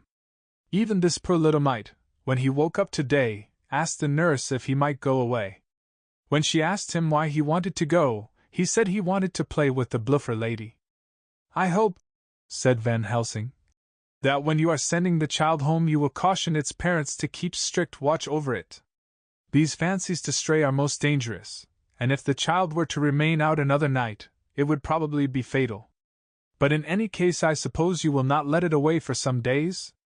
Certainly not for a week at least, longer if the wound is not healed. Our visit to the hospital took more time than we had reckoned on, and the sun had dipped before we came out. When Van Helsing saw how dark it was, he said, "There is no hurry. It is more late than I thought. Come, let us seek somewhere that we may eat, and then we shall go on our way." We dined at Jack Straw's Castle, along with a little crowd of bicyclists and others who were genially noisy. About 10 o'clock we started from the inn. It was then very dark, and the scattered lamps made the darkness greater when we were once outside their individual radius. The professor had evidently noted the road we were to go, for he went on unhesitatingly. But as for me, I was in quite a mix-up as to locality. As we went further, we met fewer and fewer people, till at last we were somewhat surprised when we met even the patrol of horse police going their usual suburban round.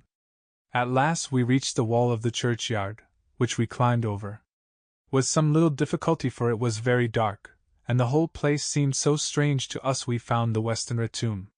The professor took the key, opened the creaky door, and standing back, politely, but quite unconsciously, motioned me to precede him.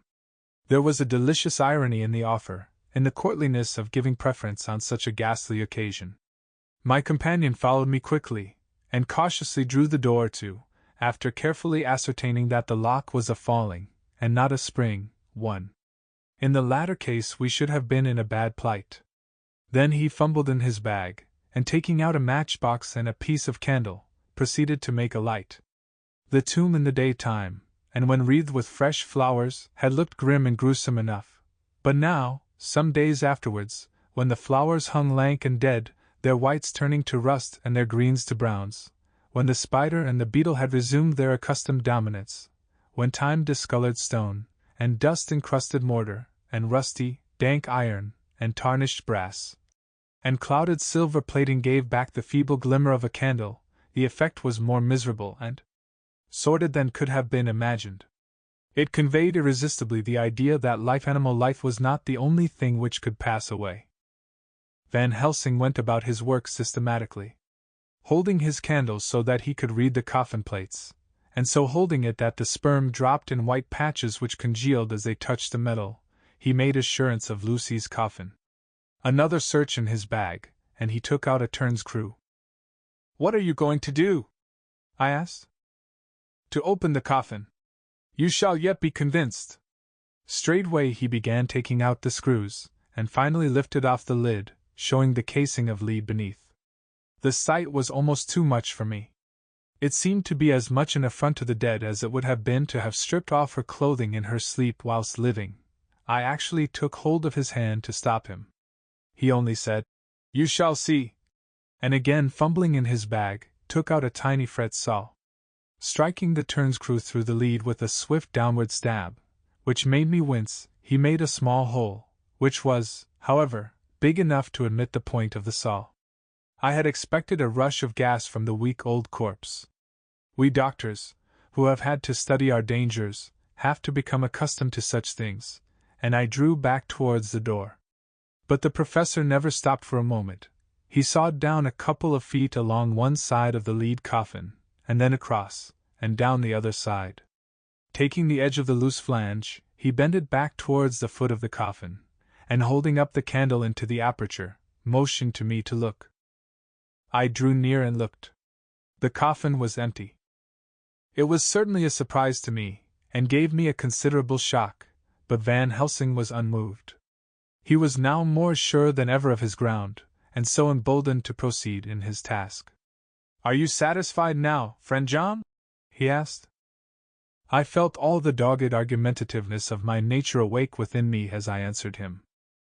"I am satisfied that Lucy's body is not in that coffin, but that only proves one thing." "And what is that, friend John?" "That it is not there." "That is good logic," he said, "so far as it goes. But how can you account for it not being there?" "Perhaps a body snatcher," I suggested. "Some of the undertaker's people may have stolen it." I felt that I was speaking folly, and yet it was the only real cause which I could suggest. The professor sighed. "Ah, well," he said, "we must have more proof. Come with me." He put on the coffin lid again, gathered up all his things and placed them in the bag, blew out the light, and placed the candle also in the bag. We opened the door, and went out. Behind us he closed the door and locked it. He handed me the key, saying, "Will you keep it? You had better be assured." I laughed. It was not a very cheerful laugh, I am bound to say, as I motioned him to keep it. "A key is nothing," I said. "There may be duplicates, and anyhow it is not difficult to pick a lock of that kind." He said nothing, but put the key in his pocket. Then he told me to watch at one side of the churchyard whilst he would watch at the other. I took up my place behind a yew tree, and I saw his dark figure move until the intervening headstones and trees hid it from my sight. It was a lonely vigil. Just after I had taken my place I heard a distant clock strike 12, and in time came 1 and 2. I was chilled and unnerved, and angry with the professor for taking me on such an errand and with myself for coming. I was too cold and too sleepy to be keenly observant, and not sleepy enough to betray my trust, so altogether I had a dreary, miserable time. Suddenly, as I turned round, I thought I saw something like a white streak, moving between two dark yew trees at the side of the churchyard farthest from the tomb. At the same time a dark mass moved from the professor's side of the ground, and hurriedly went towards it. Then I too moved, but I had to go round headstones and railed off tombs, and I stumbled over graves.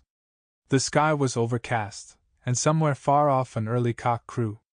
A little way off, beyond a line of scattered juniper trees, which marked the pathway to the church, a white, dim figure flitted in the direction of the tomb.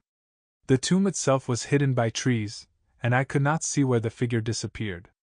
I heard the rustle of actual movement where I had first seen the white figure, and coming over, found the professor holding in his arms a tiny child. When he saw me he held it out to me, and said, "Are you satisfied now?" "No," I said in a way that I felt was aggressive. "Do you not see the child?" Yes, it is a child, but who brought it here? And is it wounded? I asked. We shall see, said the professor, and with one impulse we took our way out of the churchyard, he carrying the sleeping child. When we had got some little distance away, we went into a clump of trees, and struck a match, and looked at the child's throat. It was without a scratch or scar of any kind. Was I right? I asked triumphantly. We were just in time, said the professor thankfully. We had now to decide what we were to do with the child, and so consulted about it. If we were to take it to a police station, we should have to give some account of our movements during the night. At least, we should have had to make some statement as to how we had come to find the child. So finally we decided that we would take it to the heath, and when we heard a policeman coming, would leave it where he could not fail to find it. We would then seek our way home as quickly as we could. All fell out well. At the edge of Hampstead Heath we heard a policeman's heavy tramp, and laying the child on the pathway, we waited and watched until he saw it as he flashed his lantern to and fro. We heard his exclamation of astonishment, and then we went away silently. By good chance we got a cab near the Spaniards, and drove to town. I cannot sleep, so I make this entry. But I must try to get a few hours' sleep, as Van Helsing is to call for me at noon. He insists that I shall go with him on another expedition. 27 September. It was 2 o'clock before we found a suitable opportunity for our attempt. The funeral held at noon was all completed, and the last stragglers of the mourners had taken themselves lazily away, when, looking carefully from behind a clump of alder trees, we saw the sexton lock the gate after him. We knew then that we were safe till morning did we desire it, but the professor told me that we should not want more than an hour at most. Again I felt that horrid sense of the reality of things, in which any effort of imagination seemed out of place, and I realized distinctly the perils of the law which we were incurring in our unhallowed work. Besides, I felt it was all so useless. Outrageous as it was to open a leaden coffin, to see if a woman dead nearly a week were really dead, it now seemed the height of folly to open the tomb again, when we knew, from the evidence of our own eyesight, that the coffin was empty. I shrugged my shoulders, however, and rested silent, for Van Helsing had a way of going on his own road, no matter who remonstrated. He took the key, opened the vault, and again courteously motioned me to precede. The place was not so gruesome as last night, but oh, how unutterably mean-looking when the sunshine streamed in. Van Helsing walked over to Lucy's coffin, and I followed. He bent over and again forced back the leaden flange, and then a shock of surprise and dismay shot through me. There lay Lucy, seemingly just as we had seen her the night before her funeral. She was, if possible, more radiantly beautiful than ever, and I could not believe that she was dead. The lips were red, nay redder than before, and on the cheeks was a delicate bloom. "Is this a juggle?" I said to him. "Are you convinced now?" said the professor in response, and as he spoke he put over his hand, and in a way that made me shudder, pulled back the dead lips and showed the white teeth. "See," he went on. "See, they are even sharper than before. With this and this," and he touched one of the canine teeth, and that below it "the little children can be bitten. Are you of belief now, friend John?" Once more, argumentative hostility woke within me. I could not accept such an overwhelming idea as he suggested, so, with an attempt to argue of which I was even at the moment ashamed, I said, "She may have been placed here since last night." "Indeed? That is so, and by whom?" "I do not know. Someone has done it. And yet she has been dead 1 week. Most peoples in that time would not look so." I had no answer for this, so was silent. Van Helsing did not seem to notice my silence. At any rate, he showed neither chagrin nor triumph. He was looking intently at the face of the dead woman, raising the eyelids and looking at the eyes, and once more opening the lips and examining the teeth. Then he turned to me and said, "Here there's one thing which is different from all recorded.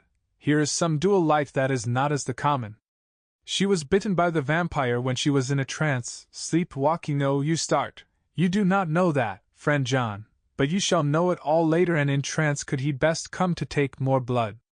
In trance she died, and in trance she is undead too? So it is that she differ from all other. Usually when the undead sleep at home. As he spoke he made a comprehensive sweep of his arm to designate what to a vampire was home, Their face show what they are, but this so sweet that was when she not undead she go back to the nothings of the common dead. There is no malign there, see, and so it make hard that I must kill her in her sleep. This turned my blood cold, and it began to dawn upon me that I was accepting Van Helsing's theories. But if she were really dead, what was there of terror in the idea of killing her? He looked up at me, and evidently saw the change in my face, for he said almost joyously, "Ah, you believe now?" I answered, "Do not press me too hard all at once. I am willing to accept. How will you do this bloody work?" "I shall cut off her head and fill her mouth with garlic, and I shall drive a stake through her body." It made me shudder to think of so mutilating the body of the woman whom I had loved. And yet the feeling was not so strong as I had expected. I was, in fact, beginning to shudder at the presence of this being, this undead, as Van Helsing called it, and to loathe it. Is it possible that love is all subjective, or all objective? I waited a considerable time for Van Helsing to begin, but he stood as if wrapped in thought. Presently he closed the catch of his bag with a snap, and said, "I have been thinking, and have made up my mind as to what is best. If I did simply follow my inclining I would do now, at this moment, what is to be done, but there are other things to follow, and things that are 1,000 times more difficult in that them we do not know. This is simple. She have yet no life taken, though that is of time, and to act now would be to take danger from her forever. But then we may have to want Arthur, and how shall we tell him of this? If you, who saw the wounds on Lucy's throat, and saw the wounds so similar on the child's at the hospital, if you, who saw the coffin empty last night and full today with a woman who have not changed only to be more rose and more beautiful in a whole week, after she died, if you know of this and know of the white figure last night that brought the child to the churchyard, and yet of your own senses you did not believe, how, then, can I expect Arthur, who know none of those things, to believe? He doubted me when I took him from her kiss when she was dying. I know he has forgiven me because in some mistaken idea I have done things that prevent him say goodbye as he ought, and he may think that in some more mistaken idea this woman was buried alive, and that in most mistake of all we have killed her. He will then argue back that it is we, mistaken ones, that have killed her by our ideas, and so he will be much unhappy always. Yet he never can be sure, and that is the worst of all. And he will sometimes think that she he loved was buried alive, and that will paint his dreams with horrors of what she must have suffered, and again, he will think that we may be right, and that his so beloved was, after all, an undead. No! I told him once, and since then I learned much. Now, since I know it is all true, 100,000 times more do I know that he must pass through the bitter waters to reach the sweet. He, poor fellow, must have 1 hour that will make the very face of heaven grow black to him. Then we can act for good all round and send him peace. My mind is made up. Let us go. You return home for tonight to your asylum, and see that all be well. As for me, I shall spend the night here in this churchyard in my own way. Tomorrow night you will come to me to the Berkeley Hotel at 10 of the clock. I shall send for Arthur to come too, and also that so fine young man of America that gave his blood. Later we shall all have work to do. I come with you so far as Piccadilly and there dine, for I must be back here before the sun set.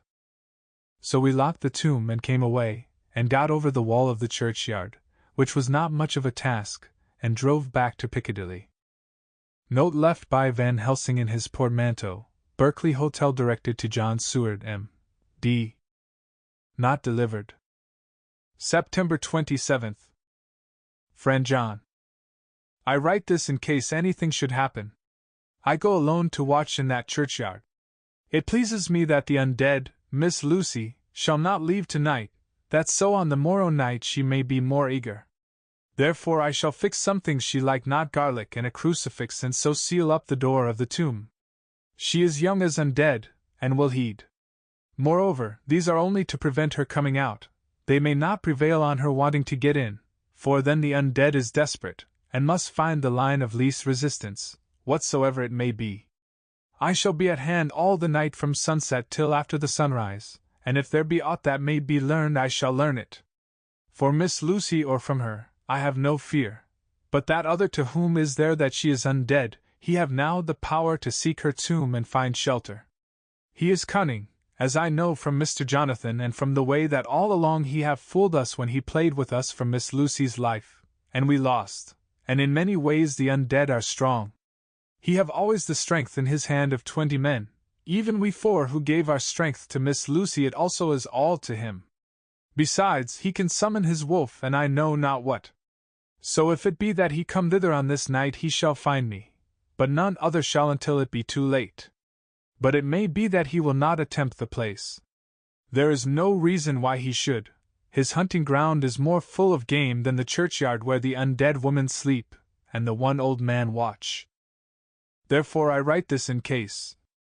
Take the papers that are with this, the diaries of Harker and the rest, and read them, and then find this great undead, and cut off his head and burn his heart or drive a stake through it, so that the world may rest from him. If it be so, farewell. Van Helsing. Dr. Seward's Diary. 28 September. It is wonderful what a good night's sleep will do for one. Yesterday I was almost willing to accept Van Helsing's monstrous ideas, but now they seem to start out lurid before me as outrages on common sense. I have no doubt that he believes it all. I wonder if his mind can have become in any way unhinged. Surely there must be some rational explanation of all these mysterious things. Is it possible that the professor can have done it himself? He is so abnormally clever that if he went off his head he would carry out his intent with regard to some fixed idea in a wonderful way. I am loath to think it, and indeed it would be almost as great a marvel as the other to find that Van Helsing was mad. But anyhow I shall watch him carefully. I may get some light on the mystery. September 29th, morning. Last night, at a little before 10 o'clock, Arthur and Quincy came into Van Helsing's room. He told us all that he wanted us to do, but especially addressing himself to Arthur, as if all our wills were centered in his. He began by saying that he hoped we would all come with him too. For, he said, there is a grave duty to be done there. You were doubtless surprised at my letter? This query was directly addressed to Lord Godalming. I was. It rather upset me for a bit. There has been so much trouble around my house of late that I could do without any more. I have been curious, too, as to what you mean. Quincy and I talked it over, but the more we talked, the more puzzled we got, till now I can say for myself that I'm about up a tree as to any meaning about anything. Me too, said Quincy Morris laconically. Oh, said the professor. Then you are nearer the beginning, both of you, than friend John here, who has to go a long way back before he can even get so far as to begin. It was evident that he recognized my return to my old doubting frame of mind without my saying a word. Then, turning to the other two, he said with intense gravity, I want your permission to do what I think good this night. It is, I know, much to ask, and when you know what it is I propose to do you will know, and only then, how much. Therefore may I ask that you promise me in the dark, so that afterwards, though you may be angry with me for a time, I must not disguise from myself the possibility that such may be you shall not blame yourselves for anything. That's frank anyhow, broke in Quincy. I'll answer for the professor. I don't quite see his drift, but I swear he's honest, and that's good enough for me. I thank you, sir, said Van Helsing proudly. I have done myself the honor of counting you one trusting friend, and such endorsement is dear to me. He held out a hand, which Quincy took. Then Arthur spoke out. Dr. Van Helsing, I don't quite like to buy a pig in a poke, as they say in Scotland, and if it be anything in which my honor as a gentleman or my faith as a Christian is concerned, I cannot make such a promise. If you can assure me that what you intend does not violate either of these two, then I give my consent at once, though for the life of me, I cannot understand what you are driving at. I accept your limitation, said Van Helsing, and all I ask of you is that if you feel it necessary to condemn any act of mine, you will first consider it well and be satisfied that it does not violate your reservations." "Agreed," said Arthur. "That is only fair. And now that the pourparlers are over, may I ask what it is we are to do?" "I want you to come with me, and to come in secret, to the churchyard at Kingstead." Arthur's face fell as he said in an amazed sort of way, "Where poor Lucy is buried." The professor bowed. Arthur went on, "And when there?" "To enter the tomb." Arthur stood up. "Professor, are you in earnest, or it is some monstrous joke?" "Pardon me, I see that you are in earnest." He sat down again, but I could see that he sat firmly and proudly, as one who is on his dignity. There was silence until he asked again, "And when in the tomb?" "To open the coffin." "This is too much," he said, angrily rising again. "I am willing to be patient in all things that are reasonable, but in this desecration of the grave of one who—" He fairly choked with indignation. The professor looked pityingly at him. "If I could spare you one pang, my poor friend," he said, "God knows I would. But this night our feet must tread in thorny paths, or later, and forever, the feet you love must walk in paths of flame." Arthur looked up with set white face and said, "Take care, sir, take care." "Would it not be well to hear what I have to say?" said Van Helsing. "And then you will at least know the limit of my purpose. Shall I go on?" "That's fair enough," broke in Morris. After a pause Van Helsing went on, evidently with an effort. "Miss Lucy is dead, is it not so?" "Yes." "Then there can be no wrong to her. But if she be not dead—" Arthur jumped to his feet. "Good God!" he cried. "What do you mean? Has there been any mistake? Has she been buried alive?" He groaned in anguish that not even hope could soften. "I did not say she was alive, my child, I did not think it. I go no further than to say that she might be undead." "Undead? Not alive? What do you mean? Is this all a nightmare, or what is it?" "There are mysteries which men can only guess at, which age by age they may solve only in part. Believe me, we are now on the verge of one. But I have not done. May I cut off the head of dead Miss Lucy?"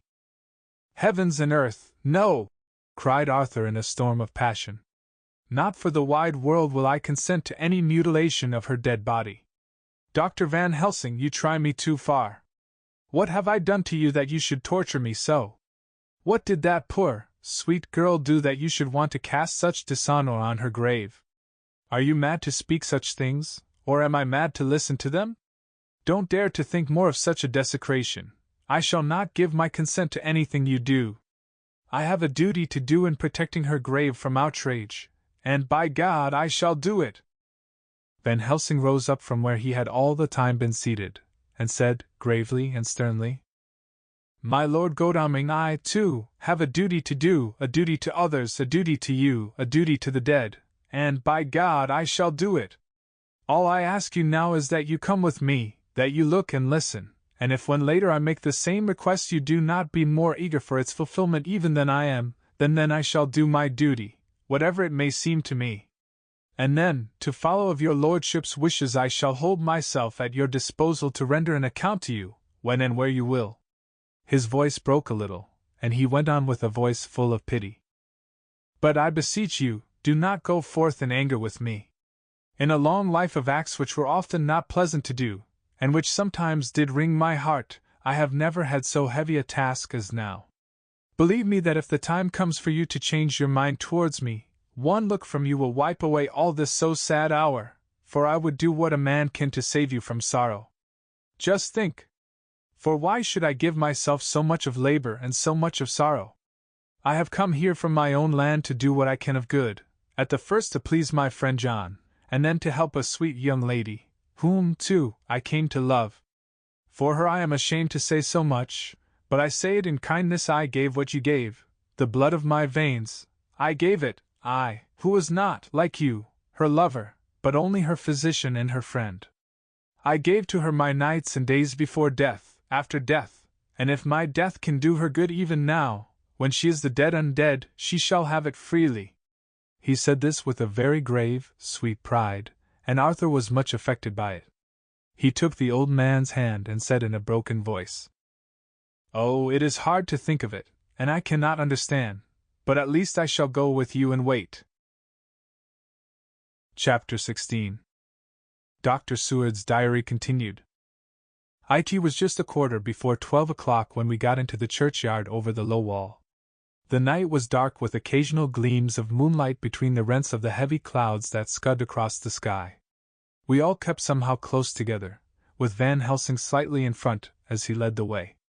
When we had come close to the tomb I looked well at Arthur, for I feared that the proximity to a place laden with so sorrowful a memory would upset him, but he bore himself well.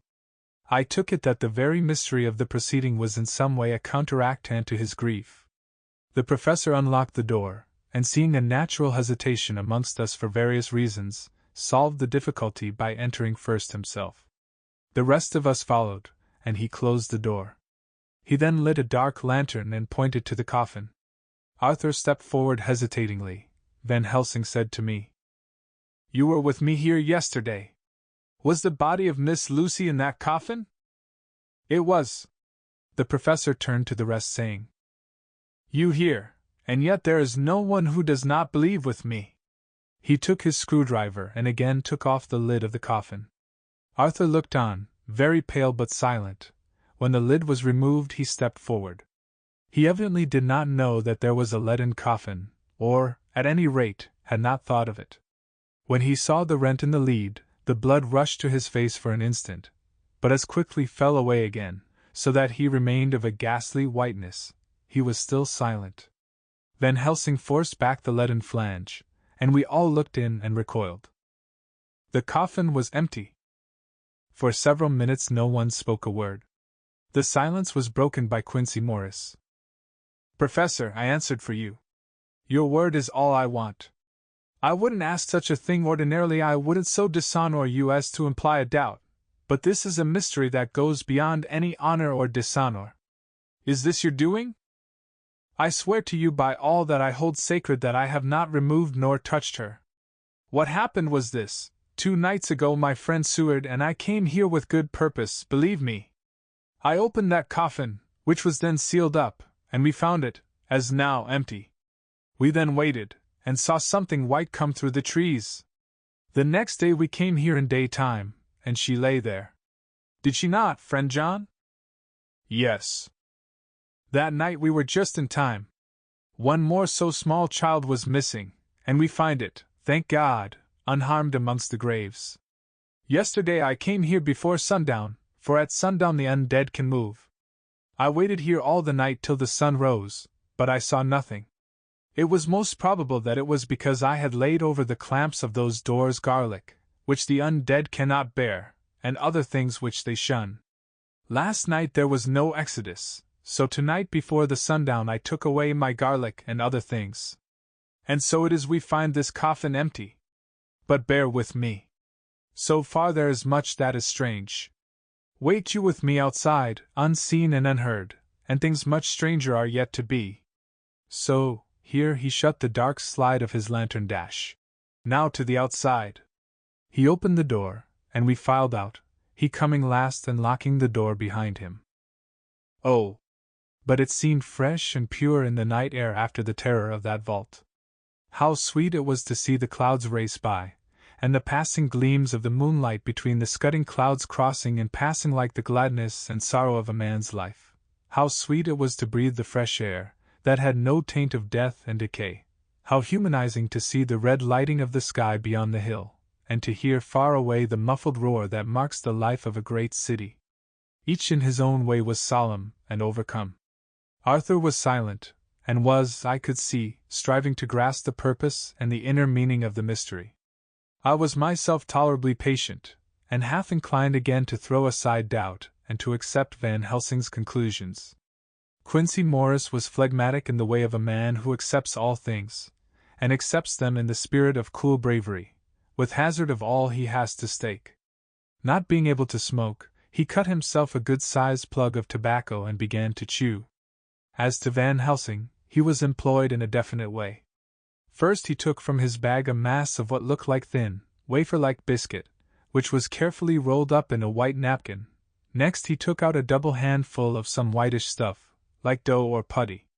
He crumbled the wafer up fine and worked it into the mass between his hands. This he then took, and rolling it into thin strips, began to lay them into the crevices between the door and its setting in the tomb. I was somewhat puzzled at this, and being close, asked him what it was that he was doing. Arthur and Quincy drew near also, as they too were curious. He answered, "I am closing the tomb, so that the undead may not enter." "And is that stuff you have put there going to do it?" asked Quincy. "Great Scott! Is this a game?" "It is." "What is that which you are using?" This time the question was by Arthur. Van Helsing reverently lifted his hat as he answered, "The host. I brought it from Amsterdam. I have an indulgence." It was an answer that appalled the most skeptical of us, and we felt individually that in the presence of such earnest purpose as the professor's, a purpose which could thus use the to him most sacred of things, it was impossible to distrust. In respectful silence we took the places assigned to us close round the tomb, but hidden from the sight of any one approaching. I pitied the others, especially Arthur. I had myself been apprenticed by my former visits to this watching horror, and yet I, who had up to an hour ago repudiated the proofs, felt my heart sink within me. Never did tombs look so ghastly white, never did cypress, or yew, or juniper so seem the embodiment of funereal gloom, never did tree or grass wave or rustle so ominously, never did bough creak so mysteriously, and never did the faraway howling of dogs send such a woeful presage through the night. There was a long spell of silence, a big, aching void, and then from the professor a keen SSSS. He pointed, and far down the avenue of yews we saw a white figure advance, a dim white figure, which held something dark at its breast. The figure stopped, and at the moment a ray of moonlight fell upon the masses of driving clouds and showed in startling prominence a dark-haired woman, dressed in the cerements of the grave. We could not see the face, for it was bent down over what we saw to be a fair-haired child. There was a pause and a sharp little cry, such as a child gives in sleep, or a dog as it lies before the fire and dreams. We were starting forward, but the professor's warning hand, seen by us as he stood behind a yew tree, kept us back, and then as we looked the white figure moved forwards again. It was now near enough for us to see clearly, and the moonlight still held. My own heart grew cold as ice, and I could hear the gasp of Arthur, as we recognized the features of Lucy Westenra. Lucy Westenra, but yet how changed! The sweetness was turned to adamantine, heartless cruelty, and the purity to voluptuous wantonness. Van Helsing stepped out, and obedient to his gesture, we all advanced too, the four of us ranged in a line before the door of the tomb. Van Helsing raised his lantern and drew the slide. By the concentrated light that fell on Lucy's face we could see that the lips were crimson with fresh blood, and that the stream had trickled over her chin and stained the purity of her lawn death robe. We shuddered with horror. I could see by the tremulous light that even Van Helsing's iron nerve had failed. Arthur was next to me, and if I had not seized his arm and held him up, he would have fallen. When Lucy, I call the thing that was before us Lucy because it bore her shape, saw us, she drew back with an angry snarl, such as a cat gives when taken unawares. Then her eyes ranged over us. Lucy's eyes in form and color, but Lucy's eyes unclean and full of hellfire, instead of the pure, gentle orbs we knew. At that moment the remnant of my love passed into hate and loathing. Had she then to be killed, I could have done it with savage delight. As she looked, her eyes blazed with unholy light, and the face became wreathed with a voluptuous smile. Oh God, how it made me shudder to see it! With a careless motion, she flung to the ground, callous as a devil, the child that up to now she had clutched strenuously to her breast, growling over it as a dog growls over a bone. The child gave a sharp cry, and lay there moaning. There was a cold-bloodedness in the act which wrung a groan from Arthur. When she advanced to him with outstretched arms and a wanton smile, he fell back and hid his face in his hands. She still advanced, however, and with a languorous, voluptuous grace said, "Come to me, Arthur. Leave these others and come to me." My arms are hungry for you. Come, and we can rest together. Come, my husband, come! There was something diabolically sweet in her tones, something of the tinkling of glass when struck, which rang through the brains even of us who heard the words addressed to another. As for Arthur, he seemed under a spell. Moving his hands from his face, he opened wide his arms.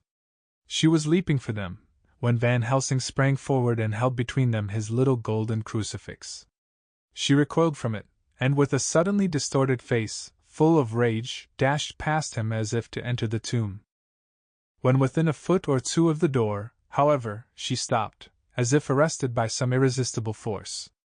Then she turned, and her face was shown in a clear burst of moonlight, and by the lamp, which had now no quiver from Van Helsing's iron nerves.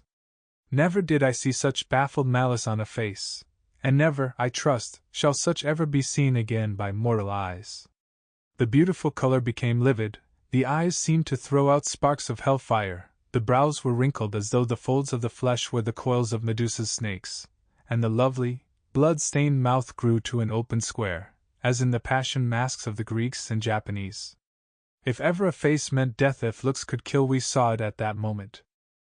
And so for full half a minute, which seemed an eternity, she remained between the lifted crucifix and the sacred closing of her means of entry.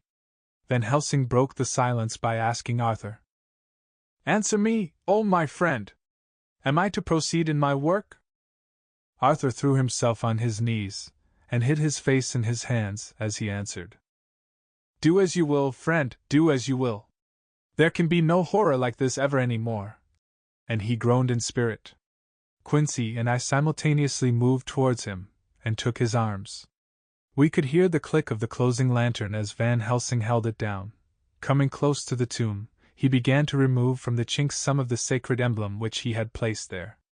We all looked on in horrified amazement as we saw, when he stood back, the woman, with a corporeal body as real at that moment as our own, pass and through the interstice where scarce a knife blade could have gone. We all felt a glad sense of relief when we saw the professor calmly restoring the strings of putty to the edges of the door. When this was done, he lifted the child and said, "Come now, my friends, we can do no more till tomorrow. There is a funeral at noon, so here we shall all come before long after that.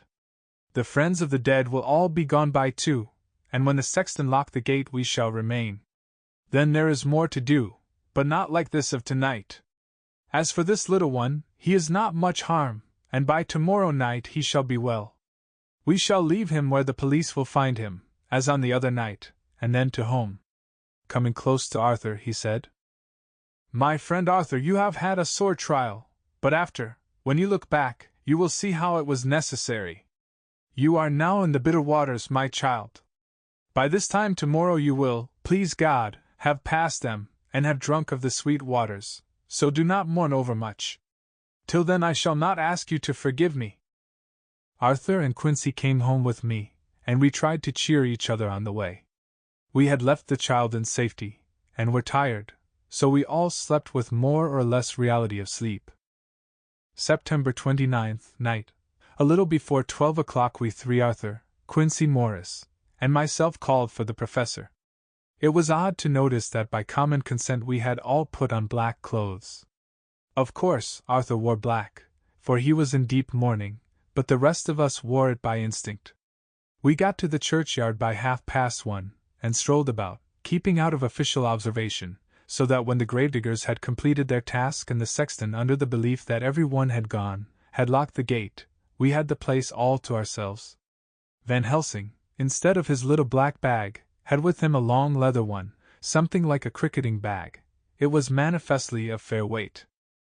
When we were alone and had heard the last of the footsteps die out up the road, we silently, and as if by ordered intention, followed the professor to the tomb. He unlocked the door, and we entered, closing it behind us.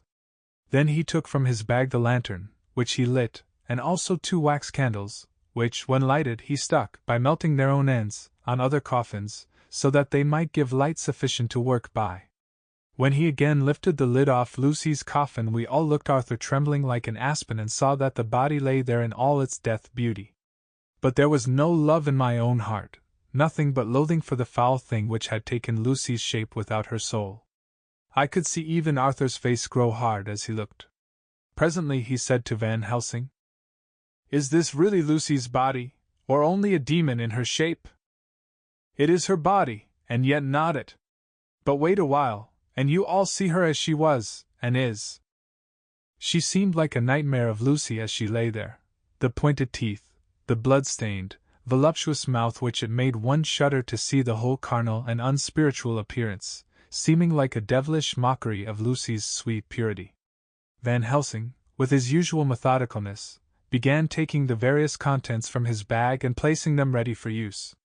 First he took out a soldering iron and some plumbing solder, and then a small oil lamp, which gave out, when lit in a corner of the tomb, gas which burned at fierce heat with a blue flame, then his operating knives, which he placed to hand, and last a round wooden stake, some 2½ or 3 inches thick and about 3 feet long.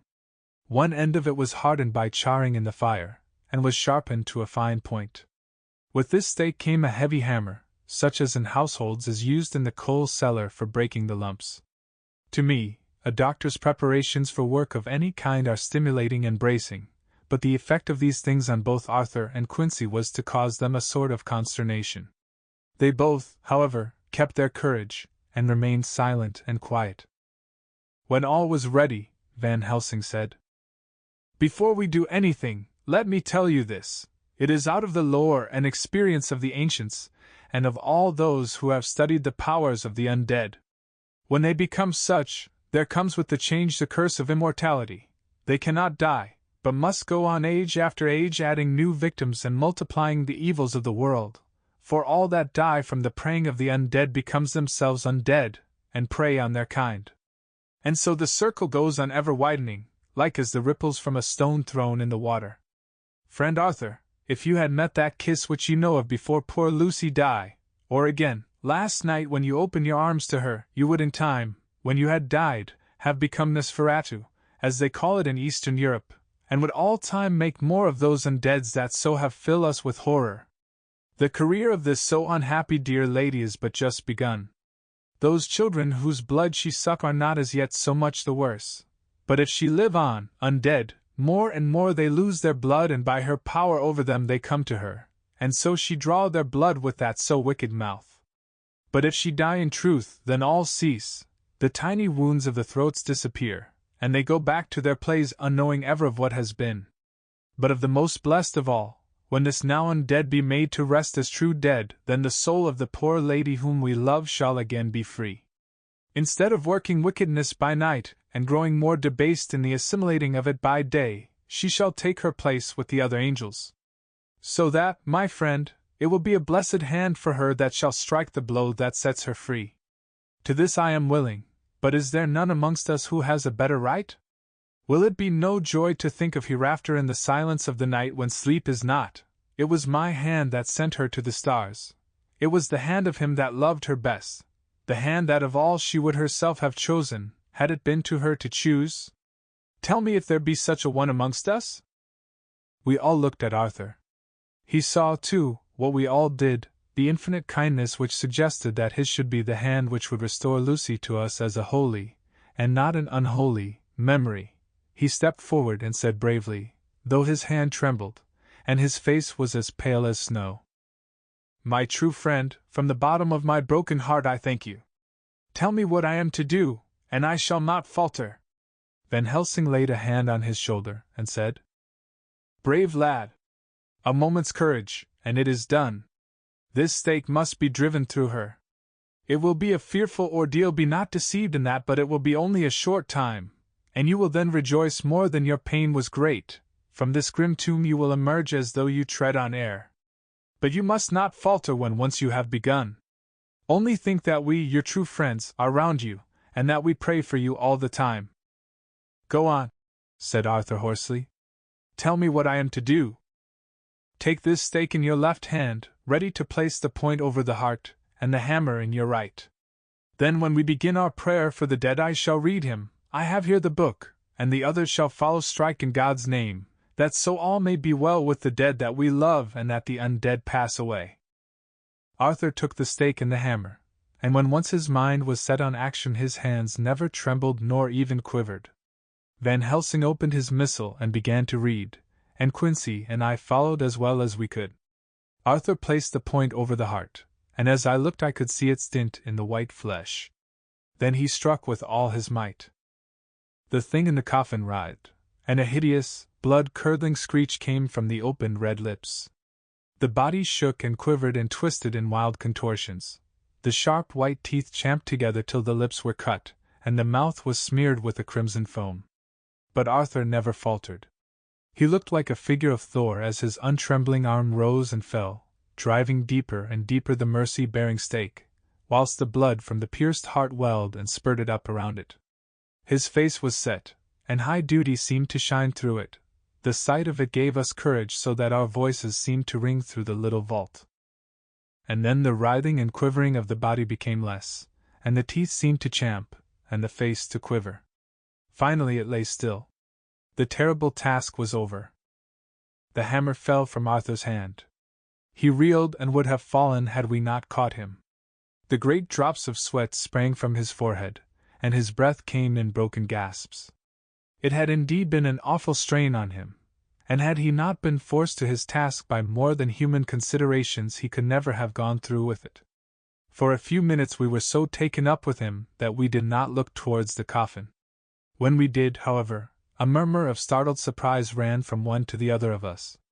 We gazed so eagerly that Arthur rose, for he had been seated on the ground, and came and looked too, and then a glad, strange light broke over his face and dispelled altogether the gloom of horror that lay upon it. There, in the coffin lay no longer the foul thing that we had so dreaded and grown to hate that the work of her destruction was yielded as a privilege to the one best entitled to it, but Lucy as we had seen her in her life, with her face of unequaled sweetness and purity. True that there were there, as we had seen them in life, the traces of care and pain and waste, but these were all dear to us, for they marked her truth to what we knew. One and all we felt that the holy calm that lay like sunshine over the wasted face and form was only an earthly token and symbol of the calm that was to reign forever. Van Helsing came and laid his hand on Arthur's shoulder, and said to him, "And now, Arthur, my friend, dear lad, am I not forgiven?" The reaction of the terrible strain came as he took the old man's hand in his, and raising it to his lips, pressed it, and said, "Forgiven! God bless you that you have given my dear one her soul again, and me peace." He put his hands on the professor's shoulder, and laying his head on his breast, cried for a while silently, whilst we stood unmoving. When he raised his head, Van Helsing said to him, "And now, my child, you may kiss her. Kiss her dead lips if you will, as she would have you to, if for her to choose. For she is not a grinning devil now, not any more a foul thing for all eternity. No longer she is the devil's undead. She is God's true dead, whose soul is with him." Arthur bent and kissed her, and then we sent him and Quincy out of the tomb. The professor and I sawed the top off the stake, leaving the point of it in the body. Then we cut off the head and filled the mouth with garlic. We soldered up the leaden coffin, screwed on the coffin lid, and gathering up our belongings, came away. When the professor locked the door, he gave the key to Arthur. Outside the air was sweet, the sun shone, and the birds sang, and it seemed as if all nature were tuned to a different pitch. There was gladness and mirth and peace everywhere, for we were at rest ourselves on one account, and we were glad, though it was with a tempered joy. Before we moved away, Van Helsing said, "Now, my friends, one step of our work is done, one the most harrowing to ourselves. But there remains a greater task, to find out the author of all this our sorrow and to stamp him out. I have clues which we can follow, but it is a long task, and a difficult, and there is danger in it, and pain. Shall you not all help me? We have learned to believe, all of us, is it not so? And since so, do we not see our duty? Yes. And do we not promise to go on to the bitter end?" Each in turn, we took his hand, and the promise was made. Then said the professor as we moved off, "2 nights hence you shall meet with me and dine together at 7 of the clock with friend John. I shall entreat 2 others, 2 that you know not as yet, and I shall be ready to all our works show and our plans unfold. Friend John, you come with me home, for I have much to consult about, and you can help me. Tonight I leave for Amsterdam, but shall return tomorrow night. And then begins our great quest. But first I shall have much to say, so that you may know what is to do and to dread. Then our promise shall be made to each other anew, for there is a terrible task before us, and once our feet are on the plowshare we must not draw back. Chapter 17. Dr. Seward's diary continued. When we arrived at the Berkeley Hotel, Van Helsing found a telegram waiting for him. I am coming up by train. Jonathan at Whitby. Important news, Mina Harker. The professor was delighted. Ah, that wonderful Madam Mina, he said. Pearl among women. She arrived, but I cannot stay. She must go to your house, friend John. You must meet her at the station. Telegraph her en route, so that she may be prepared. When the wire was dispatched, he had a cup of tea. Over it he told me of a diary kept by Jonathan Harker when abroad, and gave me a typewritten copy of it, as also of Mrs. Harker's diary at Whitby. Take these, he said, and study them well. When I have returned you will be master of all the facts, and we can then better enter on our inquisition. Keep them safe, for there is in them much of treasure. You will need all your faith, even you who have had such an experience as that of today. What is here told? He laid his hand heavily and gravely on the packet of papers as he spoke. May be the beginning of the end to you and me and many another, or it may sound the knell of the undead who walk the earth. Read all, I pray you, with the open mind, and if you can add in any way to the story here told, do so, for it is all important. You have kept diary of all these so strange things, is it not so? Yes. Then we shall go through all these together when we meet. He then made ready for his departure, and shortly after drove off to Liverpool Street. I took my way to Paddington, where I arrived about 15 minutes before the train came in. The crowd melted away, after the bustling fashion common to arrival platforms, and I was beginning to feel uneasy, lest I might miss my guest, when a sweet-faced, dainty-looking girl stepped up to me, and, after a quick glance, said, "Dr. Seward, is it not? And you are Mrs. Harker?" I answered at once, whereupon she held out her hand. "I knew you from the description of poor dear Lucy, but—" She stopped suddenly, and a quick blush overspread her face. The blush that rose to my own cheeks somehow set us both at ease, for it was a tacit answer to her own. I got her luggage, which included a typewriter, and we took the Underground to Fenchurch Street, after I had sent a wire to my housekeeper to have a sitting room and bedroom prepared at once for Mrs. Harker. In due time we arrived. She knew, of course, that the place was a lunatic asylum, but I could see that she was unable to repress a shudder when we entered. She told me that, if she might, she would come presently to my study, as she had much to say. So here I am finishing my entry in my phonograph diary whilst I await her. As yet I have not had the chance of looking at the papers which Van Helsing left with me, though they lie open before me. I must get her interested in something, so that I may have an opportunity of reading them. She does not know how precious time is, or what a task we have in hand. I must be careful not to frighten her. Here she is. Mina Harker's Journal. 29 September. After I had tidied myself, I went down to Dr. Seward's study. At the door I paused a moment, for I thought I heard him talking with someone. As, however, he had pressed me to be quick, I knocked at the door, and on his calling out, "Come in," I entered. To my intense surprise, there was no one with him.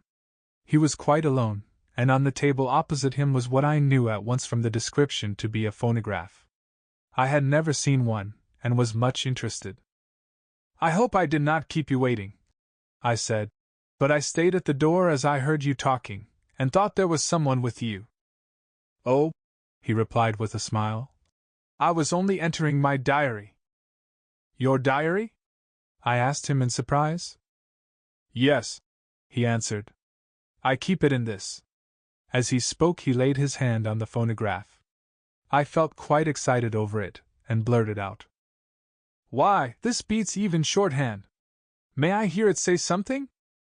"Certainly," he replied with alacrity, and stood up to put it in train for speaking. Then he paused, and a troubled look overspread his face. "The fact is," he began awkwardly, "I only keep my diary in it, and as it is almost entirely about my cases, it may be awkward, that is, I mean." He stopped, and I tried to help him out of his embarrassment. "You helped to attend dear Lucy at the end. Let me hear how she died. For all that I know of her, I shall be very grateful. She was very, very dear to me."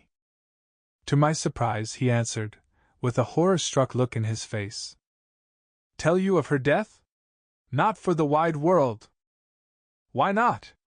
I asked, for some grave, terrible feeling was coming over me. Again he paused, and I could see that he was trying to invent an excuse. At length he stammered out, "You see, I do not know how to pick out any particular part of the diary." Even while he was speaking, an idea dawned upon him, and he said with unconscious simplicity, in a different voice, and with the naivete of a child, "That's quite true, upon my honor. Honest Indian!"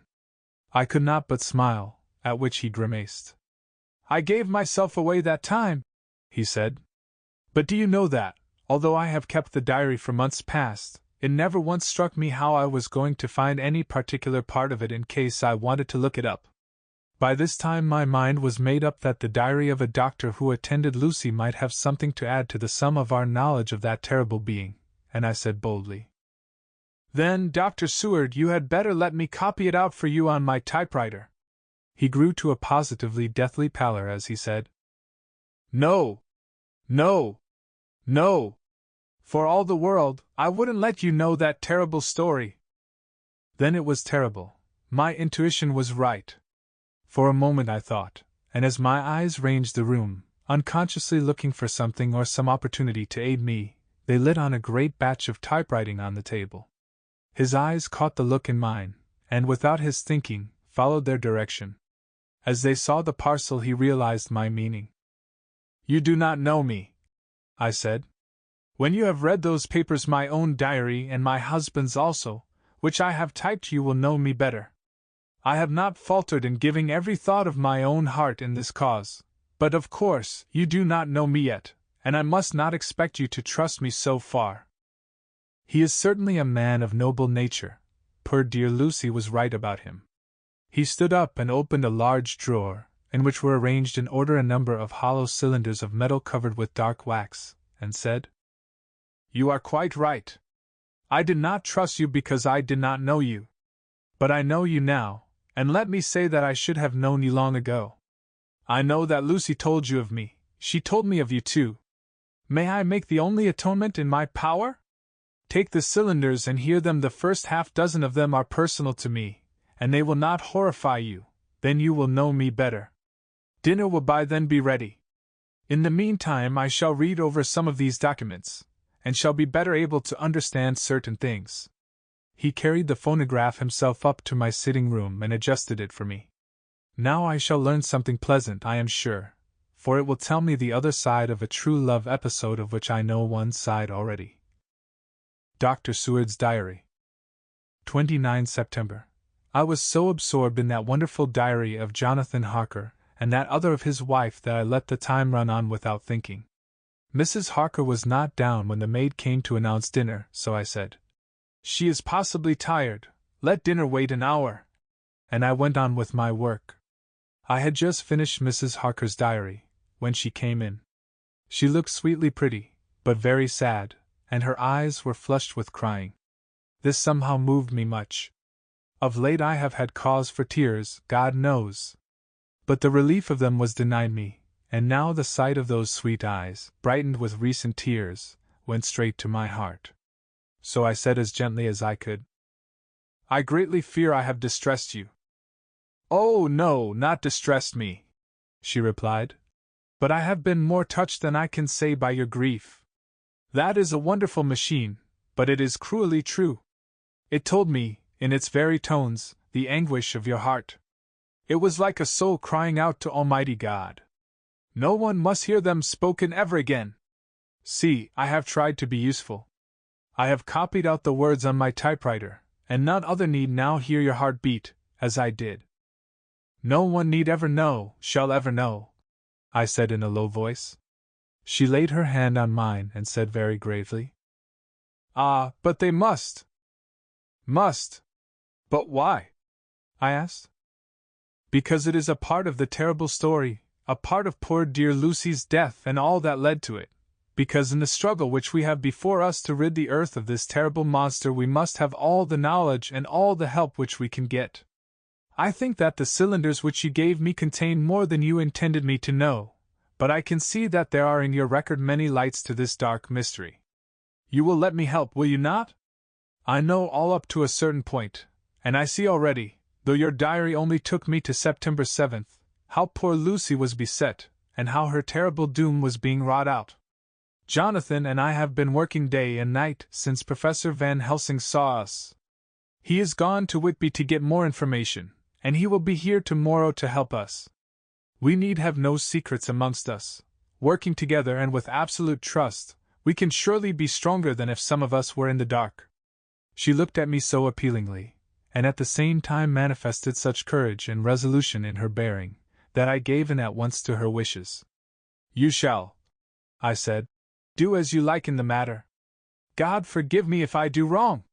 There are terrible things yet to learn of, but if you have so far traveled on the road to poor Lucy's death, you will not be content, I know, to remain in the dark. Nay, the very end may give you a gleam of peace. Come, there is dinner. We must keep one another strong for what is before us. We have a cruel and dreadful task. When you have eaten you shall learn the rest, and I shall answer any questions you ask if there be anything which you do not understand, though it was apparent to us who were present." Mina Harker's Journal. 29 September. After dinner I came with Dr. Seward to his study. He brought back the phonograph from my room, and I took my typewriter. He placed me in a comfortable chair, and arranged the phonograph so that I could touch it without getting up, and showed me how to stop it in case I should want to pause. Then he very thoughtfully took a chair, with his back to me, so that I might be as free as possible, and began to read. I put the forked metal to my ears and listened. When the terrible story of Lucy's death, and in all that followed, was done, I lay back in my chair powerless. Fortunately I am not of a fainting disposition. When Dr. Seward saw me he jumped up with a horrified exclamation, and hurriedly taking a case bottle from a cupboard, gave me some brandy, which in a few minutes somewhat restored me. My brain was all in a whirl, and only that there came through all the multitude of horrors, the holy ray of light that my dear, dear Lucy was at last at peace. I do not think I could have borne it without making a scene. It is all so wild, and mysterious, and strange that if I had not known Jonathan's experience in Transylvania I could not have believed. As it was, I didn't know what to believe, and so got out of my difficulty by attending to something else. I took the cover off my typewriter, and said to Dr. Seward, "Let me write this all out now. We must be ready for Dr. Van Helsing when he comes. I have sent a telegram to Jonathan to come on here when he arrives in London from Whitby. In this matter dates are everything, and I think that if we get all our material ready, and have every item put in chronological order, we shall have done much. You tell me that Lord Godalming and Mr. Morris are coming too. Let us be able to tell him when they come." He accordingly set the phonograph at a slow pace, and I began to typewrite from the beginning of the 7th cylinder. I used manifold, and so took 3 copies of the diary, just as I had done with all the rest. It was late when I got through, but Dr. Seward went about his work of going his round of the patients. When he had finished he came back and sat near me, reading, so that I did not feel too lonely whilst I worked. How good and thoughtful he is! The world seems full of good men even if there are monsters in it. Before I left him I remembered what Jonathan put in his diary of the professor's perturbation at reading something in an evening paper at the station at Exeter. So, seeing that Dr. Seward keeps his newspapers, I borrowed the files of the Westminster Gazette and the Pall Mall Gazette, and took them to my room. I remember how much the Daily Graph and the Whitby Gazette, of which I had made cuttings, helped us to understand the terrible events at Whitby when Count Dracula landed, so I shall look through the evening papers since then, and perhaps I shall get some new light. I am not sleepy, and the work will help to keep me quiet. Dr. Seward's Diary. 30 September. Mr. Harker arrived at 9 o'clock. He had got his wife's wire just before starting. He is uncommonly clever, if one can judge from his face, and full of energy. If this journal be true in judging by one's own wonderful experiences, it must be he is also a man of great nerve. That going down to the vault a second time was a remarkable piece of daring. After reading his account of it, I was prepared to meet a good specimen of manhood, but hardly the quiet, business-like gentleman who came here today. Later, after lunch, Harker and his wife went back to their own room, and as I passed a while ago I heard the click of the typewriter. They are hard at it. Mrs. Harker says that they are knitting together in chronological order every scrap of evidence they have. Harker has got the letters between the consignee of the boxes at Whitby and the carriers in London who took charge of them. He is now reading his wife's typescript of my diary. I wonder what they make out of it. Here it is. Strange that it never struck me that the very next house might be the Count's hiding place. Goodness knows that we had enough clues from the conduct of the patient Renfield. The bundle of letters relating to the purchase of the house were with the typescript. Oh, if we had only had them earlier we might have saved poor Lucy. Stop, that way madness lies. Harker has gone back, and is again collating his material. He says that by dinner time they will be able to show a whole connected narrative. He thinks that in the meantime I should see Renfield, as hitherto he has been a sort of index to the coming and going of the Count. I hardly see this yet, but when I get at the dates I suppose I shall. What a good thing that Mrs. Harker put my cylinders into type. We never could have found the dates otherwise. I found Renfield sitting placidly in his room with his hands folded, smiling benignly. At the moment he seemed as sane as anyone I ever saw. I sat down and talked with him on a lot of subjects, all of which he treated naturally. He then, of his own accord, spoke of going home, a subject he has never mentioned to my knowledge during his sojourn here. In fact, he spoke quite confidently of getting his discharge at once.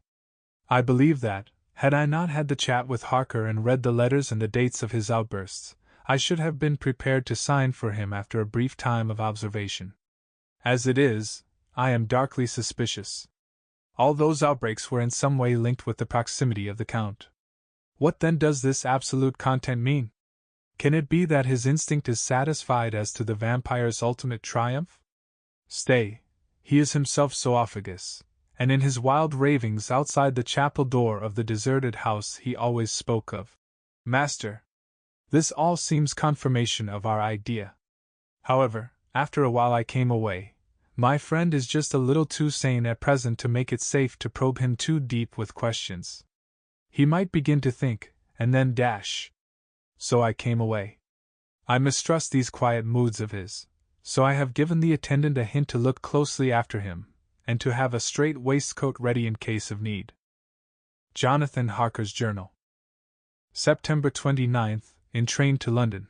When I received Mr. Billington's courteous message that he would give me any information in his power, I thought it best to go down to Whitby and make, on the spot, such inquiries as I wanted. It was now my object to trace that horrid cargo of the Count's to its place in London. Later, we may be able to deal with it. Billington Jr., a nice lad, met me at the station, and brought me to his father's house, where they had decided that I must stay the night. They are hospitable, with true Yorkshire hospitality, give a guest everything, and leave him free to do as he likes. They all knew that I was busy, and that my stay was short, and Mr. Billington had ready in his office all the papers concerning the consignment of boxes.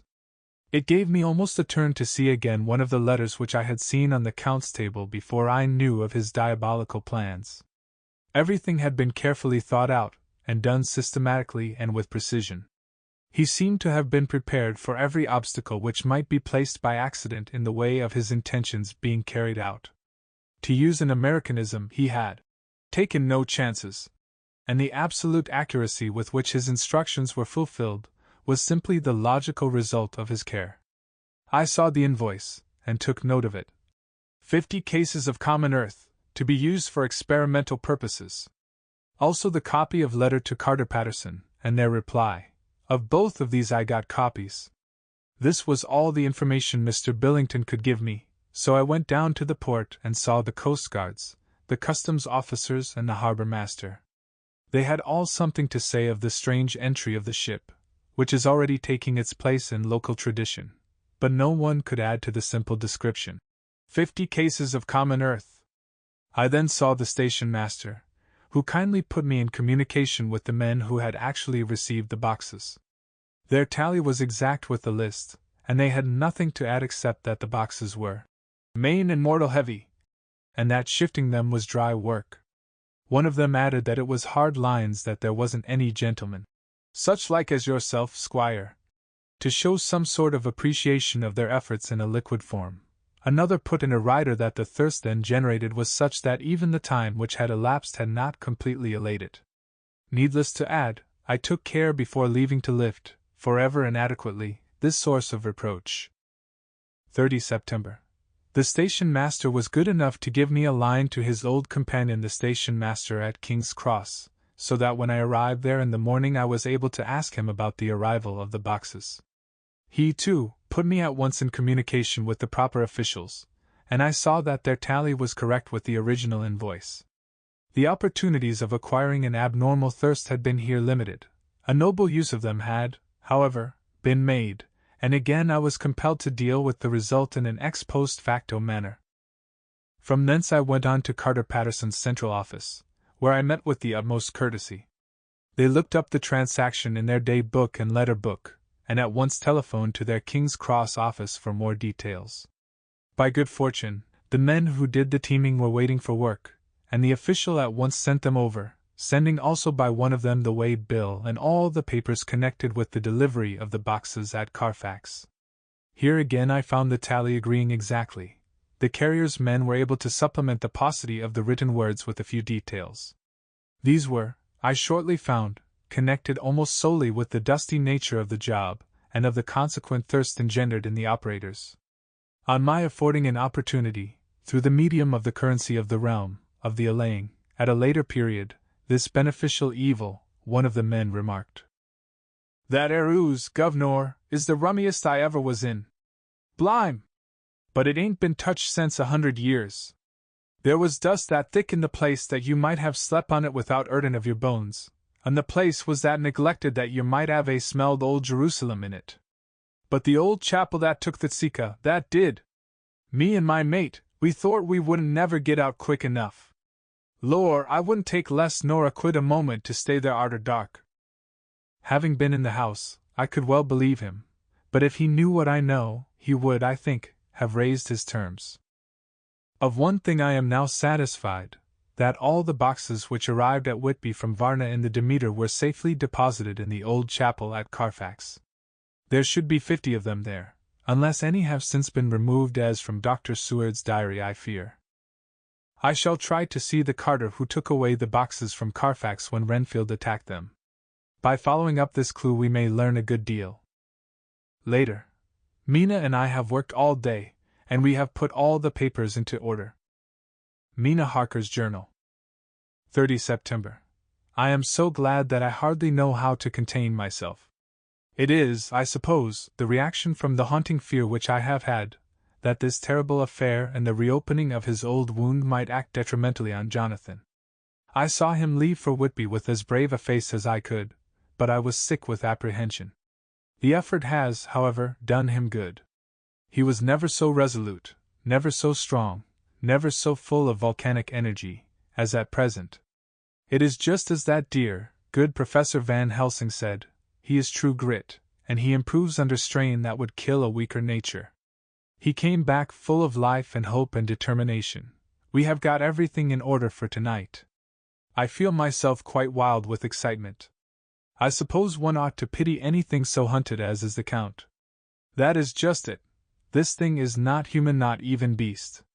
To read Dr. Seward's account of poor Lucy's death, and what followed, is enough to dry up the springs of pity in one's heart.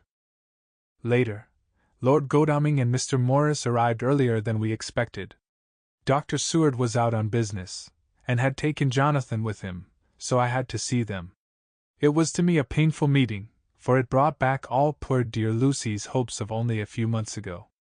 Of course they had heard Lucy speak of me, and it seemed that Dr. Van Helsing, too, has been quite blowing my trumpet, as Mr. Morris expressed it. Poor fellows, either of them is aware that I know all about the proposals they made to Lucy.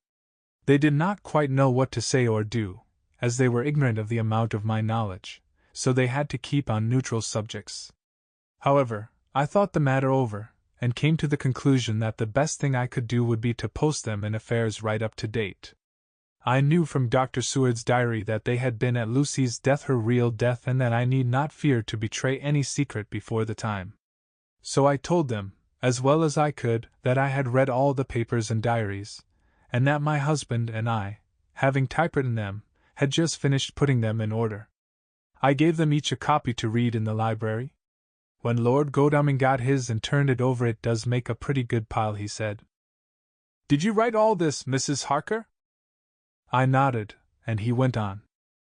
I don't quite see the drift of it, but you people are all so good and kind, and have been working so earnestly and so energetically, that all I can do is to accept your ideas blindfold and try to help you. I have had one lesson already in accepting facts that should make a man humble to the last hour of his life. Besides, I know you loved my poor Lucy Dash. Here he turned away and covered his face with his hands. I could hear the tears in his voice. Mr. Morris, with instinctive delicacy, just laid a hand for a moment on his shoulder, and then walked quietly out of the room. I suppose there is something in woman's nature that makes a man free to break down before her and express his feelings on the tender or emotional side without feeling it derogatory to his manhood. For when Lord Godalming found himself alone with me, he sat down on the sofa and gave way utterly and openly. I sat down beside him and took his hand. I hope he didn't think it forward of me, and that if he ever thinks of it afterwards he never will have such a thought. There I wrong him. I know he never will, he is too true a gentleman. I said to him, for I could see that his heart was breaking. I love dear Lucy, and I know what she was to you, and what you were to her. She and I were like sisters, and now she is gone. Will you not let me be like a sister to you in your trouble? I know what sorrows you have had, though I cannot measure the depth of them. If sympathy and pity can help in your affliction, won't you let me be of some little service for Lucy's sake? In an instant the poor dear fellow was overwhelmed with grief. It seemed to me that all that he had of late been suffering in silence found a vent at once. He grew quite hysterical, and raising his open hands, beat his palms together in a perfect agony of grief. He stood up and then sat down again, and the tears rained down his cheeks. I felt an infinite pity for him, and opened my arms unthinkingly. With a sob he laid his head on my shoulder, and cried like a wearied child, whilst he shook with emotion. We women have something of the mother in us that makes us rise above smaller matters when the mother spirit is invoked. I felt this big sorrowing man's head resting on me, as though it were that of the baby that some day may lie on my bosom, and I stroked his hair as though he were my own child. I never thought at the time how strange it all was. After a little bit his sobs ceased, and he raised himself with an apology, though he made no disguise of his emotion. He told me that for days and nights, past weary days and sleepless nights, he had been unable to speak with anyone, as a man must speak in his time of sorrow. There was no woman whose sympathy could be given to him, or with whom, owing to the terrible circumstance with which his sorrow was surrounded, he could speak freely. I know now how I suffered, he said, as he dried his eyes, but I do not know even yet, and none other can ever know, how much your sweet sympathy has been to me today. I shall know better in time, and believe me that, though I am not ungrateful now, my gratitude will grow with my understanding. You will let me be like a brother, will you not, for all our lives, for dear Lucy's sake? For dear Lucy's sake, I said as we clasped hands. Aye, and for your own sake, he added, for if a man's esteem and gratitude are ever worth the winning, you have won mine today. If ever the future should bring to you a time when you need a man's help, believe me, you will not call in vain. God grant that no such time may ever come to you to break the sunshine of your life. But if it should ever come, promise me that you will let me know. He was so earnest, and his sorrow was so fresh, that I felt it would comfort him, so I said, I promise. As I came along the corridor, I saw Mr. Morris looking out of a window. He turned as he heard my footsteps. "How is Art?" he said. Then, noticing my red eyes, he went on. "Ah, I see you have been comforting him. Poor old fellow! He needs it. No one but a woman can help a man when he is in trouble of the heart, and he had no one to comfort him." He bore his own trouble so bravely that my heart bled for him. I saw the manuscript in his hand, and I knew that when he read it he would realize how much I knew, so I said to him, "I wish I could comfort all who suffer from the heart. Will you let me be your friend, and will you come to me for comfort if you need it? You will know, later on, why I speak." He saw that I was in earnest, and stooping, took my hand, and raising it to his lips, kissed it. It seemed but poor comfort to so brave and unselfish a soul, and impulsively I bent over and kissed him. The tears rose in his eyes, and there was a momentary choking in his throat. He said quite calmly, "Little girl, you will never regret that true-hearted kindness, so long as ever you live." Then he went into the study to his friend. "Little girl!" The very words he had used to Lucy, and oh, but he proved himself a friend. Chapter 18. Dr. Seward's Diary. 30 September. I got home at 5 o'clock, and found that Godalming and Morris had not only arrived, but had already studied the transcript of the various diaries and letters which Harker and his wonderful wife had made and arranged. Harker had not yet returned from his visit to the carrier's men, of whom Dr. Hennessy had written to me. Mrs. Harker gave us a cup of tea, and I can honestly say that, for the first time since I have lived in it, this old house seemed like home. When we had finished, Mrs. Harker said, "Dr. Seward, may I ask a favor? I want to see your patient, Mr. Renfield. Do let me see him. What you have said of him in your diary interests me so much." She looked so appealing and so pretty that I could not refuse her, and there was no possible reason why I should, so I took her with me. When I went into the room, I told the man that a lady would like to see him, to which he simply answered, "Why?" "She is going through the house, and wants to see everyone in it." I answered, "Oh, very well," he said. "Let her come in by all means, but just wait a minute till I tidy up the place." His method of tidying was peculiar. He simply swallowed all the flies and spiders in the boxes before I could stop him. It was quite evident that he feared, or was jealous of, some interference. When he had got through his disgusting task, he said cheerfully, "Let the lady come in," and sat down on the edge of his bed with his head down, but with his eyelids raised so that he could see her as she entered. For a moment I thought that he might have some homicidal intent. I remembered how quiet he had been just before he attacked me in my own study, and I took care to stand where I could seize him at once if he attempted to make a spring at her. She came into the room with an easy gracefulness which would at once command the respect of any lunatic, for easiness is one of the qualities mad people most respect. She walked over to him, smiling pleasantly, and held out her hand. "Good evening, Mr. Renfield," said she. "You see, I know you, for Dr. Seward has told me of you." He made no immediate reply, but eyed her all over intently with a set frown on his face. This look gave way to one of wonder, which merged in doubt. Then, to my intense astonishment, he said, "You're not the girl the doctor wanted to marry, are you? You can't be, you know, for she's dead." Mrs. Harker smiled sweetly as she replied, "Oh no!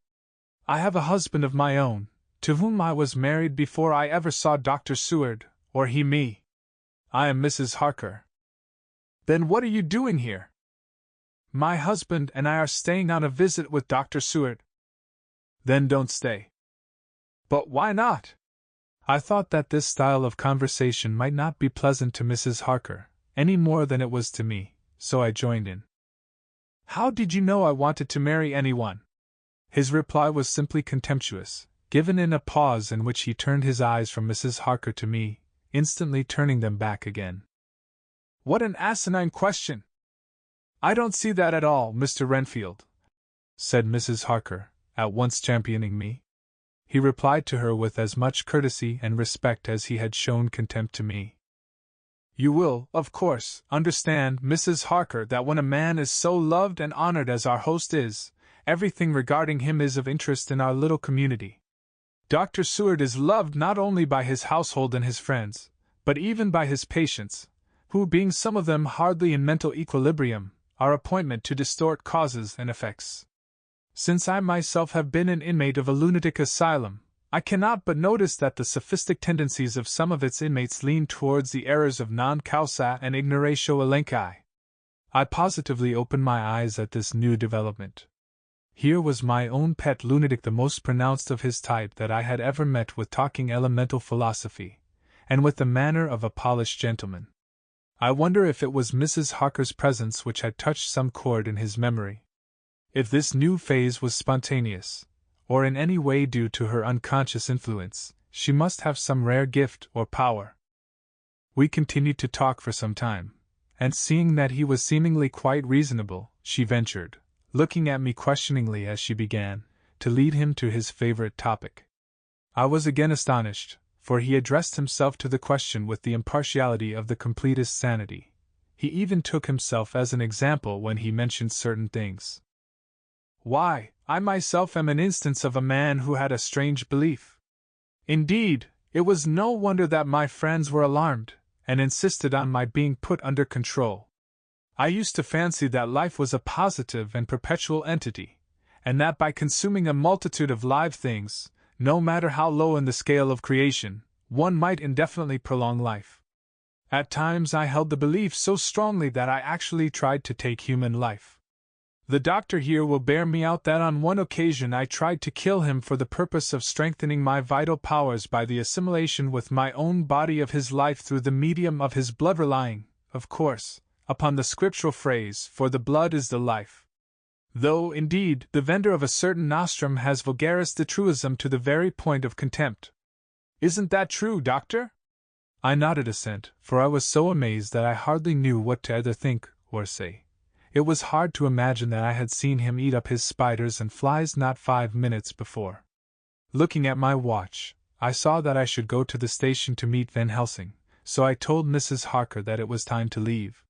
She came at once, after saying pleasantly to Mr. Renfield, "Good-bye, and I hope I may see you often, under auspices pleasanter to yourself." To which, to my astonishment, he replied, "Good-bye, my dear. I pray God I may never see your sweet face again. May He bless and keep you." When I went to the station to meet Van Helsing, I left the boys behind me. Poor Art seemed more cheerful than he has been since Lucy first took ill, and Quincy is more like his own bright self than he has been for many a long day. Van Helsing stepped from the carriage with the eager nimbleness of a boy. He saw me at once, and rushed up to me, saying, "Ah, friend John, how goes all? Well? So, I have been busy, for I come here to stay if need be. All affairs are settled with me, and I have much to tell. Madam Mina is with you?" "Yes." "And her so fine husband? And Arthur and my friend Quincy, they are with you too? Good." As I drove to the house I told him of what had passed, and of how my own diary had come to be of some use through Mrs. Harker's suggestion, at which the professor interrupted me. "Ah, that wonderful Madam Mina! She has man's brain, a brain that a man should have were he much gifted, and a woman's heart. The good God fashioned her for a purpose, believe me, when He made that so good combination. Friend John, up to now fortune has made that woman of help to us. After tonight she must not have to do with this so terrible affair. It is not good that she run a risk so great. We men are determined, nay, are we not pledged, to destroy this monster, but it is no part for a woman. Even if she be not harmed, her heart may fail her in so much and so many horrors, and hereafter she may suffer both in waking, from her nerves, and in sleep, from her dreams. And besides, she is young woman and not so long married. There may be other things to think of some time, if not now. You tell me she has wrote all, then she must consult with us. But tomorrow she say good-bye to this work, and we go alone." I agreed heartily with him, and then I told him what we had found in his absence, that the house which Dracula had bought was the very next one to my own. He was amazed, and a great concern seemed to come on him. "Oh, that we had known it before," he said, "for then we might have reached him in time to save poor Lucy. However, the milk that is spilt cries not out afterwards, as you say. We shall not think of that, but go on our way to the end." Then he fell into a silence that lasted till we entered my own gateway. Before we went to prepare for dinner, he said to Mrs. Harker, "I am told, Madam Mina, by my friend John, that you and your husband have put up in exact order all things that have been, up to this moment." "Not up to this moment, Professor," she said impulsively, "but up to this morning." "But why not up to now? We have seen hitherto how good light all the little things have made. We have told our secrets, and yet no one who has told is the worse for it." Mrs. Harker began to blush, and taking a paper from her pockets, she said, "Dr. Van Helsing, will you read this, and tell me if it must go in? It is my record of today. I too have seen the need of putting down at present everything, however trivial, but there is little in this except what is personal. Must it go in?" The professor read it over gravely, and handed it back, saying, "It need not go in if you do not wish it, but I pray that it may. It can but make your husband love you the more, and all us, your friends, more honor you as well as more esteem and love." She took it back with another blush and a bright smile. "And so now, up to this very hour, all the records we have are complete and in order. The professor took away one copy to study after dinner, and before our meeting, which is fixed for 9 o'clock. The rest of us have already read everything, so when we meet in the study we shall all be informed as to facts, and can arrange our plan of battle with this terrible and mysterious enemy." Mina Harker's Journal. 30 September. When we met in Dr. Seward's study 2 hours after dinner, which had been at 6 o'clock, we unconsciously formed a sort of board or committee. Professor Van Helsing took the head of the table, to which Dr. Seward motioned him as he came into the room. He made me sit next to him on his right, and asked me to act as secretary. Jonathan sat next to me.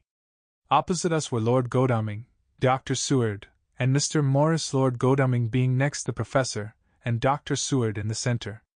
The professor said, "I may, I suppose, take it that we are all acquainted with the facts that are in these papers." We all expressed assent, and he went on. "Then it were, I think, good that I tell you something of the kind of enemy with which we have to deal. I shall then make known to you something of the history of this man, which has been ascertained for me. So we then can discuss how we shall act, and can take our measure according. There are such beings as vampires. Some of us have evidence that they exist. Even had we not the proof of our own unhappy experience, the teachings and the records of the past give proof enough for sane peoples. I admit that at the first I was skeptic. Were it not that through long years I have trained myself to keep an open mind, I could not have believed until such time as that fact thundered on my ear. See! See! I prove! Alas! Had I known at the first what now I know, nay, had I even guessed at him once so precious life had been spared to many of us who did love her. But that is gone, and we must so work, that other poor souls perish not, whilst we can save. The Nosferatu do not die like the bee when he sting once. He is only stronger, and being stronger, have yet more power to work evil. This vampire which is amongst us is of himself so strong in person as 20 men. He is of cunning more than mortal, for his cunning be the growth of ages. He have still the aids of necromancy, which is, as his etymology imply, the divination by the dead, and all the dead that he can come nigh to are for him at command. He is brute, and more than brute. He is devil and callous, and the heart of him is not. He can, within limitations, appear at will when, and where, and in any of the forms that are to him. He can, within his range, direct the elements, the storm, the fog, the thunder. He can command all the meaner things, the rat, and the owl, and the bat, the moth, and the fox, and the wolf. He can grow and become small, and he can at times vanish and come unknown. How then are we to begin our strike to destroy him? How shall we find his where, and having found it, how can we destroy? My friends, this is much. It is a terrible task that we undertake, and there may be consequence to make the brave shudder. For if we fail in this our fight he must surely win, and then where end we? Life is nothings, I heed him not. But to fail here is not mere life or death. It is that we become as him, that we henceforward become foul things of the night like him without heart or conscience, preying on the bodies and the souls of those we love best. To us forever are the gates of heaven shut, for who shall open them to us again? We go on for all time abhorred by all, a blot on the face of God's sunshine, an arrow in the side of him who died for man. But we are face to face with duty, and in such case must we shrink. For me, I say, no, but then I am old, and life, with his sunshine, his fair places, his song of birds, his music and his love, lie far behind. You others are young. Some have seen sorrow, but there are fair days yet in store. What say you? Whilst he was speaking, Jonathan had taken my hand. I feared, oh so much, that the appalling nature of our danger was overcoming him when I saw his hand stretch out, but it was life to me to feel its touch so strong, so self-reliant, so resolute. A brave man's hand can speak for itself. It does not even need a woman's love to hear its music. When the professor had done speaking, my husband looked in my eyes and I in his. There was no need for speaking between us. I answer for Mina and myself, he said. Count me in, Professor, said Mr. Quincy Morris, laconically as usual. I am with you, said Lord Godalming. For Lucy's sake, if for no other reason. Dr. Seward simply nodded. The professor stood up and, after laying his golden crucifix on the table, held out his hand on either side. I took his right hand, and Lord Godalming his left. Jonathan held my right with his left, and stretched across to Mr. Morris. So as we all took hands, our solemn compact was made. I felt my heart icy cold, but it did not even occur to me to draw back. We resumed our places, and Dr. Van Helsing went on with a sort of cheerfulness which showed that the serious work had begun. It was to be taken as gravely, and in as businesslike a way, as any other transaction of life. Well, you know what we have to contend against, but we, too, are not without strength. We have on our side power of combination, a power denied to the vampire kind. We have sources of science. We are free to act and think, and the hours of the day and the night are ours equally. In fact, so far as our powers extend, they are unfettered, and we are free to use them. We have self-devotion in a cause, and an end to achieve which is not a selfish one. These things are much. Now let us see how far the general powers arrayed against us are restrict, and how the individual cannot.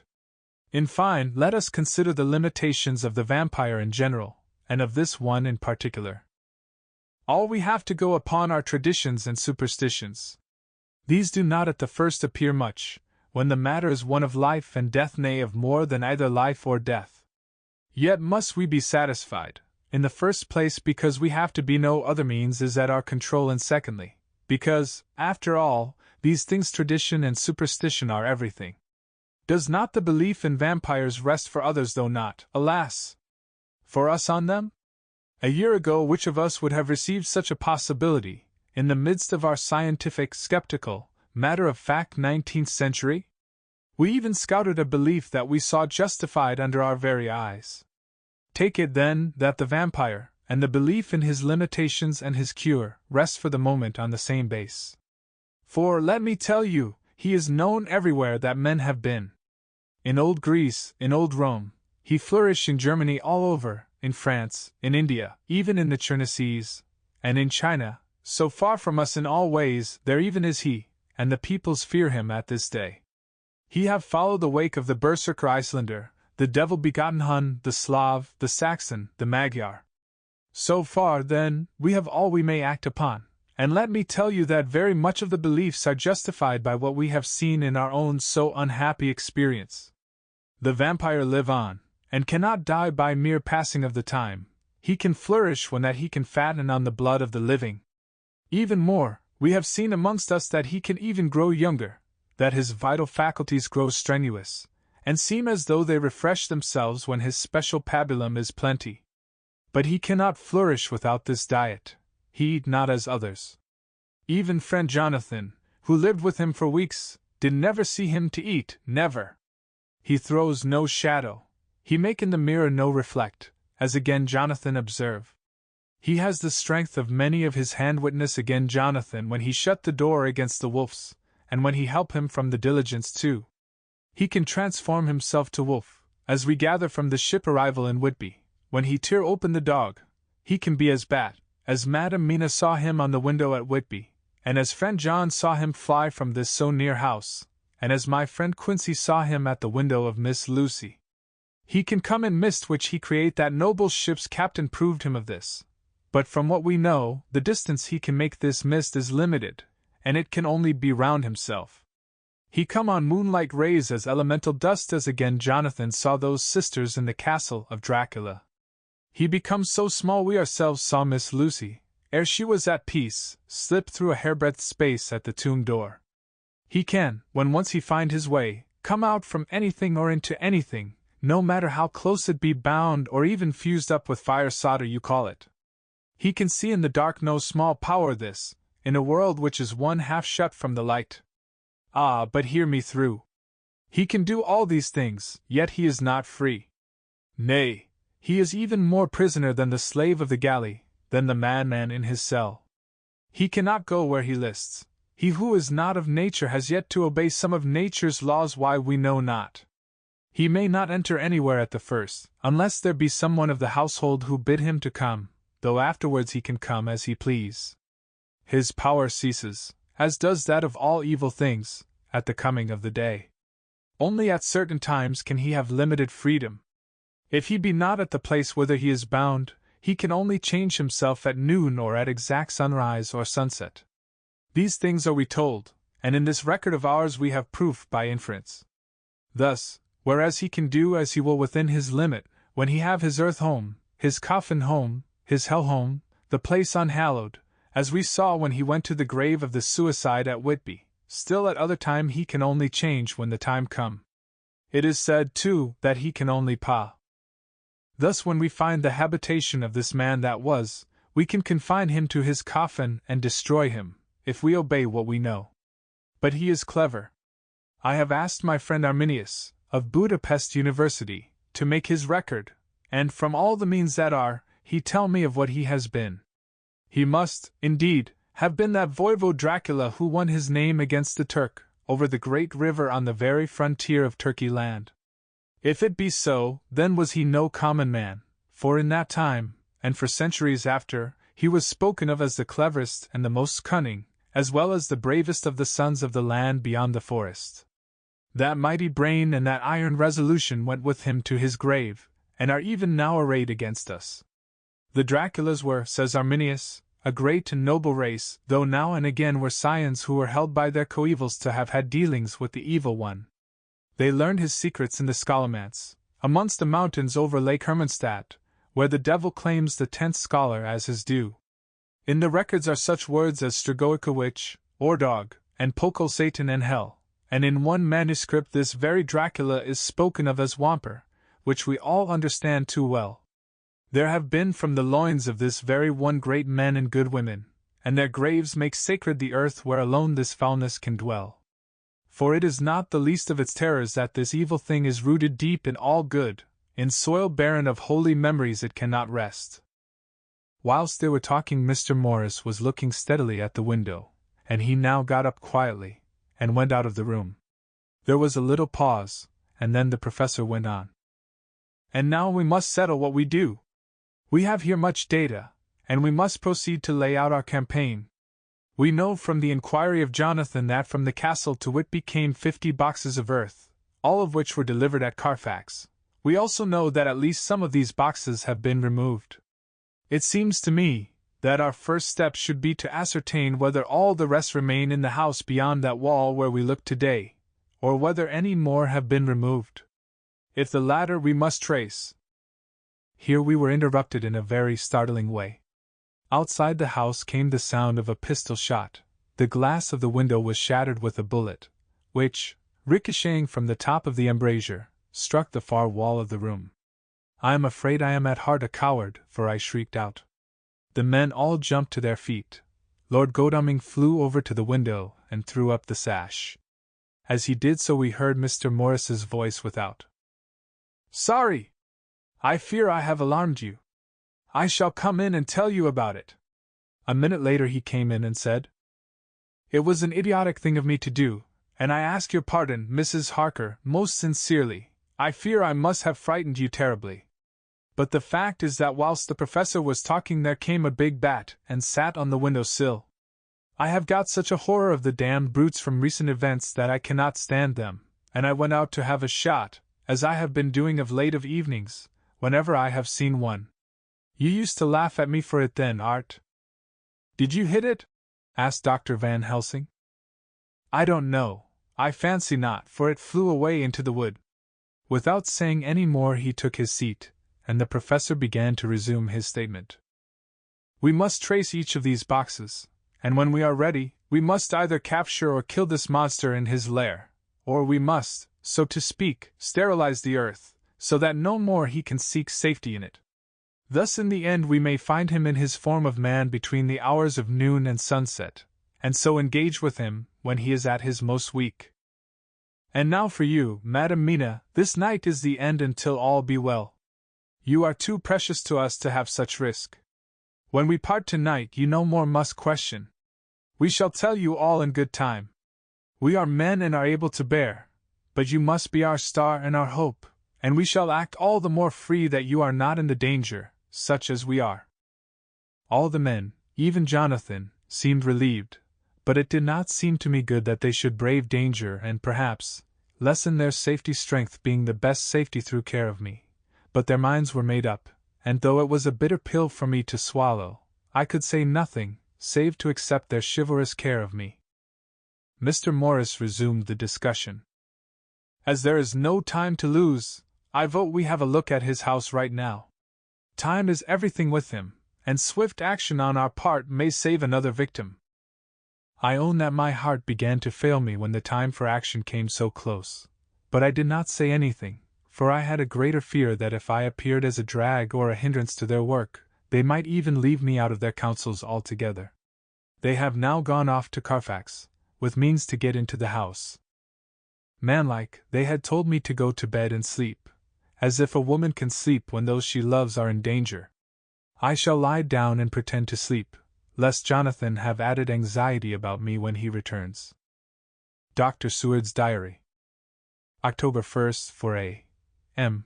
Just as we were about to leave the house, an urgent message was brought to me from Renfield to know if I would see him at once, as he had something of the utmost importance to say to me. I told the messenger to say that I would attend to his wishes in the morning. I was busy just at the moment. The attendant added, "He seems very importunate, sir. I have never seen him so eager. I don't know but what, if you don't see him soon, he will have one of his violent fits." I knew the man would not have said this without some cause, so I said, "All right, I'll go now." And I asked the others to wait a few minutes for me, as I had to go and see my patient. "Take me with you, friend John," said the professor. "His case in your diary interests me much, and it had bearing, too, now and again on our case. I should much like to see him, and especially when his mind is disturbed." "May I come also?" asked Lord Godalming. "Me too," said Quincy Morris. "May I come?" said Harker. I nodded, and we all went down the passage together. We found him in a state of considerable excitement, but far more rational in his speech and manner than I had ever seen him. There was an unusual understanding of himself, which was unlike anything I had ever met with in a lunatic, and he took it for granted that his reasons would prevail with others entirely sane. We all four went into the room, but none of the others at first said anything. His request was that I would at once release him from the asylum and send him home. This he backed up with arguments regarding his complete recovery, and adduced his own existing sanity. "I appeal to your friends," he said. "They will, perhaps, not mind sitting in judgment on my case. By the way, you have not introduced me." I was so much astonished that the oddness of introducing a man in an asylum did not strike me at the moment, and besides there was a certain dignity in the man's manner, so much of the habit of equality, that I at once made the introduction. "Lord Godalming, Professor Van Helsing, Mr. Quincy Morris, of Texas, Mr. Renfield." He shook hands with each of them, saying in turn, "Lord Godalming, I had the honor of seconding your father at the Wyndham. I grieve to know, by your holding the title, that he is no more. He was a man loved and honored by all who knew him, and in his youth was, I have heard, the inventor of a burnt rum punch, much patronized on Derby night. Mr. Morris, you should be proud of your great state. Its reception into the Union was a precedent which may have far-reaching effects hereafter, when the pole and the tropics may hold alliance to the stars and stripes. The power of treaty may yet prove a vast engine of enlargement, when the Monroe Doctrine takes its true place as a political fable. What shall any man say of his pleasure at meeting Van Helsing? Sir, I make no apology for dropping all forms of conventional prefix.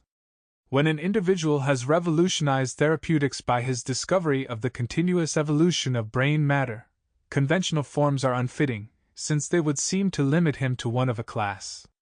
You, gentlemen, who by nationality, by heredity, or by the possession of natural gifts, are fitted to hold your respective places in the moving world, I take to witness that I am as sane as at least the majority of men who are in full possession of their liberties. And I am sure that you, Dr. Seward, humanitarian and medico-jurist as well as scientist, will deem it a moral duty to deal with me as one to be considered as under exceptional circumstances." He made this last appeal with a courtly air of conviction which was not without its own charm. I think we were all staggered. For my own part, I was under the conviction, despite my knowledge of the man's character and history, that his reason had been restored, and I felt under a strong impulse to tell him that I was satisfied as to his sanity, and would see about the necessary formalities for his release in the morning. I thought it better to wait, however, before making so grave a statement, for of old I knew the sudden changes to which this particular patient was liable. So I contented myself with making a general statement that he appeared to be improving very rapidly, that I would have a longer chat with him in the morning, and would then see what I could do in the direction of meeting his wishes. This did not at all satisfy him, for he said quickly, "But I fear, Dr. Seward, that you hardly apprehend my wish. I desire to go at once here now, this very hour, this very moment, if I may. Time presses, and in our implied agreement with the old sideman it is of the essence of the contract. I am sure it is only necessary to put before so admirable a practitioner as Dr. Seward so simple, yet so momentous a wish, to ensure its fulfillment." He looked at me keenly, and seeing the negative in my face, turned to the others, and scrutinized them closely. Not meeting any sufficient response, he went on. "Is it possible that I have erred in my supposition?" "You have," I said frankly, but at the same time, as I felt, brutally. There was a considerable pause, and then he said slowly, "Then I suppose I must only shift my ground of request. Let me ask for this concession, boon, privilege, what you will. I am content to implore in such a case, not on personal grounds, but for the sake of others. I am not at liberty to give you the whole of my reasons, but you may, I assure you, take it from me that they are good ones, sound and unselfish, and spring from the highest sense of duty. Could you look, sir, into my heart, you would approve to the full the sentiments which animate me. Nay, more, you would count me amongst the best and truest of your friends." Again he looked at us all keenly.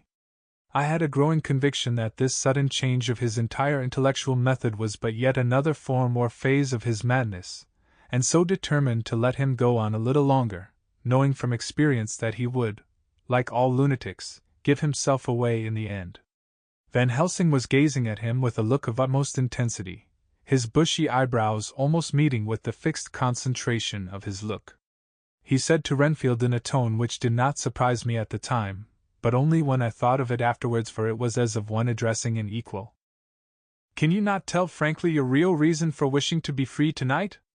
I will undertake that if you will satisfy even me, a stranger, without prejudice, and with the habit of keeping an open mind, Dr.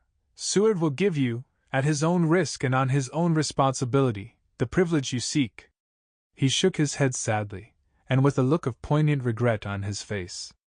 The professor went on. "Come, sir, bethink yourself. You claim the privilege of reason in the highest degree, since you seek to impress us with your complete reasonableness. You do this, whose sanity we have reason to doubt, since you are not yet released from medical treatment for this very defect.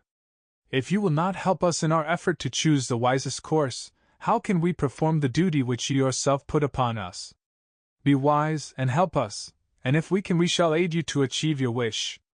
He still shook his head as he said, "Dr. Van Helsing, I have nothing to say.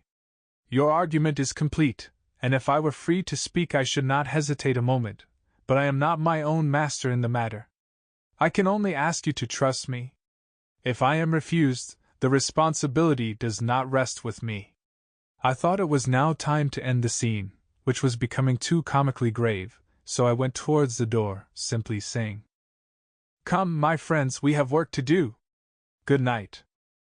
As, however, I got near the door, a new change came over the patient. He moved towards me so quickly that for the moment I feared that he was about to make another homicidal attack. My fears, however, were groundless, for he held up his two hands imploringly, and made his petition in a moving manner. As he saw that the very excess of his emotion was militating against him, by restoring us more to our old relations, he became still more demonstrative. I glanced at Van Helsing, and saw my conviction reflected in his eyes, so I became a little more fixed in my manner, if not more stern, and motioned to him that his efforts were unavailing. I had previously seen something of the same constantly growing excitement in him when he had to make some request of which at the time he had thought much, such, for instance, as when he wanted a cat, and I was prepared to see the collapse into the same sullen acquiescence on this occasion. My expectation was not realized, for, when he found that his appeal would not be successful, he got into quite a frantic condition. He threw himself on his knees, and held up his hands, wringing them in plaintive supplication, and poured forth a torrent of entreaty, with the tears rolling down his cheeks, and his whole face and form expressive of the deepest emotion. "Let me entreat you, Dr. Seward, oh, let me implore you, to let me out of this house at once. Send me away how you will and where you will, send keepers with me with whips and chains, let them take me in a strait waistcoat, manacled and leg ironed, even to a jail, but let me go out of this. You don't know what you do by keeping me here. I am speaking from the depths of my heart, of my very soul. You don't know whom you wrong or how, and I may not tell. Woe is me! I may not tell. By all you hold sacred, by all you hold dear, by your love that is lost, by your hope that lives for the sake of the Almighty, take me out of this and save my soul from guilt. Can't you hear me, man? Can't you understand? Will you never learn? Don't you know that I am sane and earnest now, that I am no lunatic in a mad fit, but a sane man fighting for his soul? Oh, hear me! Hear me! Let me go! Let me go! Let me go! I thought that the longer this went on the wilder he would get, and so would bring on a fit, so I took him by the hand and raised him up. "Come," I said sternly. "No more of this, we have had quite enough already. Get to your bed and try to behave more discreetly." He suddenly stopped and looked at me intently for several moments. Then, without a word, he rose and moving over, sat down on the side of the bed. The collapse had come, as on former occasion, just as I had expected. When I was leaving the room, last of our party, he said to me in a quiet, well-bred voice, "You will, I trust, Dr. Seward, do me the justice to bear in mind later on that I did what I could to convince you tonight." Chapter 19. Jonathan Harker's Journal. October 1st, 5 a.m. I went with the party to the search with an easy mind, for I think I never saw Mina so absolutely strong and well. I am so glad that she consented to hold back and let us men do the work.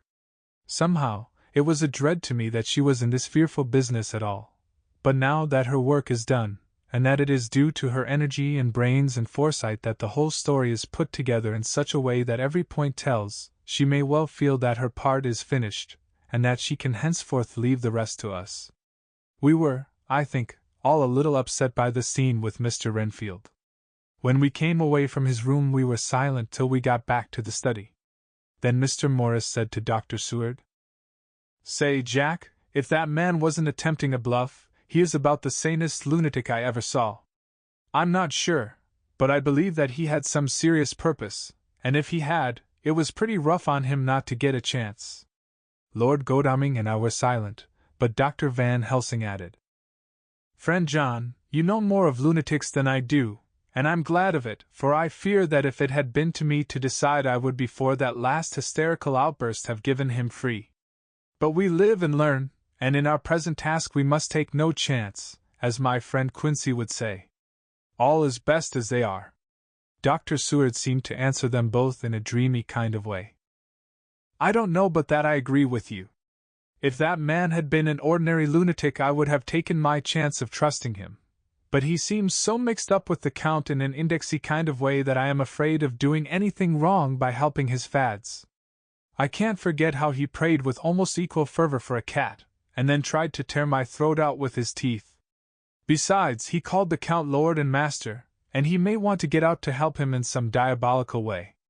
That horrid thing has the wolves and the rats and his own kind to help him, so I suppose he isn't above trying to use a respectable lunatic.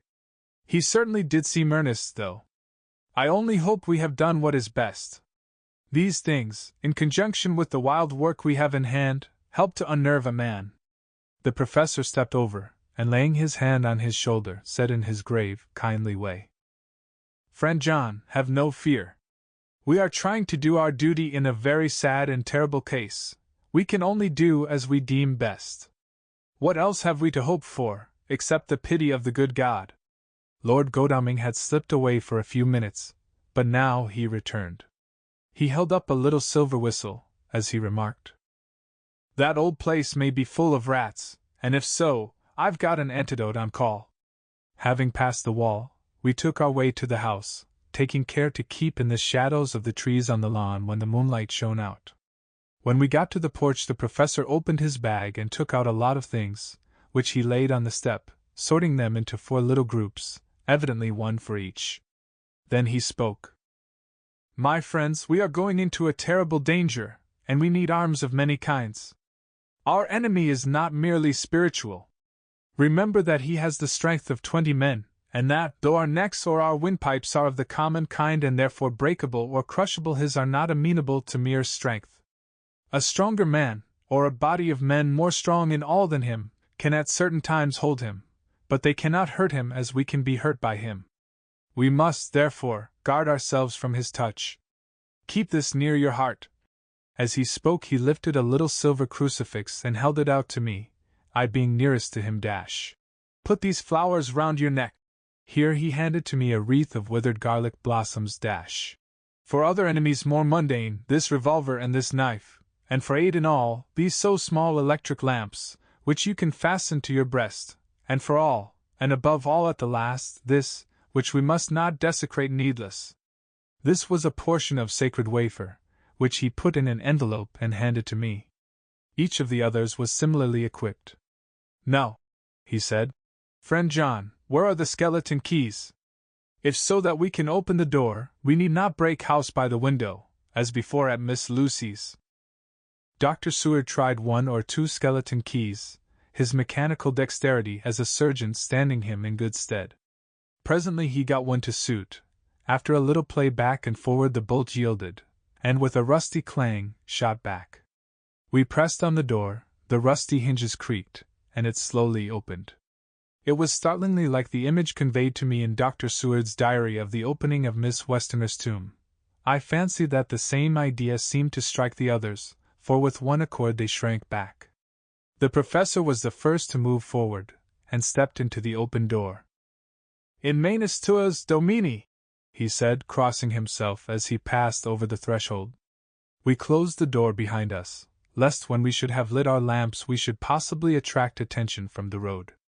The professor carefully tried the lock, lest we might not be able to open it from within should we be in a hurry making our exit. Then we all lit our lamps and proceeded on our search. The light from the tiny lamps fell in all sorts of odd forms, as the rays crossed each other, or the opacity of our bodies threw great shadows. I could not for my life get away from the feeling that there was someone else amongst us. I suppose it was the recollection, so powerfully brought home to me by the grim surroundings, of that terrible experience in Transylvania. I think the feeling was common to us all, for I noticed that the others kept looking over their shoulders at every sound and every new shadow, just as I felt myself doing. The whole place was thick with dust. The floor was seemingly inches deep, except where there were recent footsteps, in which on holding down my lamp I could see marks of hobnails where the dust was cracked. The walls were fluffy and heavy with dust, and in the corners were masses of spiders' webs, whereon the dust had gathered till they looked like old tattered rags as the weight had torn them partly down. On a table in the hall was a great bunch of keys, with a time-yellowed label on each. They had been used several times, for on the table were several similar rents in the blanket of dust, similar to that exposed when the professor lifted them. He turned to me and said, "You know this place, Jonathan. You have copied maps of it, and you know it at least more than we do. Which is the way to the chapel?" I had an idea of its direction, though on my former visit I had not been able to get admission to it, so I led the way, and after a few wrong turnings found myself opposite a low, arched oaken door, ribbed with iron bands. "This is the spot," said the professor as he turned his lamp on a small map of the house, copied from the file of my original correspondence regarding the purchase. With a little trouble we found the key on the bunch and opened the door. We were prepared for some unpleasantness, for as we were opening the door a faint, malodorous air seemed to exhale through the gaps, but none of us ever expected such an odor as we encountered. None of the others had met the Count at all at close quarters, and when I had seen him he was either in the fasting stage of his existence in his rooms or, when he was gloated with fresh blood, in a ruined building open to the air. But here the place was small and close, and the long disuse had made the air stagnant and foul. There was an earthy smell, as of some dry miasma, which came through the fouler air.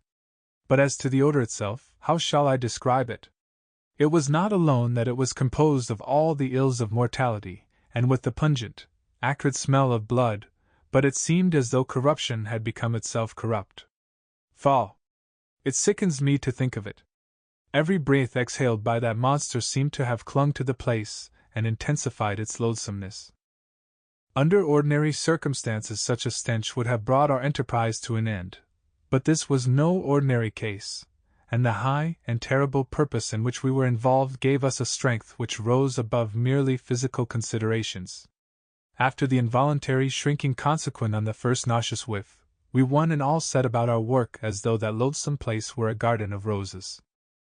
We made an accurate examination of the place, the professor saying as we began, "The first thing is to see how many of the boxes are left. We must then examine every hole and corner and cranny and see if we cannot get some clue as to what has become of the rest." A glance was sufficient to show how many remained, for the great earth chests were bulky, and there was no mistaking them. There were only 29 left out of the 50. Once I got a fright, for, seeing Lord Godalming suddenly turn and look out of the vaulted door into the dark passage beyond, I looked too, and for an instant my heart stood still. Somewhere, looking out from the shadow, I seemed to see the high lights of the Count's evil face, the ridge of the nose, the red eyes, the red lips, the awful pallor. It was only for a moment, for, as Lord Godalming said, "I thought I saw a face, but it was only the shadows," and resumed his inquiry. I turned my lamp in the direction, and stepped into the passage. There was no sign of anyone, and as there were no corners, no doors, no aperture of any kind, but only the solid walls of the passage, there could be no hiding place even for him.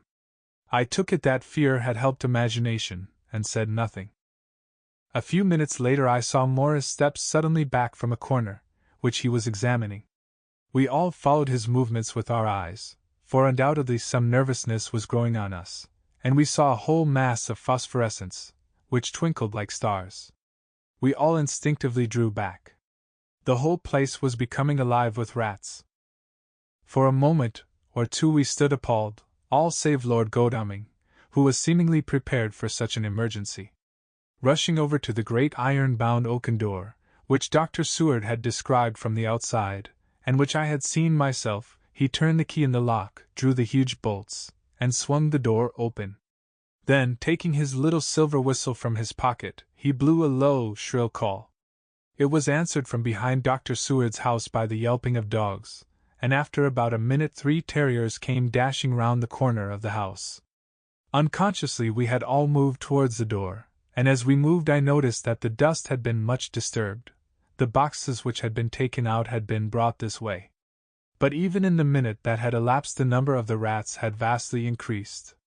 They seemed to swarm over the place all at once, till the lamplight, shining on their moving dark bodies and glittering, baleful eyes, made the place look like a bank of earth set with fireflies. The dogs dashed on, but at the threshold suddenly stopped and snarled, and then, simultaneously lifting their noses, began to howl in most lugubrious fashion. The rats were multiplying in thousands, and we moved out. Lord Godalming lifted one of the dogs, and carrying him in, placed him on the floor. The instant his feet touched the ground he seemed to recover his courage, and rushed at his natural enemies. They fled before him so fast that before he had shaken the life out of a score, the other dogs, who had by now been lifted in the same manner, had but small prey ere the whole mass had vanished. With their going it seemed as if some evil presence had departed, for the dogs frisked about and barked merrily as they made sudden darts at their prostrate foes, and turned them over and tossed them in the air with vicious shakes. We all seemed to find our spirits rise. Whether it was the purifying of the deadly atmosphere by the opening of the chapel door, or the relief which we experienced by finding ourselves in the open, I know not, but most certainly the shadow of dread seemed to slip from us like a robe, and the occasion of our coming lost something of its grim significance, though we did not slacken a whit in our resolution. We closed the outer door and barred and locked it, and bringing the dogs with us, began our search of the house. We found nothing throughout except dust in extraordinary proportions, and all untouched save for my own footsteps when I had made my first visit. Never once did the dogs exhibit any symptom of uneasiness, and even when we returned to the chapel they frisked about as though they had been rabbit hunting in a summer wood.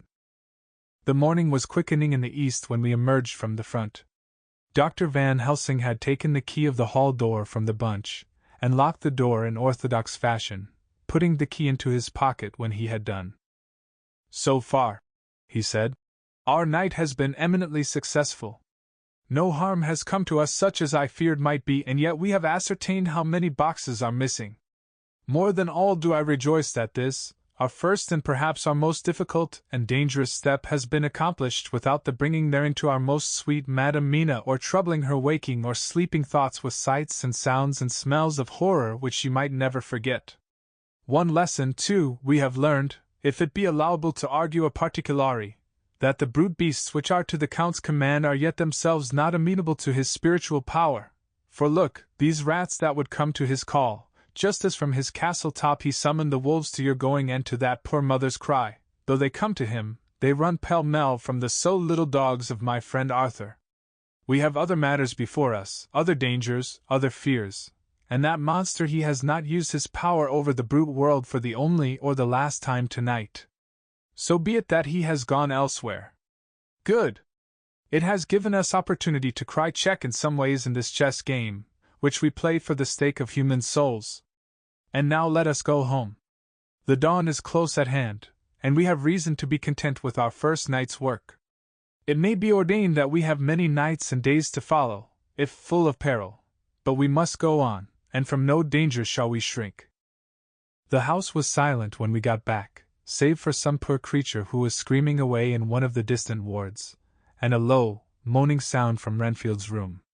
The poor wretch was doubtless torturing himself, after the manner of the insane, with needless thoughts of pain. I came tiptoe into our own room, and found Mina asleep, breathing so softly that I had to put my ear down to hear it. She looks paler than usual. I hope the meeting tonight has not upset her. I am truly thankful that she is to be left out of our future work, and even of our deliberations. It is too great a strain for a woman to bear. I did not think so at first, but I know better now. Therefore I am glad that it is settled. There may be things which would frighten her to hear, and yet to conceal them from her might be worse than to tell her if once she suspected that there was any concealment. Henceforth our work is to be a sealed book to her, till at least such time as we can tell her that all is finished, and the earth free from a monster of the nether world. I dare say it will be difficult to begin to keep silence after such confidence as ours.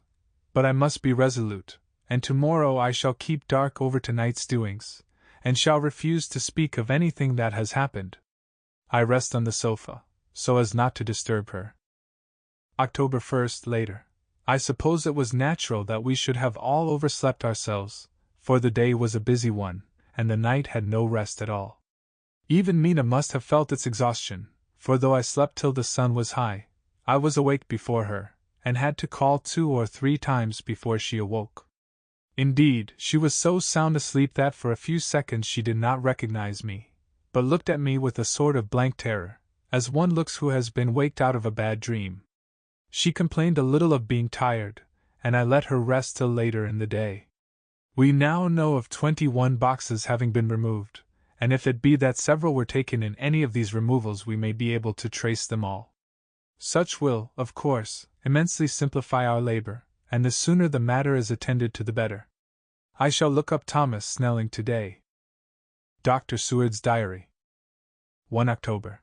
It was towards noon when I was awakened by the professor walking into my room. He was more jolly and cheerful than usual, and it is quite evident that last night's work has helped to take some of the brooding weight off his mind. After going over the adventure of the night, he suddenly said, "Your patient interests me much. May it be that with you I visit him this morning? Or if that you are too occupied, I can go alone if it may be. It is a new experience to me to find a lunatic who talk philosophy, and reason so sound." I had some work to do which pressed, so I told him that if he would go alone I would be glad, as then I should not have to keep him waiting, so I called an attendant and gave him the necessary instructions. Before the professor left the room I cautioned him against getting any false impression from my patient. "But," he answered, "I want him to talk of himself and of his delusion as to consuming live things. He said to Madame Mina, as I see in your diary of yesterday, that he had once had such a belief. Why do you smile, friend John?" "Excuse me," I said, "but the answer is here." I laid my hand on the typewritten matter. When our sane and learned lunatic made that very statement of how he used to consume life, his mouth was actually nauseous with the flies and spiders which he had eaten just before Mrs. Harker entered the room. Van Helsing smiled in turn. "Good," he said. "Your memory is true, friend John. I should have remembered. And yet it is this very obliquity of thought and memory which makes mental disease such a fascinating study. Perhaps I may gain more knowledge out of the folly of this man than I shall from the teaching of the most wise. Who knows?" I went on with my work, and before long was through that in hand. It seemed that the time had been very short indeed, but there was Van Helsing back in the study. "Do I interrupt?" he asked politely as he stood at the door. "Not at all," I answered. "Come in. My work is finished and I am free. I can go with you now if you like." "It is needless. I have seen him." "Well?" "I fear that he does not appraise me at much." Our interview was short. When I entered his room he was sitting on a stool in the center, with his elbows on his knees, and his face was the picture of sullen discontent. I spoke to him as cheerfully as I could, and with such a measure of respect as I could assume. He made no reply whatever. "Don't you know me?" I asked. His answer was not reassuring. "I know you well enough. You are the old fool Van Helsing. I wish you would take yourself and your idiotic brain theories somewhere else. Damn all thick-headed Dutchmen." Not a word more would he say, but sat in his implacable sullenness as indifferent to me as though I had not been in the room at all. Thus departed for this time my chance of much learning from this so clever lunatic. So I shall go, if I may, and cheer myself with a few happy words with that sweet soul Madame Mina. Friend John, it does rejoice me unspeakable that she is no more to be pained, no more to be worried with our terrible things. Though we shall much miss her help, it is better so. "I agree with you with all my heart," I answered earnestly, for I did not want him to weaken in this matter. "Mrs. Harker is better out of it. Things are quite bad enough for us, all men of the world, and who have been in many tight places in our time, but it is no place for a woman, and if she had remained in touch with the affair, it would in time infallibly have wrecked her." So Van Helsing has gone to confer with Mrs. Harker, and Harker, Quincy, and Art are all out following up the clues as to the earth boxes. I shall finish my round of work and we shall meet tonight. Mina Harker's Journal. 1 October. It is strange to me to be kept in the dark as I am today, after Jonathan's full confidence for so many years, to see him manifestly avoid certain matters, and those the most vital of all. This morning I slept late after the fatigues of yesterday, and though Jonathan was late too, he was the earlier. He spoke to me before he went out, never more sweetly or tenderly, but he never mentioned a word of what had happened in the visit to the Count's house. And yet he must have known how terribly anxious I was. Poor dear fellow! I suppose it must have distressed him even more than it did me. They all agreed that it was best that I should not be drawn further into this awful work, and I acquiesced. But to think that he keeps anything from me! And now I am crying like a silly fool, when I know it comes from my husband's great love and from the good wishes of those other strong men. That has done me good. Well, some day Jonathan will tell me all, and lest it should ever be that he should think for a moment that I kept anything from him, I still keep my journal as usual. Then if he has feared of my trust one shall show it to him, with every thought of my heart put down for his dear eyes to read. I feel strangely sad and low-spirited today. I suppose it is the reaction from the terrible excitement. Last night I went to bed when the men had gone, simply because they told me to. I didn't feel sleepy, and I did feel full of devouring anxiety. I kept thinking over everything that has been ever since Jonathan came to see me in London, and it all seems like a horrible tragedy, with fate pressing on relentlessly to some destined end. Everything that one does seems, no matter how right it may be, to bring on the very thing which is most to be deplored. If I hadn't gone to Whitby, perhaps poor dear Lucy would be with us now. She hadn't taken to visiting the churchyard till I came, and if she hadn't come there in the daytime with me she wouldn't have walked there in her sleep, and if she hadn't gone there at night and asleep, that monster couldn't have destroyed her as he did. Oh, why did I ever go to Whitby? There now, crying again. I wonder what has come over me today.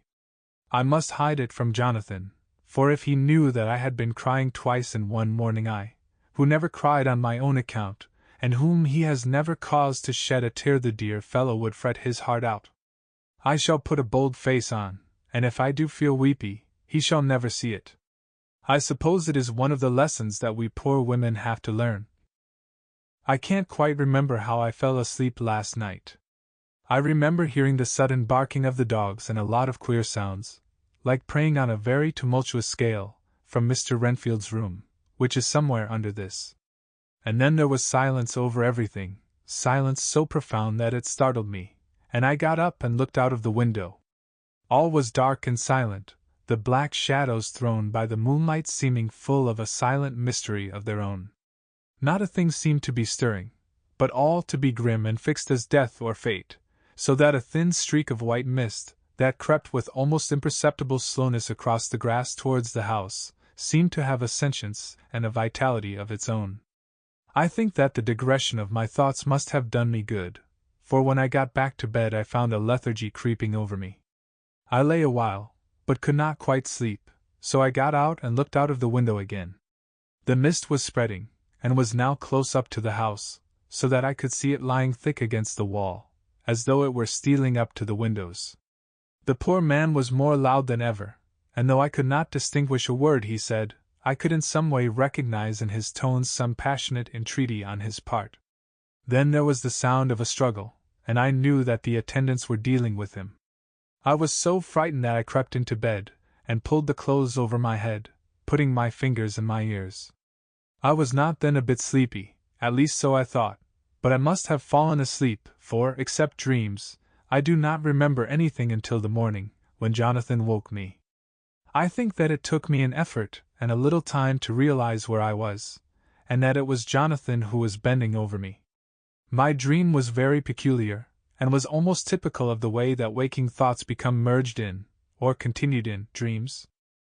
I thought that I was asleep, and waiting for Jonathan to come back. I was very anxious about him, and I was powerless to act. My feet, and my hands, and my brain were weighted, so that nothing could proceed at the usual pace. And so I slept uneasily and thought. Then it began to dawn upon me that the air was heavy, and dank, and cold. I put back the clothes from my face, and found, to my surprise, that all was dim around. The gaslight which I had left lit for Jonathan, but turned down, came only like a tiny red spark through the fog, which had evidently grown thicker and poured into the room. Then it occurred to me that I had shut the window before I had come to bed. I would have got out to make certain on the point, but some leaden lethargy seemed to chain my limbs and even my will. I lay still and endured, that was all. I closed my eyes, but could still see through my eyelids. It is wonderful what tricks our dreams play us, and how conveniently we can imagine. The mist grew thicker and thicker, and I could see now how it came in, for I could see it like smoke or with the white energy of boiling water pouring in, not through the window, but through the joinings of the door. It got thicker and thicker, till it seemed as if it became concentrated into a sort of pillar of cloud in the room, through the top of which I could see the light of the gas shining like a red eye. Things began to whirl through my brain just as the cloudy column was now whirling in the room, and through it all came the scriptural words, "A pillar of cloud by day and of fire by night." Was it indeed some such spiritual guidance that was coming to me in my sleep? But the pillar was composed of both the day and the night guiding, for the fire was in the red eye, which at the thought got a new fascination for me, till, as I looked, the fire divided, and seemed to shine on me through the fog like two red eyes, such as Lucy told me of in her momentary mental wandering when, on the cliff, the dying sunlight struck the windows of St. Mary's Church. Suddenly the horror burst upon me that it was thus that Jonathan had seen those awful women growing into reality through the whirling mist in the moonlight, and in my dream I must have fainted, for all became black darkness. The last conscious effort which imagination made was to show me a livid white face bending over me out of the mist. I must be careful of such dreams, for they would unseat one's reason if there were too much of them.